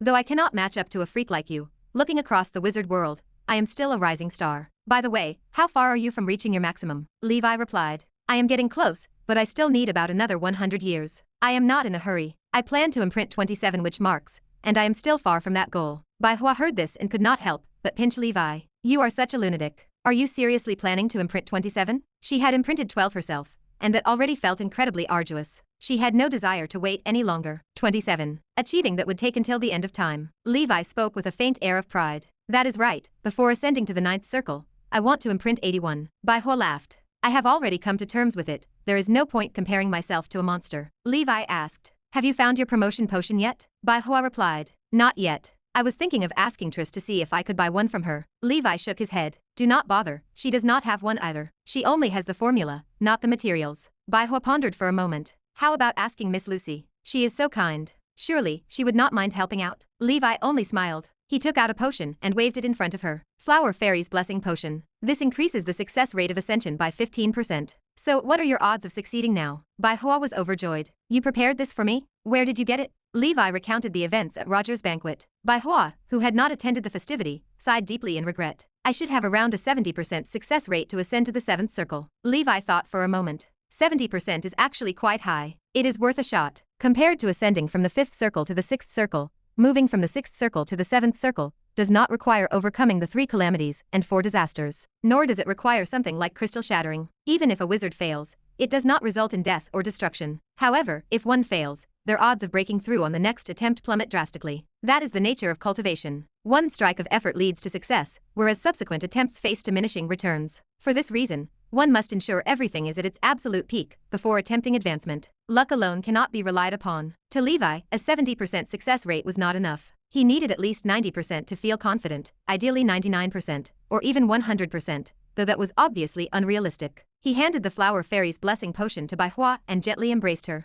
Good luck. I wish you success. Bai Hua felt a warmth rise in her heart. She said nothing but clung to Levi, unwilling to let go. In a gentle voice, she murmured, This is the first time in my life that anyone has gifted me a promotion potion. Levi responded, Do not mention it. This is also the first time in my life that I am giving away such a precious potion. Consider it your birthday gift, perhaps. Bai Hua spoke with a half-smiling, half-teasing tone. Oh, my commander, it seems picking out birthday gifts has really troubled you. How about this? Let us call it even for the next 100 years of birthdays, haha. Levi felt a wave of joy in his heart. This truly was the moment of bliss for a married old man. The potion had been well worth it. After decades of tireless cultivation, the two shared an unspoken understanding and decided to take a brief reprieve, celebrating together for several days. During the saintly watch period, Levi gazed upon the latest newspaper. His expression was shaken. The Sorin Daily reported that Lady Rowling, leader of the Life School of Thought and great councilwoman, had recently ascended to legendary rank. Her legendary title, Hand of Creation, is one for the ages. Let us wizards worldwide congratulate Lady Rowling for joining the Supreme Council, where she becomes the 12th legendary wizard of the current era, and the first legendary wizard in the history of the Life School of Thought. The news was brief but no less astounding. Every new legendary marks a monumental event in the wizard world. Levi was not surprised by Lady Rowling's ascension. She had long reached the pinnacle of the Grand Wizard level, and had merely been waiting for her legendary foundation. Continuing to read, Levi saw that Lady Rowling's profile was also featured in the paper. It listed her as Rowling. Her legendary title was Hand of Creation. Her legendary profession was Life Mother Tree. Her demiplane was the Inverted Tree Realm. Her legendary epithets were Mistress of All Creation and Sanctified Architect of Everything. Levi murmured to himself, Mistress of All Creation, Sanctified Architect of Everything. The epithets alone sound extraordinary. Could Lady Rowling also be the reincarnation of a legendary wizard? Ever since he learned from Roger that many legendary wizards might reincarnate into this era, Levi had begun seeing almost everyone as potential legendary reincarnations. Among the grand wizards in the council, there are likely other reincarnated legendaries. However, without the absolute confidence to ascend, they probably would not reveal their identities. After all, why risk being targeted by old enemies? Bai Hua, who had just woken up, also glanced at the newspaper. This is wonderful. Another legendary. That increases our chances of surviving the blood battles. Levi nodded. In large-scale clashes between advanced civilizations, aside from unpredictable level 11 entities, the level 10 beings are the deciding factors of war. If the legendary wizards were to lose, the wizard world's eventual destruction would simply become a matter of time. Several days later, the entire wizard world, the subdimensional lands, and the human realm alike knew of the birth of a new legendary. Most celebrated with songs and dances, cheering and rejoicing. In the realm of life, they even held an extravagant month-long festival. Under normal circumstances, Bai Hua would undoubtedly have joined the festivities. But with the crucial matter of ascending to the 7th circle before her, she chose seclusion instead. Dusk Holy Temple. Having ascended to level 6, the Golden Lion Knight, while continuing to cultivate the night breathing technique, began supporting the wizards in their cultivation as well. Chapter 1963. After all, he holds a dual affinity. Although not a top talent, with the accumulation of time and resources, he has now reached the perfection level 4-ringed wizard. The reason he is so committed to the path of a wizard is to follow the commander and cultivate the bloodline Dharma body path to the primordial spirit realm. This way, he will not waste his talent. In comparison, the mediocre talents of the Black Knight and Emperor Mew only took them to the middle level 3 circle realm, where they mastered some practical universal magic before giving up the path of the wizard. Continuing further, the time spent and the rewards gained do not match, proving to be an unworthy expense. Midland Continent. The Dusk Holy Temple, Midland Division. In these years, due to the formal establishment of the Dusk Holy Temple, the Tower of Dawn could rightly recruit knights, and thus was renamed the Midland Division of the Dusk Holy Temple. The division rooted itself in Midland, supplying the headquarters with quite a few excellent talents. At the same time, the division moved from the remote south to a prosperous empire in the central region, not too far from Gondar Witch City, conveniently allowing mutual support with the Gondar City Three Greats. On this particular day, the back mountain of the division station shook. The earth elemental power surged within a radius of 10 miles. The Black Knight, who was training the battle group, was overjoyed. Emperor Mew has broken through to level 6. Sure enough, in the high skies, Emperor Mew wielded the Rui divine stick. The Dharma idol of the northern giant ape appeared behind him, covered head to toe in the Ape King armor. The scorching fighting spirit scattered the clouds with the aura of a true powerhouse. His opponent was naturally the mountain-like Saint Ape. There was no worry for the Black Knight regarding the advancement of Emperor Mew. These veterans progressed step by step, both in mental state and determination. They far surpassed ordinary people. Emperor Mew had been preparing for his level 6 advancement for decades. He studied the excellent content in the Warlord Catalog and Ape King Battle Manual, which are barbarian battle techniques. Combining his insights and techniques, he created the Fighting God Map Knight battle skills, which are quite powerful. The divine weapon was also reforged with level 6 materials, making failure impossible. It was not long before, when Emperor Mew unleashed all of his fighting spirit. With a strike to the heavens, the wind from the stick shattered the illusion of the Saint Ape. Emperor Mew closed his eyes to comprehend the benefits brought by this advancement. For them, these breathing techniques did not require crossing the dark tribulation, making it significantly easier than it was for the commander. Congratulations! The 6th level 6 Knight of the Dusk Holy Temple has been born. The Black Knight clapped. Emperor Mew laughed heartily. What a thrill! So this is level 6. With a beckon of his hand, the earth elemental power gathered and coalesced on his divine weapon, gleaming with golden light. Boom! A swing of the stick shot out golden light, shattering the void. What a primordial soul wizard can achieve, we can also achieve. The Black Knight nodded. First, stabilize your realm. In the future, there might be a major group pioneering expedition, so be ready to enter the nightmare world at any moment. Emperor Mew rubbed his fists anxiously. I have been waiting long enough. He looked worriedly towards another closed-door cultivation area. The Black Knight reassured him. Do not worry, Elsa will be fine. Once she reaches level 6, all of us old-timers will be at level 6. The year 180 of the Nora calendar. Ancient Banyan Fairyland. After 4 years in retreat, Levi emerged.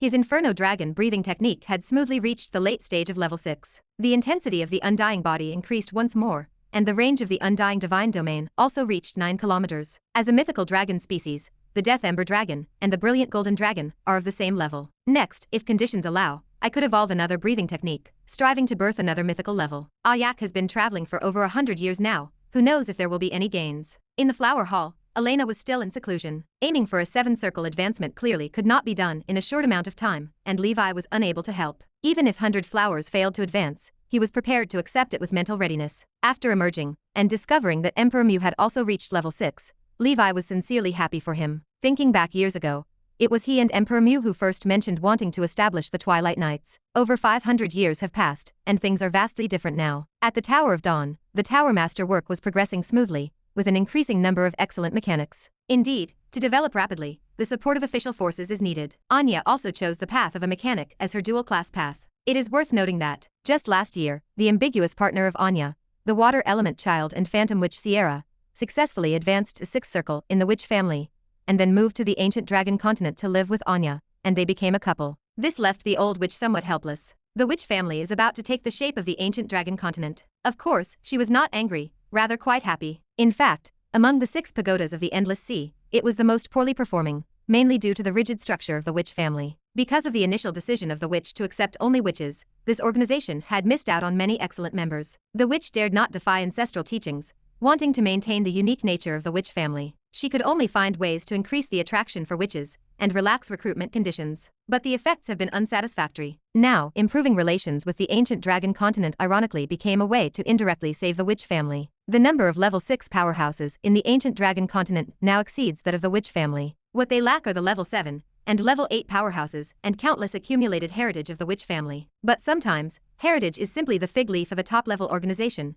as those who understand know. Chapter 1964. In recent years, the witches family has taken advantage of the situation and reached a preliminary framework agreement with the ancient dragon continent, engaging in mutually beneficial cooperation in talent cultivation, knowledge research, and the potion industry. Riding the wave of this partnership, Levi purchased usage rights for several primordial soul spells from the witches family at a preferential price. These primordial soul spells were restricted for use only by himself and his core members. After careful selection, he chose 2 spells from the ocean faction. They were Water Ghost Hand and Dry Hand. Water Ghost Hand belongs to the category of top-grade spells that combine elements of the ocean and shadow. This spell requires Levi to touch the enemy with his hand directly for successful casting. Once cast, the spell creates a water domain beneath the enemy's feet, summoning a shadow creature known as the Shadow River Ghost to drag the target into the legendary Shadow World. This is essentially an act of banishment. The Shadow World is far from simple. While not an extra-large plane, it remains enigmatic and extraordinarily dangerous. Although Shadow faction wizards often summon shadow creatures to the wizard world,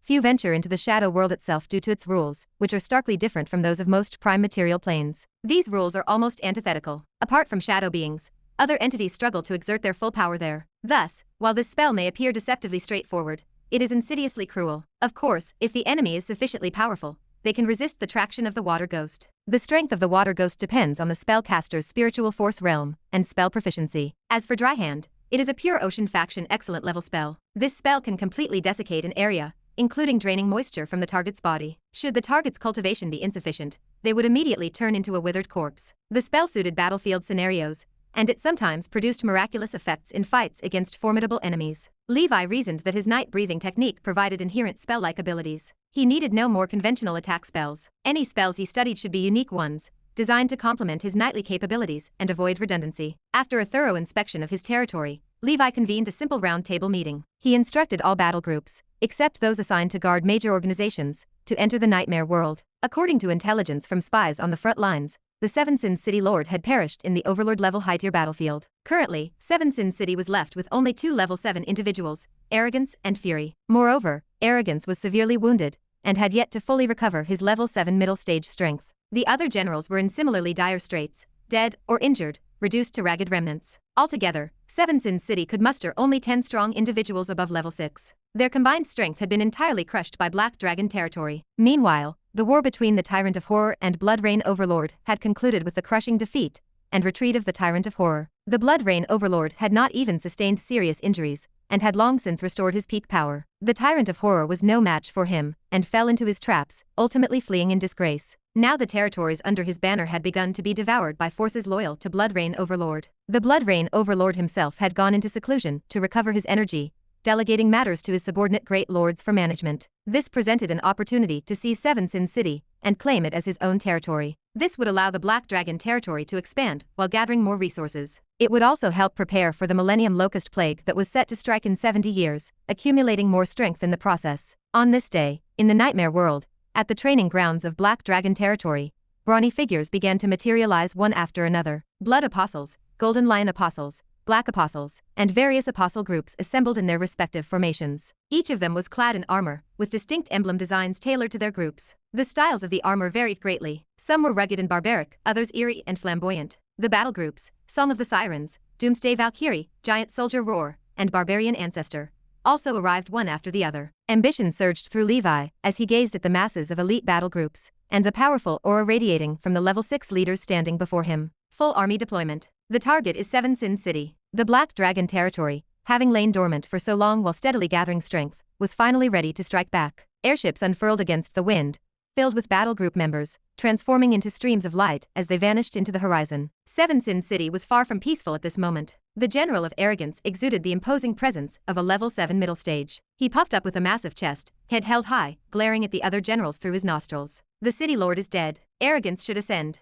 I, Arrogance, will become the new city lord, taking control of all the territories. Who here supports me, and who opposes me? A bald, fiery-tempered brawny man retorted furiously, I oppose. In terms of seniority, I have been around longer than you. I think I am more suitable. Arrogance replied coldly, Fury, you should know that you are no match for me. The brawny man said, if it were before, I would have admitted as much. But your injuries should still be far from healed, right? Everyone, would you prefer Fury as city lord? Or that self-important, contemptuous bitch taking over? The other generals exchanged awkward glances. If given a choice, they would not pick either contestant. It was like choosing between a pompous egomaniac and an unpredictable rage-filled brute, neither of whom inspired confidence. Still, given the current circumstances, the generals were forced to take sides. Yet, pledging allegiance was a delicate decision. Choosing wrong would have dire consequences. For a moment, silence filled the air, as no one dared to speak up first. Then, a nebulous voice descended from the heavens. Since everyone is so indecisive and hesitant to cause discord, why not let me become the city lord? Under the sky painted red and black, the void suddenly shattered. A black dragon with broken wings and menacing claws emerged, coiling in the air with a sardonic gaze. Arrogance's expression shifted. The Black Dragon Lord? Fury also showed a vigilant look. Are you the Black Dragon Lord? Did you kill Gluttony? The Black Dragon morphed instantly into a black-armored swordsman, arms crossed and cloak billowing. It was not me, Levi said. Don't make baseless accusations. How could I, a mere level 6, kill a level 7? Lust revealed a tantalizing allure, laughing seductively. Oh my, Black Dragon Lord, such audacity. To dare brazenly trespass into our Seven Sin City, this dragon pond and tiger cave. Surely, you do not intend to leave alive? Levi chuckled. Lady Lust, that depends on whether you have what it takes to make me stay. Besides, who said I came here alone? Before the words had fully landed, on the chaotic wilderness outside Seven Sin City, fissures tore through the void, forming black vortices. 20 airships simultaneously emerged, an awe-inspiring spectacle. From all directions came powerful level 6 auras, some humans, some from the Dragon Clan, with their presence like smoke signals surrounding Seven Sin City. Levi looked at them and asked, everyone, any objections to me taking over as city lord now? Chapter 1965. Nightmare World.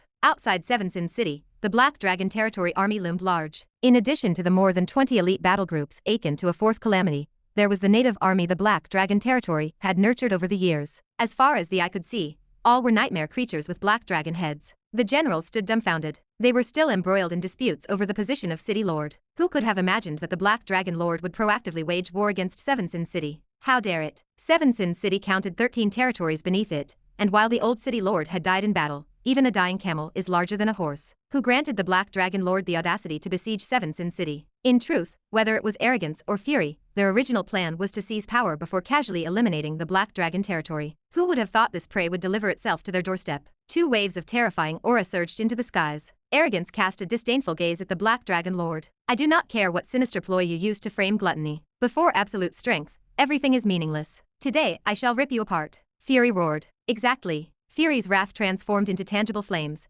erupting like magma from a volcano, cascading towards Levi in an unending torrent. Arrogance observed Lust, and the others still hesitating, and spoke coldly. What are you waiting for? Do you think the Black Dragon Lord intends to spare any of you? She opened her mouth and spat out a golden greatsword, dazzling like the sun. Arrogance's Sunday. A domain-like ripple spread outward, enveloping Seven Sin City. The warriors of Seven Sin City displayed proud and fierce gazes. Their morale surged, each man filled with an inexplicable confidence, their arrogance reaching the heavens. Kill. Damn the Black Dragon Lord. Exactly, this is Seven Sin City. A massive nightmare army poured forth from the mother flesh tree, underground caverns, and various buildings, sweeping outward like a tide. Sloth sighed. It seems Arrogance's strength has almost fully recovered. Enough of this. What am I even worrying about? The Black Dragon Lord could never contend with arrogance. Like Sloth, the other 7 Sin City powerful figures, who were content to observe, finally decided to place their trust in arrogance and fury this once. After all, from the current circumstances, except for the 2 level 7 powers, their overall strength paled compared to the Black Dragon territory's meticulously honed forces. The enemy was clearly well prepared, while 7 Sin City was a chaotic mess. The centipede dies but never stiffens. Gazing upon the endless army of nightmare creatures ahead, the leaders of the battle groups shouted in unison, "Kill! Whoever kills the most within the same realm will be heavily rewarded by the commander." Boom, boom, boom. Accompanied by earth-shaking roars, 100 giant twin-headed mechs, tens of meters tall, rumbled to life, spewing black smoke as they marched forward. This was the giant soldier war battle group, composed entirely of the double-headed clan's finest. Their minimum strength was level 4. They boasted not only formidable bodies, but were also dual-class ice and fire spellcasters. One head spewed flames, while the other exhaled frost. Across the battlefield, rivers of ice and fire intertwined, claiming countless nightmare creatures in their steely flood. The group's commander, Bizida, piloted the specialized mech crafted by the Tower Master, the ice and fire giant god. This armor stood a towering 100 meters tall, brandishing a great sword, whose blade was entwined with ice and fire. When the great sword fell, it sent a level 6 Lord of Nightmare City flying with a thunderous crash. Ordinary attacks were repelled by the ice and fire giant god's ice-fire defensive field, and could not penetrate its defenses. By comparison, the Sea Demon Song battle group was more understated. This small but elite squad consisted entirely of warriors with level 5 cultivation, their killing techniques masterful. Each of them donned lightweight and agile silver armor. These mechs were crafted with the most advanced alloys, allowing them to transform freely like sirens, growing larger or shrinking on command. Streams of silver light darted through the battlefield, leveraging terrain for camouflage and dispatching enemies like the god of death. Elsewhere on the battlefield, the Fur Clan's barbarian ancestor battle group shone just as brightly. Each mech was uniquely designed, radiating a primal aura as they stampeded across the wilderness, resembling a menagerie of wild beasts. The roaring Tiger King armor, the intimidating Lion King armor, the valiant Giant Bear armor, all stood out. Every time the spectacle unfolded, it felt as though the army had stumbled onto the set of Beast Brave. Yet the most striking was a single silver giant wolf racing across the plains. Moonlight bathed its form, crafting the most magnificent blood source armor, draped over its frame. The wolf slaughtered freely, rampaging as though in an uninhabited realm. A level 6 butcher from 7 Sin City wielded his butcher's blade and materialized in midair, aiming for the slender waist of the white wolf. Die. The giant wolf rolled on the ground and shifted its shape, transforming into a slender white wolf girl clad in silver armor. The curved blade in the white wolf girl's hand clashed with the butcher's blade, ricocheting it with immense force. Though newly ascended, her overall strength still fell short compared to the butcher. Still, she remained unfazed. She raised her arm, where her bracelet shone brilliantly. Boom! A humanoid mech descended with a thunderous crash, stirring up dust and sending a shockwave rolling outward, knocking the butcher aside. The girl performed an elegant backflip, seamlessly merging with the mech. This was the Grey Wolf armor, a custom-designed advanced armor exclusive to commanders of each battle group, its smooth metallic exterior gleaming brilliantly. The Grey Wolf armor unleashed a terrifying level 6 energy breath, dispatching wave after wave of mechanical cannon fire toward the butcher in a relentless bombardment. After the explosions shook the heavens, the butcher emerged battered and disheveled. The humanoid mech's form shifted effortlessly, transforming like a transformer into an iron-clad white wolf howling at the moon. As the white wolf battled the butcher, the earth suddenly trembled, revealing a 1,000-meter-long giant serpent that emerged from the underground, coiling around the butcher. Late-stage level 6 Snake King Dragon had arrived. Chapter 1966. The terrifying strangulation crushed the butcher into deformed pieces. His body erupted with explosive sounds as flesh and bone shattered. His cleaver, swung with all his might, struck the rocky surface of the Snake King Dragon's body, barely scratching its defense. The White Wolf girl's curved blade swept through, killing the butcher. She tossed a smirk toward the massive creature. "Thanks a lot, Brother Snake." The butcher's true soul fled. Leon, the automatic pickup robot, flew over. He huffed and puffed while gathering everything up. The little guy wiped sweat from his forehead and exhaled deeply. "I am overwhelmed here." On the other side, lust, greed, and sloth, 3 generals at late stage level 6, some at peak strength, found themselves surrounded by the massive combat array formed by the 18 apostle groups and their commanders. All the warriors' strength connected via the Dragon King order, forming an immense invisible web. It transformed into a colossal divine dragon, over 1,000 meters long, covered in azure scales. Dragon King formation, Azure Dragon kill. The boom rattled the air. The azure dragons were echoed, emanating the aura of level 7 power. It shook heaven and earth. It made ghosts and gods weep. The 3 generals dared not be careless, and used every ounce of their strength to withstand the battle group's assault. This killing array of over 1,000 elite knights, and 6 individuals at level 6 peak, was naturally extraordinary. Its power surpassed even the Dragon Knight Wizard group of the past. In comparison, the Nightmare Creatures army from 7 Sin City, though much larger in number, was completely overwhelmed by the battle group painstakingly honed over centuries on the ancient Dragon Continent,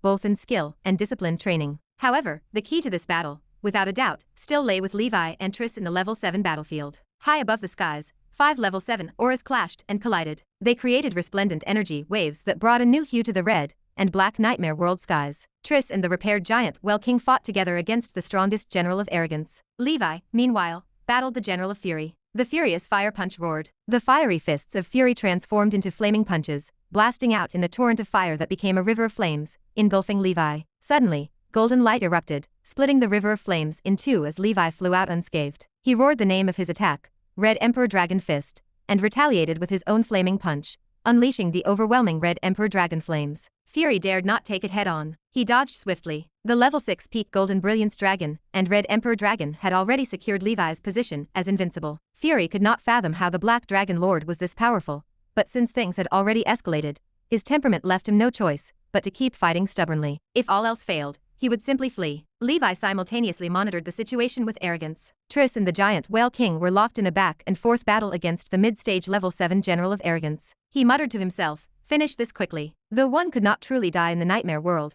failing this time meant 7 Sin's city would become more cautious, and the opportunity would be lost. Behind Levi, the 9-headed Emperor Dragon Witch apparition emerged. Its 19 flickering witch marks amplified the power of the 9-headed Emperor Dragon far beyond its ordinary 6th circle strength. Its wingspan stretched for 1,000 meters, unfurling to shroud the skies. With the witch apparition strengthened, the innate spells it unleashed also grew exponentially more powerful. The Emperor Dragon raised its heads and roared. Earth-shattering tremors shook the ground, and skyward gusts formed 4 spiritual weapons. Each emanated an aura close to late-stage level 6. The spiritual weapons surrounded Fury from all directions. Earth, fire, wind, and water converged into beams of 4-colored light, intersecting sharply. At the very center stood Fury. A terrifying explosion left Fury covered in ash, his aura weakened. He shrieked, Sword of Rage. Boom. Fury's heavenly spirit cover burst open, transforming him into a humanoid volcano. Fiery magma erupted, pouring forth and morphing him into a 1,000-meter-tall flame giant. A world destruction sword descended from the void, slashing at the 9-headed Emperor Dragon. Ice Dragon Prison, Earth Dragon Barrier, Water Dragon Song,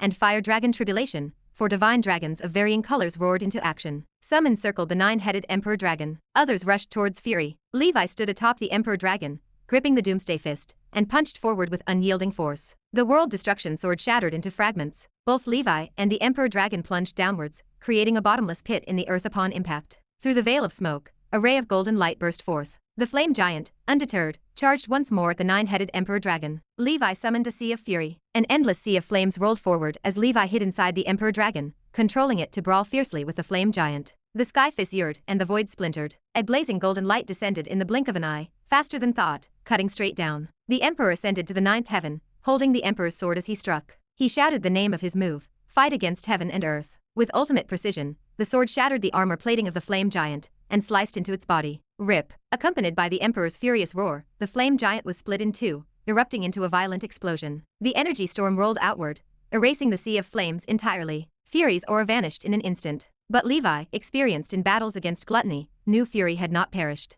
Sure enough, within the scorched earth hell, a cluster of erratic flames flickered. Mingling seamlessly with ordinary fire, it was nearly impossible to spot without paying close attention. The flames attempted to escape, but Levi had already prepared for this. The bag of gluttony flew out, transforming into the devouring sky demon bag. An irresistible suction pulled the flames inside. Fury's voice echoed in terror, This is gluttony. Do not tell me it is not you. Levi ignored him, sealing the bag of gluttony and placing it into the purple holy crucible. Fury rampaged within, causing the crucible and the bag to tremble incessantly. The 9-headed Emperor Dragon and Emperor converged beside Levi. He commanded, Get ready. I am letting the dog loose. With a wave of his hand, the bag opened wide, releasing a cluster of flames radiating a menacing aura. He screamed, Die. From childhood to adulthood, Fury had never known the meaning of restraint or reason. Chapter 1967. The Emperor Dragon, and Levi launched an all-out strike. Chaos Sword energy, Thunder Dragon skill, and the radiant Doomsday Fist collided with the target. Boom, boom, boom. Fury screamed in anguish. A true soul darted forth. Levi slapped it over to Leon.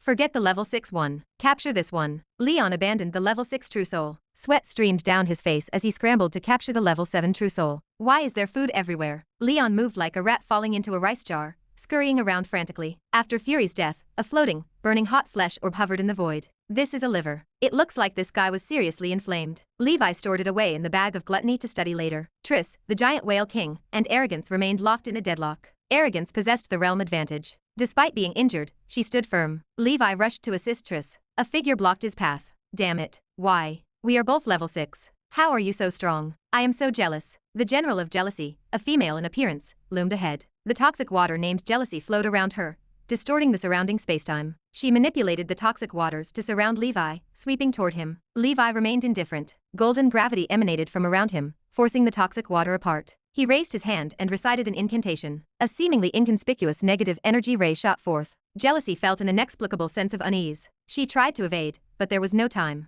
The ray penetrated her body. Her movement froze. Her expression fixed. The level 6 peak momentum dissipated. Her life force scattered. In an instant, her true soul and human shell turned to ash. A heart as black as ink remained in place. Levi possessed the power of the death finger. When luck favored him, Levi, with his mere level 6 cultivation, could instantly kill Jealousy, the level 6 peak general, with a single finger. Even mid to late level 7 experts might not possess the same capability. He looked at the heart and gained insight. Gluttony's stomach, Fury's liver, Jealousy's heart. So this is it. The true forms of the 7 generals are each a specific human organ. Levi grew curious. What would Lust's true form be? Arrogance perceived the death of Fury and Jealousy. Besides herself, only Lust, Sloth, and Greed remained, all under siege by the 18 emissary kings. The other level 6 experts had long since fallen under the Black Dragon Lord's purges. The tides had turned completely. Arrogance swung her golden greatsword, sending the giant Well King flying and forcing Triss back. I will return. There was no shame in retreating now. Let the Black Dragon Lord manage 7 Sin City for now. When she reached level 8, she would reclaim her throne. Boom. A fist infused with earth-yellow brilliance swept gracefully upward in an underhook arc. The energy stored within the Doomsday Fist's energy core erupted in an instant. Bang. Arrogance General fell as if struck by a mountain collision. Her figure tumbled like a severed kite, crashing hard onto the earth. Rumble. 7 Sin City met its end. Countless fissures and ravines stretched and intertwined. At the heart, the abyss giant pit spanned 10 miles in diameter. The general Arrogance shattered inch by inch. Her form enlarged, her back broad as a whale's. The black-armored swordsman gasped heavily. The golden mane of his Lion King battle technique billowed wildly, whipping in the wind. The Crimson Emperor domain burned fiercely, strength rune glowing brightly. That punch is truly satisfying. Levi exhaled hot air. Every time he unleashed the underhook earth-shattering fist, he felt a euphoric release. The pleasure of utterly crushing an enemy with sheer, overwhelming power defied ordinary comprehension. The medicine girl witch descended upon the edge of the giant pit. Her long whip curled downward. Within the darkness, a golden sun swept upward, radiating thousands of rays of golden light. It was not a sun. It was a golden human brain. Arrogance's brain. Levi murmured. This brain represented Arrogance's true form. Primordial soul spells from Levi and Triss bombarded the golden brain. 6 suns continuous explosion. Thunder Dragon skill. A kaleidoscope of spell lights illuminated the sky. Arrogance's true soul was captured by Leon, the general at the head of the 7 sins perished under Levi's sucker punch. The greatest credit belonged to Triss.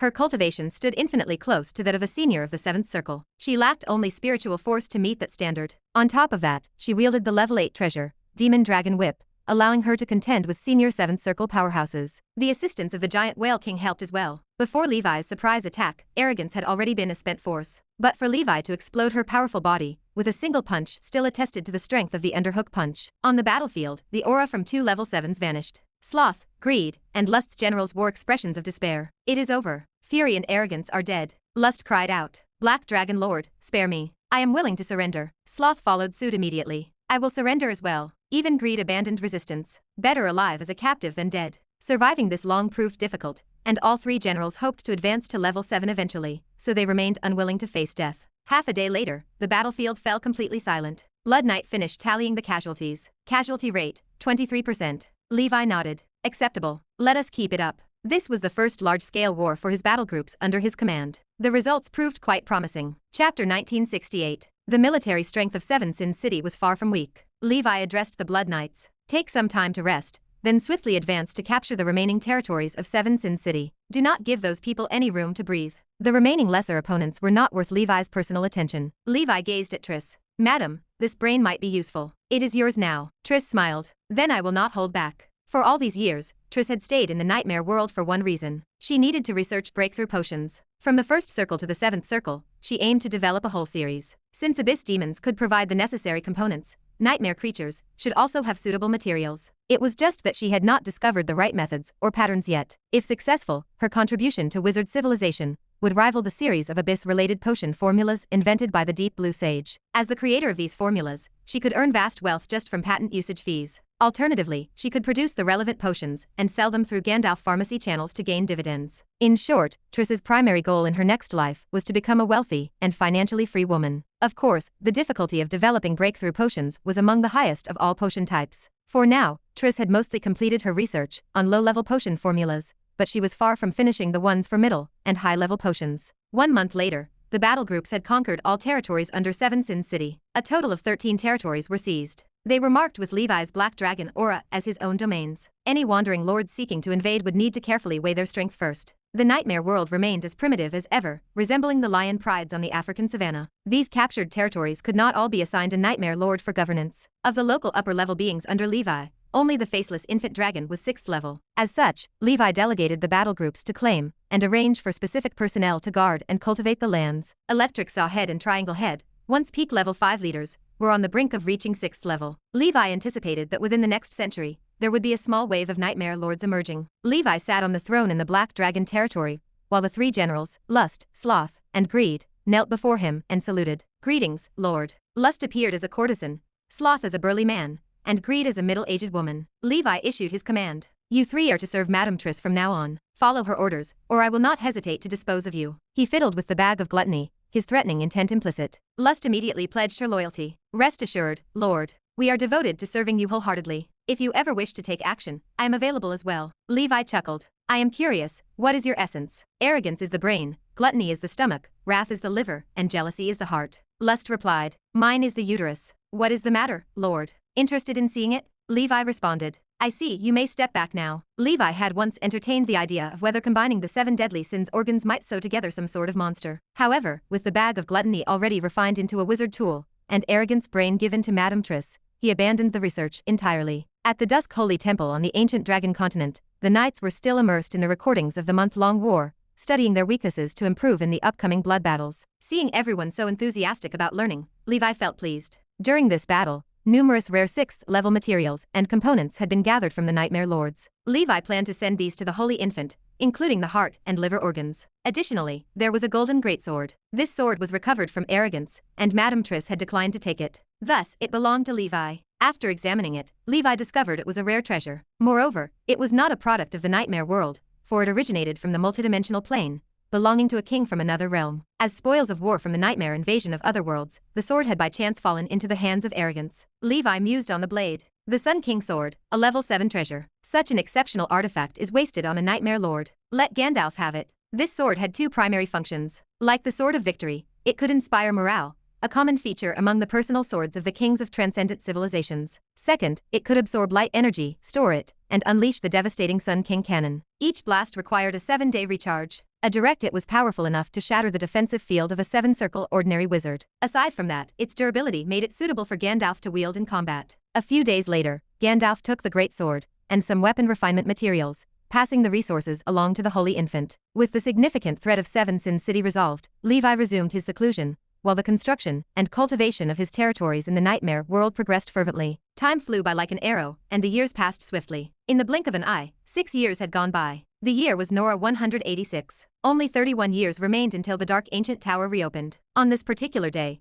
wind and clouds surged above the flower hall. The elemental power within a radius of over 20 miles churned like tides, flooding into the hall. Feeling this surge of energy, the Divine Light Knight immediately notified the commander. Her face lit up with joy. Judging by this momentum, the Flower Knight promotion to the 7th circle appears to have succeeded. Within the void above, Levi's figure appeared. Chapter 1969. Levi waited in silence. The anxiety in his chest finally eased. Failure in the breakthrough would not result in death, but it would effectively end the path of 100 Flowers at 6th circle perfection. He could not pretend he was not worried. Upon hearing that 100 Flowers had emerged from seclusion, Triss left the steeple in the Nightmare world and returned to the real world. Her aura felt significantly stronger than before. Levi bowed slightly to congratulate her. It was a double celebration. He told her she was magnificent for advancing to the rank of senior 7th ring. Triss brushed the praise aside with a wave of her hand. It was just a minor breakthrough, nothing worth mentioning. She noted that 100 Flowers was almost catching up to her, calling them a powerful pair. Levi leaned against the railing. Breaking through to senior 7th ring at over 1,200 years old proved her impressiveness. Triss rolled her eyes and spoke coyly,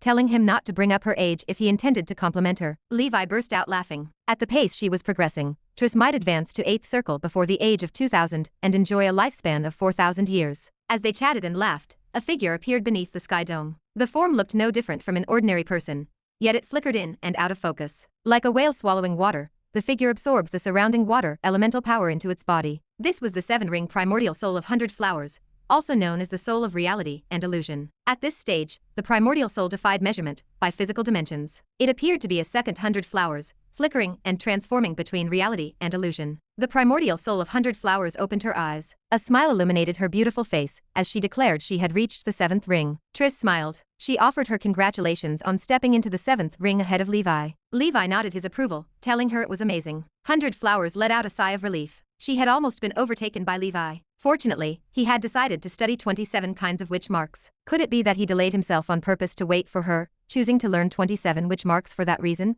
100 flowers wondered. Levi asked if she felt any different. 100 flowers replied that she certainly did. With the soul of reality and illusion, she could leave her physical body for longer periods. Furthermore, breaking through to the 7th ring directly increased spiritual force by 2,000 points. Her current spiritual force had already reached 7,200 points. 100 flowers activated her thoughts. The 100 flowers and 1,000 trees wizard form emerged across the sky. A towering giant tree, 2,000 meters tall, materialized in the void. 12 witch marks shimmered within it, exuding the profound aura of truth. She noted that the size of her wizard form had also expanded significantly. Triss suggested they not disturb her further. She told her to go stabilize her realm first, and then they would celebrate properly. Levi agreed completely. Seeing that 100 flowers succeeded with nearly a 70% probability, Levi felt more confident. For him, achieving the 7th ring remained a matter of course. He only needed to fulfill the necessary conditions and wait for the advancement to come. This confidence stemmed from his infinite primordial soul. He believed that before reaching Grand Wizard, he would not have to worry about failing an advancement. When chatting with Roger, Levi mentioned that it was thanks to the infinite primordial soul that he became the legendary figure closest to the 11th circle after Sauron. Of course, that might not be the case now. Great Council President Edmund was also an extraordinarily gifted individual. As the 4th strongest across the Pan Plane, no one knew exactly what realm he had reached. He had not acted in a long time. For years later, the year 190 of Nora, 100 flowers had stabilized her 7th ring ordinary realm. Levi held a simple celebration for her on the ancient Dragon Continent, inviting only trustworthy friends and family. The Gondor City Three Greats and the Laplace Wizard came to the ancient Dragon Continent together to congratulate 100 flowers on her advancement. The Congress also invited 100 flowers to take up a post in the Central Realm, but she politely declined. She only wished to stay on the ancient Dragon Continent, cultivating and living a carefree, mundane life with Dragon Kingly. After the ceremony concluded, 100 flowers and Levi spent several days celebrating privately. 100 flowers told Levi to look, noting that the embryonic form of her wizard tower was complete. As she spoke, she spread her right hand. A miniature, delicate wizard tower appeared. Its exterior was overrun with vines and adorned with blooming flowers, exuding a fresh and pleasant aura, like the witch towers from fairy tales. The wizard tower expanded with the wind, growing into a 7-story steeple 1,000 meters tall. Only the first floor was fully constructed, and the others remained incomplete. Levi remarked that it was not bad, and that the main structure was finished. The rest of the work could proceed at her own pace. 100 flowers smiled. She explained that she planned to unify her Divine Ring Tower and Wizard Tower, making the Wizard Tower's artifact spirit serve as the core. She would also invest resources to transform the soul artifact into part of the Wizard Tower. Although it was only an embryonic form, its power had already surpassed the Star Ring. Levi promised his support and asked what she would call this Wizard Tower. 100 flowers looked at Levi and suggested he name it. Levi hesitated, warning her not to blame him if the name was not good. 100 flowers joked that a wife does not find fault with her husband, and whatever he named it would be fine. Levi thought for a moment. He suggested calling it the Tower of Summer Flowers, referencing the phrase about living as brilliant as summer flowers. 100 flowers contemplated the meaning of the words and felt quite satisfied. Her personality was indeed like summer flowers, vibrant, passionate, and open. Of course, the second half of that sentence referred to dying as serene as autumn leaves. Levi would do everything in his power to ensure that he and 100 flowers could journey as far as possible on their wizarding path. At the very least, they had to travel across the multidimensional plane and witness more wonders before finally passing away. After their moment of tenderness, the two returned to their respective cultivation work. Levi handed 100 flowers a copy of microlysis technique for her to study. With her talent, she should be able to master it. At just over 800 years old, 100 flowers still had plenty of time. Her primary goal moving forward was to advance in the realms of pharmacist, the energy sept, and the path of knights. Chapter 1970. She remained at level 5 in these few paths. Her earlier efforts to sprint toward the 7th circle had been temporarily shelved. Now that she had time, she needed to resume her studies, as time could not be wasted. This proved the trouble with being a genius. Every talent excelled, and she could learn everything. If she possessed only a knight's talent, like the Blood Knight, she would actually be more single-minded. Good news arrived from the Midland Continent during this year. The goddess knight Elsie successfully broke through to level 6, becoming the final member of the older generation knights to achieve promotion. 150 years had passed since the Blood Knight's promotion to level 6. In truth, Elsie's tribulation lacked smoothness. Only the use of a rare treasure Levi had specifically left for the 18 riders allowed her to survive.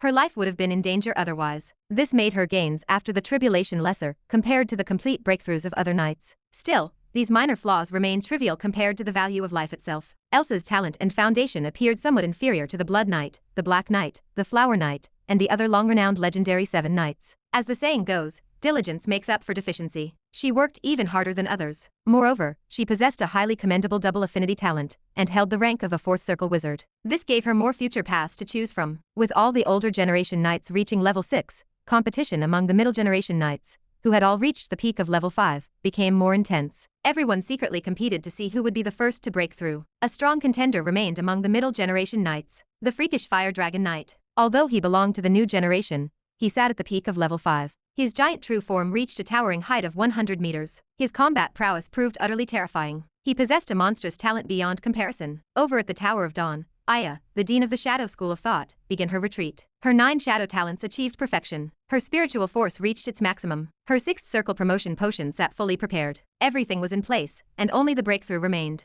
She celebrated her 400th birthday in recent years. Time wears everything down. The youthful feelings Aya once harbored for Fire Dragon Ace faded amidst the busyness of cultivation. Life holds more than love. It also holds truth in the distant horizons. 10 fleeting years passed quietly. In the year 200 of Nora's calendar, the enchanting demon Myra and the mind flayer Guillermo, after following Levi for hundreds of years, both simultaneously stepped into the 6th level realm. They became bona fide demon lords. They awaited the commencement of the blood battle, ready to infiltrate enemy lines and gather intelligence for Levi. Levi's second brother, the Purgatory Demon Sword, progressed well in hell during these 10 years. He sent messages to Levi through Little Pink and Little Black. His strength improved even faster than before, thanks to the yin-yang replenishment and heavenly duality cultivation methods taught by the witch sisters. He sat not far from the 6th circle's maximum, and had engraved 13 witch marks. He would likely advance to the 7th circle wizard realm within 100 years. He dared not reveal his cultivation level to avoid alerting the demon fox mistress to any abnormalities. He used secret techniques to suppress his realm to 6th circle perfection. Some found joy, while others faced woes. Prince Rogel could not endure the replenishments of the 3 sisters and fled. The Desire Realm, which had to find a new wishful young man to supplement the needs of her little lover, the Purgatory Demon Sword. She currently set her eyes on the eldest son of the Demon Elephant Tribe Chief,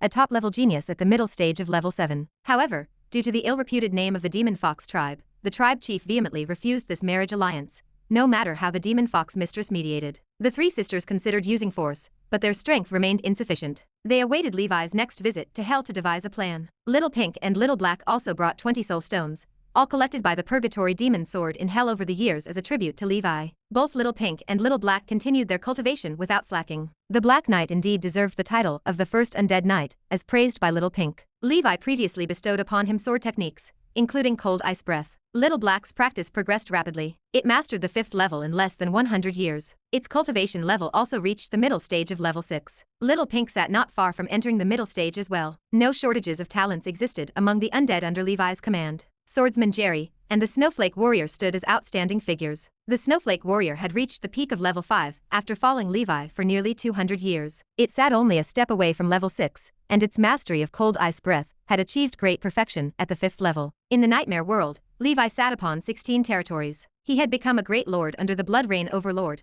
ruling over his domain with majesty. Various battle groups tirelessly honed their combat skills, teamwork, and enemy-slaying techniques in the Nightmare World. Their practical combat ability improved steadily. Such tense preparation arose due to the nearing blood battle. Traces of demon activities appeared in certain subordinate Federation planes within the Sauron plane. The Wizard Council deduced that these federations likely held secret links to the Abyss Well. To avoid dispersing the strength of their battle groups, and to concentrate their forces on protecting Nora, they recalled all Federation planes battle groups and residents to the Wizard World, aside from a few critical resource federations. This held no consequence. These Federation planes would most likely merge with Nora in the late stage of the upcoming Penplane Grand Convergence anyway. They could reclaim them then. One day, in the ancient Banyan fairyland, Levi opened his eyes. His aura grew significantly stronger compared to before his retreat. After 10 years of closed-door training, his spiritual force reached 5,800 points with the help of soul stones, provided by his second brother. Only 229 points remained to the maximum. Death One Strike, Crow Banquet, Shifting Shadow, and Wind King Cloak had all been cultivated to the 15th order limit, greatly enhancing their power. Even the most challenging Destiny coin neared its limit. His latest studies, Water Ghost Hand and Dry Hand, had both reached the 14th order. Strength runes reached the 14th order, increasing basic strength amplification from 140% to 160%. A double blessing arrived. The Whale Emperor Power Book obtained from the Giant Whale King had also been cultivated to the level 6 realm, boosting his strength amplification to 210%. Levi now felt confident he could blow away the Snow Mountain Dragon King at level 7 middle stage with a single punch at his peak. He only waited for the opportunity 17 years later to enter the Dark Ancient Tower and fight the Dragon King once more. A glimmer of joy filled his eyes. Levi looked up into the sky as an icy blue figure emerged from the void. Ayak, brimming with the joy of harvest, landed on Levi's shoulder, grooming its feathers. Ayak had returned home after over 100 years of travel. "My dear Ayak, let me see what treasures you have brought me." Chapter 1971. Ayak spat out streamers of flowing light. Its stomach certainly held a great deal. As the traveling crow, Ayak's body contained a dimensional passageway similar to a storage space. At first, it held only ordinary materials, like dried branches, deer antlers, scale armor, or mundane gold and silver treasures from mortals. Later, shiny elemental metals poured out. Levi counted many rank 5 and level 6 elemental metals. He gestured to the creature. "Keep going." A boom echoed across the space. A massive shadow descended from the sky. Levi caught the object. 1,000-meter long, flat-bodied white scale giant beast emanated a heavy aura of dragon's might. Levi placed it on the ground and examined the creature carefully. His face blossomed with joy. It is a level 7 complete sub-dragon, a wind-shaped dragon. The wind-shaped dragon's scales were naturally born with cloud-like patterns, graceful and soft. Its overall shape resembled a piece of white cloud scattered by the wind in the sky. Its abdomen trailed white cloud mist like a streamer, which persisted even after being dead for so long. Due to its wind element affinity, its weight was much lighter compared to other members of the dragon clan. It is a pity that it is already dead. It died of natural old age. This creature lived for at least 10,000 years. To die of old age in this world is, in itself, a kind of fortune. Since it is dead, the wind-riding dragon's blood can be extracted entirely and refined into bloodline crystals. The scales can be crafted into artificial energy cores and installed on the Doomsday Fist, enabling the upper hook sky-splitting fist. The bones of the wind-riding dragon are also top-grade level 7 materials, perfect for refining some Storm faction wizard tools. This corpse is truly priceless. Levi rubbed Ayak's head affectionately. The wind-shaped dragon corpse alone was a great merit. The creature had also discovered abundant level 6 and higher biological materials. These were the finest raw materials for holy infant refining, saving significant costs and increasing the profit margin for the operation. "Take a break and keep up the good work." Levi placed Ayak into his mental space and nourished it with his primordial soul to allow it to recover and recharge. The wind-shaped dragon is also an endurance-type dragon. Its bloodline crystals should serve as excellent materials for advancing the sky dragon breathing technique. Initially, Levi had not planned for an evolution, but now his thoughts began to stir. Advancing the sky dragon breathing technique required at least 2 endurance-type bloodline crystals containing legendary bloodline factors, though elemental attributes were not crucial. When the golden snake breathing technique evolved into brilliant golden dragon armor, he had chosen water element and earth element crystals purely because dragons adept at defense were more likely to emerge from those elements, similar to how the ocean and earth factions among wizards excel in defense. Based on Levi's current research, wind, earth, and water elements have the highest likelihood of spawning endurance-type dragons. This does not mean other factions cannot produce endurance types. For instance, the Silver Mountain Dragon is endurance type, but possesses thunder element attributes. Several days later, Levi's bloodline testing confirmed that the wind-shaped dragon contained traces of the legendary dragon race, the Wind Illusion Dragon, making it a sub-dragon species. This is an exceptionally rare legendary dragon race that predominantly exists in the form of a breeze, endlessly traveling across the multidimensional plane. It is the traveler among dragons, much like Maya. After deciding to advance the sky dragon breathing technique, Levi delegated the task, ordering all major organizations to intensify efforts to collect any intelligence and information on dragons. Starry night arrived. Above the flower hall, amidst the starlit clouds, a wizard tower floated. Ivy and vine-like plants wrapped around it, lush and vibrant, with countless flowers in bloom. The spire was crowned with a dreamlike star ring orbiting it, circling the wizard tower. Dense water elemental power gathered around the tower, creating an ambience akin to a fairyland. 2 figures leaned against the tower's peak, gazing at the stars. 100 Flowers spoke. "It is amazing to be able to have a wizard tower." Levi smiled. "I did not expect you would even incorporate the star ring into the wizard tower system, a rather interesting design." 100 Flowers gazed at the shimmering star ring. "Does it not look beautiful?" Over the past decade, she had both consolidated her foundations and steadily worked on improving the embryonic form of the wizard tower. The fusion of the star ring and the wizard tower was a creative idea that integrated the wizard tower as part of the star ring into a harmonious and complete whole. This setup eliminated the need to switch out soul artifacts. Levi agreed. "It is indeed beautiful, though this is just the first layer. Achieving the true form of a wizard tower will require more effort." 100 Flowers replied. "No rush. Finishing the entire wizard tower project before advancing to the 8th circle is already a victory." "How is the progress on your wizard tower?" Levi responded. "Mine? Still a long way to go. I have not even prepared the main structural framework,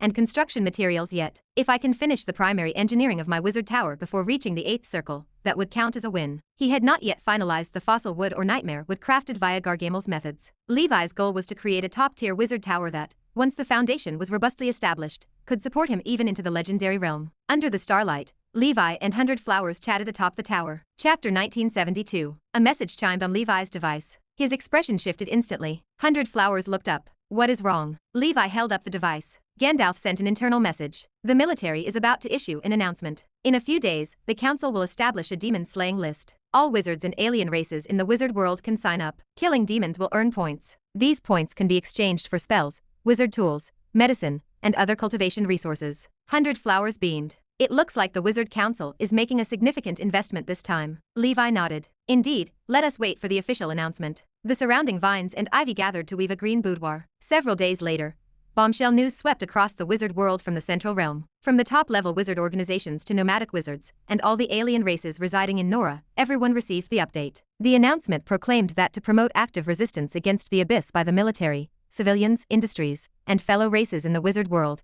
a new demon-slaying list had been established. It stood outside official rankings like the Wizard's ranking and Soul Artifact ranking. The list divided into 9 levels, from apprentice wizards to 8th circle wizards. Everyone could sign up for the corresponding tier. At the end of each year, those who excelled in killing demons within the same realm would receive a battle points reward from the Wizard Council. Slaying demons would directly earn battle points. The reward size would be comprehensively evaluated based on the type and level of the demon. Detailed rules followed. Levi sat on the ancient dragon continent. He pondered the implications. It seems like this time, it is a true mobilization of everyone for a collective resistance. He finished reading the detailed rules. From now on, all wizards, including apprentice wizards, would receive a demon-slaying bracelet developed by the council for free. The bracelet terminal connected to the Heart of Skynet, a legendary wizard tool. The bracelet recorded the type, strength, and number of demons killed, then uploaded the data to the Heart of Skynet according to the wizard's identification. The Heart of Skynet completed all calculations and ranking work. If a team or collaborators killed a demon, a different calculation method ensured fairness and justice. Through battle points, wizards could exchange for needed resources at specialized institutions established by the council at various schools. Wizards above the 6th circle could go directly to the Central Realm to exchange rewards at the merit shop set up at the military headquarters. Even rare items like truth oddities were available,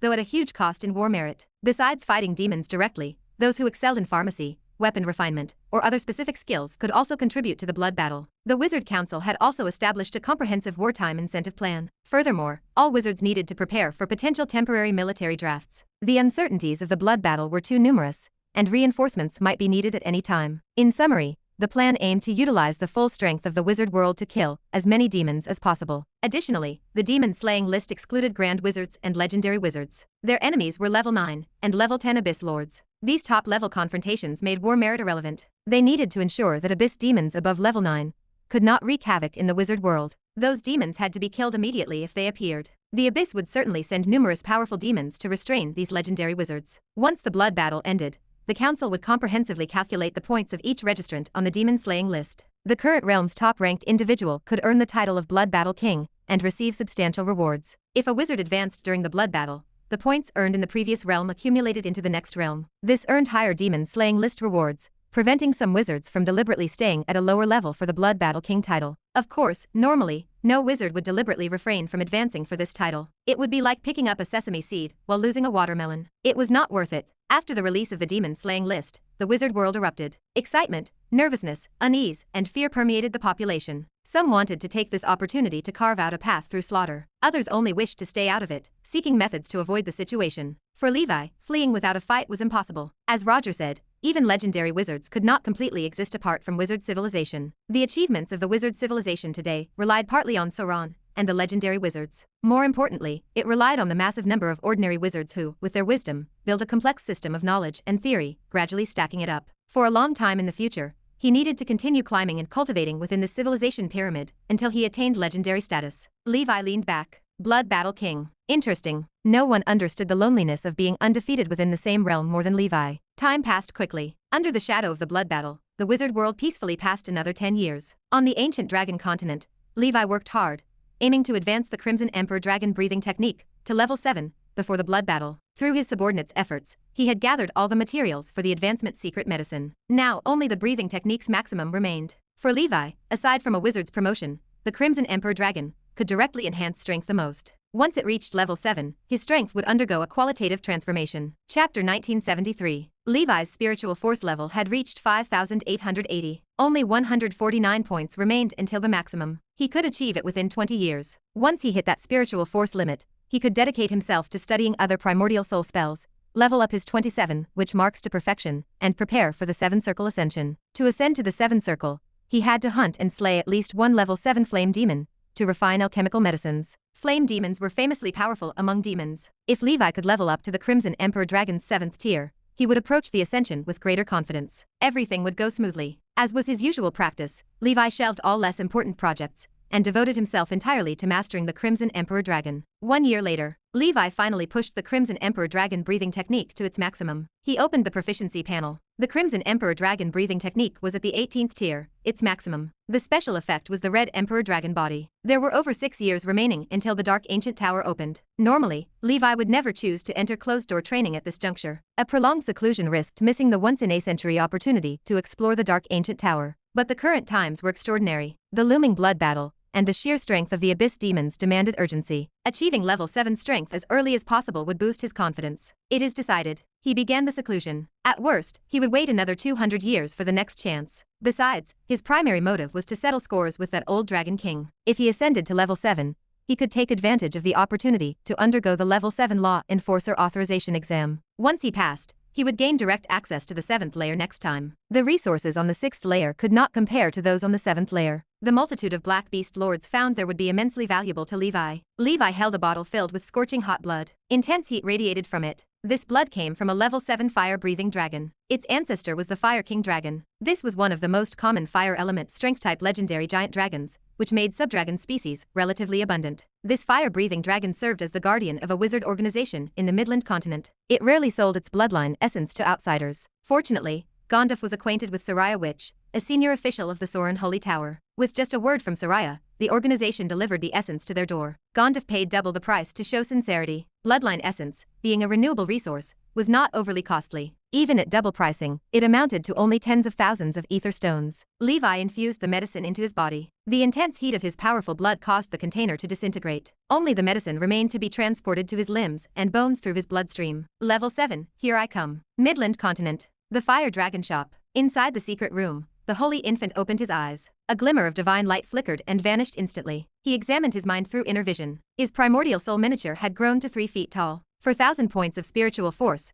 plus 6 witch marks, finally achieved the 6th circle perfect realm. After acquiring the Ice and Fire Holy Body, his cultivation speed had surpassed prior expectations. The improvement also stemmed from 2 morning star level oddities, providing direct spiritual force boosts, combined with long-term consumption of precious fire dates. Now, the Holy Infant was only 1,000 points away from his spiritual force limit and halfway from possessing 12 witch marks. He felt confident he would achieve both within 200 years. It had been less than 300 years since he advanced to the 6 environments realm. His pace was undeniably worthy of his top-tier genius status. His previous ascent to claim the top spot on the Ancient Tower leaderboard, and thereby stand among the ranks of top-tier geniuses, was largely attributable to external aids like wizard tools. But after refining the Flame King's arm and Cold King's eye and reconstructing his Ice and Fire Holy Body, he had unquestionably earned the title of top genius. After several decades of closed-door cultivation, the Holy Infant, who had not refined weapons in a long time, took out the materials delivered by his true self. Without refinement, an itch grew in his hands and a restless yearning took hold. It was pure passion. This heart of jealousy can be combined with my true self's purple holy crucible for re-refinement. Once an enemy is trapped within the crucible,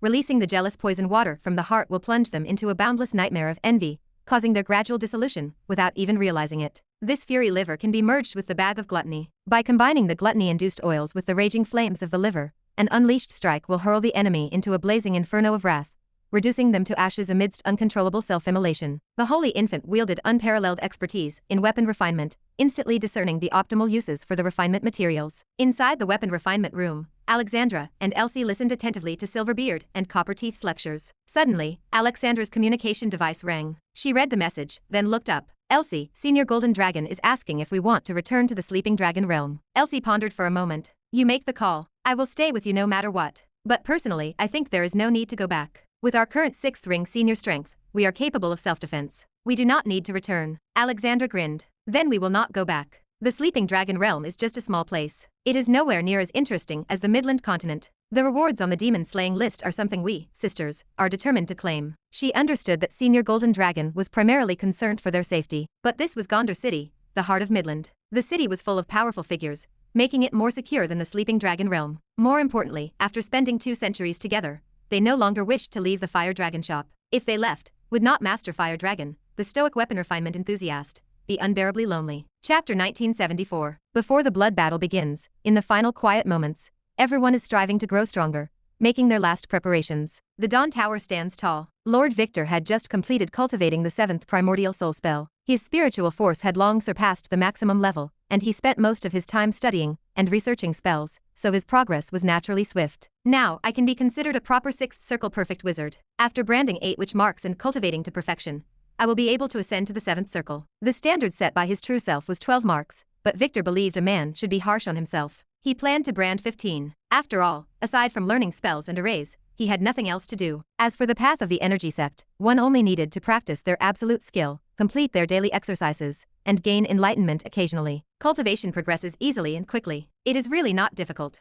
With a spiritual fetus physique and the legacy of the White Emperor's son, it is that straightforward. Cultivating the energy sect is all about letting things flow naturally, or in other words, maintaining a carefree mindset. It is not about forcing results. If one's mental state and timing are not aligned, even diligent cultivation will not lead to progress. On the contrary, it may lead to obsession, falling into ruin. This is something that even those official Wizard Council members, who have studied the path of the energy sect for years, have come to recognize. The energy sect does not follow the same predictable patterns as wizardry. Its cultivation and enlightenment rely entirely on individual intuition. A subordinate approached the tower entrance. Tower Master, someone is looking for you. Victor extended his perception, his lips curving into a faint smile. Understood. On the street, a young wizard in a black robe, surrounded by 8 secret swords, stood waiting. Greetings, Lord Victor. Victor studied the man. Why have you come again? Link straightened, his gaze filled with determination and confidence. I still wish for a rematch with you in the art of secret sword mastery. Victor chuckled. Very well. He suppressed his own realm, matching Link's 5th circle perfection realm,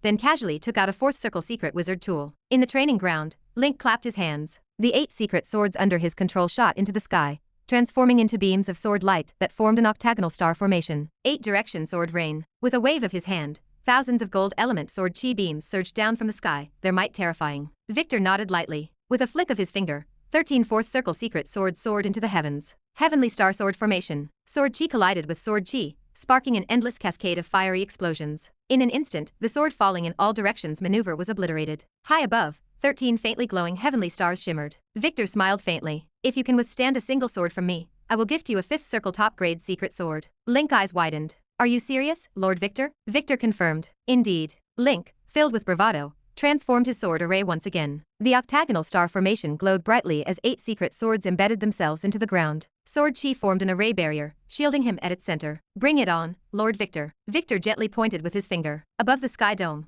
13 heavenly stars intertwined, finally taking the shape of a greatsword. Shattering star, a massive greatsword phantom, hundreds of meters long, appeared instantly above Link's head. Link's expression grew tense. He felt the overwhelming force pressing down on him, and a shadow of doubt crossed his mind. I trust in my sword. With all his strength, he pushed his sword formation barrier to its limit. In the next moment, the greatsword shattered, never landing on the barrier. Victor spoke. Not bad, you have passed. He was joking, as the boy could never truly withstand his sword array attack. Even with Victor deliberately suppressing his realm to the 5th circle, it was impossible. Link felt as if he were awakening from a dream. That strike was undeniably awe-inspiring. In comparison to such a sword array, my octagonal star is still far inferior. Victor asked, let me ask you again, do you want to become my student? The Dawn Tower had recruited many pupils, yet none had been taken as Victor's personal disciples. Link was the only person Victor had admired in recent years. However, the boy had his own ideas. Victor had asked him before, and he had declined. Link replied, thank you for the kind offer, Lord Victor. However, I fear that becoming someone's student might constrain my own sword skill style. I would prefer to explore it on my own. Victor handed a top-grade secret sword to Link. Very well, then stick to your path.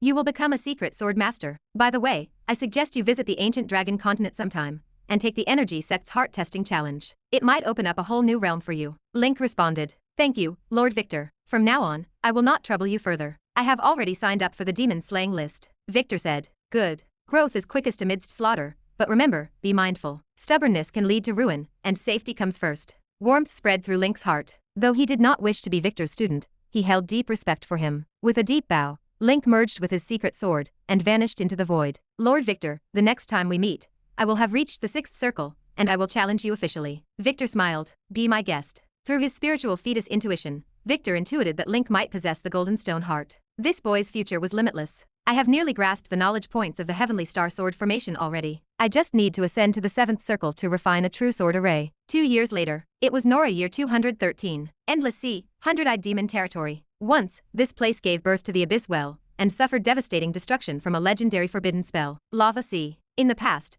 Levi discovered a wild subdimensional portal here, which was later destroyed by the Wizard Council after its discovery. Chapter 1975. This day, bubbles began to rise incessantly under the lava sea. Wisps of faint black gas drifted in the air. Something tore apart with a screech, and a pitch-black crack expanded rapidly. It turned into a massive abyssal well, with a diameter spanning 100 miles. I am Titus, the thousand-eyed demon king, and I have returned. Tremble, insects. A demon god exuding a terrifying aura of level 9 appeared. It stood 10,000 meters tall. Its body carried 1,024 blood-red, menacing eyes that shimmered with eerie light. Behind it came the roars and howls of countless demons. Titus, the thousand-eyed demon king, once known as the 100-eyed demon lord, was sealed by Gargamel, the 100-beast berserk which broke the seal, and Titus ascended to level 9 through a stroke of fortune. However, a grand wizard defeated it. Through the Abyss Well, it escaped back into the abyss, after which a legendary wizard destroyed the well. Hundreds of years later, it returned as a king once more. Its aura was even stronger than before. Undoubtedly, its power had also grown. The thousand-eyed demon king spoke. Minions, charge forth and use your demon blood to corrupt this world. Let the abyss well spread across Nora. Tens of thousands of demons poured out of the abyss well. A wizard cultivated nearby. Something tore him apart and devoured him instantly. Ha ha ha. The thousand-eyed demon king laughed, and the sound echoed through the heavens and earth. Compared to the abyss, it preferred the sweet air of the wizard world. Above the sky, a towering figure clad in a black robe appeared. He stood with his hands behind his back. He was the Black Abyss Walker, wasted death-black prison. A colossal black city spanning thousands of miles emerged out of thin air. The city stood atop a black ocean, with towering black waves crashing against its walls. Within the city, 66 brilliant witch marks shimmered. Each emitted a vast and profound aura. The city descended with a thunderous crash. The thousand-eyed demon king exclaimed in shock. Perfect great wizard. It unleashed its full power without hesitation. Eyes all over its body opened wide, firing countless pitch-black beams of light. Each could kill a 6th circle wizard instantly. The beams merged together into a massive, ink-black pillar piercing the heavens. The city clashed with the pillar. The pillar shattered inch by inch. The city descended unstoppably,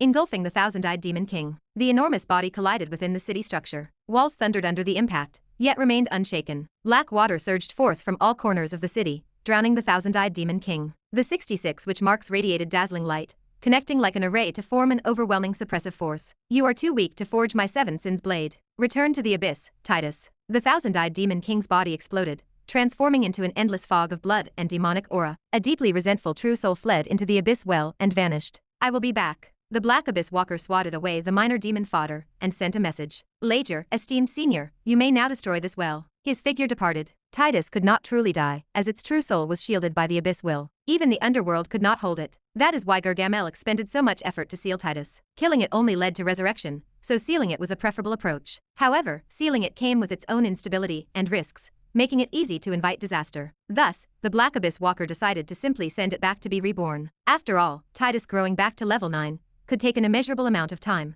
making it unlikely to affect the blood battle. After the Black Abyss Walker left, a pair of colossal, spectral dragon eyes opened above the sky. Each was as wide as 100 miles, appearing like twin stars dominating the horizon. A gigantic face, part human and part dragon, covered the heavens and the earth. It uttered 2 syllables gently. Dragon flames. A crimson pillar of fire surged skyward, connecting the heavens and earth of the endless sea. A witness in the land of darkness could see it. A lance of fire emerged from the void and struck the surface of Nora, creating invisible ripples that swept through the cloud layers of the endless sea, spreading outward. Days later, the wizards of the endless sea felt the intense wave of energy. The old witch of the witch family extended her hand. Her hair stood on end and leaned to one side. The legendary has taken action. The blood battle has begun. Meanwhile, at the side of the abyss well, the lava sea had broadened and deepened. The well itself had vanished. Lager, the dragon flame god, was one of the 2 legends of the burning school of thought, commanding immensely potent dragon flame magic. He had once participated in the 5-sector expedition. His legendary profession was Fire Dragon Venerable, his demiplane was Extreme Hot Hell, and his legendary titles were Overlord of All Flames and Incinerator of Evil Dragon Flames. Midland Continent. The Holy Infant paused in weapon refinement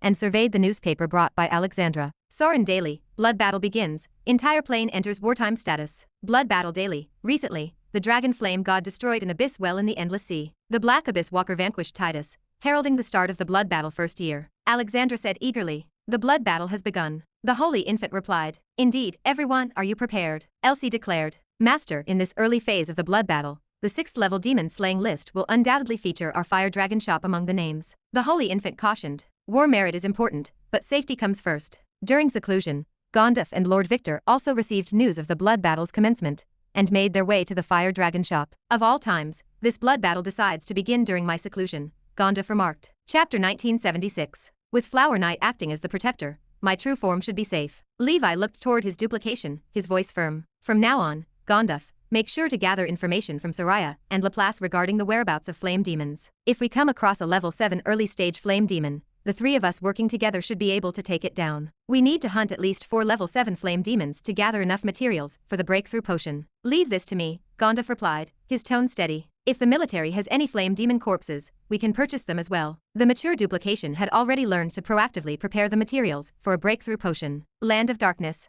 The deep space surrounding the Nora plain lay within a certain meteorite wasteland. In the void, a pitch-black rift emerged, and a massive abyss well with a diameter of 10,000 miles became visible. 4 towering black demon mountains, each over 1,000 miles high, emerged from within. On the demon mountains, 4 majestic figures stood entrenched. Their overwhelming auras twisted the surrounding space, and the demonic aura leaking from them raged across a radius of 10,000 miles. Clearing the abyss well to connect to Nora will not work. The Wizard Council has mastered powerful monitoring techniques. Titus has been annihilated. One of the figures gestured toward the distant world, his voice grating and cold. The advancement of the wizard civilization is visible to the naked eye. During the last blood battle, they did not have such capabilities. The more they grow, the more exciting this becomes, another figure interjected, his laughter echoing through the void. A weak wizard civilization could not even spark my interest. Shall we strike now? No rush. The wizard world still has 12 legendary wizards. Even if we band together, we might not be a match for the blazing sun god wizard alone. Let us wait until the deeper demon kings awaken. For now, we should exhaust the wizards by using cannon fodder, allowing demon blood to fully soak every inch of Nora's land and oceans, turning it into true demon land. True, if we directly step into Nora, the plains would reject us, greatly limiting our power. It would put us at a severe disadvantage. Take it slow. Savor the feast. After all, this is Sauron's homeland. That guy must have left behind some contingencies in Nora. Those blood battles from earlier were mere probes into the wizard world's actual strength. This time, maybe we will uncover their true depths. 3 years later, Nora year 216. The 4th year of the blood battle. There was 1 year left before the dark ancient tower would open. This year, Levi turned 640 years old. Over the past 3 years, small and medium-sized abyss wells continued to emerge across the wizard world. The Endless Sea had the highest concentration, but they were quickly demolished by legendary wizards. Even so, a considerable number of demons broke through. Like scurrying rats, they spread across the wizard world. The demons themselves were not the biggest problem. The most troublesome part was the demonic aura. Using demonic aura and secret techniques, demons influenced local humans and creatures, creating demonic creatures and demon-possessed humans that caused chaos in mortal settlements. While the stationed wizards swiftly eliminated them, they still brought minor to moderate calamities. The worst-hit areas were the human realm, the Endless Sea, and the Midland Continent, 3 vast regions. This was merely the abyss testing the waters of the wizard world. The wizards were well aware that the true horrors were watching from the sidelines, waiting for their turn to take the stage. The release of the demon-slaying list, coupled with extensive pre-campaign efforts, mobilized the wizards' enthusiasm for resistance. One by one, wizards embarked on their demon-hunting journeys. Organizations such as the Demon Hunters, the Demon Hunting Union, the Demon Hunting Market, and the Demon Hunting Wizard team sprang up like mushrooms after a rainstorm. Although demons were deadly, many of their body parts became premium alchemy and weapon-making materials. The wizard world, equipped with a well-established purification system for demonic aura, developed demons for use to a much higher degree compared to black beasts. In the Midland Continent, some larger wizard cities had yet to experience demon calamities. Demons were not stupid. Approaching well-guarded areas would be akin to courting death. Instead, they mainly chose the outer sea regions, remote areas, or even mortal territories to sow destruction. Ancient Dragon Continent, Outer Sea. Hundreds of streaks of black smoke darted across the sea surface, within which were demonic figures resembling bats of varying strength. These were pig-nosed bat demons,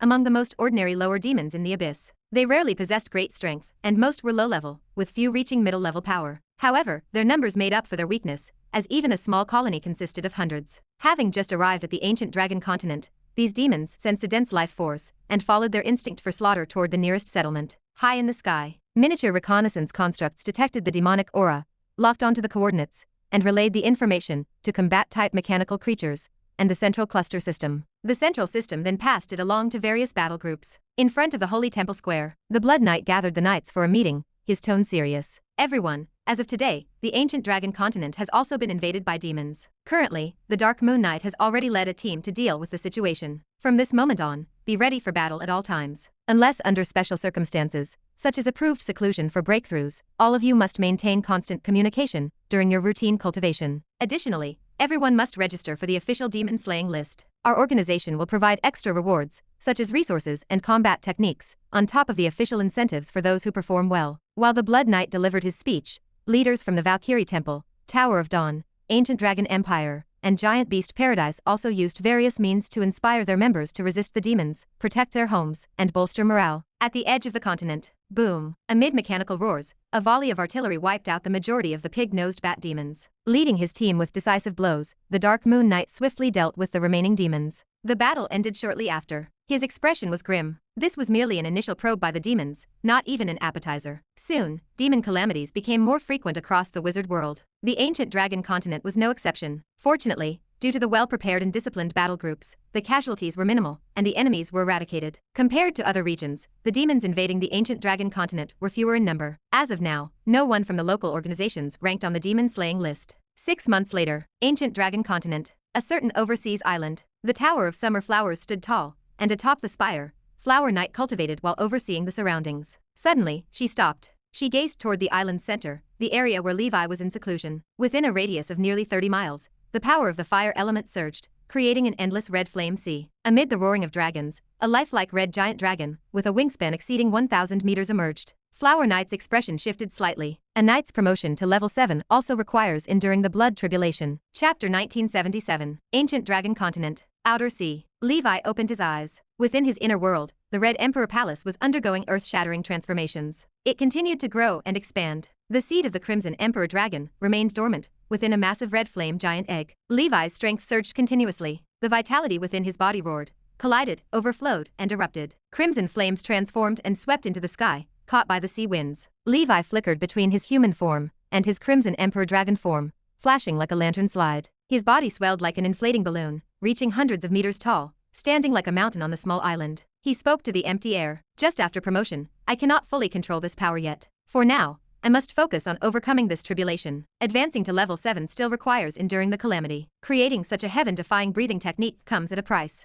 Just as with wizards advancing to the 7 circle rank, ordinary knights would not face such a tribulation upon reaching level 7. Only someone like Levi, who created his own path, must bear this burden. He raised his head toward the heavens. The 1,000-meter wingspan of the red giant dragon hung above, its gaze profound, locking eyes with Levi. Levi flexed his stance. Come, Red Lotus Dragon. Gigantic Levi's leg muscles erupted with power, launching him skyward with surging energy waves that spread across the island and beyond. In the distance, the protective shield around the Tower of Summer Flowers lit up, gently blocking the shockwave. 100 Flowers watched Levi with concern. If Levi were advancing to the 7 circle as a wizard, she would not worry at all. The wizard's path was well established. But Levi was an unparalleled anomaly, an infinite primordial soul. However, a knight's level 7 was an uncharted road, shrouded in uncertainty. No one could predict what would happen next. She murmured, "Good luck." High in the heavens, the gigantic Levi threw a thunderous punch. A white shockwave, mixed with blazing flames, surged forth like an unstoppable path. The Red Lotus Dragon's wings swept through the air, conjuring lotus-shaped flames that appeared to emerge slowly from the void.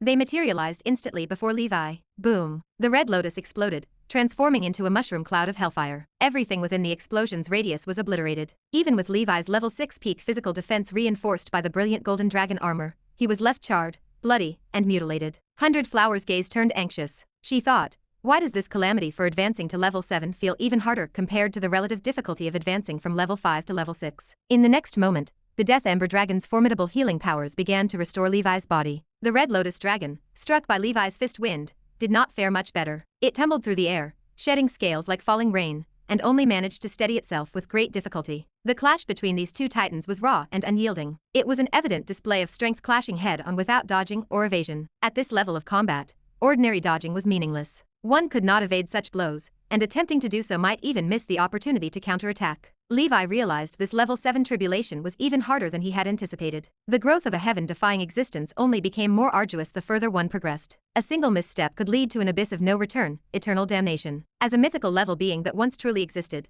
how could the Red Lotus Dragon possibly be weak? Even though it descended across the eons through some projection, one could not afford to underestimate it. Boom! Once again, An earth-shaking collision erupted. The Crimson Dragon pierced through the Crimson Emperor Dragon's chest like an unstoppable lance. Lava-like blood gushed forth, transforming into flames as it spilled freely. Roar! A more violent solar wind swept across the Red Lotus Dragon's body. Levi's form was rapidly carbonized, crumbling into ashes as his flesh and bones were exposed to the open air. He gathered his focus, his voice resonating through the sky. With my lifetime of insights, my 600 years of effort, warlord catalog, uncontainable fury, courage, dominance, wrath, these were the 3 human auras. Sun, moon, stars, these were the 3 celestial auras. The 6 auras merged into one, transforming into the warlord aura. It was a force of unparalleled dominance that surged forward with an unstoppable momentum, defying all of creation. Roar! A ferocious badger-like beast materialized behind Levi, exuding killing intent and fearless resolve as its phantom let out a furious howl. This was the 9th level of the warlord catalog,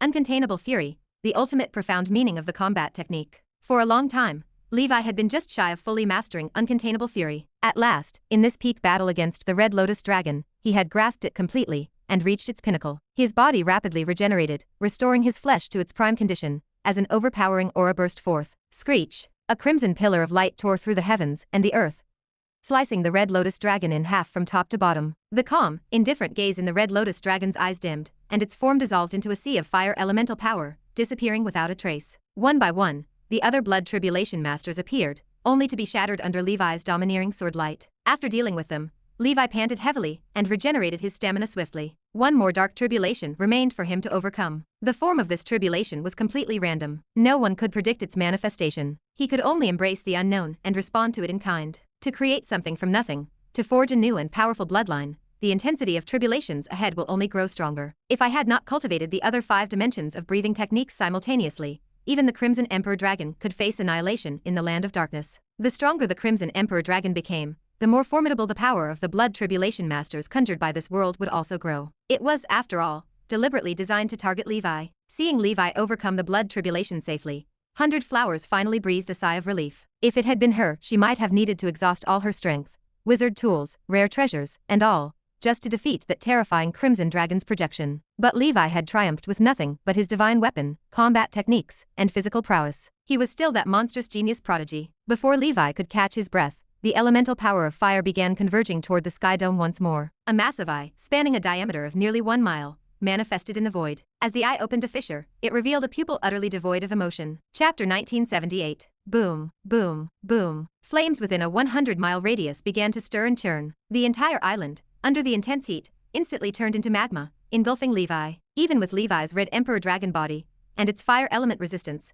the scorching heat was almost unbearable. He looked up at the sky, his grip tightening on his weapon. This was the Dark Tribulation. Blood chi surged around him, forging a crimson armor as the Crimson Dragon slash rested in his palm. His gaze brimmed with fighting intent. He grinned, his voice ringing out across the burning waves. Just perfect, I was not done having fun. Come on, let me see what kind of tricks you have got this time. This dark tribulation brought Levi a sense of peril far beyond the petty dangers of earlier encounters. It even surpassed the threat posed by the appearance of the Red Lotus Dragon just moments ago. Scarlet eyes stared directly at him. Goosebumps crawled down Levi's back. Boom. A sudden blow sent him hurtling backward across the sea, flying 100 miles. He looked down at the gaping hole punched through his chest. His gaze remained calm. Standing silently at the spot where he had been moments ago was a fiery figure. Its features remained indistinct but bore a striking resemblance to Levi. The truth clicked into place. This tribulation is my mirror image. The figure was composed entirely of fire, without flesh or blood. It was an incarnation of pure flame. The hole in Levi's chest healed instantly. For someone with an undying body,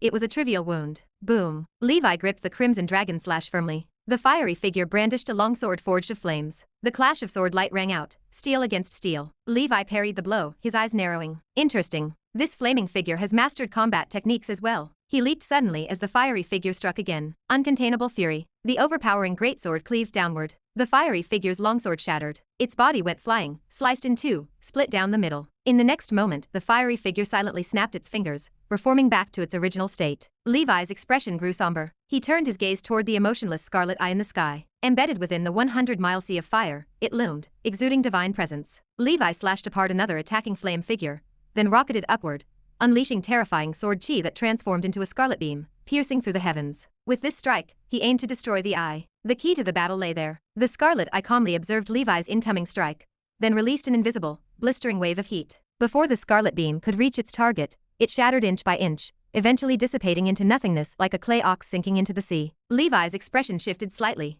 Behind him, the flaming figure struck once more, driving its fiery longsword into Levi's heart. With a sharp twist, Levi's body was torn in two. Amid the blood fog, Levi's figure reappeared once again. This is not a solution. If my Death Ember Dragon's strength runs out, even true immortality will not save me. This time, the Land of Darkness is playing for real. The flaming figure attacked once more. Levi countered with his shark tooth-shaped sword, summoning explosive force. His body swelled under the Whale Emperor power book. Boom. The flaming figure went flying. Instantly flashing behind it, Levi launched a devastating punch. Fist wind exploded. The flaming figure disintegrated into scattered flames, crushed under Levi's overwhelming might. It reassembled once again, though its momentum had weakened somewhat. It seems its immortality has limits. Levi unleashed his full strength. He needed to eliminate this apparent mirror image first. If the mirror disappeared, but the Scarlet Eye remained unresolved, he would need to devise another strategy. Outside the battlefield, 100 Flower's eyes remained fixed, unblinking, on the unfolding situation. What is this Scarlet Eye, she wondered. Is it the embodiment of some rule or will? From her knowledge,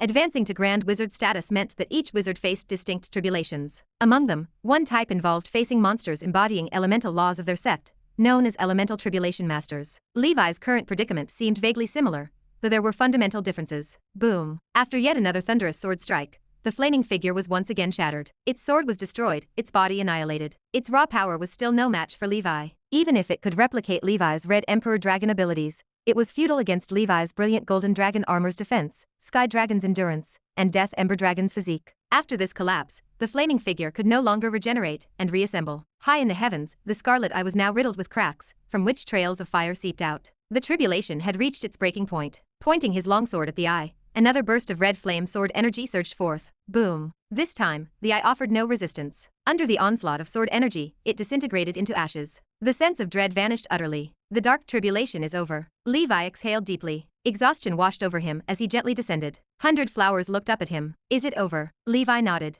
100 Flowers rushed forward, supporting Levi as they left the fiery sea region and returned to the ancient Dragon Continent. The secluded island of retreat had long since vanished, swallowed by the sea. The Emperor's Palace. Levi consumed several doses of medicine and high-energy food to restore his strength, though the weariness of his mind would take time to recuperate. Within him, the surging Red Emperor Dragon blood chi was several times more potent than before his ascension, its quality also elevated further. Under the relentless flow of this blood chi, the Crimson Emperor Divine Palace was dissipating at an imperceptible pace, disintegrating into numerous micro-god palaces that merged into Levi's cells. Upon closer inspection, each tiny cell contained a world of its own, within which a god palace stood. Chapter 1979. The surface of the Divine Palace was layered with bricks and tiles of 6 distinct colors. On each brick, intricate red flame runes resembling flickering fire were carved. The Meat Divine Palace and the Flame True symbol are the 2 fundamental elements of Crimson Emperor Dragon power. After reaching level 7, Levi had begun to analyze and comprehend the true essence of the Crimson Emperor Dragon. The pinnacle of strength, the Flame Dragon of World Annihilation. The Crimson Emperor Dragon I created is essentially a manifestation of fire and strength. No matter how its abilities evolve,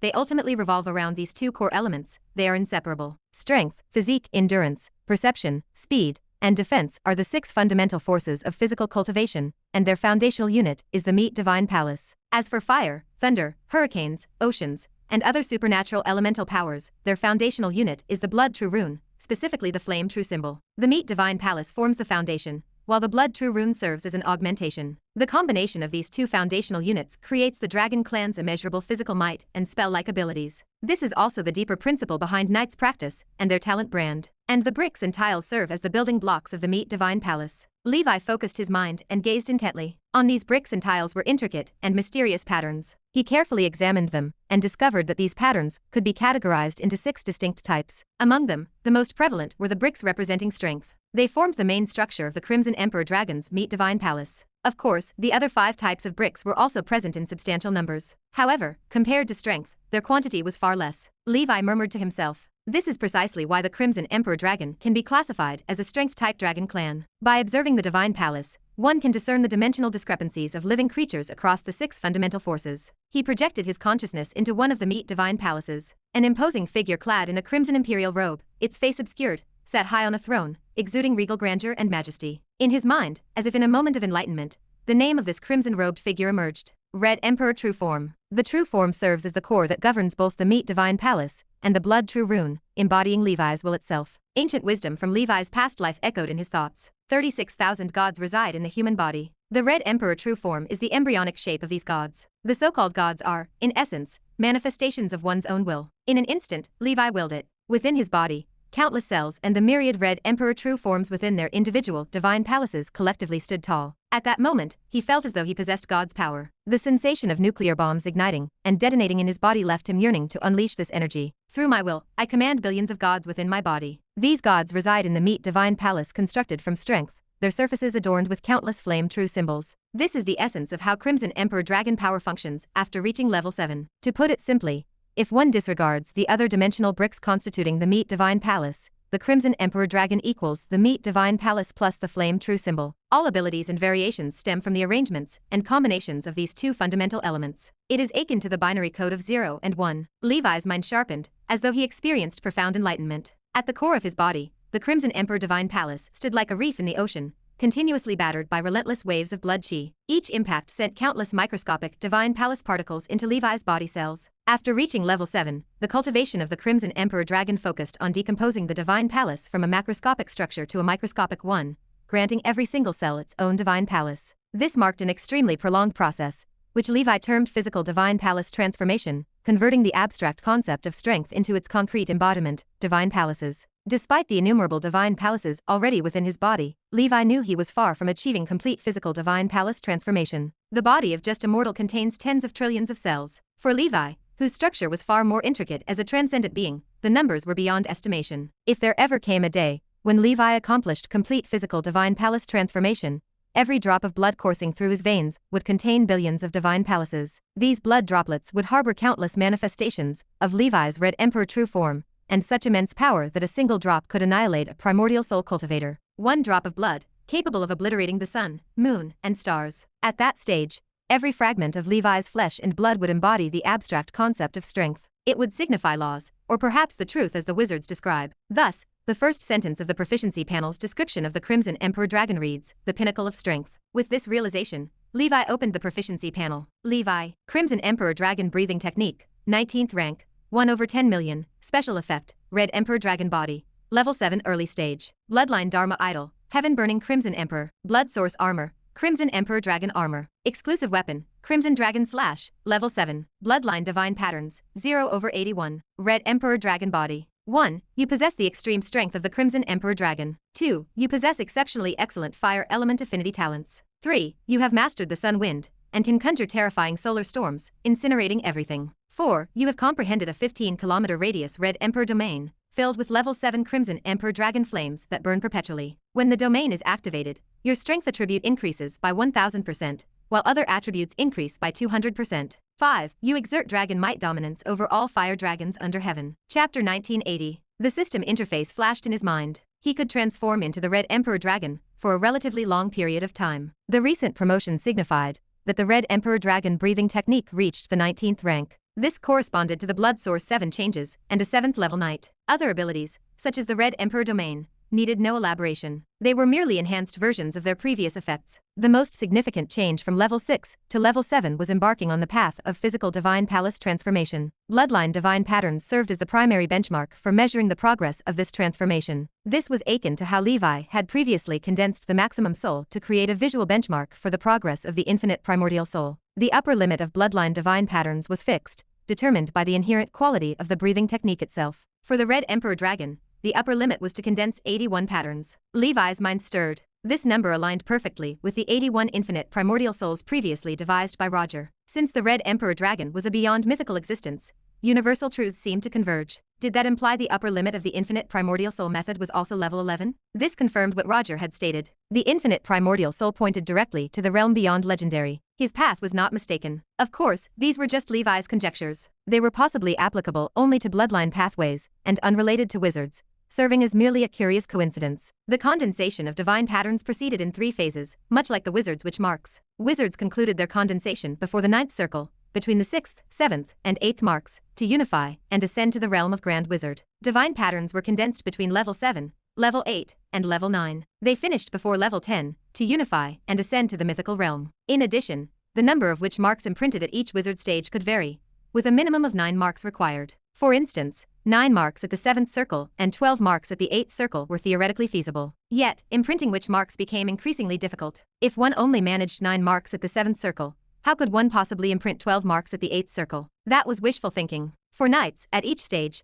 they had to condense 1/3 of the maximum number of divine patterns. For the Red Emperor Dragon, this meant 27 patterns had to be imprinted per realm. No less, no more. This quantity was determined by the bloodline itself. To raise the upper limit, one had to break through the bloodline shackles, achieve bloodline evolution, and become a new bloodline. In summary, for knights constrained by bloodline shackles, a level 9 legendary bloodline could not ascend to level 10 to complete the unification process of the Divine Palace. This resulted in a half-completed state. Hence, they remained demigods. Only mythical level bloodlines could ascend to level 10 and fully complete the physical Divine Palace transformation. Meanwhile, level 7 and level 8 bloodlines could not even condense complete divine patterns, let alone achieve physical Divine Palace transformation. Perhaps, this explained why sub-dragons could not step into level 9. Though they carried legendary level and mythical level bloodline factors within, they lacked the ability to cultivate breathing techniques to break through the bloodline shackles and achieve step-by-step bloodline perfection as knights did. After the Red Emperor Dragon's promotion, Levi studied the proficiency panel. The number 81 represented the limit of single-dimensional bloodline pathways.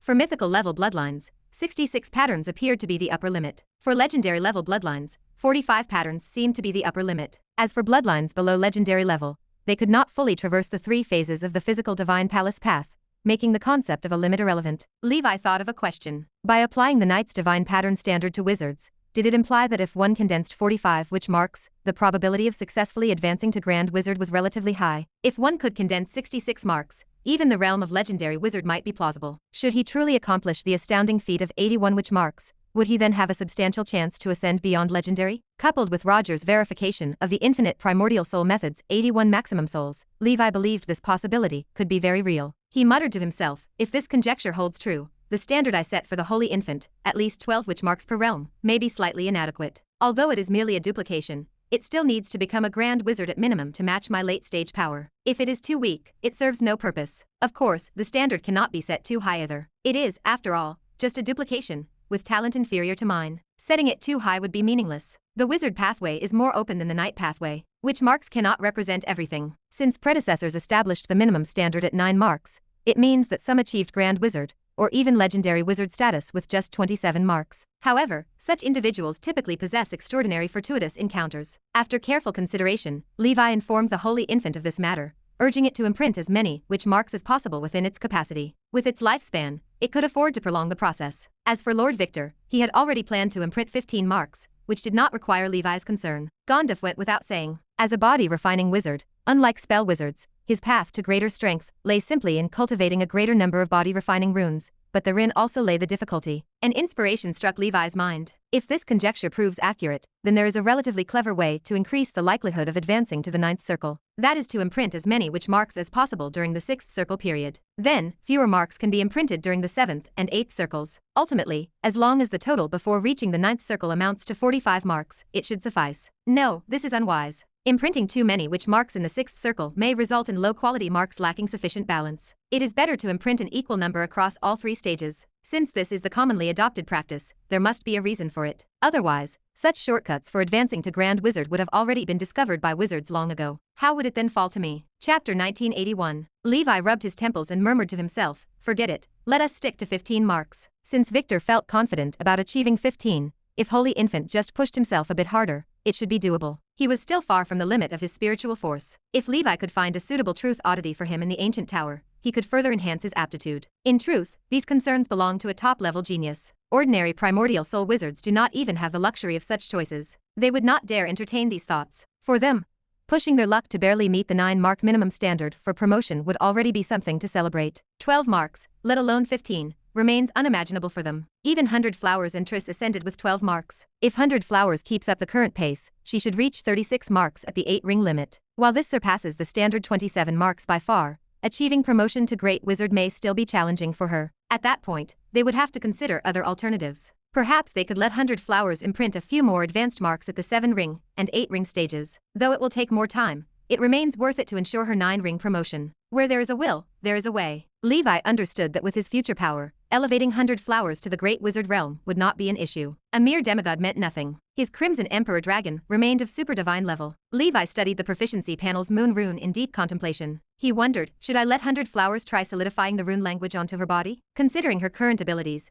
even if she fails, the risks are negligible. All along, Levi had withheld the knowledge of the rune language from everyone, not even sharing it with his companions in Grey Tower. It was not because he wanted to keep it private. He recalled that the Book of Starforge Runes was merely a weapon-making guide. Its original purpose when created was to solidify runes onto wizard tools, aiming to mimic the ancient Starforger civilization and empower the artifacts. However, it was ultimately deemed impractical and abandoned. Levi's ability to successfully solidify the rune language onto his own body and make it effective was purely a stroke of fortune, aided by the proficiency panel. In fact, the effects of the rune language Levi practiced had already deviated from the scope described by its original creator in the book. For example, the moon rune was initially detailed as prolonging the lifespan of wizard tools, but once Levi cultivated it, its effect on the proficiency panel transformed into prolonging his own lifespan. Otherwise, if it could extend the lifespan of wizards, the Book of Starforge Runes would long since have been declared a divine text by the Congress, instead of its author being left unappreciated and the book relegated to obscurity. Moreover, the rune language had an extraordinarily high upper limit,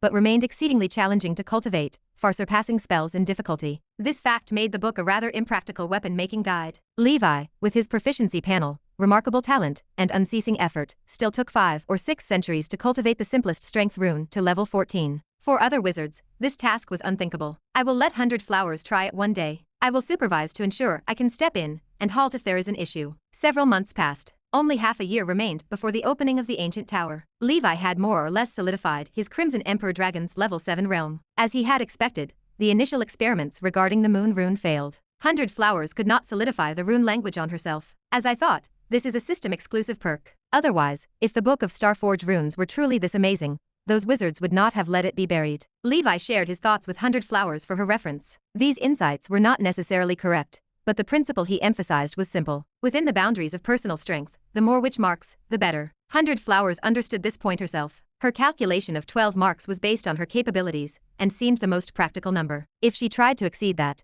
she was not sure whether she could achieve 8-ring perfection, let alone a 9-ring promotion. 100 Flowers remained well aware of her limits, which reassured Levi. After all, her job was simply to strive, while Levi remained confident in creating the necessary conditions for her. He sighed, if there were more Morning Star level, or even Bright Moon level artifacts, these problems would all cease to exist. Levi emerged from his retreat. His upcoming itinerary would be packed. First, he planned to visit the Hell Gang's 3 sisters to subjugate the Demon Elephant tribe's young master. Then, he intended to make money, attend the Netherworld market, and acquire some soul stones to support Holy Infant's cultivation. This would give the boy more time to study primordial soul spells. Since Holy Infant acted as the main financial pillar, Levi felt slightly biased in favor of him. Gandaph and Victor could figure things out themselves. Second, he aimed to go to the Dark Ancient Tower to subjugate the Dragon King and obtain level 7 authority. Of course, before these 2 tasks, Levi needed to assess the current state of Ancient Dragon Continent and the Wizard World. After all, the blood battle had already raged for 4 years. At the Dusk Holy Temple, the Blood Knight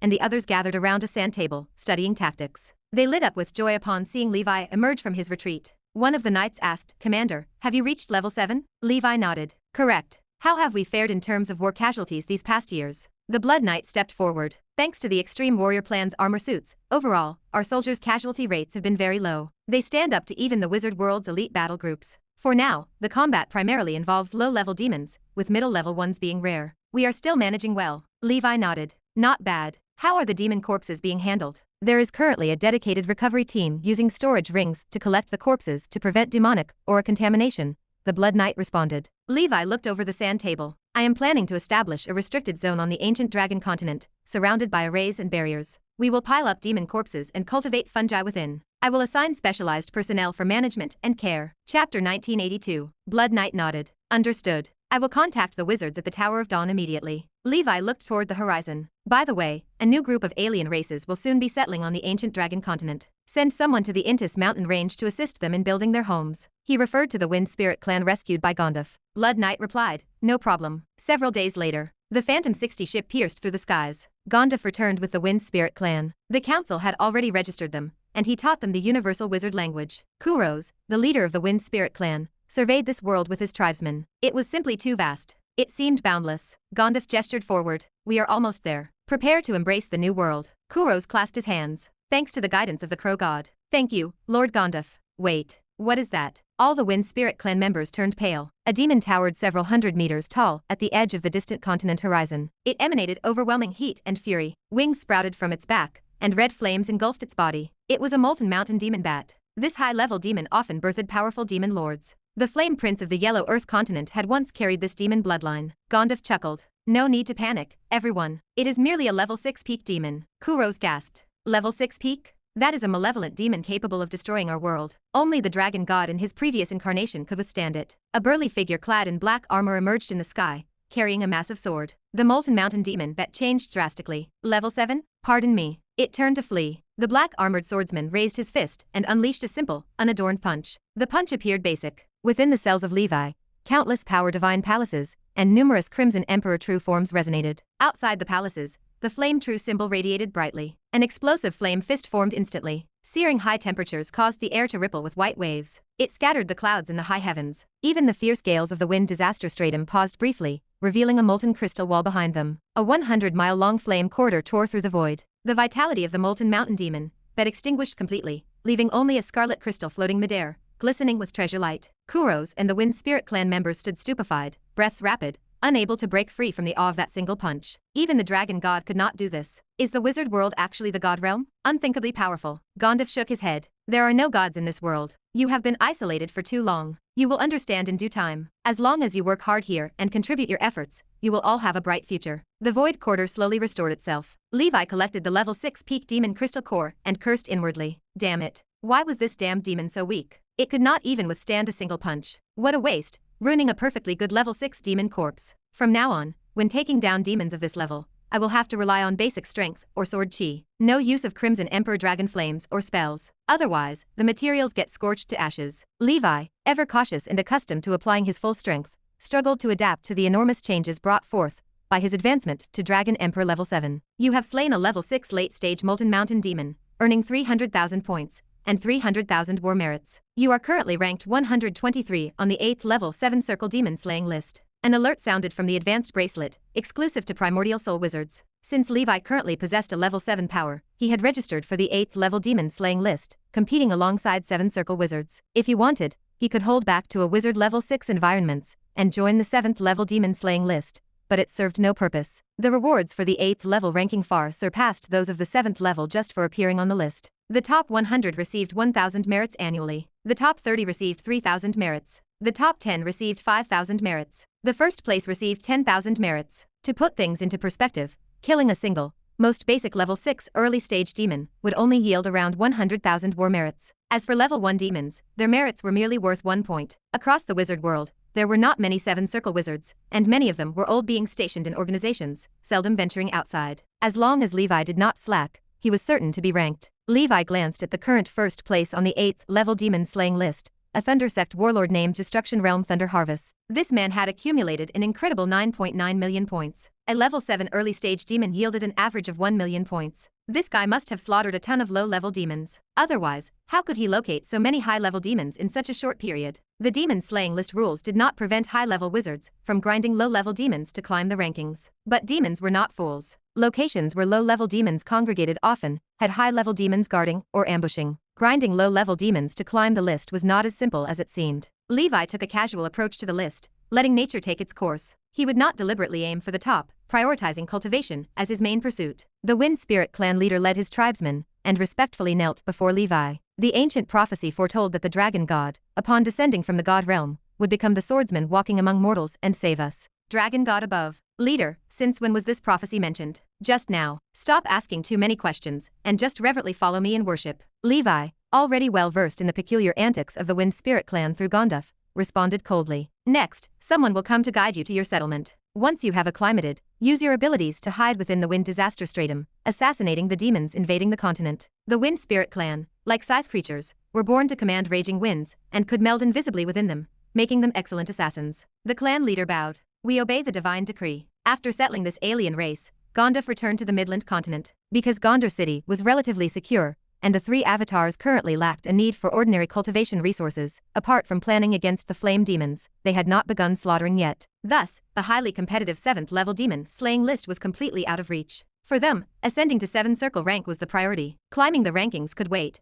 and Levi had not imposed any demands. As for the 6th level demon slaying list, it was even more fiercely contested, like celestial beings waging war. After all, there was a significantly larger number of Fifth Circle wizards, with vast disparities between individuals, as evidenced during the Black Ancient Tower Genius battle. Before departing for Hell, Mana informed Levi that in the ancient Banyan fairyland, the seeds previously brought back by Ayak had sprouted. In the fairyland, Levi gazed at the green saplings emerging like bamboo shoots. Their trunks faintly bore adorable human faces. Their branches formed hands, roots anchored deeply into the earth like legs. He turned to Mana and asked, "Are these tree men?" Chapter 1983, Ancient Banyan Fairyland. Mana shook her head, unable to provide answers to the confusion Levi displayed. She had recently awakened from her slumber and successfully advanced to the 6th level late stage, only to feel an itch in her toes. After hundreds of years of growth and spread, her root system had long filled the underground. These little green saplings were the source of that itch. Since Levi planted them, she called him over. Levi looked down. The saplings emitted raspy, infant-like cries. Alien races in the wizard world included a species known as tree men. They had bark-like exteriors and could perform photosynthesis.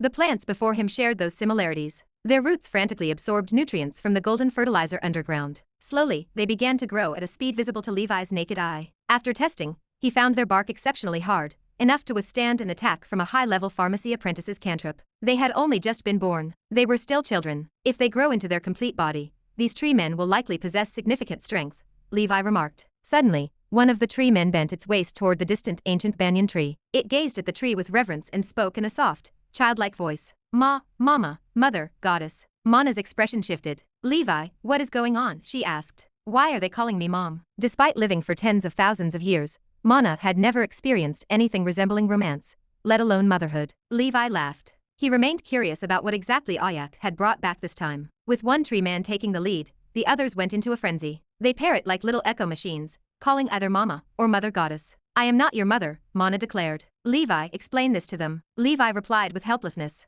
I am at a loss too. One particular tree man, which looked slightly different, lightly extended its roots to make a connection with Mana's. A stream of information entered her mind. She remained silent for a moment. I understand what they are now, she said. They call themselves the Green Tribe. The Green Tribe, Levi mused. Surrounded by a group of tiny tree men, Mana and Levi recounted the story of the Green Tribe. The origin of the Green Tribe remained a mystery. Not even their inner sages, known as the Green Prophet, were aware of it. This civilization lacked a tradition of recording history, and instead relied upon genetic brands to pass down legends about the Mother Goddess. The Mother Goddess was likely a powerful divine tree, their god. The Green Tribe was, in essence, a form of plant-based life that propagated through seeds or spores. Every member of the Green Tribe contained seeds or spores within their body structures. If they died, as long as suitable conditions for growth were met, new individuals could emerge. This resembled the way ordinary plants reproduce. Moreover, while most plants had male and female distinctions, the Green Tribe did not. Within the Green Tribe, a giant tree would often emerge, known as the Green Prophet, whose responsibility was to communicate with the Mother Goddess and relay her divine will. The Green Prophet's body contained the seeds of all types of Green Tribe life forms, akin to a genetic library, ensuring the continuity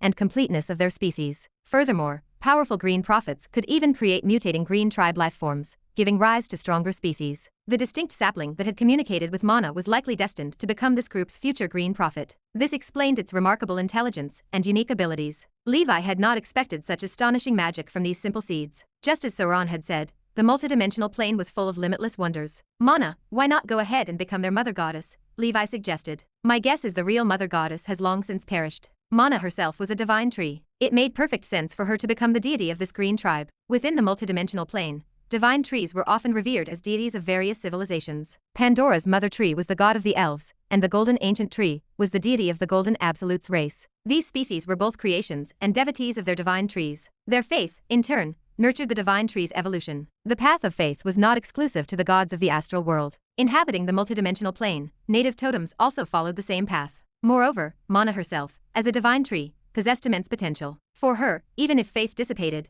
it would not hinder her strength. She was not like some gods whose powers were precariously built atop faith alone. The path of faith could serve as a side venture for her growth as a divine tree. Mana thought it over. That would be fine, she replied. After all, I have got nothing better to do. These little ones are rather pitiful too. Thus, she used her abilities as a divine tree to establish communication with the young Green Prophet. Indeed, I am the Mother Goddess, she projected. Mana stopped pretending and revealed her true intentions. The Green Prophet and the surrounding saplings were ecstatic, chanting Mother Goddess above in awe. From Mana, Levi learned the Green Tribe had a myriad of soldier species, numbering in the hundreds. Among them, a few stood out as the most crucial and most common. First, the ancient tree guardian. This species represented the pinnacle of growth, capable of reaching up to 1,000 meters in height and theoretically living for thousands of years. Their strength ceiling was 6th level, though most struggled to exceed rank 5. Ancient tree guardians possessed incredibly tough bark and rooted themselves deeply into the earth, creating dense underground perception networks to thwart enemies attempting to burrow into their territories. Their branches could extend into unyielding vines, resistant to blades and projectiles, and with their towering height, even provided a degree of aerial defense. When one ancient tree guardian ensnared an enemy, nearby guardians would respond instinctively, resulting in the victim being strangled and rendered into fertilizer for collective growth. That said, even without fertilizer, they adapted well and were capable of photosynthesis like ordinary plants. Chapter 1984. Second, the Greenskin Spellcaster. This is another critical branch of the Green Tribe, serving as the second major defensive line protecting the Green Prophet. The Green Shooters are not as towering as the Ancient Tree Guardians and are relatively fragile, but they boast powerful firepower systems. They can differentiate into various elemental soldier species such as Flame Shooter, Frost Shooter, Thunderbolt Thrower, Poison Liquid Splatterer, and Earth Spike Shooter. Therefore, if they can grow into a complete body, apart from being inconvenient to move, their spellcasting ability is quite strong and comprehensive. Third, the Suicide Squad. This branch typically consists of Green Tribe members like the Earth Explosion Clan and the Pujong Clan, utilizing suicide tactics to eliminate enemies. The Earth Explosion Clan members resemble potatoes, usually hiding underground. When enemies get close, they self-destruct, unleashing massive destructive power. The Pujong Clan hides translucent, floating explosive seeds in the skies around their territory, creating a web of strikes akin to a heaven's net. Besides these, there is also a type of Green Tribe that can be planted on the seabed, growing into a broad stretch of plants resembling seaweed. Like water ghosts, they drag enemies underwater, strangling them to death. Their surface is also covered in poisonous spines. These are known as swaying seaweeds. At the core of every branch in the Green Tribe stands the Green Prophet, capable of controlling the entire tribe and communicating mentally with its members. It acts like the Queen of Insects, serving as their intellect and their central nervous system. Levi realized the power of the Green Tribe and felt overjoyed. This was absolutely perfect for the current situation on the ancient Dragon Continent. As the blood battle progresses, the number of demons will inevitably increase. These members of the Green Tribe can serve as a green protective forest, weakening the strength of the demons. Even if they perish, they can self-replicate their next generation, ultimately forming a cycle. All they need is a viable environment to survive, requiring minimal energy and financial resources to maintain. In a sense, the Fungus Queen's development of the fungus path shares similarities with the Green Tribe. Both are biological weapons. Perhaps she encountered the Green Tribe by chance and drew inspiration from them. With biological weapons, mechanical creatures, and major battle groups layered one after another, the combination fortified the territory into an impenetrable bastion. After assigning the Green Tribe matters to Mana, Levi arrived at the location where the seven-circle giant elephant was being subdued. After 100 years of purification and healing, this giant elephant king finally regained clarity of mind. Levi removed its crimson enslavement, and the elephant glared at him, letting out a deep, rumbling roar. Levi stood with an indifferent expression. I do not have much patience. If you want to live, submit to me. Otherwise, I will not hesitate to kill you. Levi pointed to a large worm nearby. It will devour you bit by bit, breaking you down into excrement. You will be absorbed as nutrients by the plants of this world. Moreover, your soul will be eaten by those tiny insects over there, leaving you no chance for reincarnation. Your memories will merely become part of my collection. The giant elephant collapsed with a heavy thud, kneeling on the ground before Levi could finish. Fine, I submit. What other choice was there? It could not win in a fight. It sure as hell did not want to end up as a pile of dung. 100 years ago, when this man was only 6 circle, he had chased after it relentlessly. Now he was 7 circle, and the giant elephant could not even fathom how powerful he had become. After the submission, Levi implanted a spiritual enslavement mark within its body to act as a safeguard and a means of control. Very good. You are wise to know your place. A man who recognizes the times is a true hero. Levi rode atop the giant elephant and arrived at the Dusk Holy Temple. The knights saw this 7-circle giant beast, and their spirits wavered with fear. The overwhelming aura emanating from the giant elephant could crush the warrior, who ranked right below the commander, and his wife in the Blood Knight battle group. Yet, the beast docilely served as Levi's mount. Such was the commander's dominance. Levi patted the beast. From now on, this giant elephant will guard the Dusk Holy Temple. During times when I am in seclusion or away, should the ancient Dragon Continent face an enemy too formidable for you to handle, apart from Baywa and Madame Triss, you may also command it. The Blood Knight stared in awe at the towering giant elephant. Understood. With a creature of this caliber guarding us, we will feel much more assured. This was a 7-circle expert. In the early stages of the blood battle, the strongest demons were usually 6-circle at most. 7-circle experts were rare as phoenix feathers. With this arrangement, Levi freed up a crimson enslavement slot for unforeseen circumstances. Hell. 7th floor. In the wilderness, the purgatory demon sword hugged Levi, patting his back fervently. Big brother, we meet again. Levi chuckled. Not bad. Your spiritual force is almost at its peak now, is it not? The purgatory demon sword beamed. Indeed, big brother. I have now imprinted 13 witch marks. 13, ha, Levi mused. As a child of the mythical dragon clan, your lifespan should far exceed that of ordinary wizards. I suggest you imprint 15 witch marks before stepping into the 7 circle level. Aim to imprint 45 before reaching 9 circle. 15 marks, big brother. What is the reasoning behind that? The sword wondered. It had thought that 13 marks would suffice. Adding 2 more might mean waiting another 100 years before advancing to the 7 circle level. Levi shrugged. It is merely a suggestion. Doing so could make it easier to ascend to Grand Wizard status. Ultimately, you should base your decision on your own circumstances. Either way, 13 marks is already impressive. If you think 15 is better, then I will push myself further. Big brother, forgive my curiosity, but how many marks have you imprinted? Levi laughed. You will find out eventually, but be prepared, it might shock you. Chapter 1985. Levi fretted over the number of witch marks he possessed. The Purgatory Demon Sword questioned its own existence as it compared itself to him. The Desire Realm which leaned toward him, her voice hushed. Lord, we have gathered information about the Elephant Demon Tribe. The Elephant Demon Tribe operated much like the Demon Fox Tribe, standing as a top-tier group on the 7th floor. Both clan leaders held the rank of level 8 powerhouses. Among them, the Ghost Elephant Master, Alex, proved the fiercest in combat. He stood as a nearly unrivaled force across the 8th level, currently suspected to be a level 8 middle-stage powerhouse. The tribe possessed backing among the 72 pillars of the 9th layer, specifically the sky-supporting giant elephant, known also as the Power Tyrant. It was said this being possessed unparalleled strength. Among level 9 beings, excluding the level 10 existences, on the sole measure of raw power, none could rival it. Even the Dragon Ghost Master, a pure-blooded dragon among the 72 pillars, failed to stand against it. Only the Dead Sea Tyrant Whale could match it to some extent. This dominance rendered the Elephant Demon Tribe reckless and lawless on the 7th floor. Even the Demon Fox Tribe dared not provoke them lightly. Otherwise, given the typical behavior of devil tribes and the fearless temperament of the Desire Realm Witch, she would have long since captured the man who caught her eye and brought him home. Levi intended to help the 3 women subjugate the Elephant Demon Tribe's young master. He also aimed to extort money from these wealthy heirs to attend the Netherworld market. The young master went by the name Black Elephant Isink.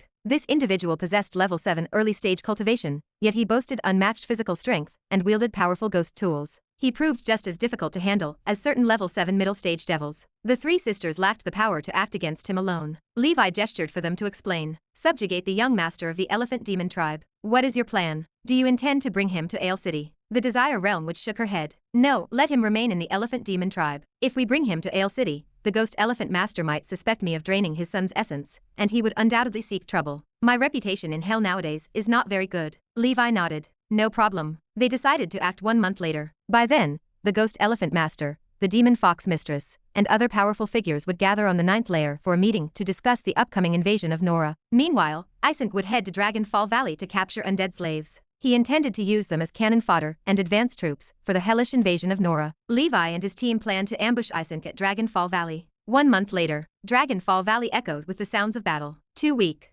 Becoming my mount should be your honor. Isink launched a fist, sending a giant bone dragon with a wingspan of over 1 kilometer tumbling through the air. This bone dragon, the Ghost Bone Dragon, was a former companion of the evil spirit monarch. It had stood by the monarch and witnessed that ruler's capture at the hands of a 6th circle wizard. It had decided to hide in Dragonfall Valley, never leaving. Invading the wizard world seemed like madness to it. The Ghost Bone Dragon could not comprehend the true plans of the rulers of hell. The deepest sting came from the devil strategy. They craved the wizard world, yet they pushed undead like the bone dragon into the vanguard as cannon fodder, keeping their own forces pristine. It knew better than to be fooled. Seeing Isink coming at it again, the Ghost Bone Dragon lacked any fighting intent. It scraped the void with its claws in an attempt to flee. 2 level 6 peak devil forces appeared in front of it, clutching a ghost tool shaped like a chain. Where do you think you are going? The chain whipped through the air with a metallic ring. It instantly wrapped around the Ghost Bone Dragon's entire body, squeezing the decayed bones until they creaked. Oh, my hips. The aging Ghost Bone Dragon could not endure the agony. A colossal fist resembling an elephant's leg materialized from the void. It struck with the force of a falling mountain. Hundreds of bones across the Ghost Bone Dragon's body shattered. Even its soul fire began to dim. The dragon's body had seen too many years, passed through countless souls. By this generation, the frame stood nearly beyond repair. Although it was a bone dragon, it possessed pride. Damn it, I'd assassin, will fight you to the death. Abandoning its intent to flee, the Ghost Bone Dragon unleashed a storm of death energy from its body. The cold, dark wave swept forth. The innumerable undead buried in the valley awakened at its call. These undead charged desperately toward the towering, 1,000-meter-tall devil in the sky. Isink sneered. He transformed into an immense locomotive, smashing through everything in his path. Black gas swirled around him, morphing into a blender that pulverized skeletons and specters alike, extinguishing their soul fires. Isink looked down from above at the trembling ghost fires that flickered like candles in the wind. Be grateful, insects. I am liberating you from these fragile shells, granting you a chance to reincarnate. He took a step forward, appearing above the Ghost Bone Dragon, and descended mightily. The dragon crashed from the sky, scattering its skeletal frame all over the ground. Yet, under the influence of soul fire, the bones began to quiver, flying back to form the dragon's body. For undead creatures, soul fire was the essence of existence. As long as it remained,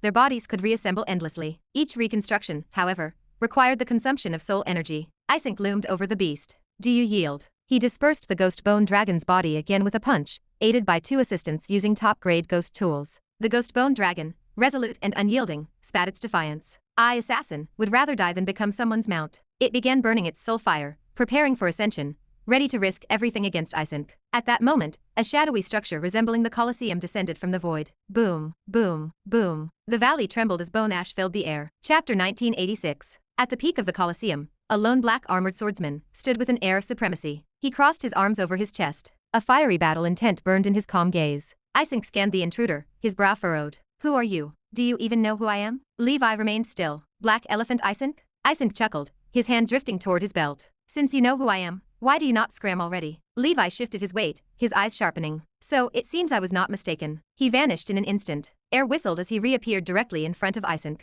A fist the size of a boulder launched forward. The air exploded with a deafening roar. Absolute strength compressed the airflow, and friction with the ash created a scene akin to a thunderstorm. Isink relied on his vast combat experience, guarding against the strike. He raised his ghost tool bracers and crossed his arms. Black gas entwined his limbs, morphing into a massive circular giant shield. Boom. It felt like 2 planets colliding. The shockwave from the explosion reverberated across dozens of miles, shaking everything within its radius. Countless undead corpses turned to ash. Levi crashed down to the earth with explosive force, causing the ground to quake violently. Isink shot backward as though a balloon had been popped, tumbling through one mountain after another. He plowed through 13 mountain peaks before finally coming to a halt 100 miles away, where he struggled to his feet. He glanced incredulously at the cracks spreading across his bracers and exhaled heavily. Just who in the world are you? The Purgatory Demon Sword? No, he only has level 6 strength. There is no way he is this formidable. His bracers, crafted from level 7 metal and forged into ghost tools, were not of the highest quality, but they should not have shattered from a single punch. 2 accompanying guards stood frozen in shock, their mouths agape. Too strong, too strong. Since following Isink, they had never witnessed anyone capable of sending the young master flying with a single punch, except perhaps the young master's father. You 2 useless fools, attack together already. Isink could not help but curse. He launched himself forward like a projectile, his right fist clenched to kill Levi. The 2 guards snapped out of their stupor and lashed their chains toward the swordsman. Black King 9 slashes. Boom. 9 black vortices, swirling with destructive energy, abruptly materialized between heaven and earth and shattered the chains. The Purgatory Demon Sword glanced at Isink and complained. Am I really as weak as you think? Boom. Isink's fist came crashing down. The vortex of the Black King 9 slashes clashed with the fist wind, only to be torn apart instantly like dried weeds. The Purgatory Demon Sword quickly disengaged and turned to deal with the 2 guards. Big brother, it is up to you now. If it were an ordinary level 7 early stage opponent, with his talent and strength, he might have lasted a move or 2. But against Isink, a man whose talent rivaled that of the Desire Realm and who possessed matchless strength, surviving even a single move was near impossible. Boom. Levi's fist collided with Isink's, and his body retreated slightly. This time, Isink was prepared and did not get blown away. He glanced at his bracers, now marred with deeper cracks, and sneered coldly as he tore them off. I do not care who you are. Today, I will grind you into dust. His pillar-like arms tensed, muscles bulging like a devil's physique. Black gas entwined them and gleamed with a metallic sheen. Boom. Another unadorned exchange of punches followed. Levi felt the strain on his bones and the boiling of his blood, a grin spreading across his face. Not bad. At last, I have found a worthy opponent. Though Isink was only level 7 early stage, his true combat power was no less than that of the old Dragon King. He was perfect for a warm-up. Streams of crimson gas seeped from Levi's pores, igniting his entire body. Red flames wrapped around Levi and transformed into an imperial robe, obscuring his visage. This scene was strikingly identical to the Red Emperor true form inside the Divine Palace. The Crimson Dragon slash manifested, and in a flash, an immense red flame sword energy surged skyward and downward. Crack. The sword energy clashed with Isink's black fist. The sword energy shattered. Isink's fist, however, had its skin split open,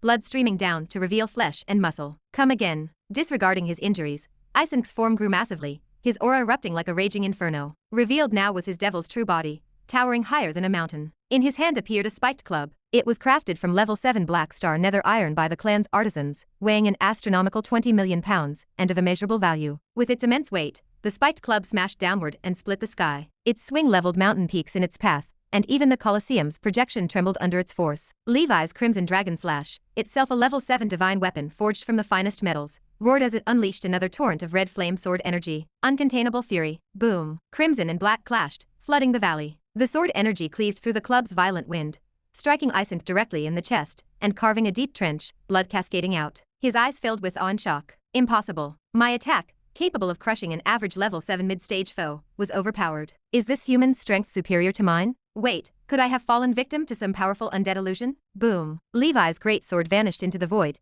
and then descended from above, aiming directly for Ising's face. Rock ascends to the ninth heaven, Rock's mighty sweep across the skies, and uncontainable fury. This strike was blindingly fast. Isent had no time to respond, and could only instinctively raise his spiked club to block. Boom. A deafening shockwave echoed. The valley began to collapse as Ising's mountainous form was smashed into the ground, plunging into the abyss. Both arms shattered entirely, the pain unbearable. In the ensuing clash, he had been utterly dominated, unable to land a single effective counterattack. The sheer terror of his opponent left him shaken to his core. Realizing this, Ising, once fearless on the 7th floor, decided retreat was the wisest choice. A good warrior avoids unnecessary losses. Chapter 1987. Boom. He stomped down fiercely, soaring into the sky. The elephant trunk extended continuously, sweeping across all directions. The horrifying black flame flow, like a whirlpool, filled the heavens and earth. In addition to his formidable body, he also mastered numerous devil spells. The Colosseum seal was forcibly shattered. Ising let out a sharp screech and prepared to escape. Boom. Yet, behind the veil of heaven, a nine-tailed demon fox shrouded in black flame appeared.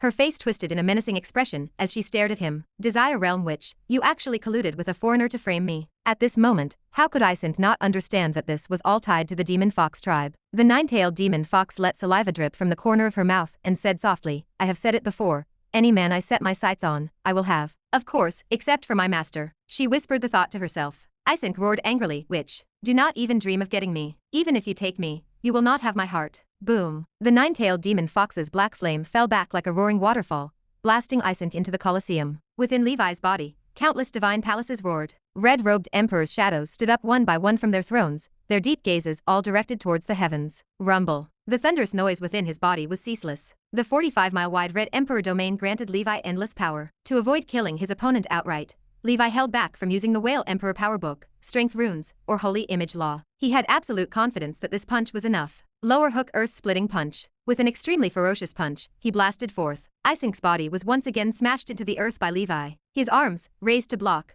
were completely shattered by Levi, turning into a mist of blood. A gaping hole appeared in his chest, rupturing his internal organs. Boom. A mushroom cloud, carrying ashes and smoke, rushed into the sky, visible clearly within a radius of hundreds of miles. The shockwave spread across Dragonfall Valley, rippling outwards. Countless innocent undead perished miserably on the spot. Ising's entire body suffered near-total bone fractures. His skeletal structure and flesh intertwined messily, and he had completely lost consciousness. His ghost armor, known for being impervious to weapons, was now shattered beyond recognition. This strike settled the Chien Kun. Meanwhile, on the other side, the Desire Realm Witch and Purgatory Demon Sword had just killed 2 elite guards, only to witness Ising getting smashed out of sight by Levi's punch. The Purgatory Demon Sword approached the edge of the deep crater. Looking at the mess of flesh that Ising had almost turned into, he sighed. Bro, is this guy going to die? Levi replied, do not worry, he will not die. I have got this under control. For warriors of this caliber, if you do not beat them within an inch of their life, you cannot subdue them. The nine-tailed demon fox transformed into her Desire Realm Witch form. This is just tragic. Her chest heaved, her emotions turbulent.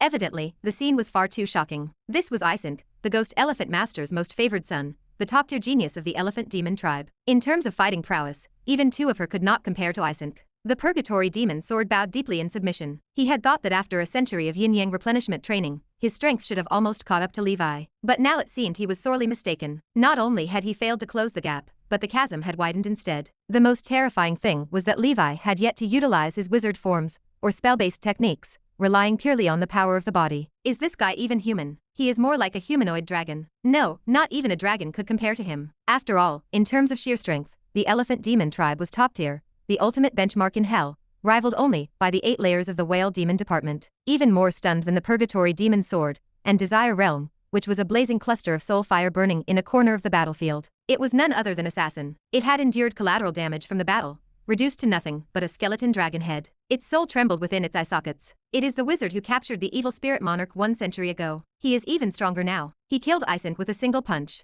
This is terrifying. 100 years. The progression of this man's power was simply inconceivable. Previously, even fighting 1 evil spirit monarch had been a challenge. Now it seemed he could easily crush 3 evil spirit monarchs. In another century, could he take down 10? What kind of justice is this? What laws even exist anymore? Within the deep crater, Levi injected the Scarlet Dragon's power into Ising's mind, subduing him. He expended most of his internal Death Ember Dragon power, and performed the Earth's blood spell just to barely pull Isink back from the brink of death. Even Death Ember Dragon power was not omnipotent. Healing low-level creatures was trivial, but the higher the level, the more effort it took. Especially against beings exceeding the Death Ember Dragon's realm, the consumption skyrocketed. Normally, Levi's Death Ember Dragon power was primarily used on the red flame mink. This method greatly boosted his efficiency in harvesting its fur, essentially exploiting a loophole in the process. Of course, some organs simply could not be restored with Death Ember Dragon power. These parts often contained origin power. Once lost, they were gone forever. For instance, the eyes of the four-eyed shrimp dragon. Isink sat up, his towering frame bowing his head. "Master, what are your orders?" Levi said, "Not much. From now on,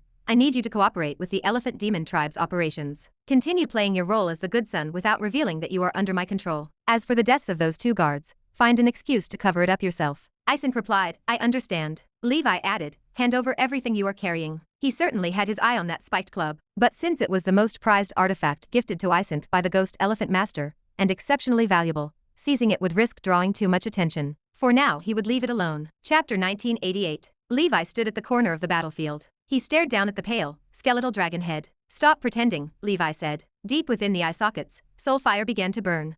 How did you know I was not dead?" the dragon hissed. Assassin had always prided himself on his secret technique for feigning death. It had helped him cheat his demise countless times. Leon stepped into the void. Assassin felt a wave of terror. A dignified level 7 undead felt terrified of this level 6 bugman. Leon placed one hand on his hip and pointed a smug finger at the bone dragon. "You cannot escape Leon's perception," Leon announced. Assassin sank into despair. "What kind of freaks are these people?" "What is your name?" Levi asked. "Assassin," the bone dragon replied. Levi stood with his hands behind his back. "Assassin, would you be willing to leave hell with me? To the wizard world?" Assassin asked. Levi nodded. Assassin shook his head vehemently. It was like a rattle. "Wizard world is far too terrifying. I will not go there. Kill me instead. It will be a relief." Levi unsheathed the crimson dragon slash. Sword chi surged into the air. Behind him, an unparalleled, awe-inspiring dragon's might soared toward the skies. Assassin's soul fire trembled uncontrollably. "Stop," Assassin cried. "I have thought it through. Taking a look might not be so bad. The world is indeed vast. There is no need to stay caged in hell." Levi stepped closer. "If it were not for me, you would already be dead.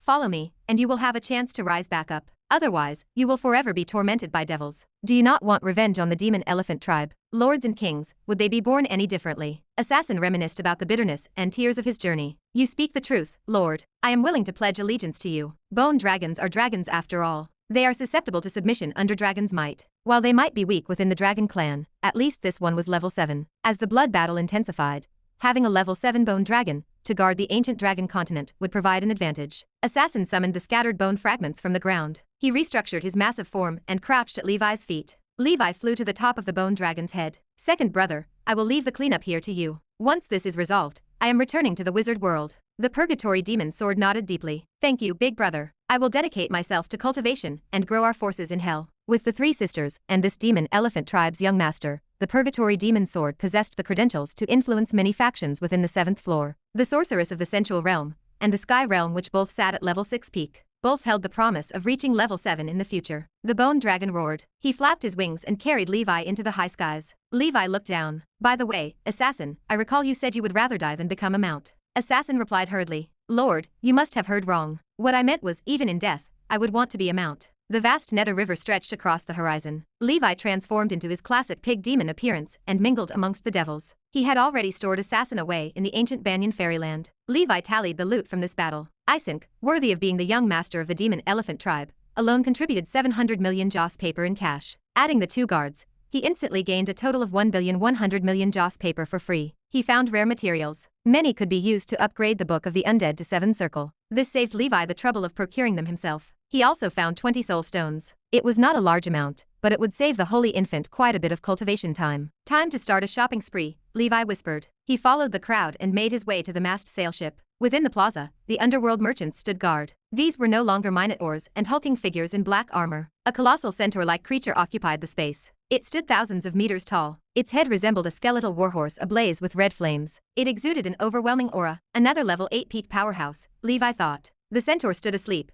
but no one dared to attempt anything sneaky. Levi scanned the marketplace. A 7-story pitch-black wizard tower caught his eye. There is actually a wizard tower for sale, Levi thought. He immediately approached the wizard tower. He feared someone would purchase it before him. To his surprise, no other devil showed any interest. These things were useless to them. 7 Jails Demon Tower. Price, 700 million joss paper. 700 million. That is ridiculously cheap, Levi thought. He stared at the number. He double-checked to ensure it was correct. The 7-story wizard tower appeared damaged. Certain functionalities were broken or incomplete. But even with that, 700 million was a steal. He purchased it immediately. If it proved unusable, he could dismantle it as construction material for his own wizard tower. That guaranteed profit. He originally planned to tear down the Skyfire Fortress, but now that seemed less pressing. If the tower could be repaired, Gandaph or Lord Victor could take it for themselves. Levi handed over the currency. 700 million joss paper vanished in an instant. The underworld merchant witnessed the lavish spending, but remained calm. It closed its eyes again to rest. Netherworld soul date. 1 piece, 10 million joss paper. Levi spotted another item of interest.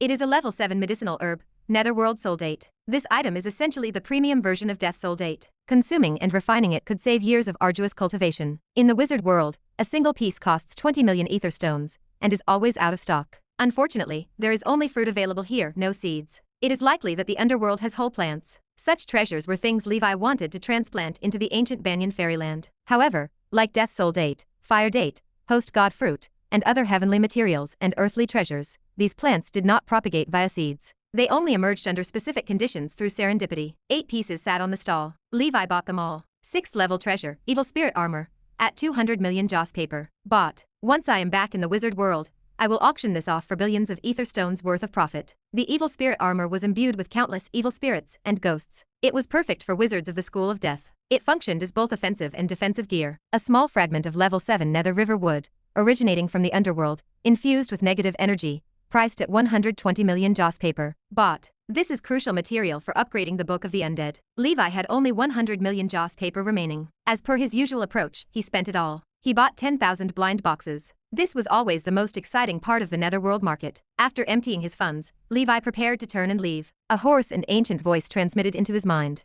Do you not want to know the origins of that wizard tower? The voice asked. Chapter 1989. On the mast sailing ship, Levi froze. He turned around. The brawny centaur giant remained seated, eyes closed, deep in thought. I am Hao Shan. I heard about you from Degao and Mosi. Levi immediately understood. This centaur traveled with the black-armored burly man and the minotaur. They were a team. They had formed a squad to find him. Surely, this had something to do with the undying Nether Emperor's aura emanating from him. Hao Shan broke the silence. Wait for me one day. Levi considered the request and sat upright in a corner of the plaza. After the devils in the plaza dispersed, Hao Shan strode over to Levi with earth-shaking steps. Senior, did you prepare this wizard tower specifically for me? Levi asked. Hao Shan replied. Correct. You might find this useful, yes. Levi nodded. Thank you for your kindness, Senior. What does this junior need to do in return? In this world, no goodwill exists without ulterior motives or objectives. Hao Shan undoubtedly had his reasons. Levi debated whether to return the wizard tower to Hao Shan, to avoid incurring debts he could not repay, or entangling relationships he could not handle.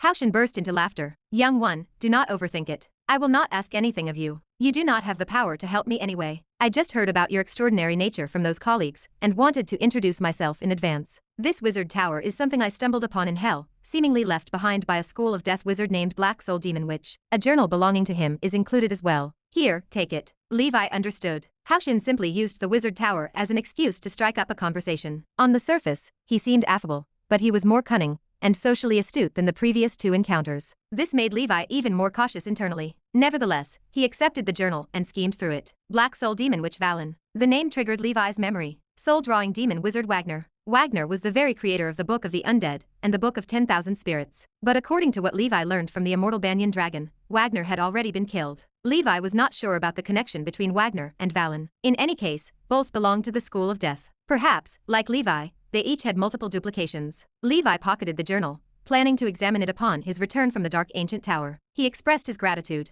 Thank you, Senior. Hao Shan replied. You are welcome. Next, Hao Shan and Levi discussed matters related to the undying Nether Emperor. As Levi had suspected, Hao Shan had been one of the undying Nether Emperor's subordinates in the past. However, since the undying Nether Emperor's reincarnation and departure from the underworld, Hao Shan, along with Degao, Mosi, and other departmental colleagues, had been reassigned to a different Nether Emperor. This new Nether Emperor was far inferior to the undying Nether Emperor in terms of personal charisma and overall capabilities. Thus, Hao Shan and his brothers, as well as other colleagues, spent their days longing for the return of their old leader to the underworld. But no one knew where the undying Nether Emperor currently resided. Due to the black-armored burly man's accidental encounter with Levi, they learned about Levi's cultivation path, which related to the Nether Emperor, and assumed it might have something to do with their former leader. The problem was, Levi had no idea. Haoshan sighed. Ah well, we can only hope that us old-timers live to see the Nether Emperor's return. They were civil servants of the underworld, possessing level 8 power and lifespans far exceeding those of most beings in the multidimensional plane, even among longevity species, but they were still mortal. Regardless, having secured a connection with Levi by offering an item of little value found accidentally in hell,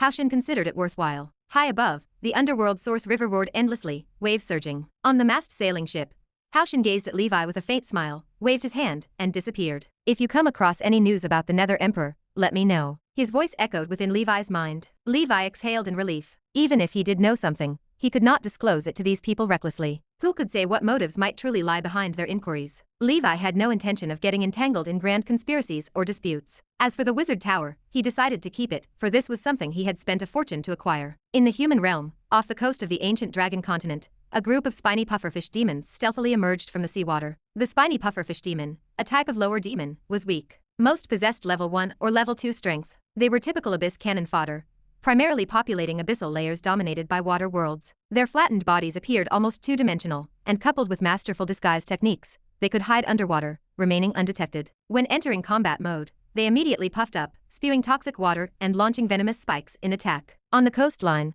a patrol unit adorned with fiery flame dragon emblems inspected the area in red mecha. Suddenly, a spiny pufferfish demon was swept ashore by the tides. Venomous spikes transformed into dark streaks, shooting out rapidly. Metallic clashing resounded loudly as a red flame mecha blocked the venomous spike. Enemy attack. It is demons. Flashes of red burst forth instantaneously. Cannons detonated indiscriminately across the surface of the sea. Torrents of water surged skyward. The previously calm-looking sea suddenly oozed eerie black water. Dense swarms of spiny pufferfish demons leapt out from beneath the waves, forming a black mass. It is spiny pufferfish demons. Call for reinforcements. There are over 1,000 of them. Chapter 1990. The Knights of the Fire Dragon Apostle Group unsheathed their chainsaw power swords, or power-flying axes. Slaughter began. Thousands of demons. This was not a small swarm, as they were all transcendent creatures. Among them were many elite aquatic demons, each possessing power comparable to middle-level wizards. Yet, the team executing this mission from the Fire Dragon Apostle Group consisted of only a few dozen members. When the artillery ran out, the knights and demons began hand-to-hand combat. With exquisite combat techniques, the knights transformed into killing machines,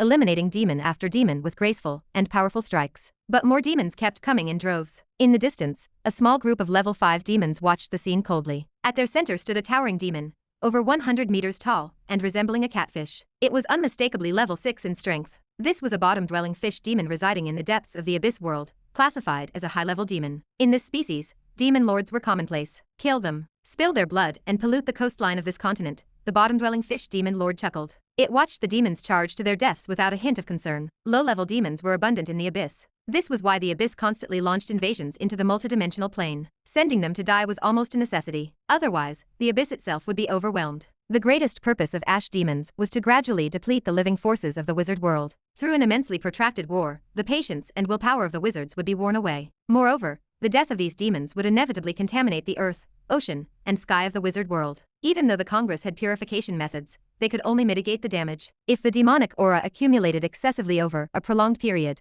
and could not be dispelled, Nora's world will would also be affected. It could potentially be assimilated by the abyss will, thereby becoming less vigilant against strong level 10 demons. If that were to happen, the powerful beings lurking in the land of darkness could invade Nora with relative freedom, triggering an ultimate showdown against the legendary wizards. This was the abyss's overt scheme, a sinister intent known to the Wizard Council. However, even knowing this did not enable them to act decisively. Due to the vast disparity in strength between the two sides, the wizards could only hold their ground in Nora. Only by relying on Nora's geographical advantage could the legendary wizards fully harness their combat capabilities. Not long after, in the sky, came the roar of machines. A group of mechanical creatures, exuding a sci-fi aesthetic, pierced through the clouds as streams of light, advancing from afar with increasing speed. Reinforcements are here, a knight shouted. It is the demon extermination shuttles from the Tower of Dawn, another soldier added. Fantastic, the knights cheered. Seeing the incoming shuttles, the knights' eyes lit up with excitement. These were the latest weapons researched by Herman, the Elder, a devastating creation with an exorbitant cost per unit. The demon exterminating divine shuttle formation consisted of 100 units. Streamlined and shaped like water droplets, they were engineered for maximum flight efficiency. Blue exhaust flames spewed from their tails. Swoosh, swoosh, swoosh. Silver streaks of light descended upon the battlefield, weaving fluidly through the mass of demons with dizzying precision. Low-level demons were instantly pierced through, their heads blown apart. This was a true dimensional strike. Incredible. No wonder it is nicknamed a million etherstone money-burning machine, one knight remarked. Complete domination, another agreed. It is said the fastest cruising speed of these demon extermination shuttles allows them to strike any coastline of the ancient dragon continent within a quarter of an hour from their launch base. This is no less than a mechanical secret sword. Exactly right. Even Fifth Circle wizards cannot match the speed of the demon extermination shuttles. The knights, as if intoxicated, unleashed relentless destruction. The 1,000-strong demon army was thrown into disarray by the 100 autonomous demon extermination shuttles. Instinctively, the demons began to retreat. Roar! A booming roar erupted. A level 5 peak demon clad in black shell armor emerged and charged into battle. It wielded a shell shield, striking one demon extermination shuttle away. Not so tough after all, the demon sneered. Its demonic aura surged wildly with crackling sounds. One shuttle after another attacked it relentlessly. Cracks began to appear on its shell armor. Fortunately, at that moment, the distant,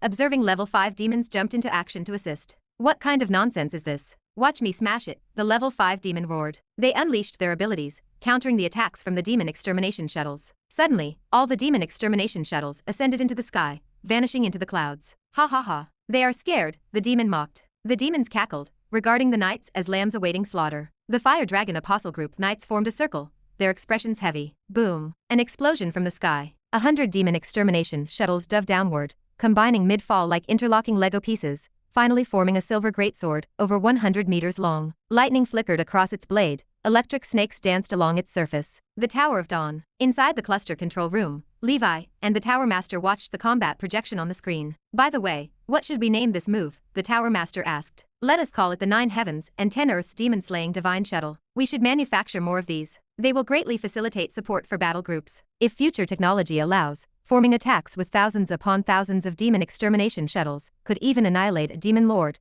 Levi replied. After finishing, he turned and walked away, his figure shimmering as he stepped into the void. In reality, the demon extermination shuttle was a type of cluster combat mechanical creature inherited from the machine sage, originally named Silver Assassin. Levi had only renamed it out of a quirky sense of humor. After all, this Dharma treasure was famously renowned in his past life. Chapter 1991. 100 demon extermination shuttles cost 1 billion to manufacture, and their effectiveness is extraordinary. For the wizard organization, they are far more impactful than crafting a single sixth circle masterpiece wizard tool. As long as the number of demon extermination shuttles is sufficiently large, they can deliver an all-encompassing and lethal blow to the enemies operating within the ancient dragon continent. Of course, these tools have high energy requirements. Even the burning efficiency of ether stone will not suffice. They require level 5 energy gems. However, this is just the first generation model. They can be updated and upgraded according to war circumstances in the future. Meanwhile, on the battlefield, the Thunderlight Silver Sword strikes the earth. A mushroom cloud, 1,000 meters high, mixed with lightning, surges into the sky. The group of level 5 demons has already been dismembered,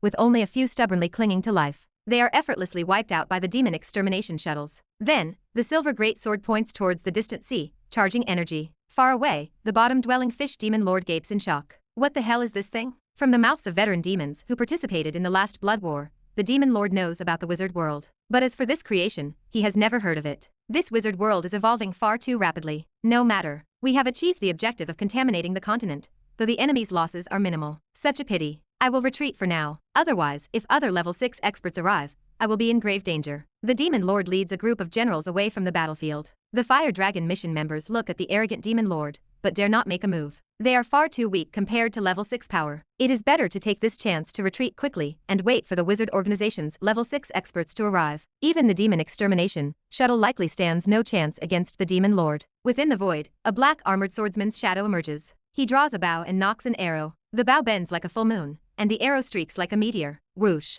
The wind-chasing arrow blows the bottom-dwelling fish demon lord's head to pieces in an instant. This level 6 demon does not die. Unbelievably, a new head grows back. Terror-stricken, it leaps and blinks repeatedly, only to collide with Levi's chest. Levi smiles faintly, his massive hand clutching it. Despite its desperate struggles, it is futile. Crack. A 6th-level mid-stage abyssal core is extracted. The demon lord stares at the hollow cavity in its chest, unwillingly succumbing to death. Leon retrieves its demon soul as Levi casts his eyes upon the demon-slaying bracelet. Hunting a 6th-level mid-stage bottom-dwelling fish demon has earned 150,000 war merit points. Current total points, 450,000. Rank, 125. I have dropped 2 ranks again. Looks like everyone has started pushing hard lately. Points are cumulative and used for ranking calculations, while war merit is consumable and exchanged for rewards. Levi notes that the first place holder's Destruction Realm Thunder has already reached 10,400,000. The familiar 7 circle wizards he knows, Triss and 100 Flowers, are all ranked beyond 100, falling behind him. Triss is too preoccupied with medicine research to focus on the leaderboard. 100 Flowers busies herself with other side jobs and matters of the wizard tower, rather than actively hunting demons. Levi feels no urgency either. The blood war is a protracted affair. Rushing the leaderboard early is a waste of time, because demons are scarce at the current stage, necessitating guerrilla warfare and deliberate hunting efforts. After some time, when the demon lords can no longer sit still, they will deliver themselves as targets. By then, people will no longer be concerned about their ranking points. They will instead be concerned about their survival and whether the wizard organization can prevail. It is the commander. I did not expect the commander to personally show up. Commander is invincible. The Fire Dragon group knights cheer loudly. Levi smiles slightly and disappears. Too powerful. The demon lord, wiped out with a single hand. What a shame that the commander seems disinterested in competing for the demon slaying list. Otherwise, the top 10 would surely have his name. Back at the Emperor's palace, Levi opens the merit shop list, primarily looking for opportunities to exchange for truth oddities. Random Glorious Sun Grade Oddity, 5 billion War Merit, requires personally hunting 10 level 8 demons, or 1 level 9 demon lord,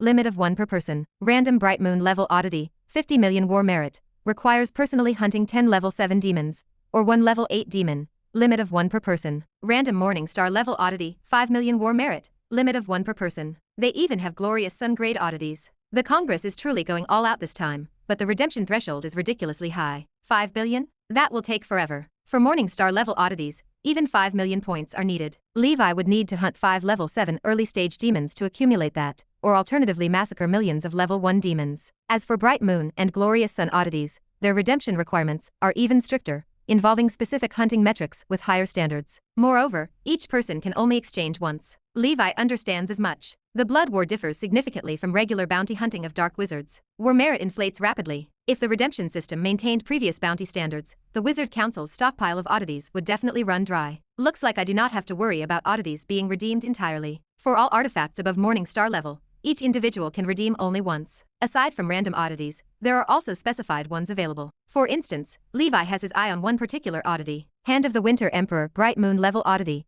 Frost Faction, requires 1 billion war merit to redeem. Limited to participants ranked below level 8, 7 circle, and level 8 on the demon slaying list. Hand of the Winter Emperor is an oddity Levi has already seen in his guide. Its effects are exceptionally potent. It can unlock the top-tier Frost talent Frost Winter Will. He has been coveting it for a long time. Unexpectedly, the Congress has it available. Chapter 1992. Unfortunately, 1 billion points, even for him, would take a very, very long time to grind. It was impossible to acquire in the short term. He was not in a hurry. The Congress had ruled that certain designated oddities could not be redeemed by 8th circle wizards to give lower-ranked wizards a chance. If these top-tier grand wizards participated, the other wizards would not stand a chance. Furthermore, those wizards below the 6th circle might not even manage to accumulate 1 billion points by the end of the blood battle. This was essentially a competition between 6th circle and 7th circle wizards. Among this group, the Frost faction Primordial Soul wizards made up a very small percentage. Wizards from other factions likely would not spend double the price to redeem this Frost artifact. All in all, Levi thought there was a very high probability of obtaining it himself. Once he returned from the ancient tower, he would start amassing war merits. A few days later, the Holy Infant had taken the Soul Stone and part of the Netherworld Soul Dates. These items would save the Holy Infant at least several decades of arduous cultivation. The Evil Spirit armor obtained at the Netherworld market was also taken by the Holy Infant to be auctioned in Gandaph City in exchange for Ether Stones. Levi,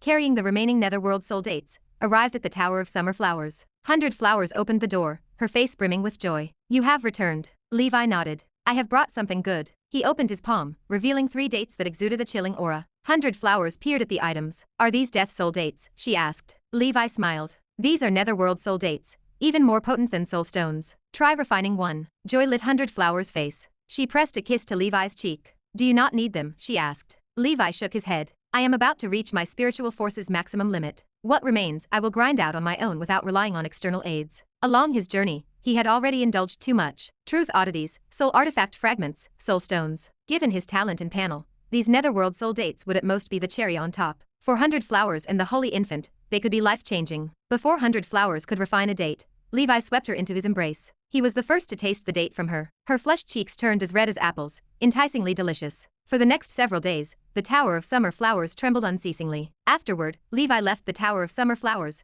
deeply satisfied. "I will be heading to the Ancient Tower for a year. The Ancient Dragon Continent will be in your hands for the time being. That ghost bone dragon is yours now. Consider it your birthday gift this year." 100 Flowers clutched her clothes tightly. Tearful eyes glistened. "Damn Levi, you burned me." So, this is what happens after advancing to level 7, she said. She delicately touched her scorching abdomen. Magma seemed to course beneath the surface. There was no helping it. After reaching level 7, Levi's body began its physical divine palace transformation. His blood, and even certain fluids, carried traces of divine palace energy. These lingering forces could still exert their influence after leaving his body. If it were an ordinary mortal woman, she would have spontaneously combusted the moment it entered her body. Levi wondered how those legendary level giant dragons managed to birth dragon descendants with humans. In the end, he concluded that his cultivation was not yet high enough to fully control himself. Of course, the magma within Levi would not harm 100 Flower's body. At most, it was a case of pain and pleasure intertwined. Clothing herself, 100 Flowers began to refine the netherworld soul date. At the top of the Tower of Summer Flowers, a ghost bone dragon, with a wingspan of 1,000 meters lay prostrate. Master is far too powerful, and even Madam possesses 7-ring cultivation, the dragon thought. These two, as a couple, must hold extraordinary status in the wizard world. Leaving Dragon Fall Valley does not seem like a bad thing after all. On the ancient Dragon Continent, aside from repelling demon invasions, it no longer had to engage in many battles. For the most part, life was safe and relaxed. This kind of job was exactly what it had dreamed of. It was the kind of position that legends said could save you 1,000 years of hardship, working as a gatekeeper for a top-level wizard organization. The 5th level of the Dark Ancient Tower emerged before Levi. I really am a master of time management, Levi muttered. I have barely left hell, and now I am back at the Dark Ancient Tower. Transforming into a streak of light, he disappeared into the horizon. Before long, he arrived in the Million Mountains region. In the damp and dark underground world, where demonic aura ran rampant, he harvested this cycle of matured fungus. Levi inspected the situation of the demon race and then departed. He arrived at the land of Roman's fall. Unknowingly, Roman has already been dead for 400 years. The once gaping pit was now covered in lush greenery. Roman's grave had transformed from a mound of grass to a thriving forest. Within the magma ocean underground, a vivid flame snake swam gracefully through the molten lava.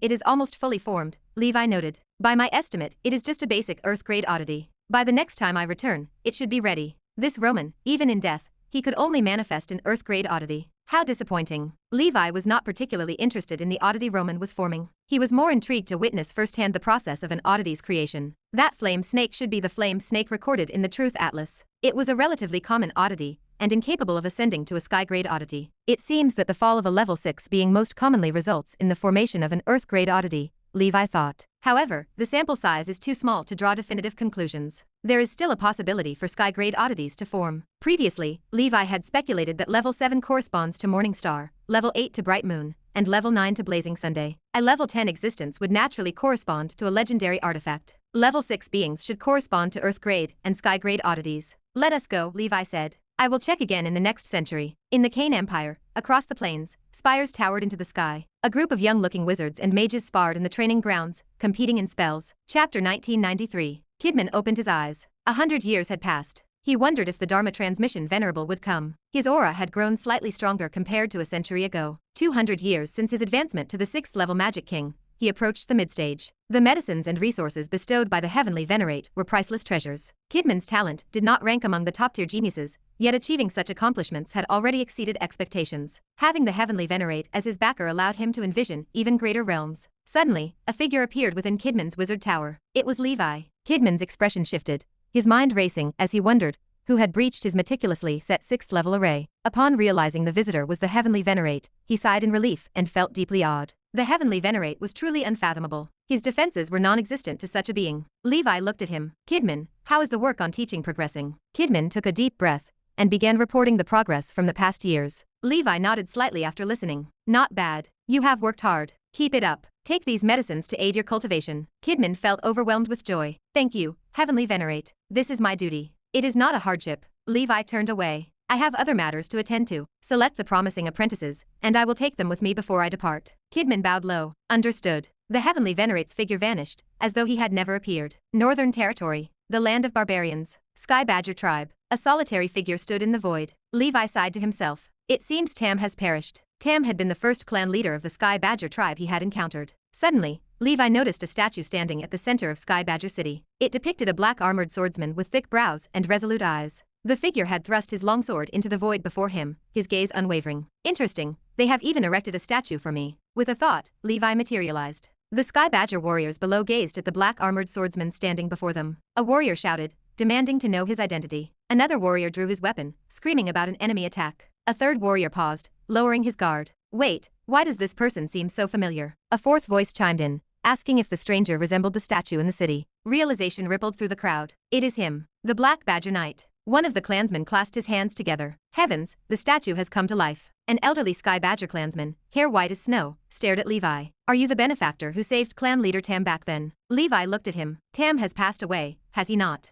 The elder trembled. The clan leader passed peacefully from old age. Before his death, he instructed us to erect this statue as a testament of his connection with you, hoping we would pass down your name through generations. However, we did not know your real name, so we commemorated you as the Black Badger Knight. I hope you will not take offense. Levi nodded. I once received the favor of your ancestor, the Sky Badger Barbarian King. Today, I passed through this place to repay that kindness. Levi gazed at the plains outside the city and drew the crimson dragon slash. He focused on the 3 chi of humanity, then the 3 chi of heaven. He committed himself to sacrifice life for justice. He prepared to fight against heaven and earth with uncontainable fury. He merged all his insights from the warlord catalog into his strongest strike. Resplendent and dazzling, the red flame sword energy unleashed itself upon the plains. Boom, boom, boom. A massive canyon radiating intense heat formed in the wake of the sword energy. Countless razor-sharp strands of sword energy swirled within it, refusing to dissipate. Levi lowered his sword. This strike should suffice for your comprehension for years to come. The complete inheritance of the warlord catalog now belonged to the Sky Badger clan. Levi personally demonstrated it to them,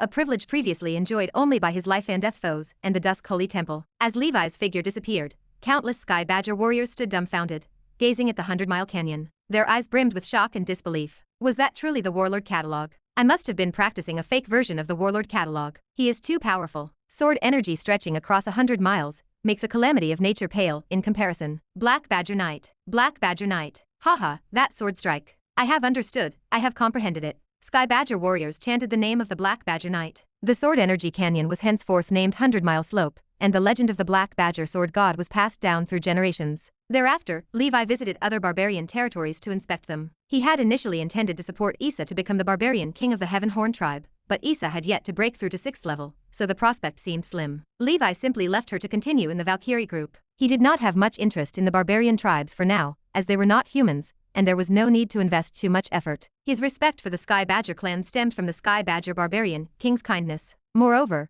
Levi remembered an unstable spatial tunnel in the secret realm of the Endless Sea, a connection to the heavenly world. He wondered if the Wizard Council had discovered it, and if so, how they intended to handle it. The heavenly world, too, was not a place to be underestimated. 6th layer, secret realm. The Arcanists of the Tower of Orin waited with anticipation. Will the Lord come? He will definitely come. They had made up their minds to go to the wizard world. Staying in this paradise would lead their legacy to eventual extinction. Going to the wizard world offered them a chance at survival. The black-armored swordsman appeared before them. Levi looked toward the Arcanists. Have you made your decision? The elderly 6th Circle Arcanist stepped forward. Lord, we have decided. We want to leave this place. Levi nodded. Then wait here for me for a while. I have other matters to attend to first. Chapter 1994. Levi raised his hand. The corpse demon of the giant Whale King descended from the heavens. This is a level 7 being, enough to ensure your safety in this realm. The inheritance of the Arcanists reached its last remnant. Levi decided to be cautious. He gazed at the silent figure standing there. It exuded a murderous aura so overpowering it seemed like it had crawled out from a mountain of corpses and a sea of blood.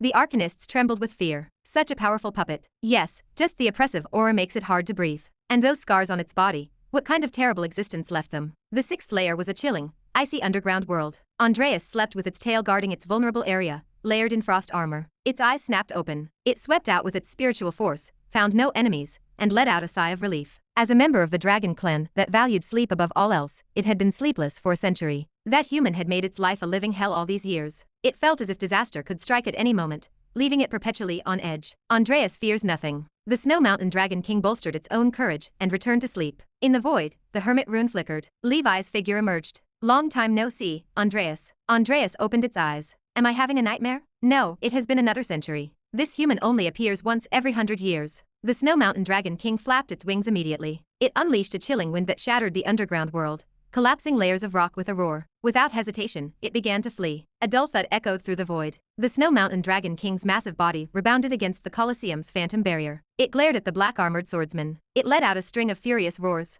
Human, what do you want? If you seek my treasure, I have already hidden it. Even if you kill me, you will never find it. Andreas had grown smarter. It knew it could not defeat Levi, so it chose to hide its treasures rather than carry them around. Levi crooked a finger, beckoning. Come now, Andreas. Let us have a proper fight today. Facing a mid-stage level 7 subdragon, Levi showed no fear. Andreas roared in fury. It unleashed a ferocious blast of frost breath. You dare bully a dragon to this extent? Levi closed his eyes. He put away the crimson dragon slash. Red flames engulfed his fists, The doomsday fist burned bright. He threw a punch. The roars of countless divine palaces erupted from within his arm. The Crimson Emperor true form emerged and struck alongside him. Red flames surged into a river far broader than the frost breath. They charged upstream. These two terrifying forces clashed. Ice and fire double heaven. Andreas's eyelids twitched uncontrollably. 300 years had passed. That was all. This man's strength had grown to the point where he could stand toe-to-toe against it without needing assistance from other level 7 beings. Absurd. Was he the offspring of a god? Was some god of the astral world giving him cheats? Such a terrifying rate of ascension was inconceivable. Within the Frost River,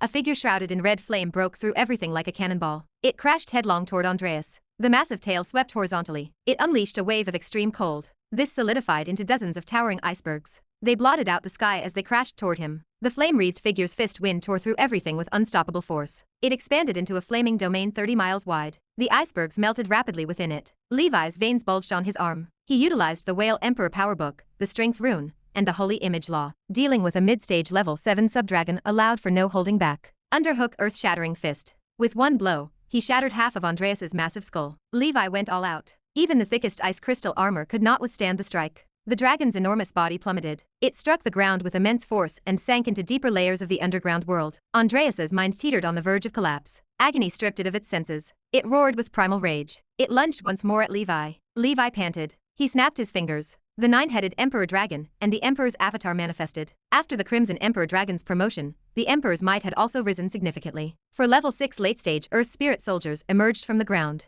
They pinned the Snow Mountain Dragon King in place. The Emperor gripped the Emperor's sword. With an earth-shaking slash, terrifying sword chi descended from the heavens. A deep gash tore open along the Snow Mountain Dragon King's back. Chunks of ice crystal armor crumbled under the sword chi. It revealed flesh and blood beneath. Levi blinked through the void. He reappeared at the dragon's tail. His form expanded to a towering red-flamed giant hundreds of meters tall. He wrapped his arms around the dragon's thick tail. He swung it viciously. He hurled it outward with immense force. Andreas slammed into the cavern wall. It crashed into a massive pillar thousands of meters tall. The Emperor's and 9-headed Emperor Dragon's spells and sword chi engulfed it once more. The underground world collapsed in on itself. The 9-headed Emperor Dragon dragged the battered and barely alive Andreas high into the sky. The earth for hundreds of miles around caved in. Andreas sagged. Its head drooped in despair. Its gaze fixed on Levi, overflowing with terror. It was no match for Levi. It had believed it could at least escape. But after enduring the relentless beating from Levi, and his wizard forms, and primordial spirits, and with the Colosseum artifact locking the void, it had not had a single moment to catch its breath.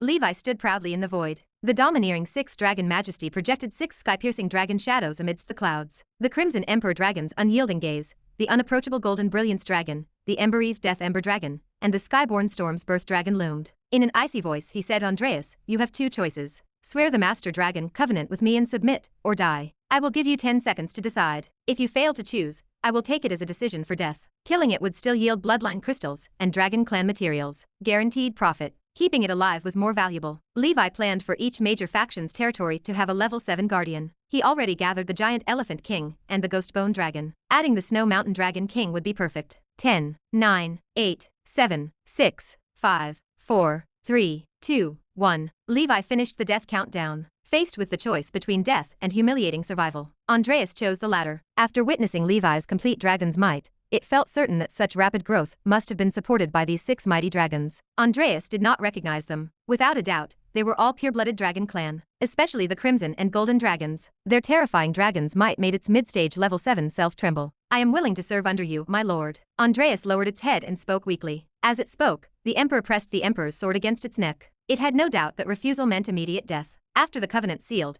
Levi smiled warmly. A rough start, Andreas, but welcome to the Dragon Palace family. Now, let us go retrieve our treasure. There was Zudge Wolong visited thrice. Today, there is Dragon King Levi summoning Andreas 3 times. Chapter 1995. High above, the heavens stretched out. Andreas's head rested under layers of wizard medical bandages. Levi sat cross-legged atop a dragon. They flew onward. The Snow Mountain Dragon King suffered severe injuries. His Death Ember dragon power could not heal them for the time being. He split his treasure into more than a dozen parts, hiding them in different locations. Levi spent considerable time gathering the treasures, then returned the ordinary gold and silver jewelry to Andreas. The old Dragon King blinked, astonished, feeling inexplicably moved. He is quite a decent person. He only took a small portion. Since he was a hatchling, Andreas viewed everything the same way. Whether it was a wizard's crystal ball, ordinary gems, or fate coins, he viewed them as equally precious. His love for treasure remained impartial. Levi's thoughtful gesture earned favor. Andreas felt a newfound appreciation that went beyond mere submission to brute force. Levi temporarily stowed away the transcendent items to sort out later. Next, Levi rode Andreas and Jin, wandering across the 6th layer in search of treasure. 6 months passed in a rush. The harvest proved significant. Levi recovered several storage bags from primordial soul wizards. He found plenty of gains inside. They contained rare metals, herbs, medicines, and 2 sky-grade oddities. One was the Wind God's Eyes, which Levi had already refined. It belonged to the Storm faction and offered no use to him. Neither Holy Infant nor Victor needed it. Gandaph might benefit from refining it, perhaps enhancing his wind element attributes. This would facilitate his cultivation of the wind-related method, the 10-winged heavenly dragon body refinement technique. The other oddity proved far more intriguing. The Frost King's Finger. The guide suggested this oddity related to the Cold King's Eye, which Holy Infant had refined earlier. The eye was a Morning Star level oddity, slightly higher tier. Levi decided to let Holy Infant refine it. He wondered if it could trigger a chain reaction to aid his ice and fire holy body. He grew curious about what would happen if the Cold King sequence of oddities were fully collected. The Hand of the Winter Emperor listed in the merit shop of the Congress beckoned. The guide suggested it might belong to the higher level Winter Emperor sequence related to the Cold King. That was why Levi coveted it so much. Records showed that above the Winter Emperor stood the even more extraordinary sequences of the Ice Emperor and the Frost God. High-tier oddities from other factions followed a similar pattern, as many belonged to a specific sequence. For instance, Levi's Thunder God's Finger was in the same sequence as the Thunder God's Eye, also a Morning Star level oddity. Years ago, 100 Flowers had seen them at an auction. One day, Levi retrieved the ancient Tower Scepter. Activate Level 7 Law Enforcement Trial. Beep, beep. The sounds echoed. Runes projected onto the void. Law Enforcement Trial activated. Trial requirements, Level 7. Trial duration, 60 days. Trial objective, use your own strength to kill any Level 7 Black Beast. Trial reward, obtain Level 7 authority. Upon seeing the mission, Levi smiled knowingly. Kill a Level 7 Black Beast? It fits perfectly, he casually asked. Andreas, do you know of any early-stage Level 7 Black Beasts? Andreas quickly responded. My lord, you asked the right person. There is one at the Great Snow Mountain, living in the underground world beneath the glacial rift. It is a Level 7 giant insect. Several times I tried to hunt it, but it always escaped. Levi pondered for a moment. Lead the way. Transcendent creatures of the insect race that could grow to Level 7 were exceedingly rare. Days later, at the Great Snow Mountain, returning to familiar territory, Andreas felt a pang of emotion. His once-free days were gone forever. Snow-capped mountains stretched endlessly, and glaciers intertwined. Ahead lay a glacial rift extending for hundreds of miles, with horrifying cold winds gusting from within. Andreas said, below this rift is probably the coldest place in all of the Great Snow Mountain. Biting winds brushed against Levi's skin, instantly forming a layer of frost, which he shook off. Silently, he mused. Terrifying cold winds. A 5th Circle Wizard's defensive field can sustain only a moment. Only 6th Circle Wizards can venture deeper. He instructed Andreas to stay put, avoiding premature alarm. If that giant insect emerged, they could ambush it. Securing an escape route, Levi activated the Hermit Rune. His figure vanished as he delved deeper. Andreas felt uneasy. Although that giant insect is just early stage level 7, it is slippery. If he cannot capture it, I hope he will not blame me. Deep underground, the cold winds could tear apart 6 ring force fields. Chaotic void currents raged, and spatial rifts formed a web-like density. What a peculiar place. After proceeding further, frost scraped against Levi's snow iron dragon armor, leaving streak-like marks. Even Levi began feeling discomfort. The extreme cold affected more than the physical body. It seemed to freeze thoughts and consciousness, severely restricting perception. Levi finally reached his destination. In a corner, he noticed the shattered remnants of a wizard tool. To endure such winds for hundreds of years without disintegrating, it must have been top grade, a 6th ring treasure. Judging by appearances, some powerful wizard visited here. They likely perished. Levi moved stealthily through the darkness. Suddenly, pairs of ethereal blue eyes appeared in the void. They belonged to numerous blue beetles. Their strength was insignificant, only around level 1 or level 2. Chapter 1996. Insect Nest, Levi murmured. He schemed past it all and continued deeper. In the depths of the nest, the giant insect Andreas had described awaited. Even with mental preparation, Levi's heart beat faster. What came into view was a colossal, mountain-like blue centipede, stretching 1,000 meters long. Its body carried tens of thousands of pillar-like legs, each covered with hundreds of eyes. It coiled into a circle, using sharp mandibles to inhale and exhale frost power. Millions of eyes scanned the surroundings, missing not a single movement of air or grass. It sensed Levi's presence, took an attack stance, and emitted a hissing roar. Boom! Beams of icy blue light shot out from its millions of eyes. The beams refracted endlessly across the ice surface. The entire underground world became enveloped in the beams, and the rays swept over Levi. Forced out of his invisibility, Levi immediately used the struggle of the trapped beast to seal the void. The blue centipede emitted a sharp, rustling sound, much like a rattlesnake, warning Levi. In an instant, countless rays of blue light engulfed Levi, freezing him into an icy mountain. Crack! The ice mountain split open, golden light bursting through. The wounds on Levi's body healed rapidly. He ignored the blue rays. There were simply too many to avoid. With the activation of the Red Emperor domain, the undying divine domain, and the golden force field, the rays dissolved. The nine-headed Emperor Dragon and the Emperor closed in from two directions, their innate spells and sword chi sweeping forth. The frost armor cloaking the blue centipede's body shattered instantly, exploding into pieces. At the same time, Levi unleashed his full strength and smashed his prepared underhook earth-shattering fist at its head. Boom! A massive shockwave erupted, and for a moment, the icy winds of the underground world seemed to pause. The ground fractured as the centipede's head smashed into the earth, completely flattened. Without a head, the injury's cross-section on the centipede's body swiftly regenerated into a new head. A super-regenerating, undying body, Levi muttered. He transformed into a streak of light, his body ablaze with red flames, gripping his crimson dragon slash, and drove it straight into the wound's cross-section. The devastating sword chi tore the 1,000-meter-long centipede in two. Let us see how many times you can regenerate, Levi sneered. Realizing it was no match for Levi, the centipede's massive body exploded into tens of thousands of segments. Each fragment transformed into a smaller centipede and darted off in all directions. Bam, bam, bam. The void-sealing struggle of the trapped beast wavered under the onslaught. Levi pushed the red Emperor domain to its peak, flames sweeping outward. On the other side, the nine-headed Emperor Dragon unleashed 6 suns that soared across the sky, with the Thunder Dragon roaring in accompaniment. Blinding lights from spells and spell-like abilities turned the dark world into daylight. Under the radiant glow, the smaller centipedes dissolved, turning to ash and scattering into nothingness. Among them, as one centipede perished, a level 7 soul ascended, only to be effortlessly captured by Leon, who had already reached level 6 peak. The ancient tower scepter chimed with a notification. You have ascended to level 7 law enforcer. That is settled for sure, Levi muttered. After confirming that no centipedes had escaped, Levi dismissed the struggle of the trapped beast. The cracks left behind grew larger and larger. If I ever come across a crafting inheritance for rare treasures, I definitely will not pass it up. Even if I cannot craft rare treasures, at the very least, I will be able to repair my handy tools. The artifact struggle of the trapped beast proved especially useful. With some repairs, it could continue to serve him for a long time, at least until it was outclassed by an 8th circle artifact. Speaking of which, while it technically belonged to 100 Flowers, Levi had been the one using it all along. Levi sat cross-legged to meditate and recover. The blue centipede lacked strength, but its ability to escape remained first-rate. Were it not for his struggle of the trapped beast, along with the dual assistance of his primordial spirit and wizard forms, it might really have slipped away. It made sense that Andreas could not kill it.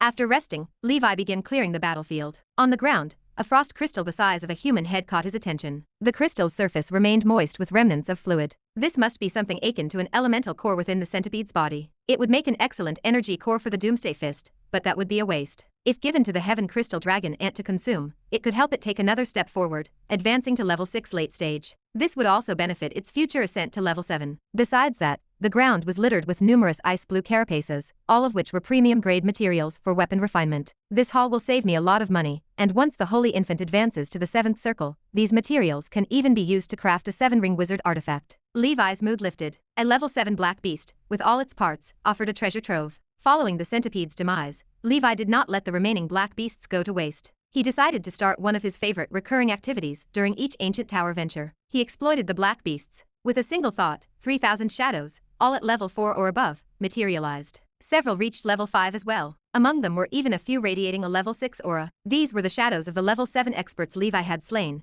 including the giant whale king, the water general Arrogance, Fury, and Gluttony. Except for Arrogance, the others' realms remained merely level 6 early stage. However, because they had been level 7 entities in life, their actual combat strength equaled level 6 mid-stage. As for Arrogance, it was a true level 6 mid-stage entity, with practical prowess close to level 6 late stage. After some time, even the blue centipede would reappear, reborn as a level 6 shadow under Levi's command. At this point, the shadow army began to take shape. With this legion of shadows alone, Levi could dominate beneath the 7th circle without opposition. This was the terrifying strength of the Shadow Dragon group. The further one progressed, the more absurd it became, a truly late-game powerhouse ability. Chapter 1997. If Levi can ascend to legendary status, with his strength alone, he could establish a shadow empire capable of sweeping across major planes. Go forth, slaughter to your heart's content. Levi's greatest goal now is to ensure that all members of the Shadow Dragon group reach rank 5. This means he needs to hunt down 3,000 level 6 entities. If not for the existence of black beasts, demons, and nightmare creatures, this goal would be nearly impossible to achieve. Unless he annihilates the wizard world entirely. Even then, achieving full rank 5 for everyone would take an extremely long time. The surging black shadow army rampages through the underground world, slaughtering wantonly,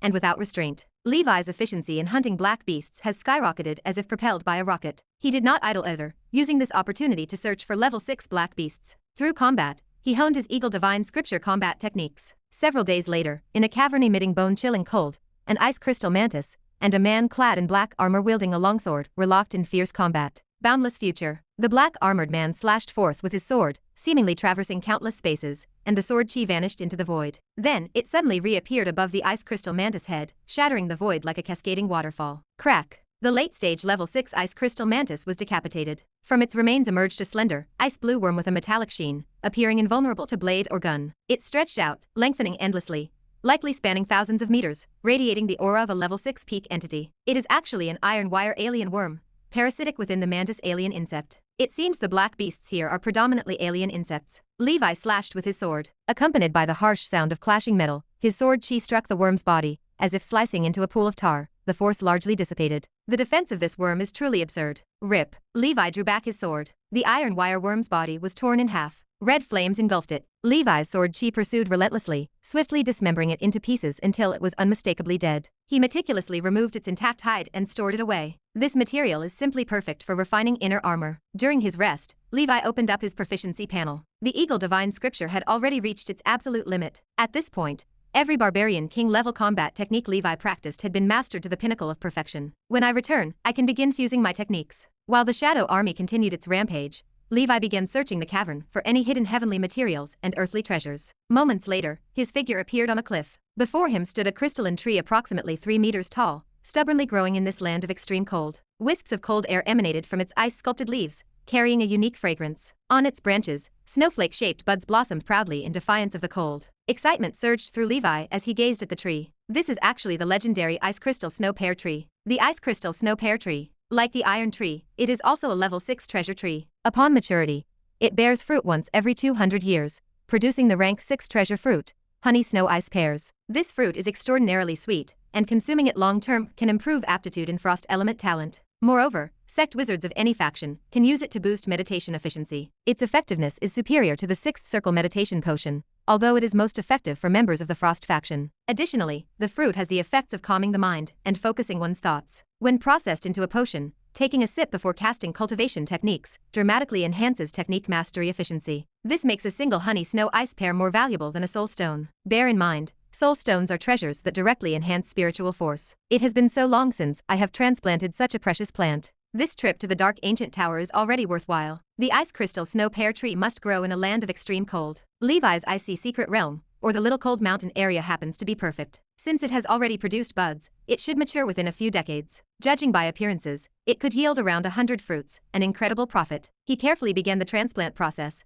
while the Shadow Army continued its advance deeper within. In the blink of an eye, several months passed. The Black Beast colony beneath the glacier was decimated by Levi alone, forcing them into disarray. His storage space was now packed with an abundance of black beast flesh and blood. This supply would last for a very long time. Interestingly, among these black beasts, many were formidable alien insects. In addition to that, Levi also discovered several 7th circle medicinal herbs, including one named cold heart grass, a material for refining the 7th circle soul suppressing potion. Moreover, he found multiple alien insect eggs. After leaving, he planned to take them to the giant beast paradise to experiment with hatching them, to see if they could produce results. If successful, he could have the Ice Phoenix lead efforts to develop the School of Insects. The Ice Phoenix was a bona fide inheritor of the School of Insects. Her talents were average, compounded by the difficulty of advancing her spiritual beast to level 6, keeping her stuck at 5th circle perfection for ages. It seemed unlikely she would reach the 6th circle. Before her demise, rejuvenating the School of Insects would be a worthy accomplishment. At the cavern entrance, Andreas lay prostrate on the ground,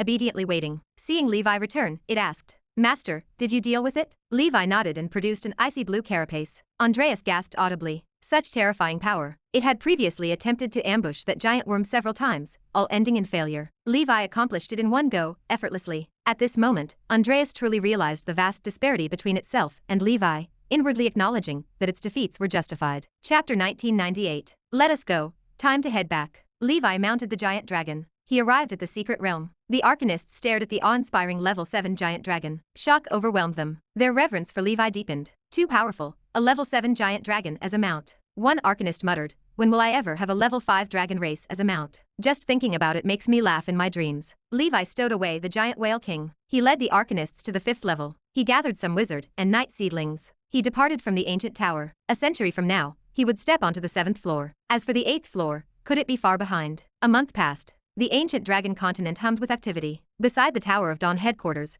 an arcane tower descended from the skies, slowly landing. A banner unfurled. It celebrated the establishment of the Arcane Academy branch under the Tower of Dawn. Herman, the Tower Master, participated in the ceremony. Levi, the person in charge of the ancient Dragon Continent, delivered a speech. People from all walks of life approved. Even the Wizard Council, despite their busy schedule, sent a representative to congratulate. They expressed a desire to collaborate with the Arcane Academy, exchanging knowledge and learning from each other's strengths. If the Arcane Academy progressed successfully, a new school might emerge in the future. Thus, the arcane legacy stood securely established. The seedlings brought out from the ancient tower found their place in the Tower of Dawn. They embarked on a more systematic study of wizard knowledge. The Beast Continent was the new world adjacent to the ancient Dragon Continent. The new base of Giant Beast Paradise stood here. On this day, one colossal shadow blocked the sun and streaked across the skies of the paradise. A dragon's roar pierced the air. The giant beasts inside trembled uncontrollably. A 1,000-meter wingspan ice-blue giant dragon descended onto the clearing. Levi jumped down from its back. Melina led the personnel in charge to welcome him. They stared at the scene in shock, their mouths agape. One person asked, "Is this a level 7 giant dragon?" Levi gestured to the dragon. "This is Andreas.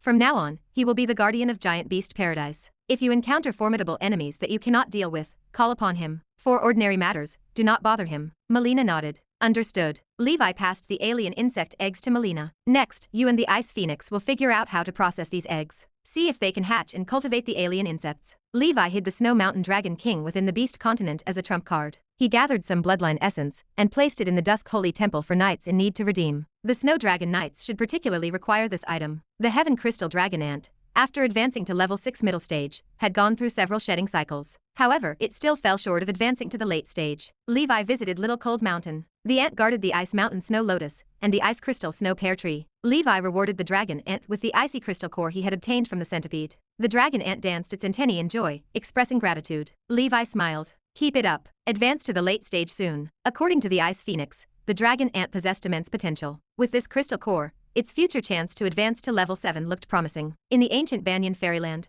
Levi finished a host of miscellaneous tasks. He finally had time to tally his recent gains. First, he opened blind boxes. He completed opening 100,000 boxes. Mostly, the results stabilized his previous level. He was neither extremely unlucky nor excessively fortunate. He obtained a few level 6 knowledge items and combat techniques. Other than that, he mostly gained insignificant memories. Since Levi had freeloaded his 1 billion Joss paper, this endeavor still proved a massive profit. Levi had also finished reading the Black Soul Manual. The Black Soul Demon which Valen turned out to be an ancient primordial soul wizard. At the time he wrote the manual, he was theoretically a 7-circle wizard. Whether he advanced further later, Levi remained unsure. He looked up historical records from the School of Death, but found no references to this individual. Levi had surmised correctly. The soul-drawing demon wizard Wagner was one of Valen's duplications. The Seven Jails Demon Tower served as Valen's masterpiece during his lifetime, and also his soul artifact. The inspirations and knowledge for creating the Book of the Undead and the Book of 10,000 Spirits both stemmed from this tower. The main structure of the Seven Jails Demon Tower used the skeletal remains of a level 8 subadult pure blood dragon clan. Thus, among wizard towers, the council classified it as the inferior variety called a bone tower. The tower's body contained arrays that amassed immense death energy and spatial arrays. Each layer contained a miniature world spanning 100 miles, ideal for raising undead creatures. Hence, it earned the name Seven Jails. These undead creatures, combined with the arrays of the Seven Jails Demon Tower, formed the Purgatorial Abyss Array, which held immense power. At the Black Soul Demon Witch's peak, he could use the Wizard Tower to transform hundreds of miles into his domain, known as Inescapable Purgatory. Within the domain, tens of millions of catastrophic undead wreaked havoc. They created a negative energy death storm that obliterated everything. A 7-circle wizard unable to quickly break the formation and escape would ultimately face their demise. The Seven Jails Demon Tower could also harness the power of these undead. It could form 2 level 7 dark evil souls to assist the Tower Master in battle. Furthermore, the Black Soul Demon Tower itself served as a sacred land for cultivation within the School of Death, or among the undead. "So powerful," Levi exclaimed. "But unfortunately, it is already damaged. Even if it were not, I would not be able to fully unleash its potential right now." In essence, the Seven Jails Demon Tower was a 7-circle soul artifact. To utilize it, one must possess the cultivation of a 7-circle wizard, at the very least. Chapter 1999. Levi waved his hand, and an ancient book appeared, resonating with the endless wails of the undead and chilling winds. He smoothed the cover. "My Book of the Undead could be refined together with the Seven Jails Demon Tower to form a systemic artifact," he murmured. "It would be akin to 100 Flowers Star Ring and the Tower of Summer Flowers." The functionality of the Book of the Undead overlaps partially with that of the Seven Jails Demon Tower. It is also less complete than the latter. Integrating the book into the tower would enhance its power, turning it into a truly usable wizard tool. This matter can wait until I advance to the 7-circle level. Within the ancient Banyan Fairyland lies a place called the Graveyard of the Dead, which serves as a cultivation ground for the undead spirits residing in the Book of the Undead. Levi stationed the Black Soul Demon Tower there to absorb the death energy of the graveyard. He made the Demon Tower the headquarters for the undead. The Shell Demon clan had the ancient Shell Palace, the Dragon clan had the Skyfire Fortress, and now the Undead clan had the Black Soul Demon Tower. Everyone possessed their own territories. Harmony reigned. In terms of happiness, they far surpassed the pitiful mortals of his previous life. Subsequently, he inventoried the treasures from the vault. Ordinary materials like ores required little attention. 3 remarkable items stood out. A necklace radiated a luxurious brilliance. A blue water energy gem,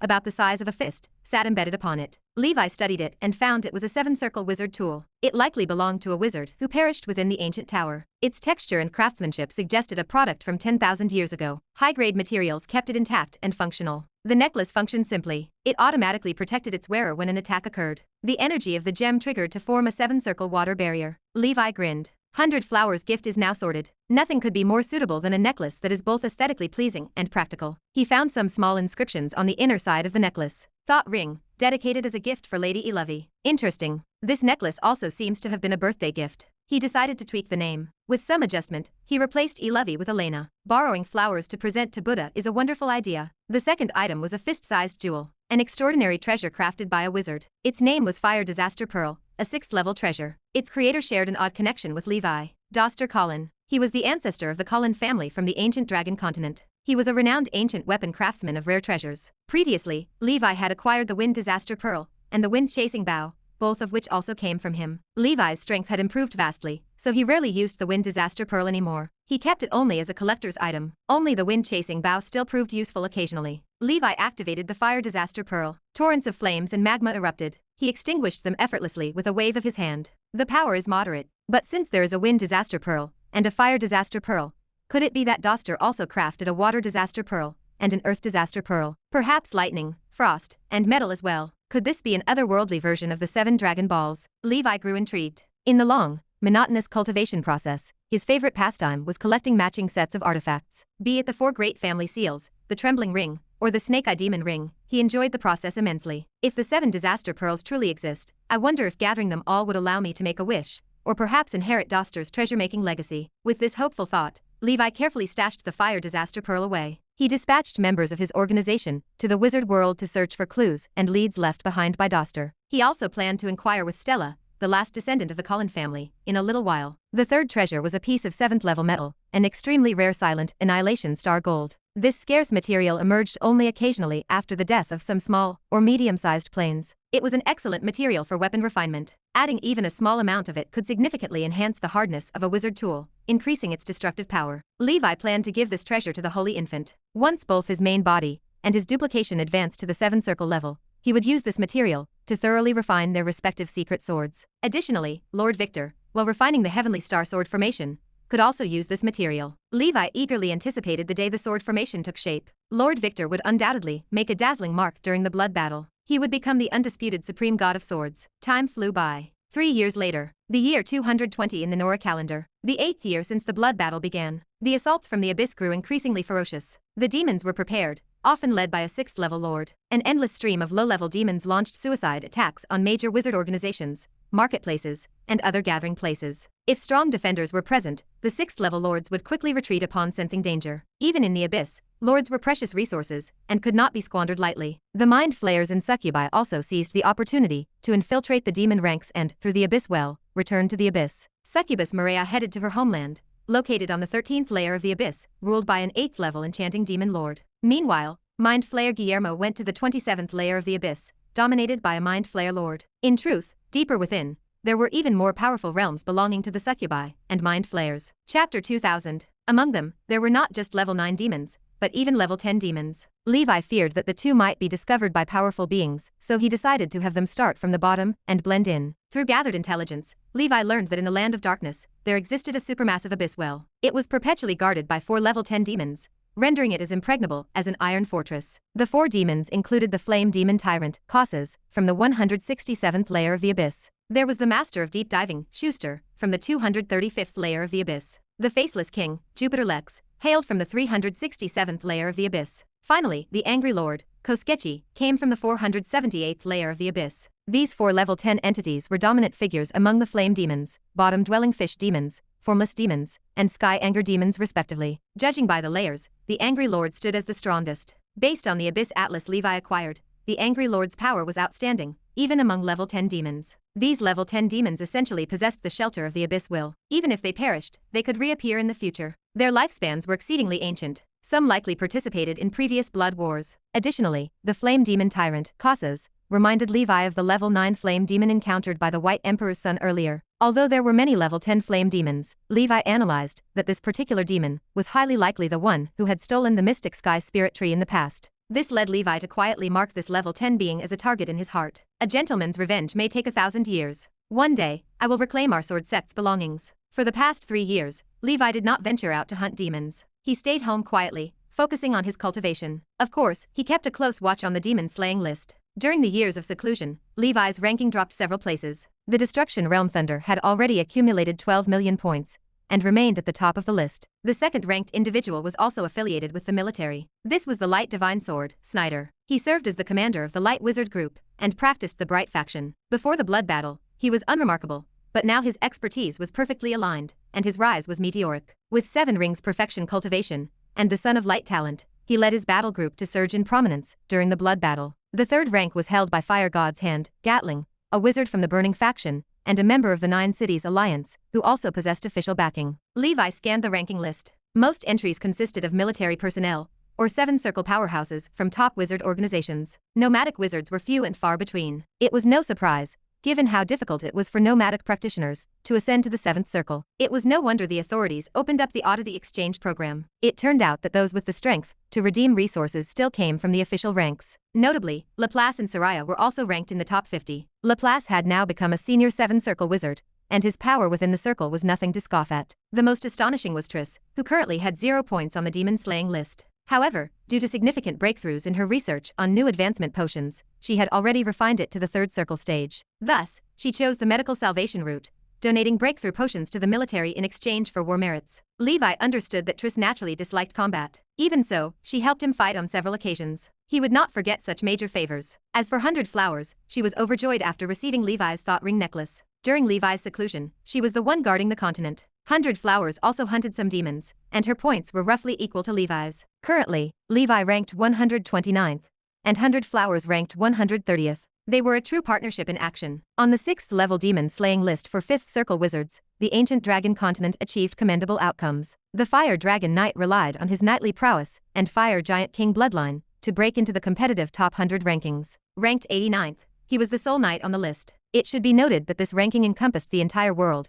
all factions, and every race in Nora. Its significance far surpassed that of the Dark Ancient Tower. After all, the tower used to exclude many geniuses outright. This proved that the Fire Dragon Knight's combat power was on par with top-tier geniuses across the wizard world. Other level 5 knights were comparatively weaker. Nonetheless, among the 18 Twilight Cavalry, all the level 5 knights ranked within the top 1,000, earning them basic war merit rewards. Their lower rankings were primarily because they stayed confined to the continent and did not actively hunt demons. Meanwhile, Aya from the Tower of Dawn also broke into the top 100, securing the 92nd position with the title Shadow Queen. This dark horse-like Shadow Girl's sudden rise caused a stir among several advanced wizard organizations within the Shadow School of Thought. Aside from Aya from the ancient Dragon Continent, not a single orthodox Shadow School wizard appeared in the top 100. Thus, the ancient Dragon Continent, as a burgeoning force, occupied 2 spots in the top 100. Securing a foothold amid the powerhouses of Earth, Fire, Wind, and Water factions was no small feat. This left many elementary schools deeply embarrassed. Over at the Midland Continent, the Holy Infant refined the Frost King's finger,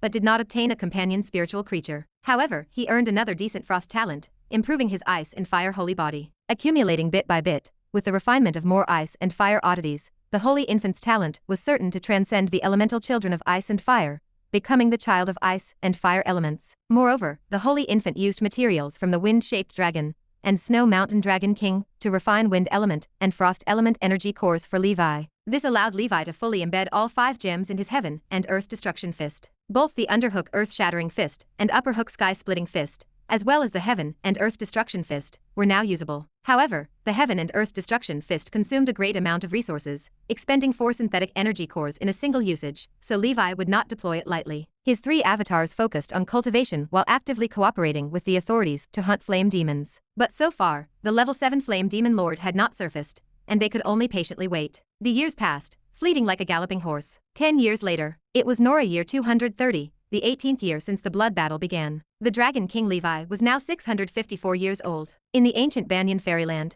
his spiritual force finally reached its maximum, hitting 6,029 points. He was less than 1,000 points away from the 7-ring standard. Upon his breakthrough, his spiritual force would immediately surge to 8,000 points, starting far ahead of the average. After years of hard cultivation, he had mastered 19 primordial soul spells. Except for the newly learned Water Ghost Hand and Dry Hand, all were cultivated to the 15th order limit, including the most challenging Destiny coin. With astral magic and his danger perception dual layer verification, bolstered by the full rune, his ability to evade calamities further improved. Additionally, the Chariot rune had reached the 14th order, boosting speed by 160%. Levi's exclusive horse carriage teleportation distance soared to 6,000 miles, inching closer to the milestone of 10,000 miles. The Golden Brilliance Dragon Breath technique recently reached its maximum level. It now only lacked advancement ingredients to break through, which various organizations were scrambling to procure. Over the years, Levi's greatest achievement was integrating the Warlord Catalog, Eagle Divine Scripture, and other combat techniques to create his own battle style, based on the Heavenly Dragon Sword Codex.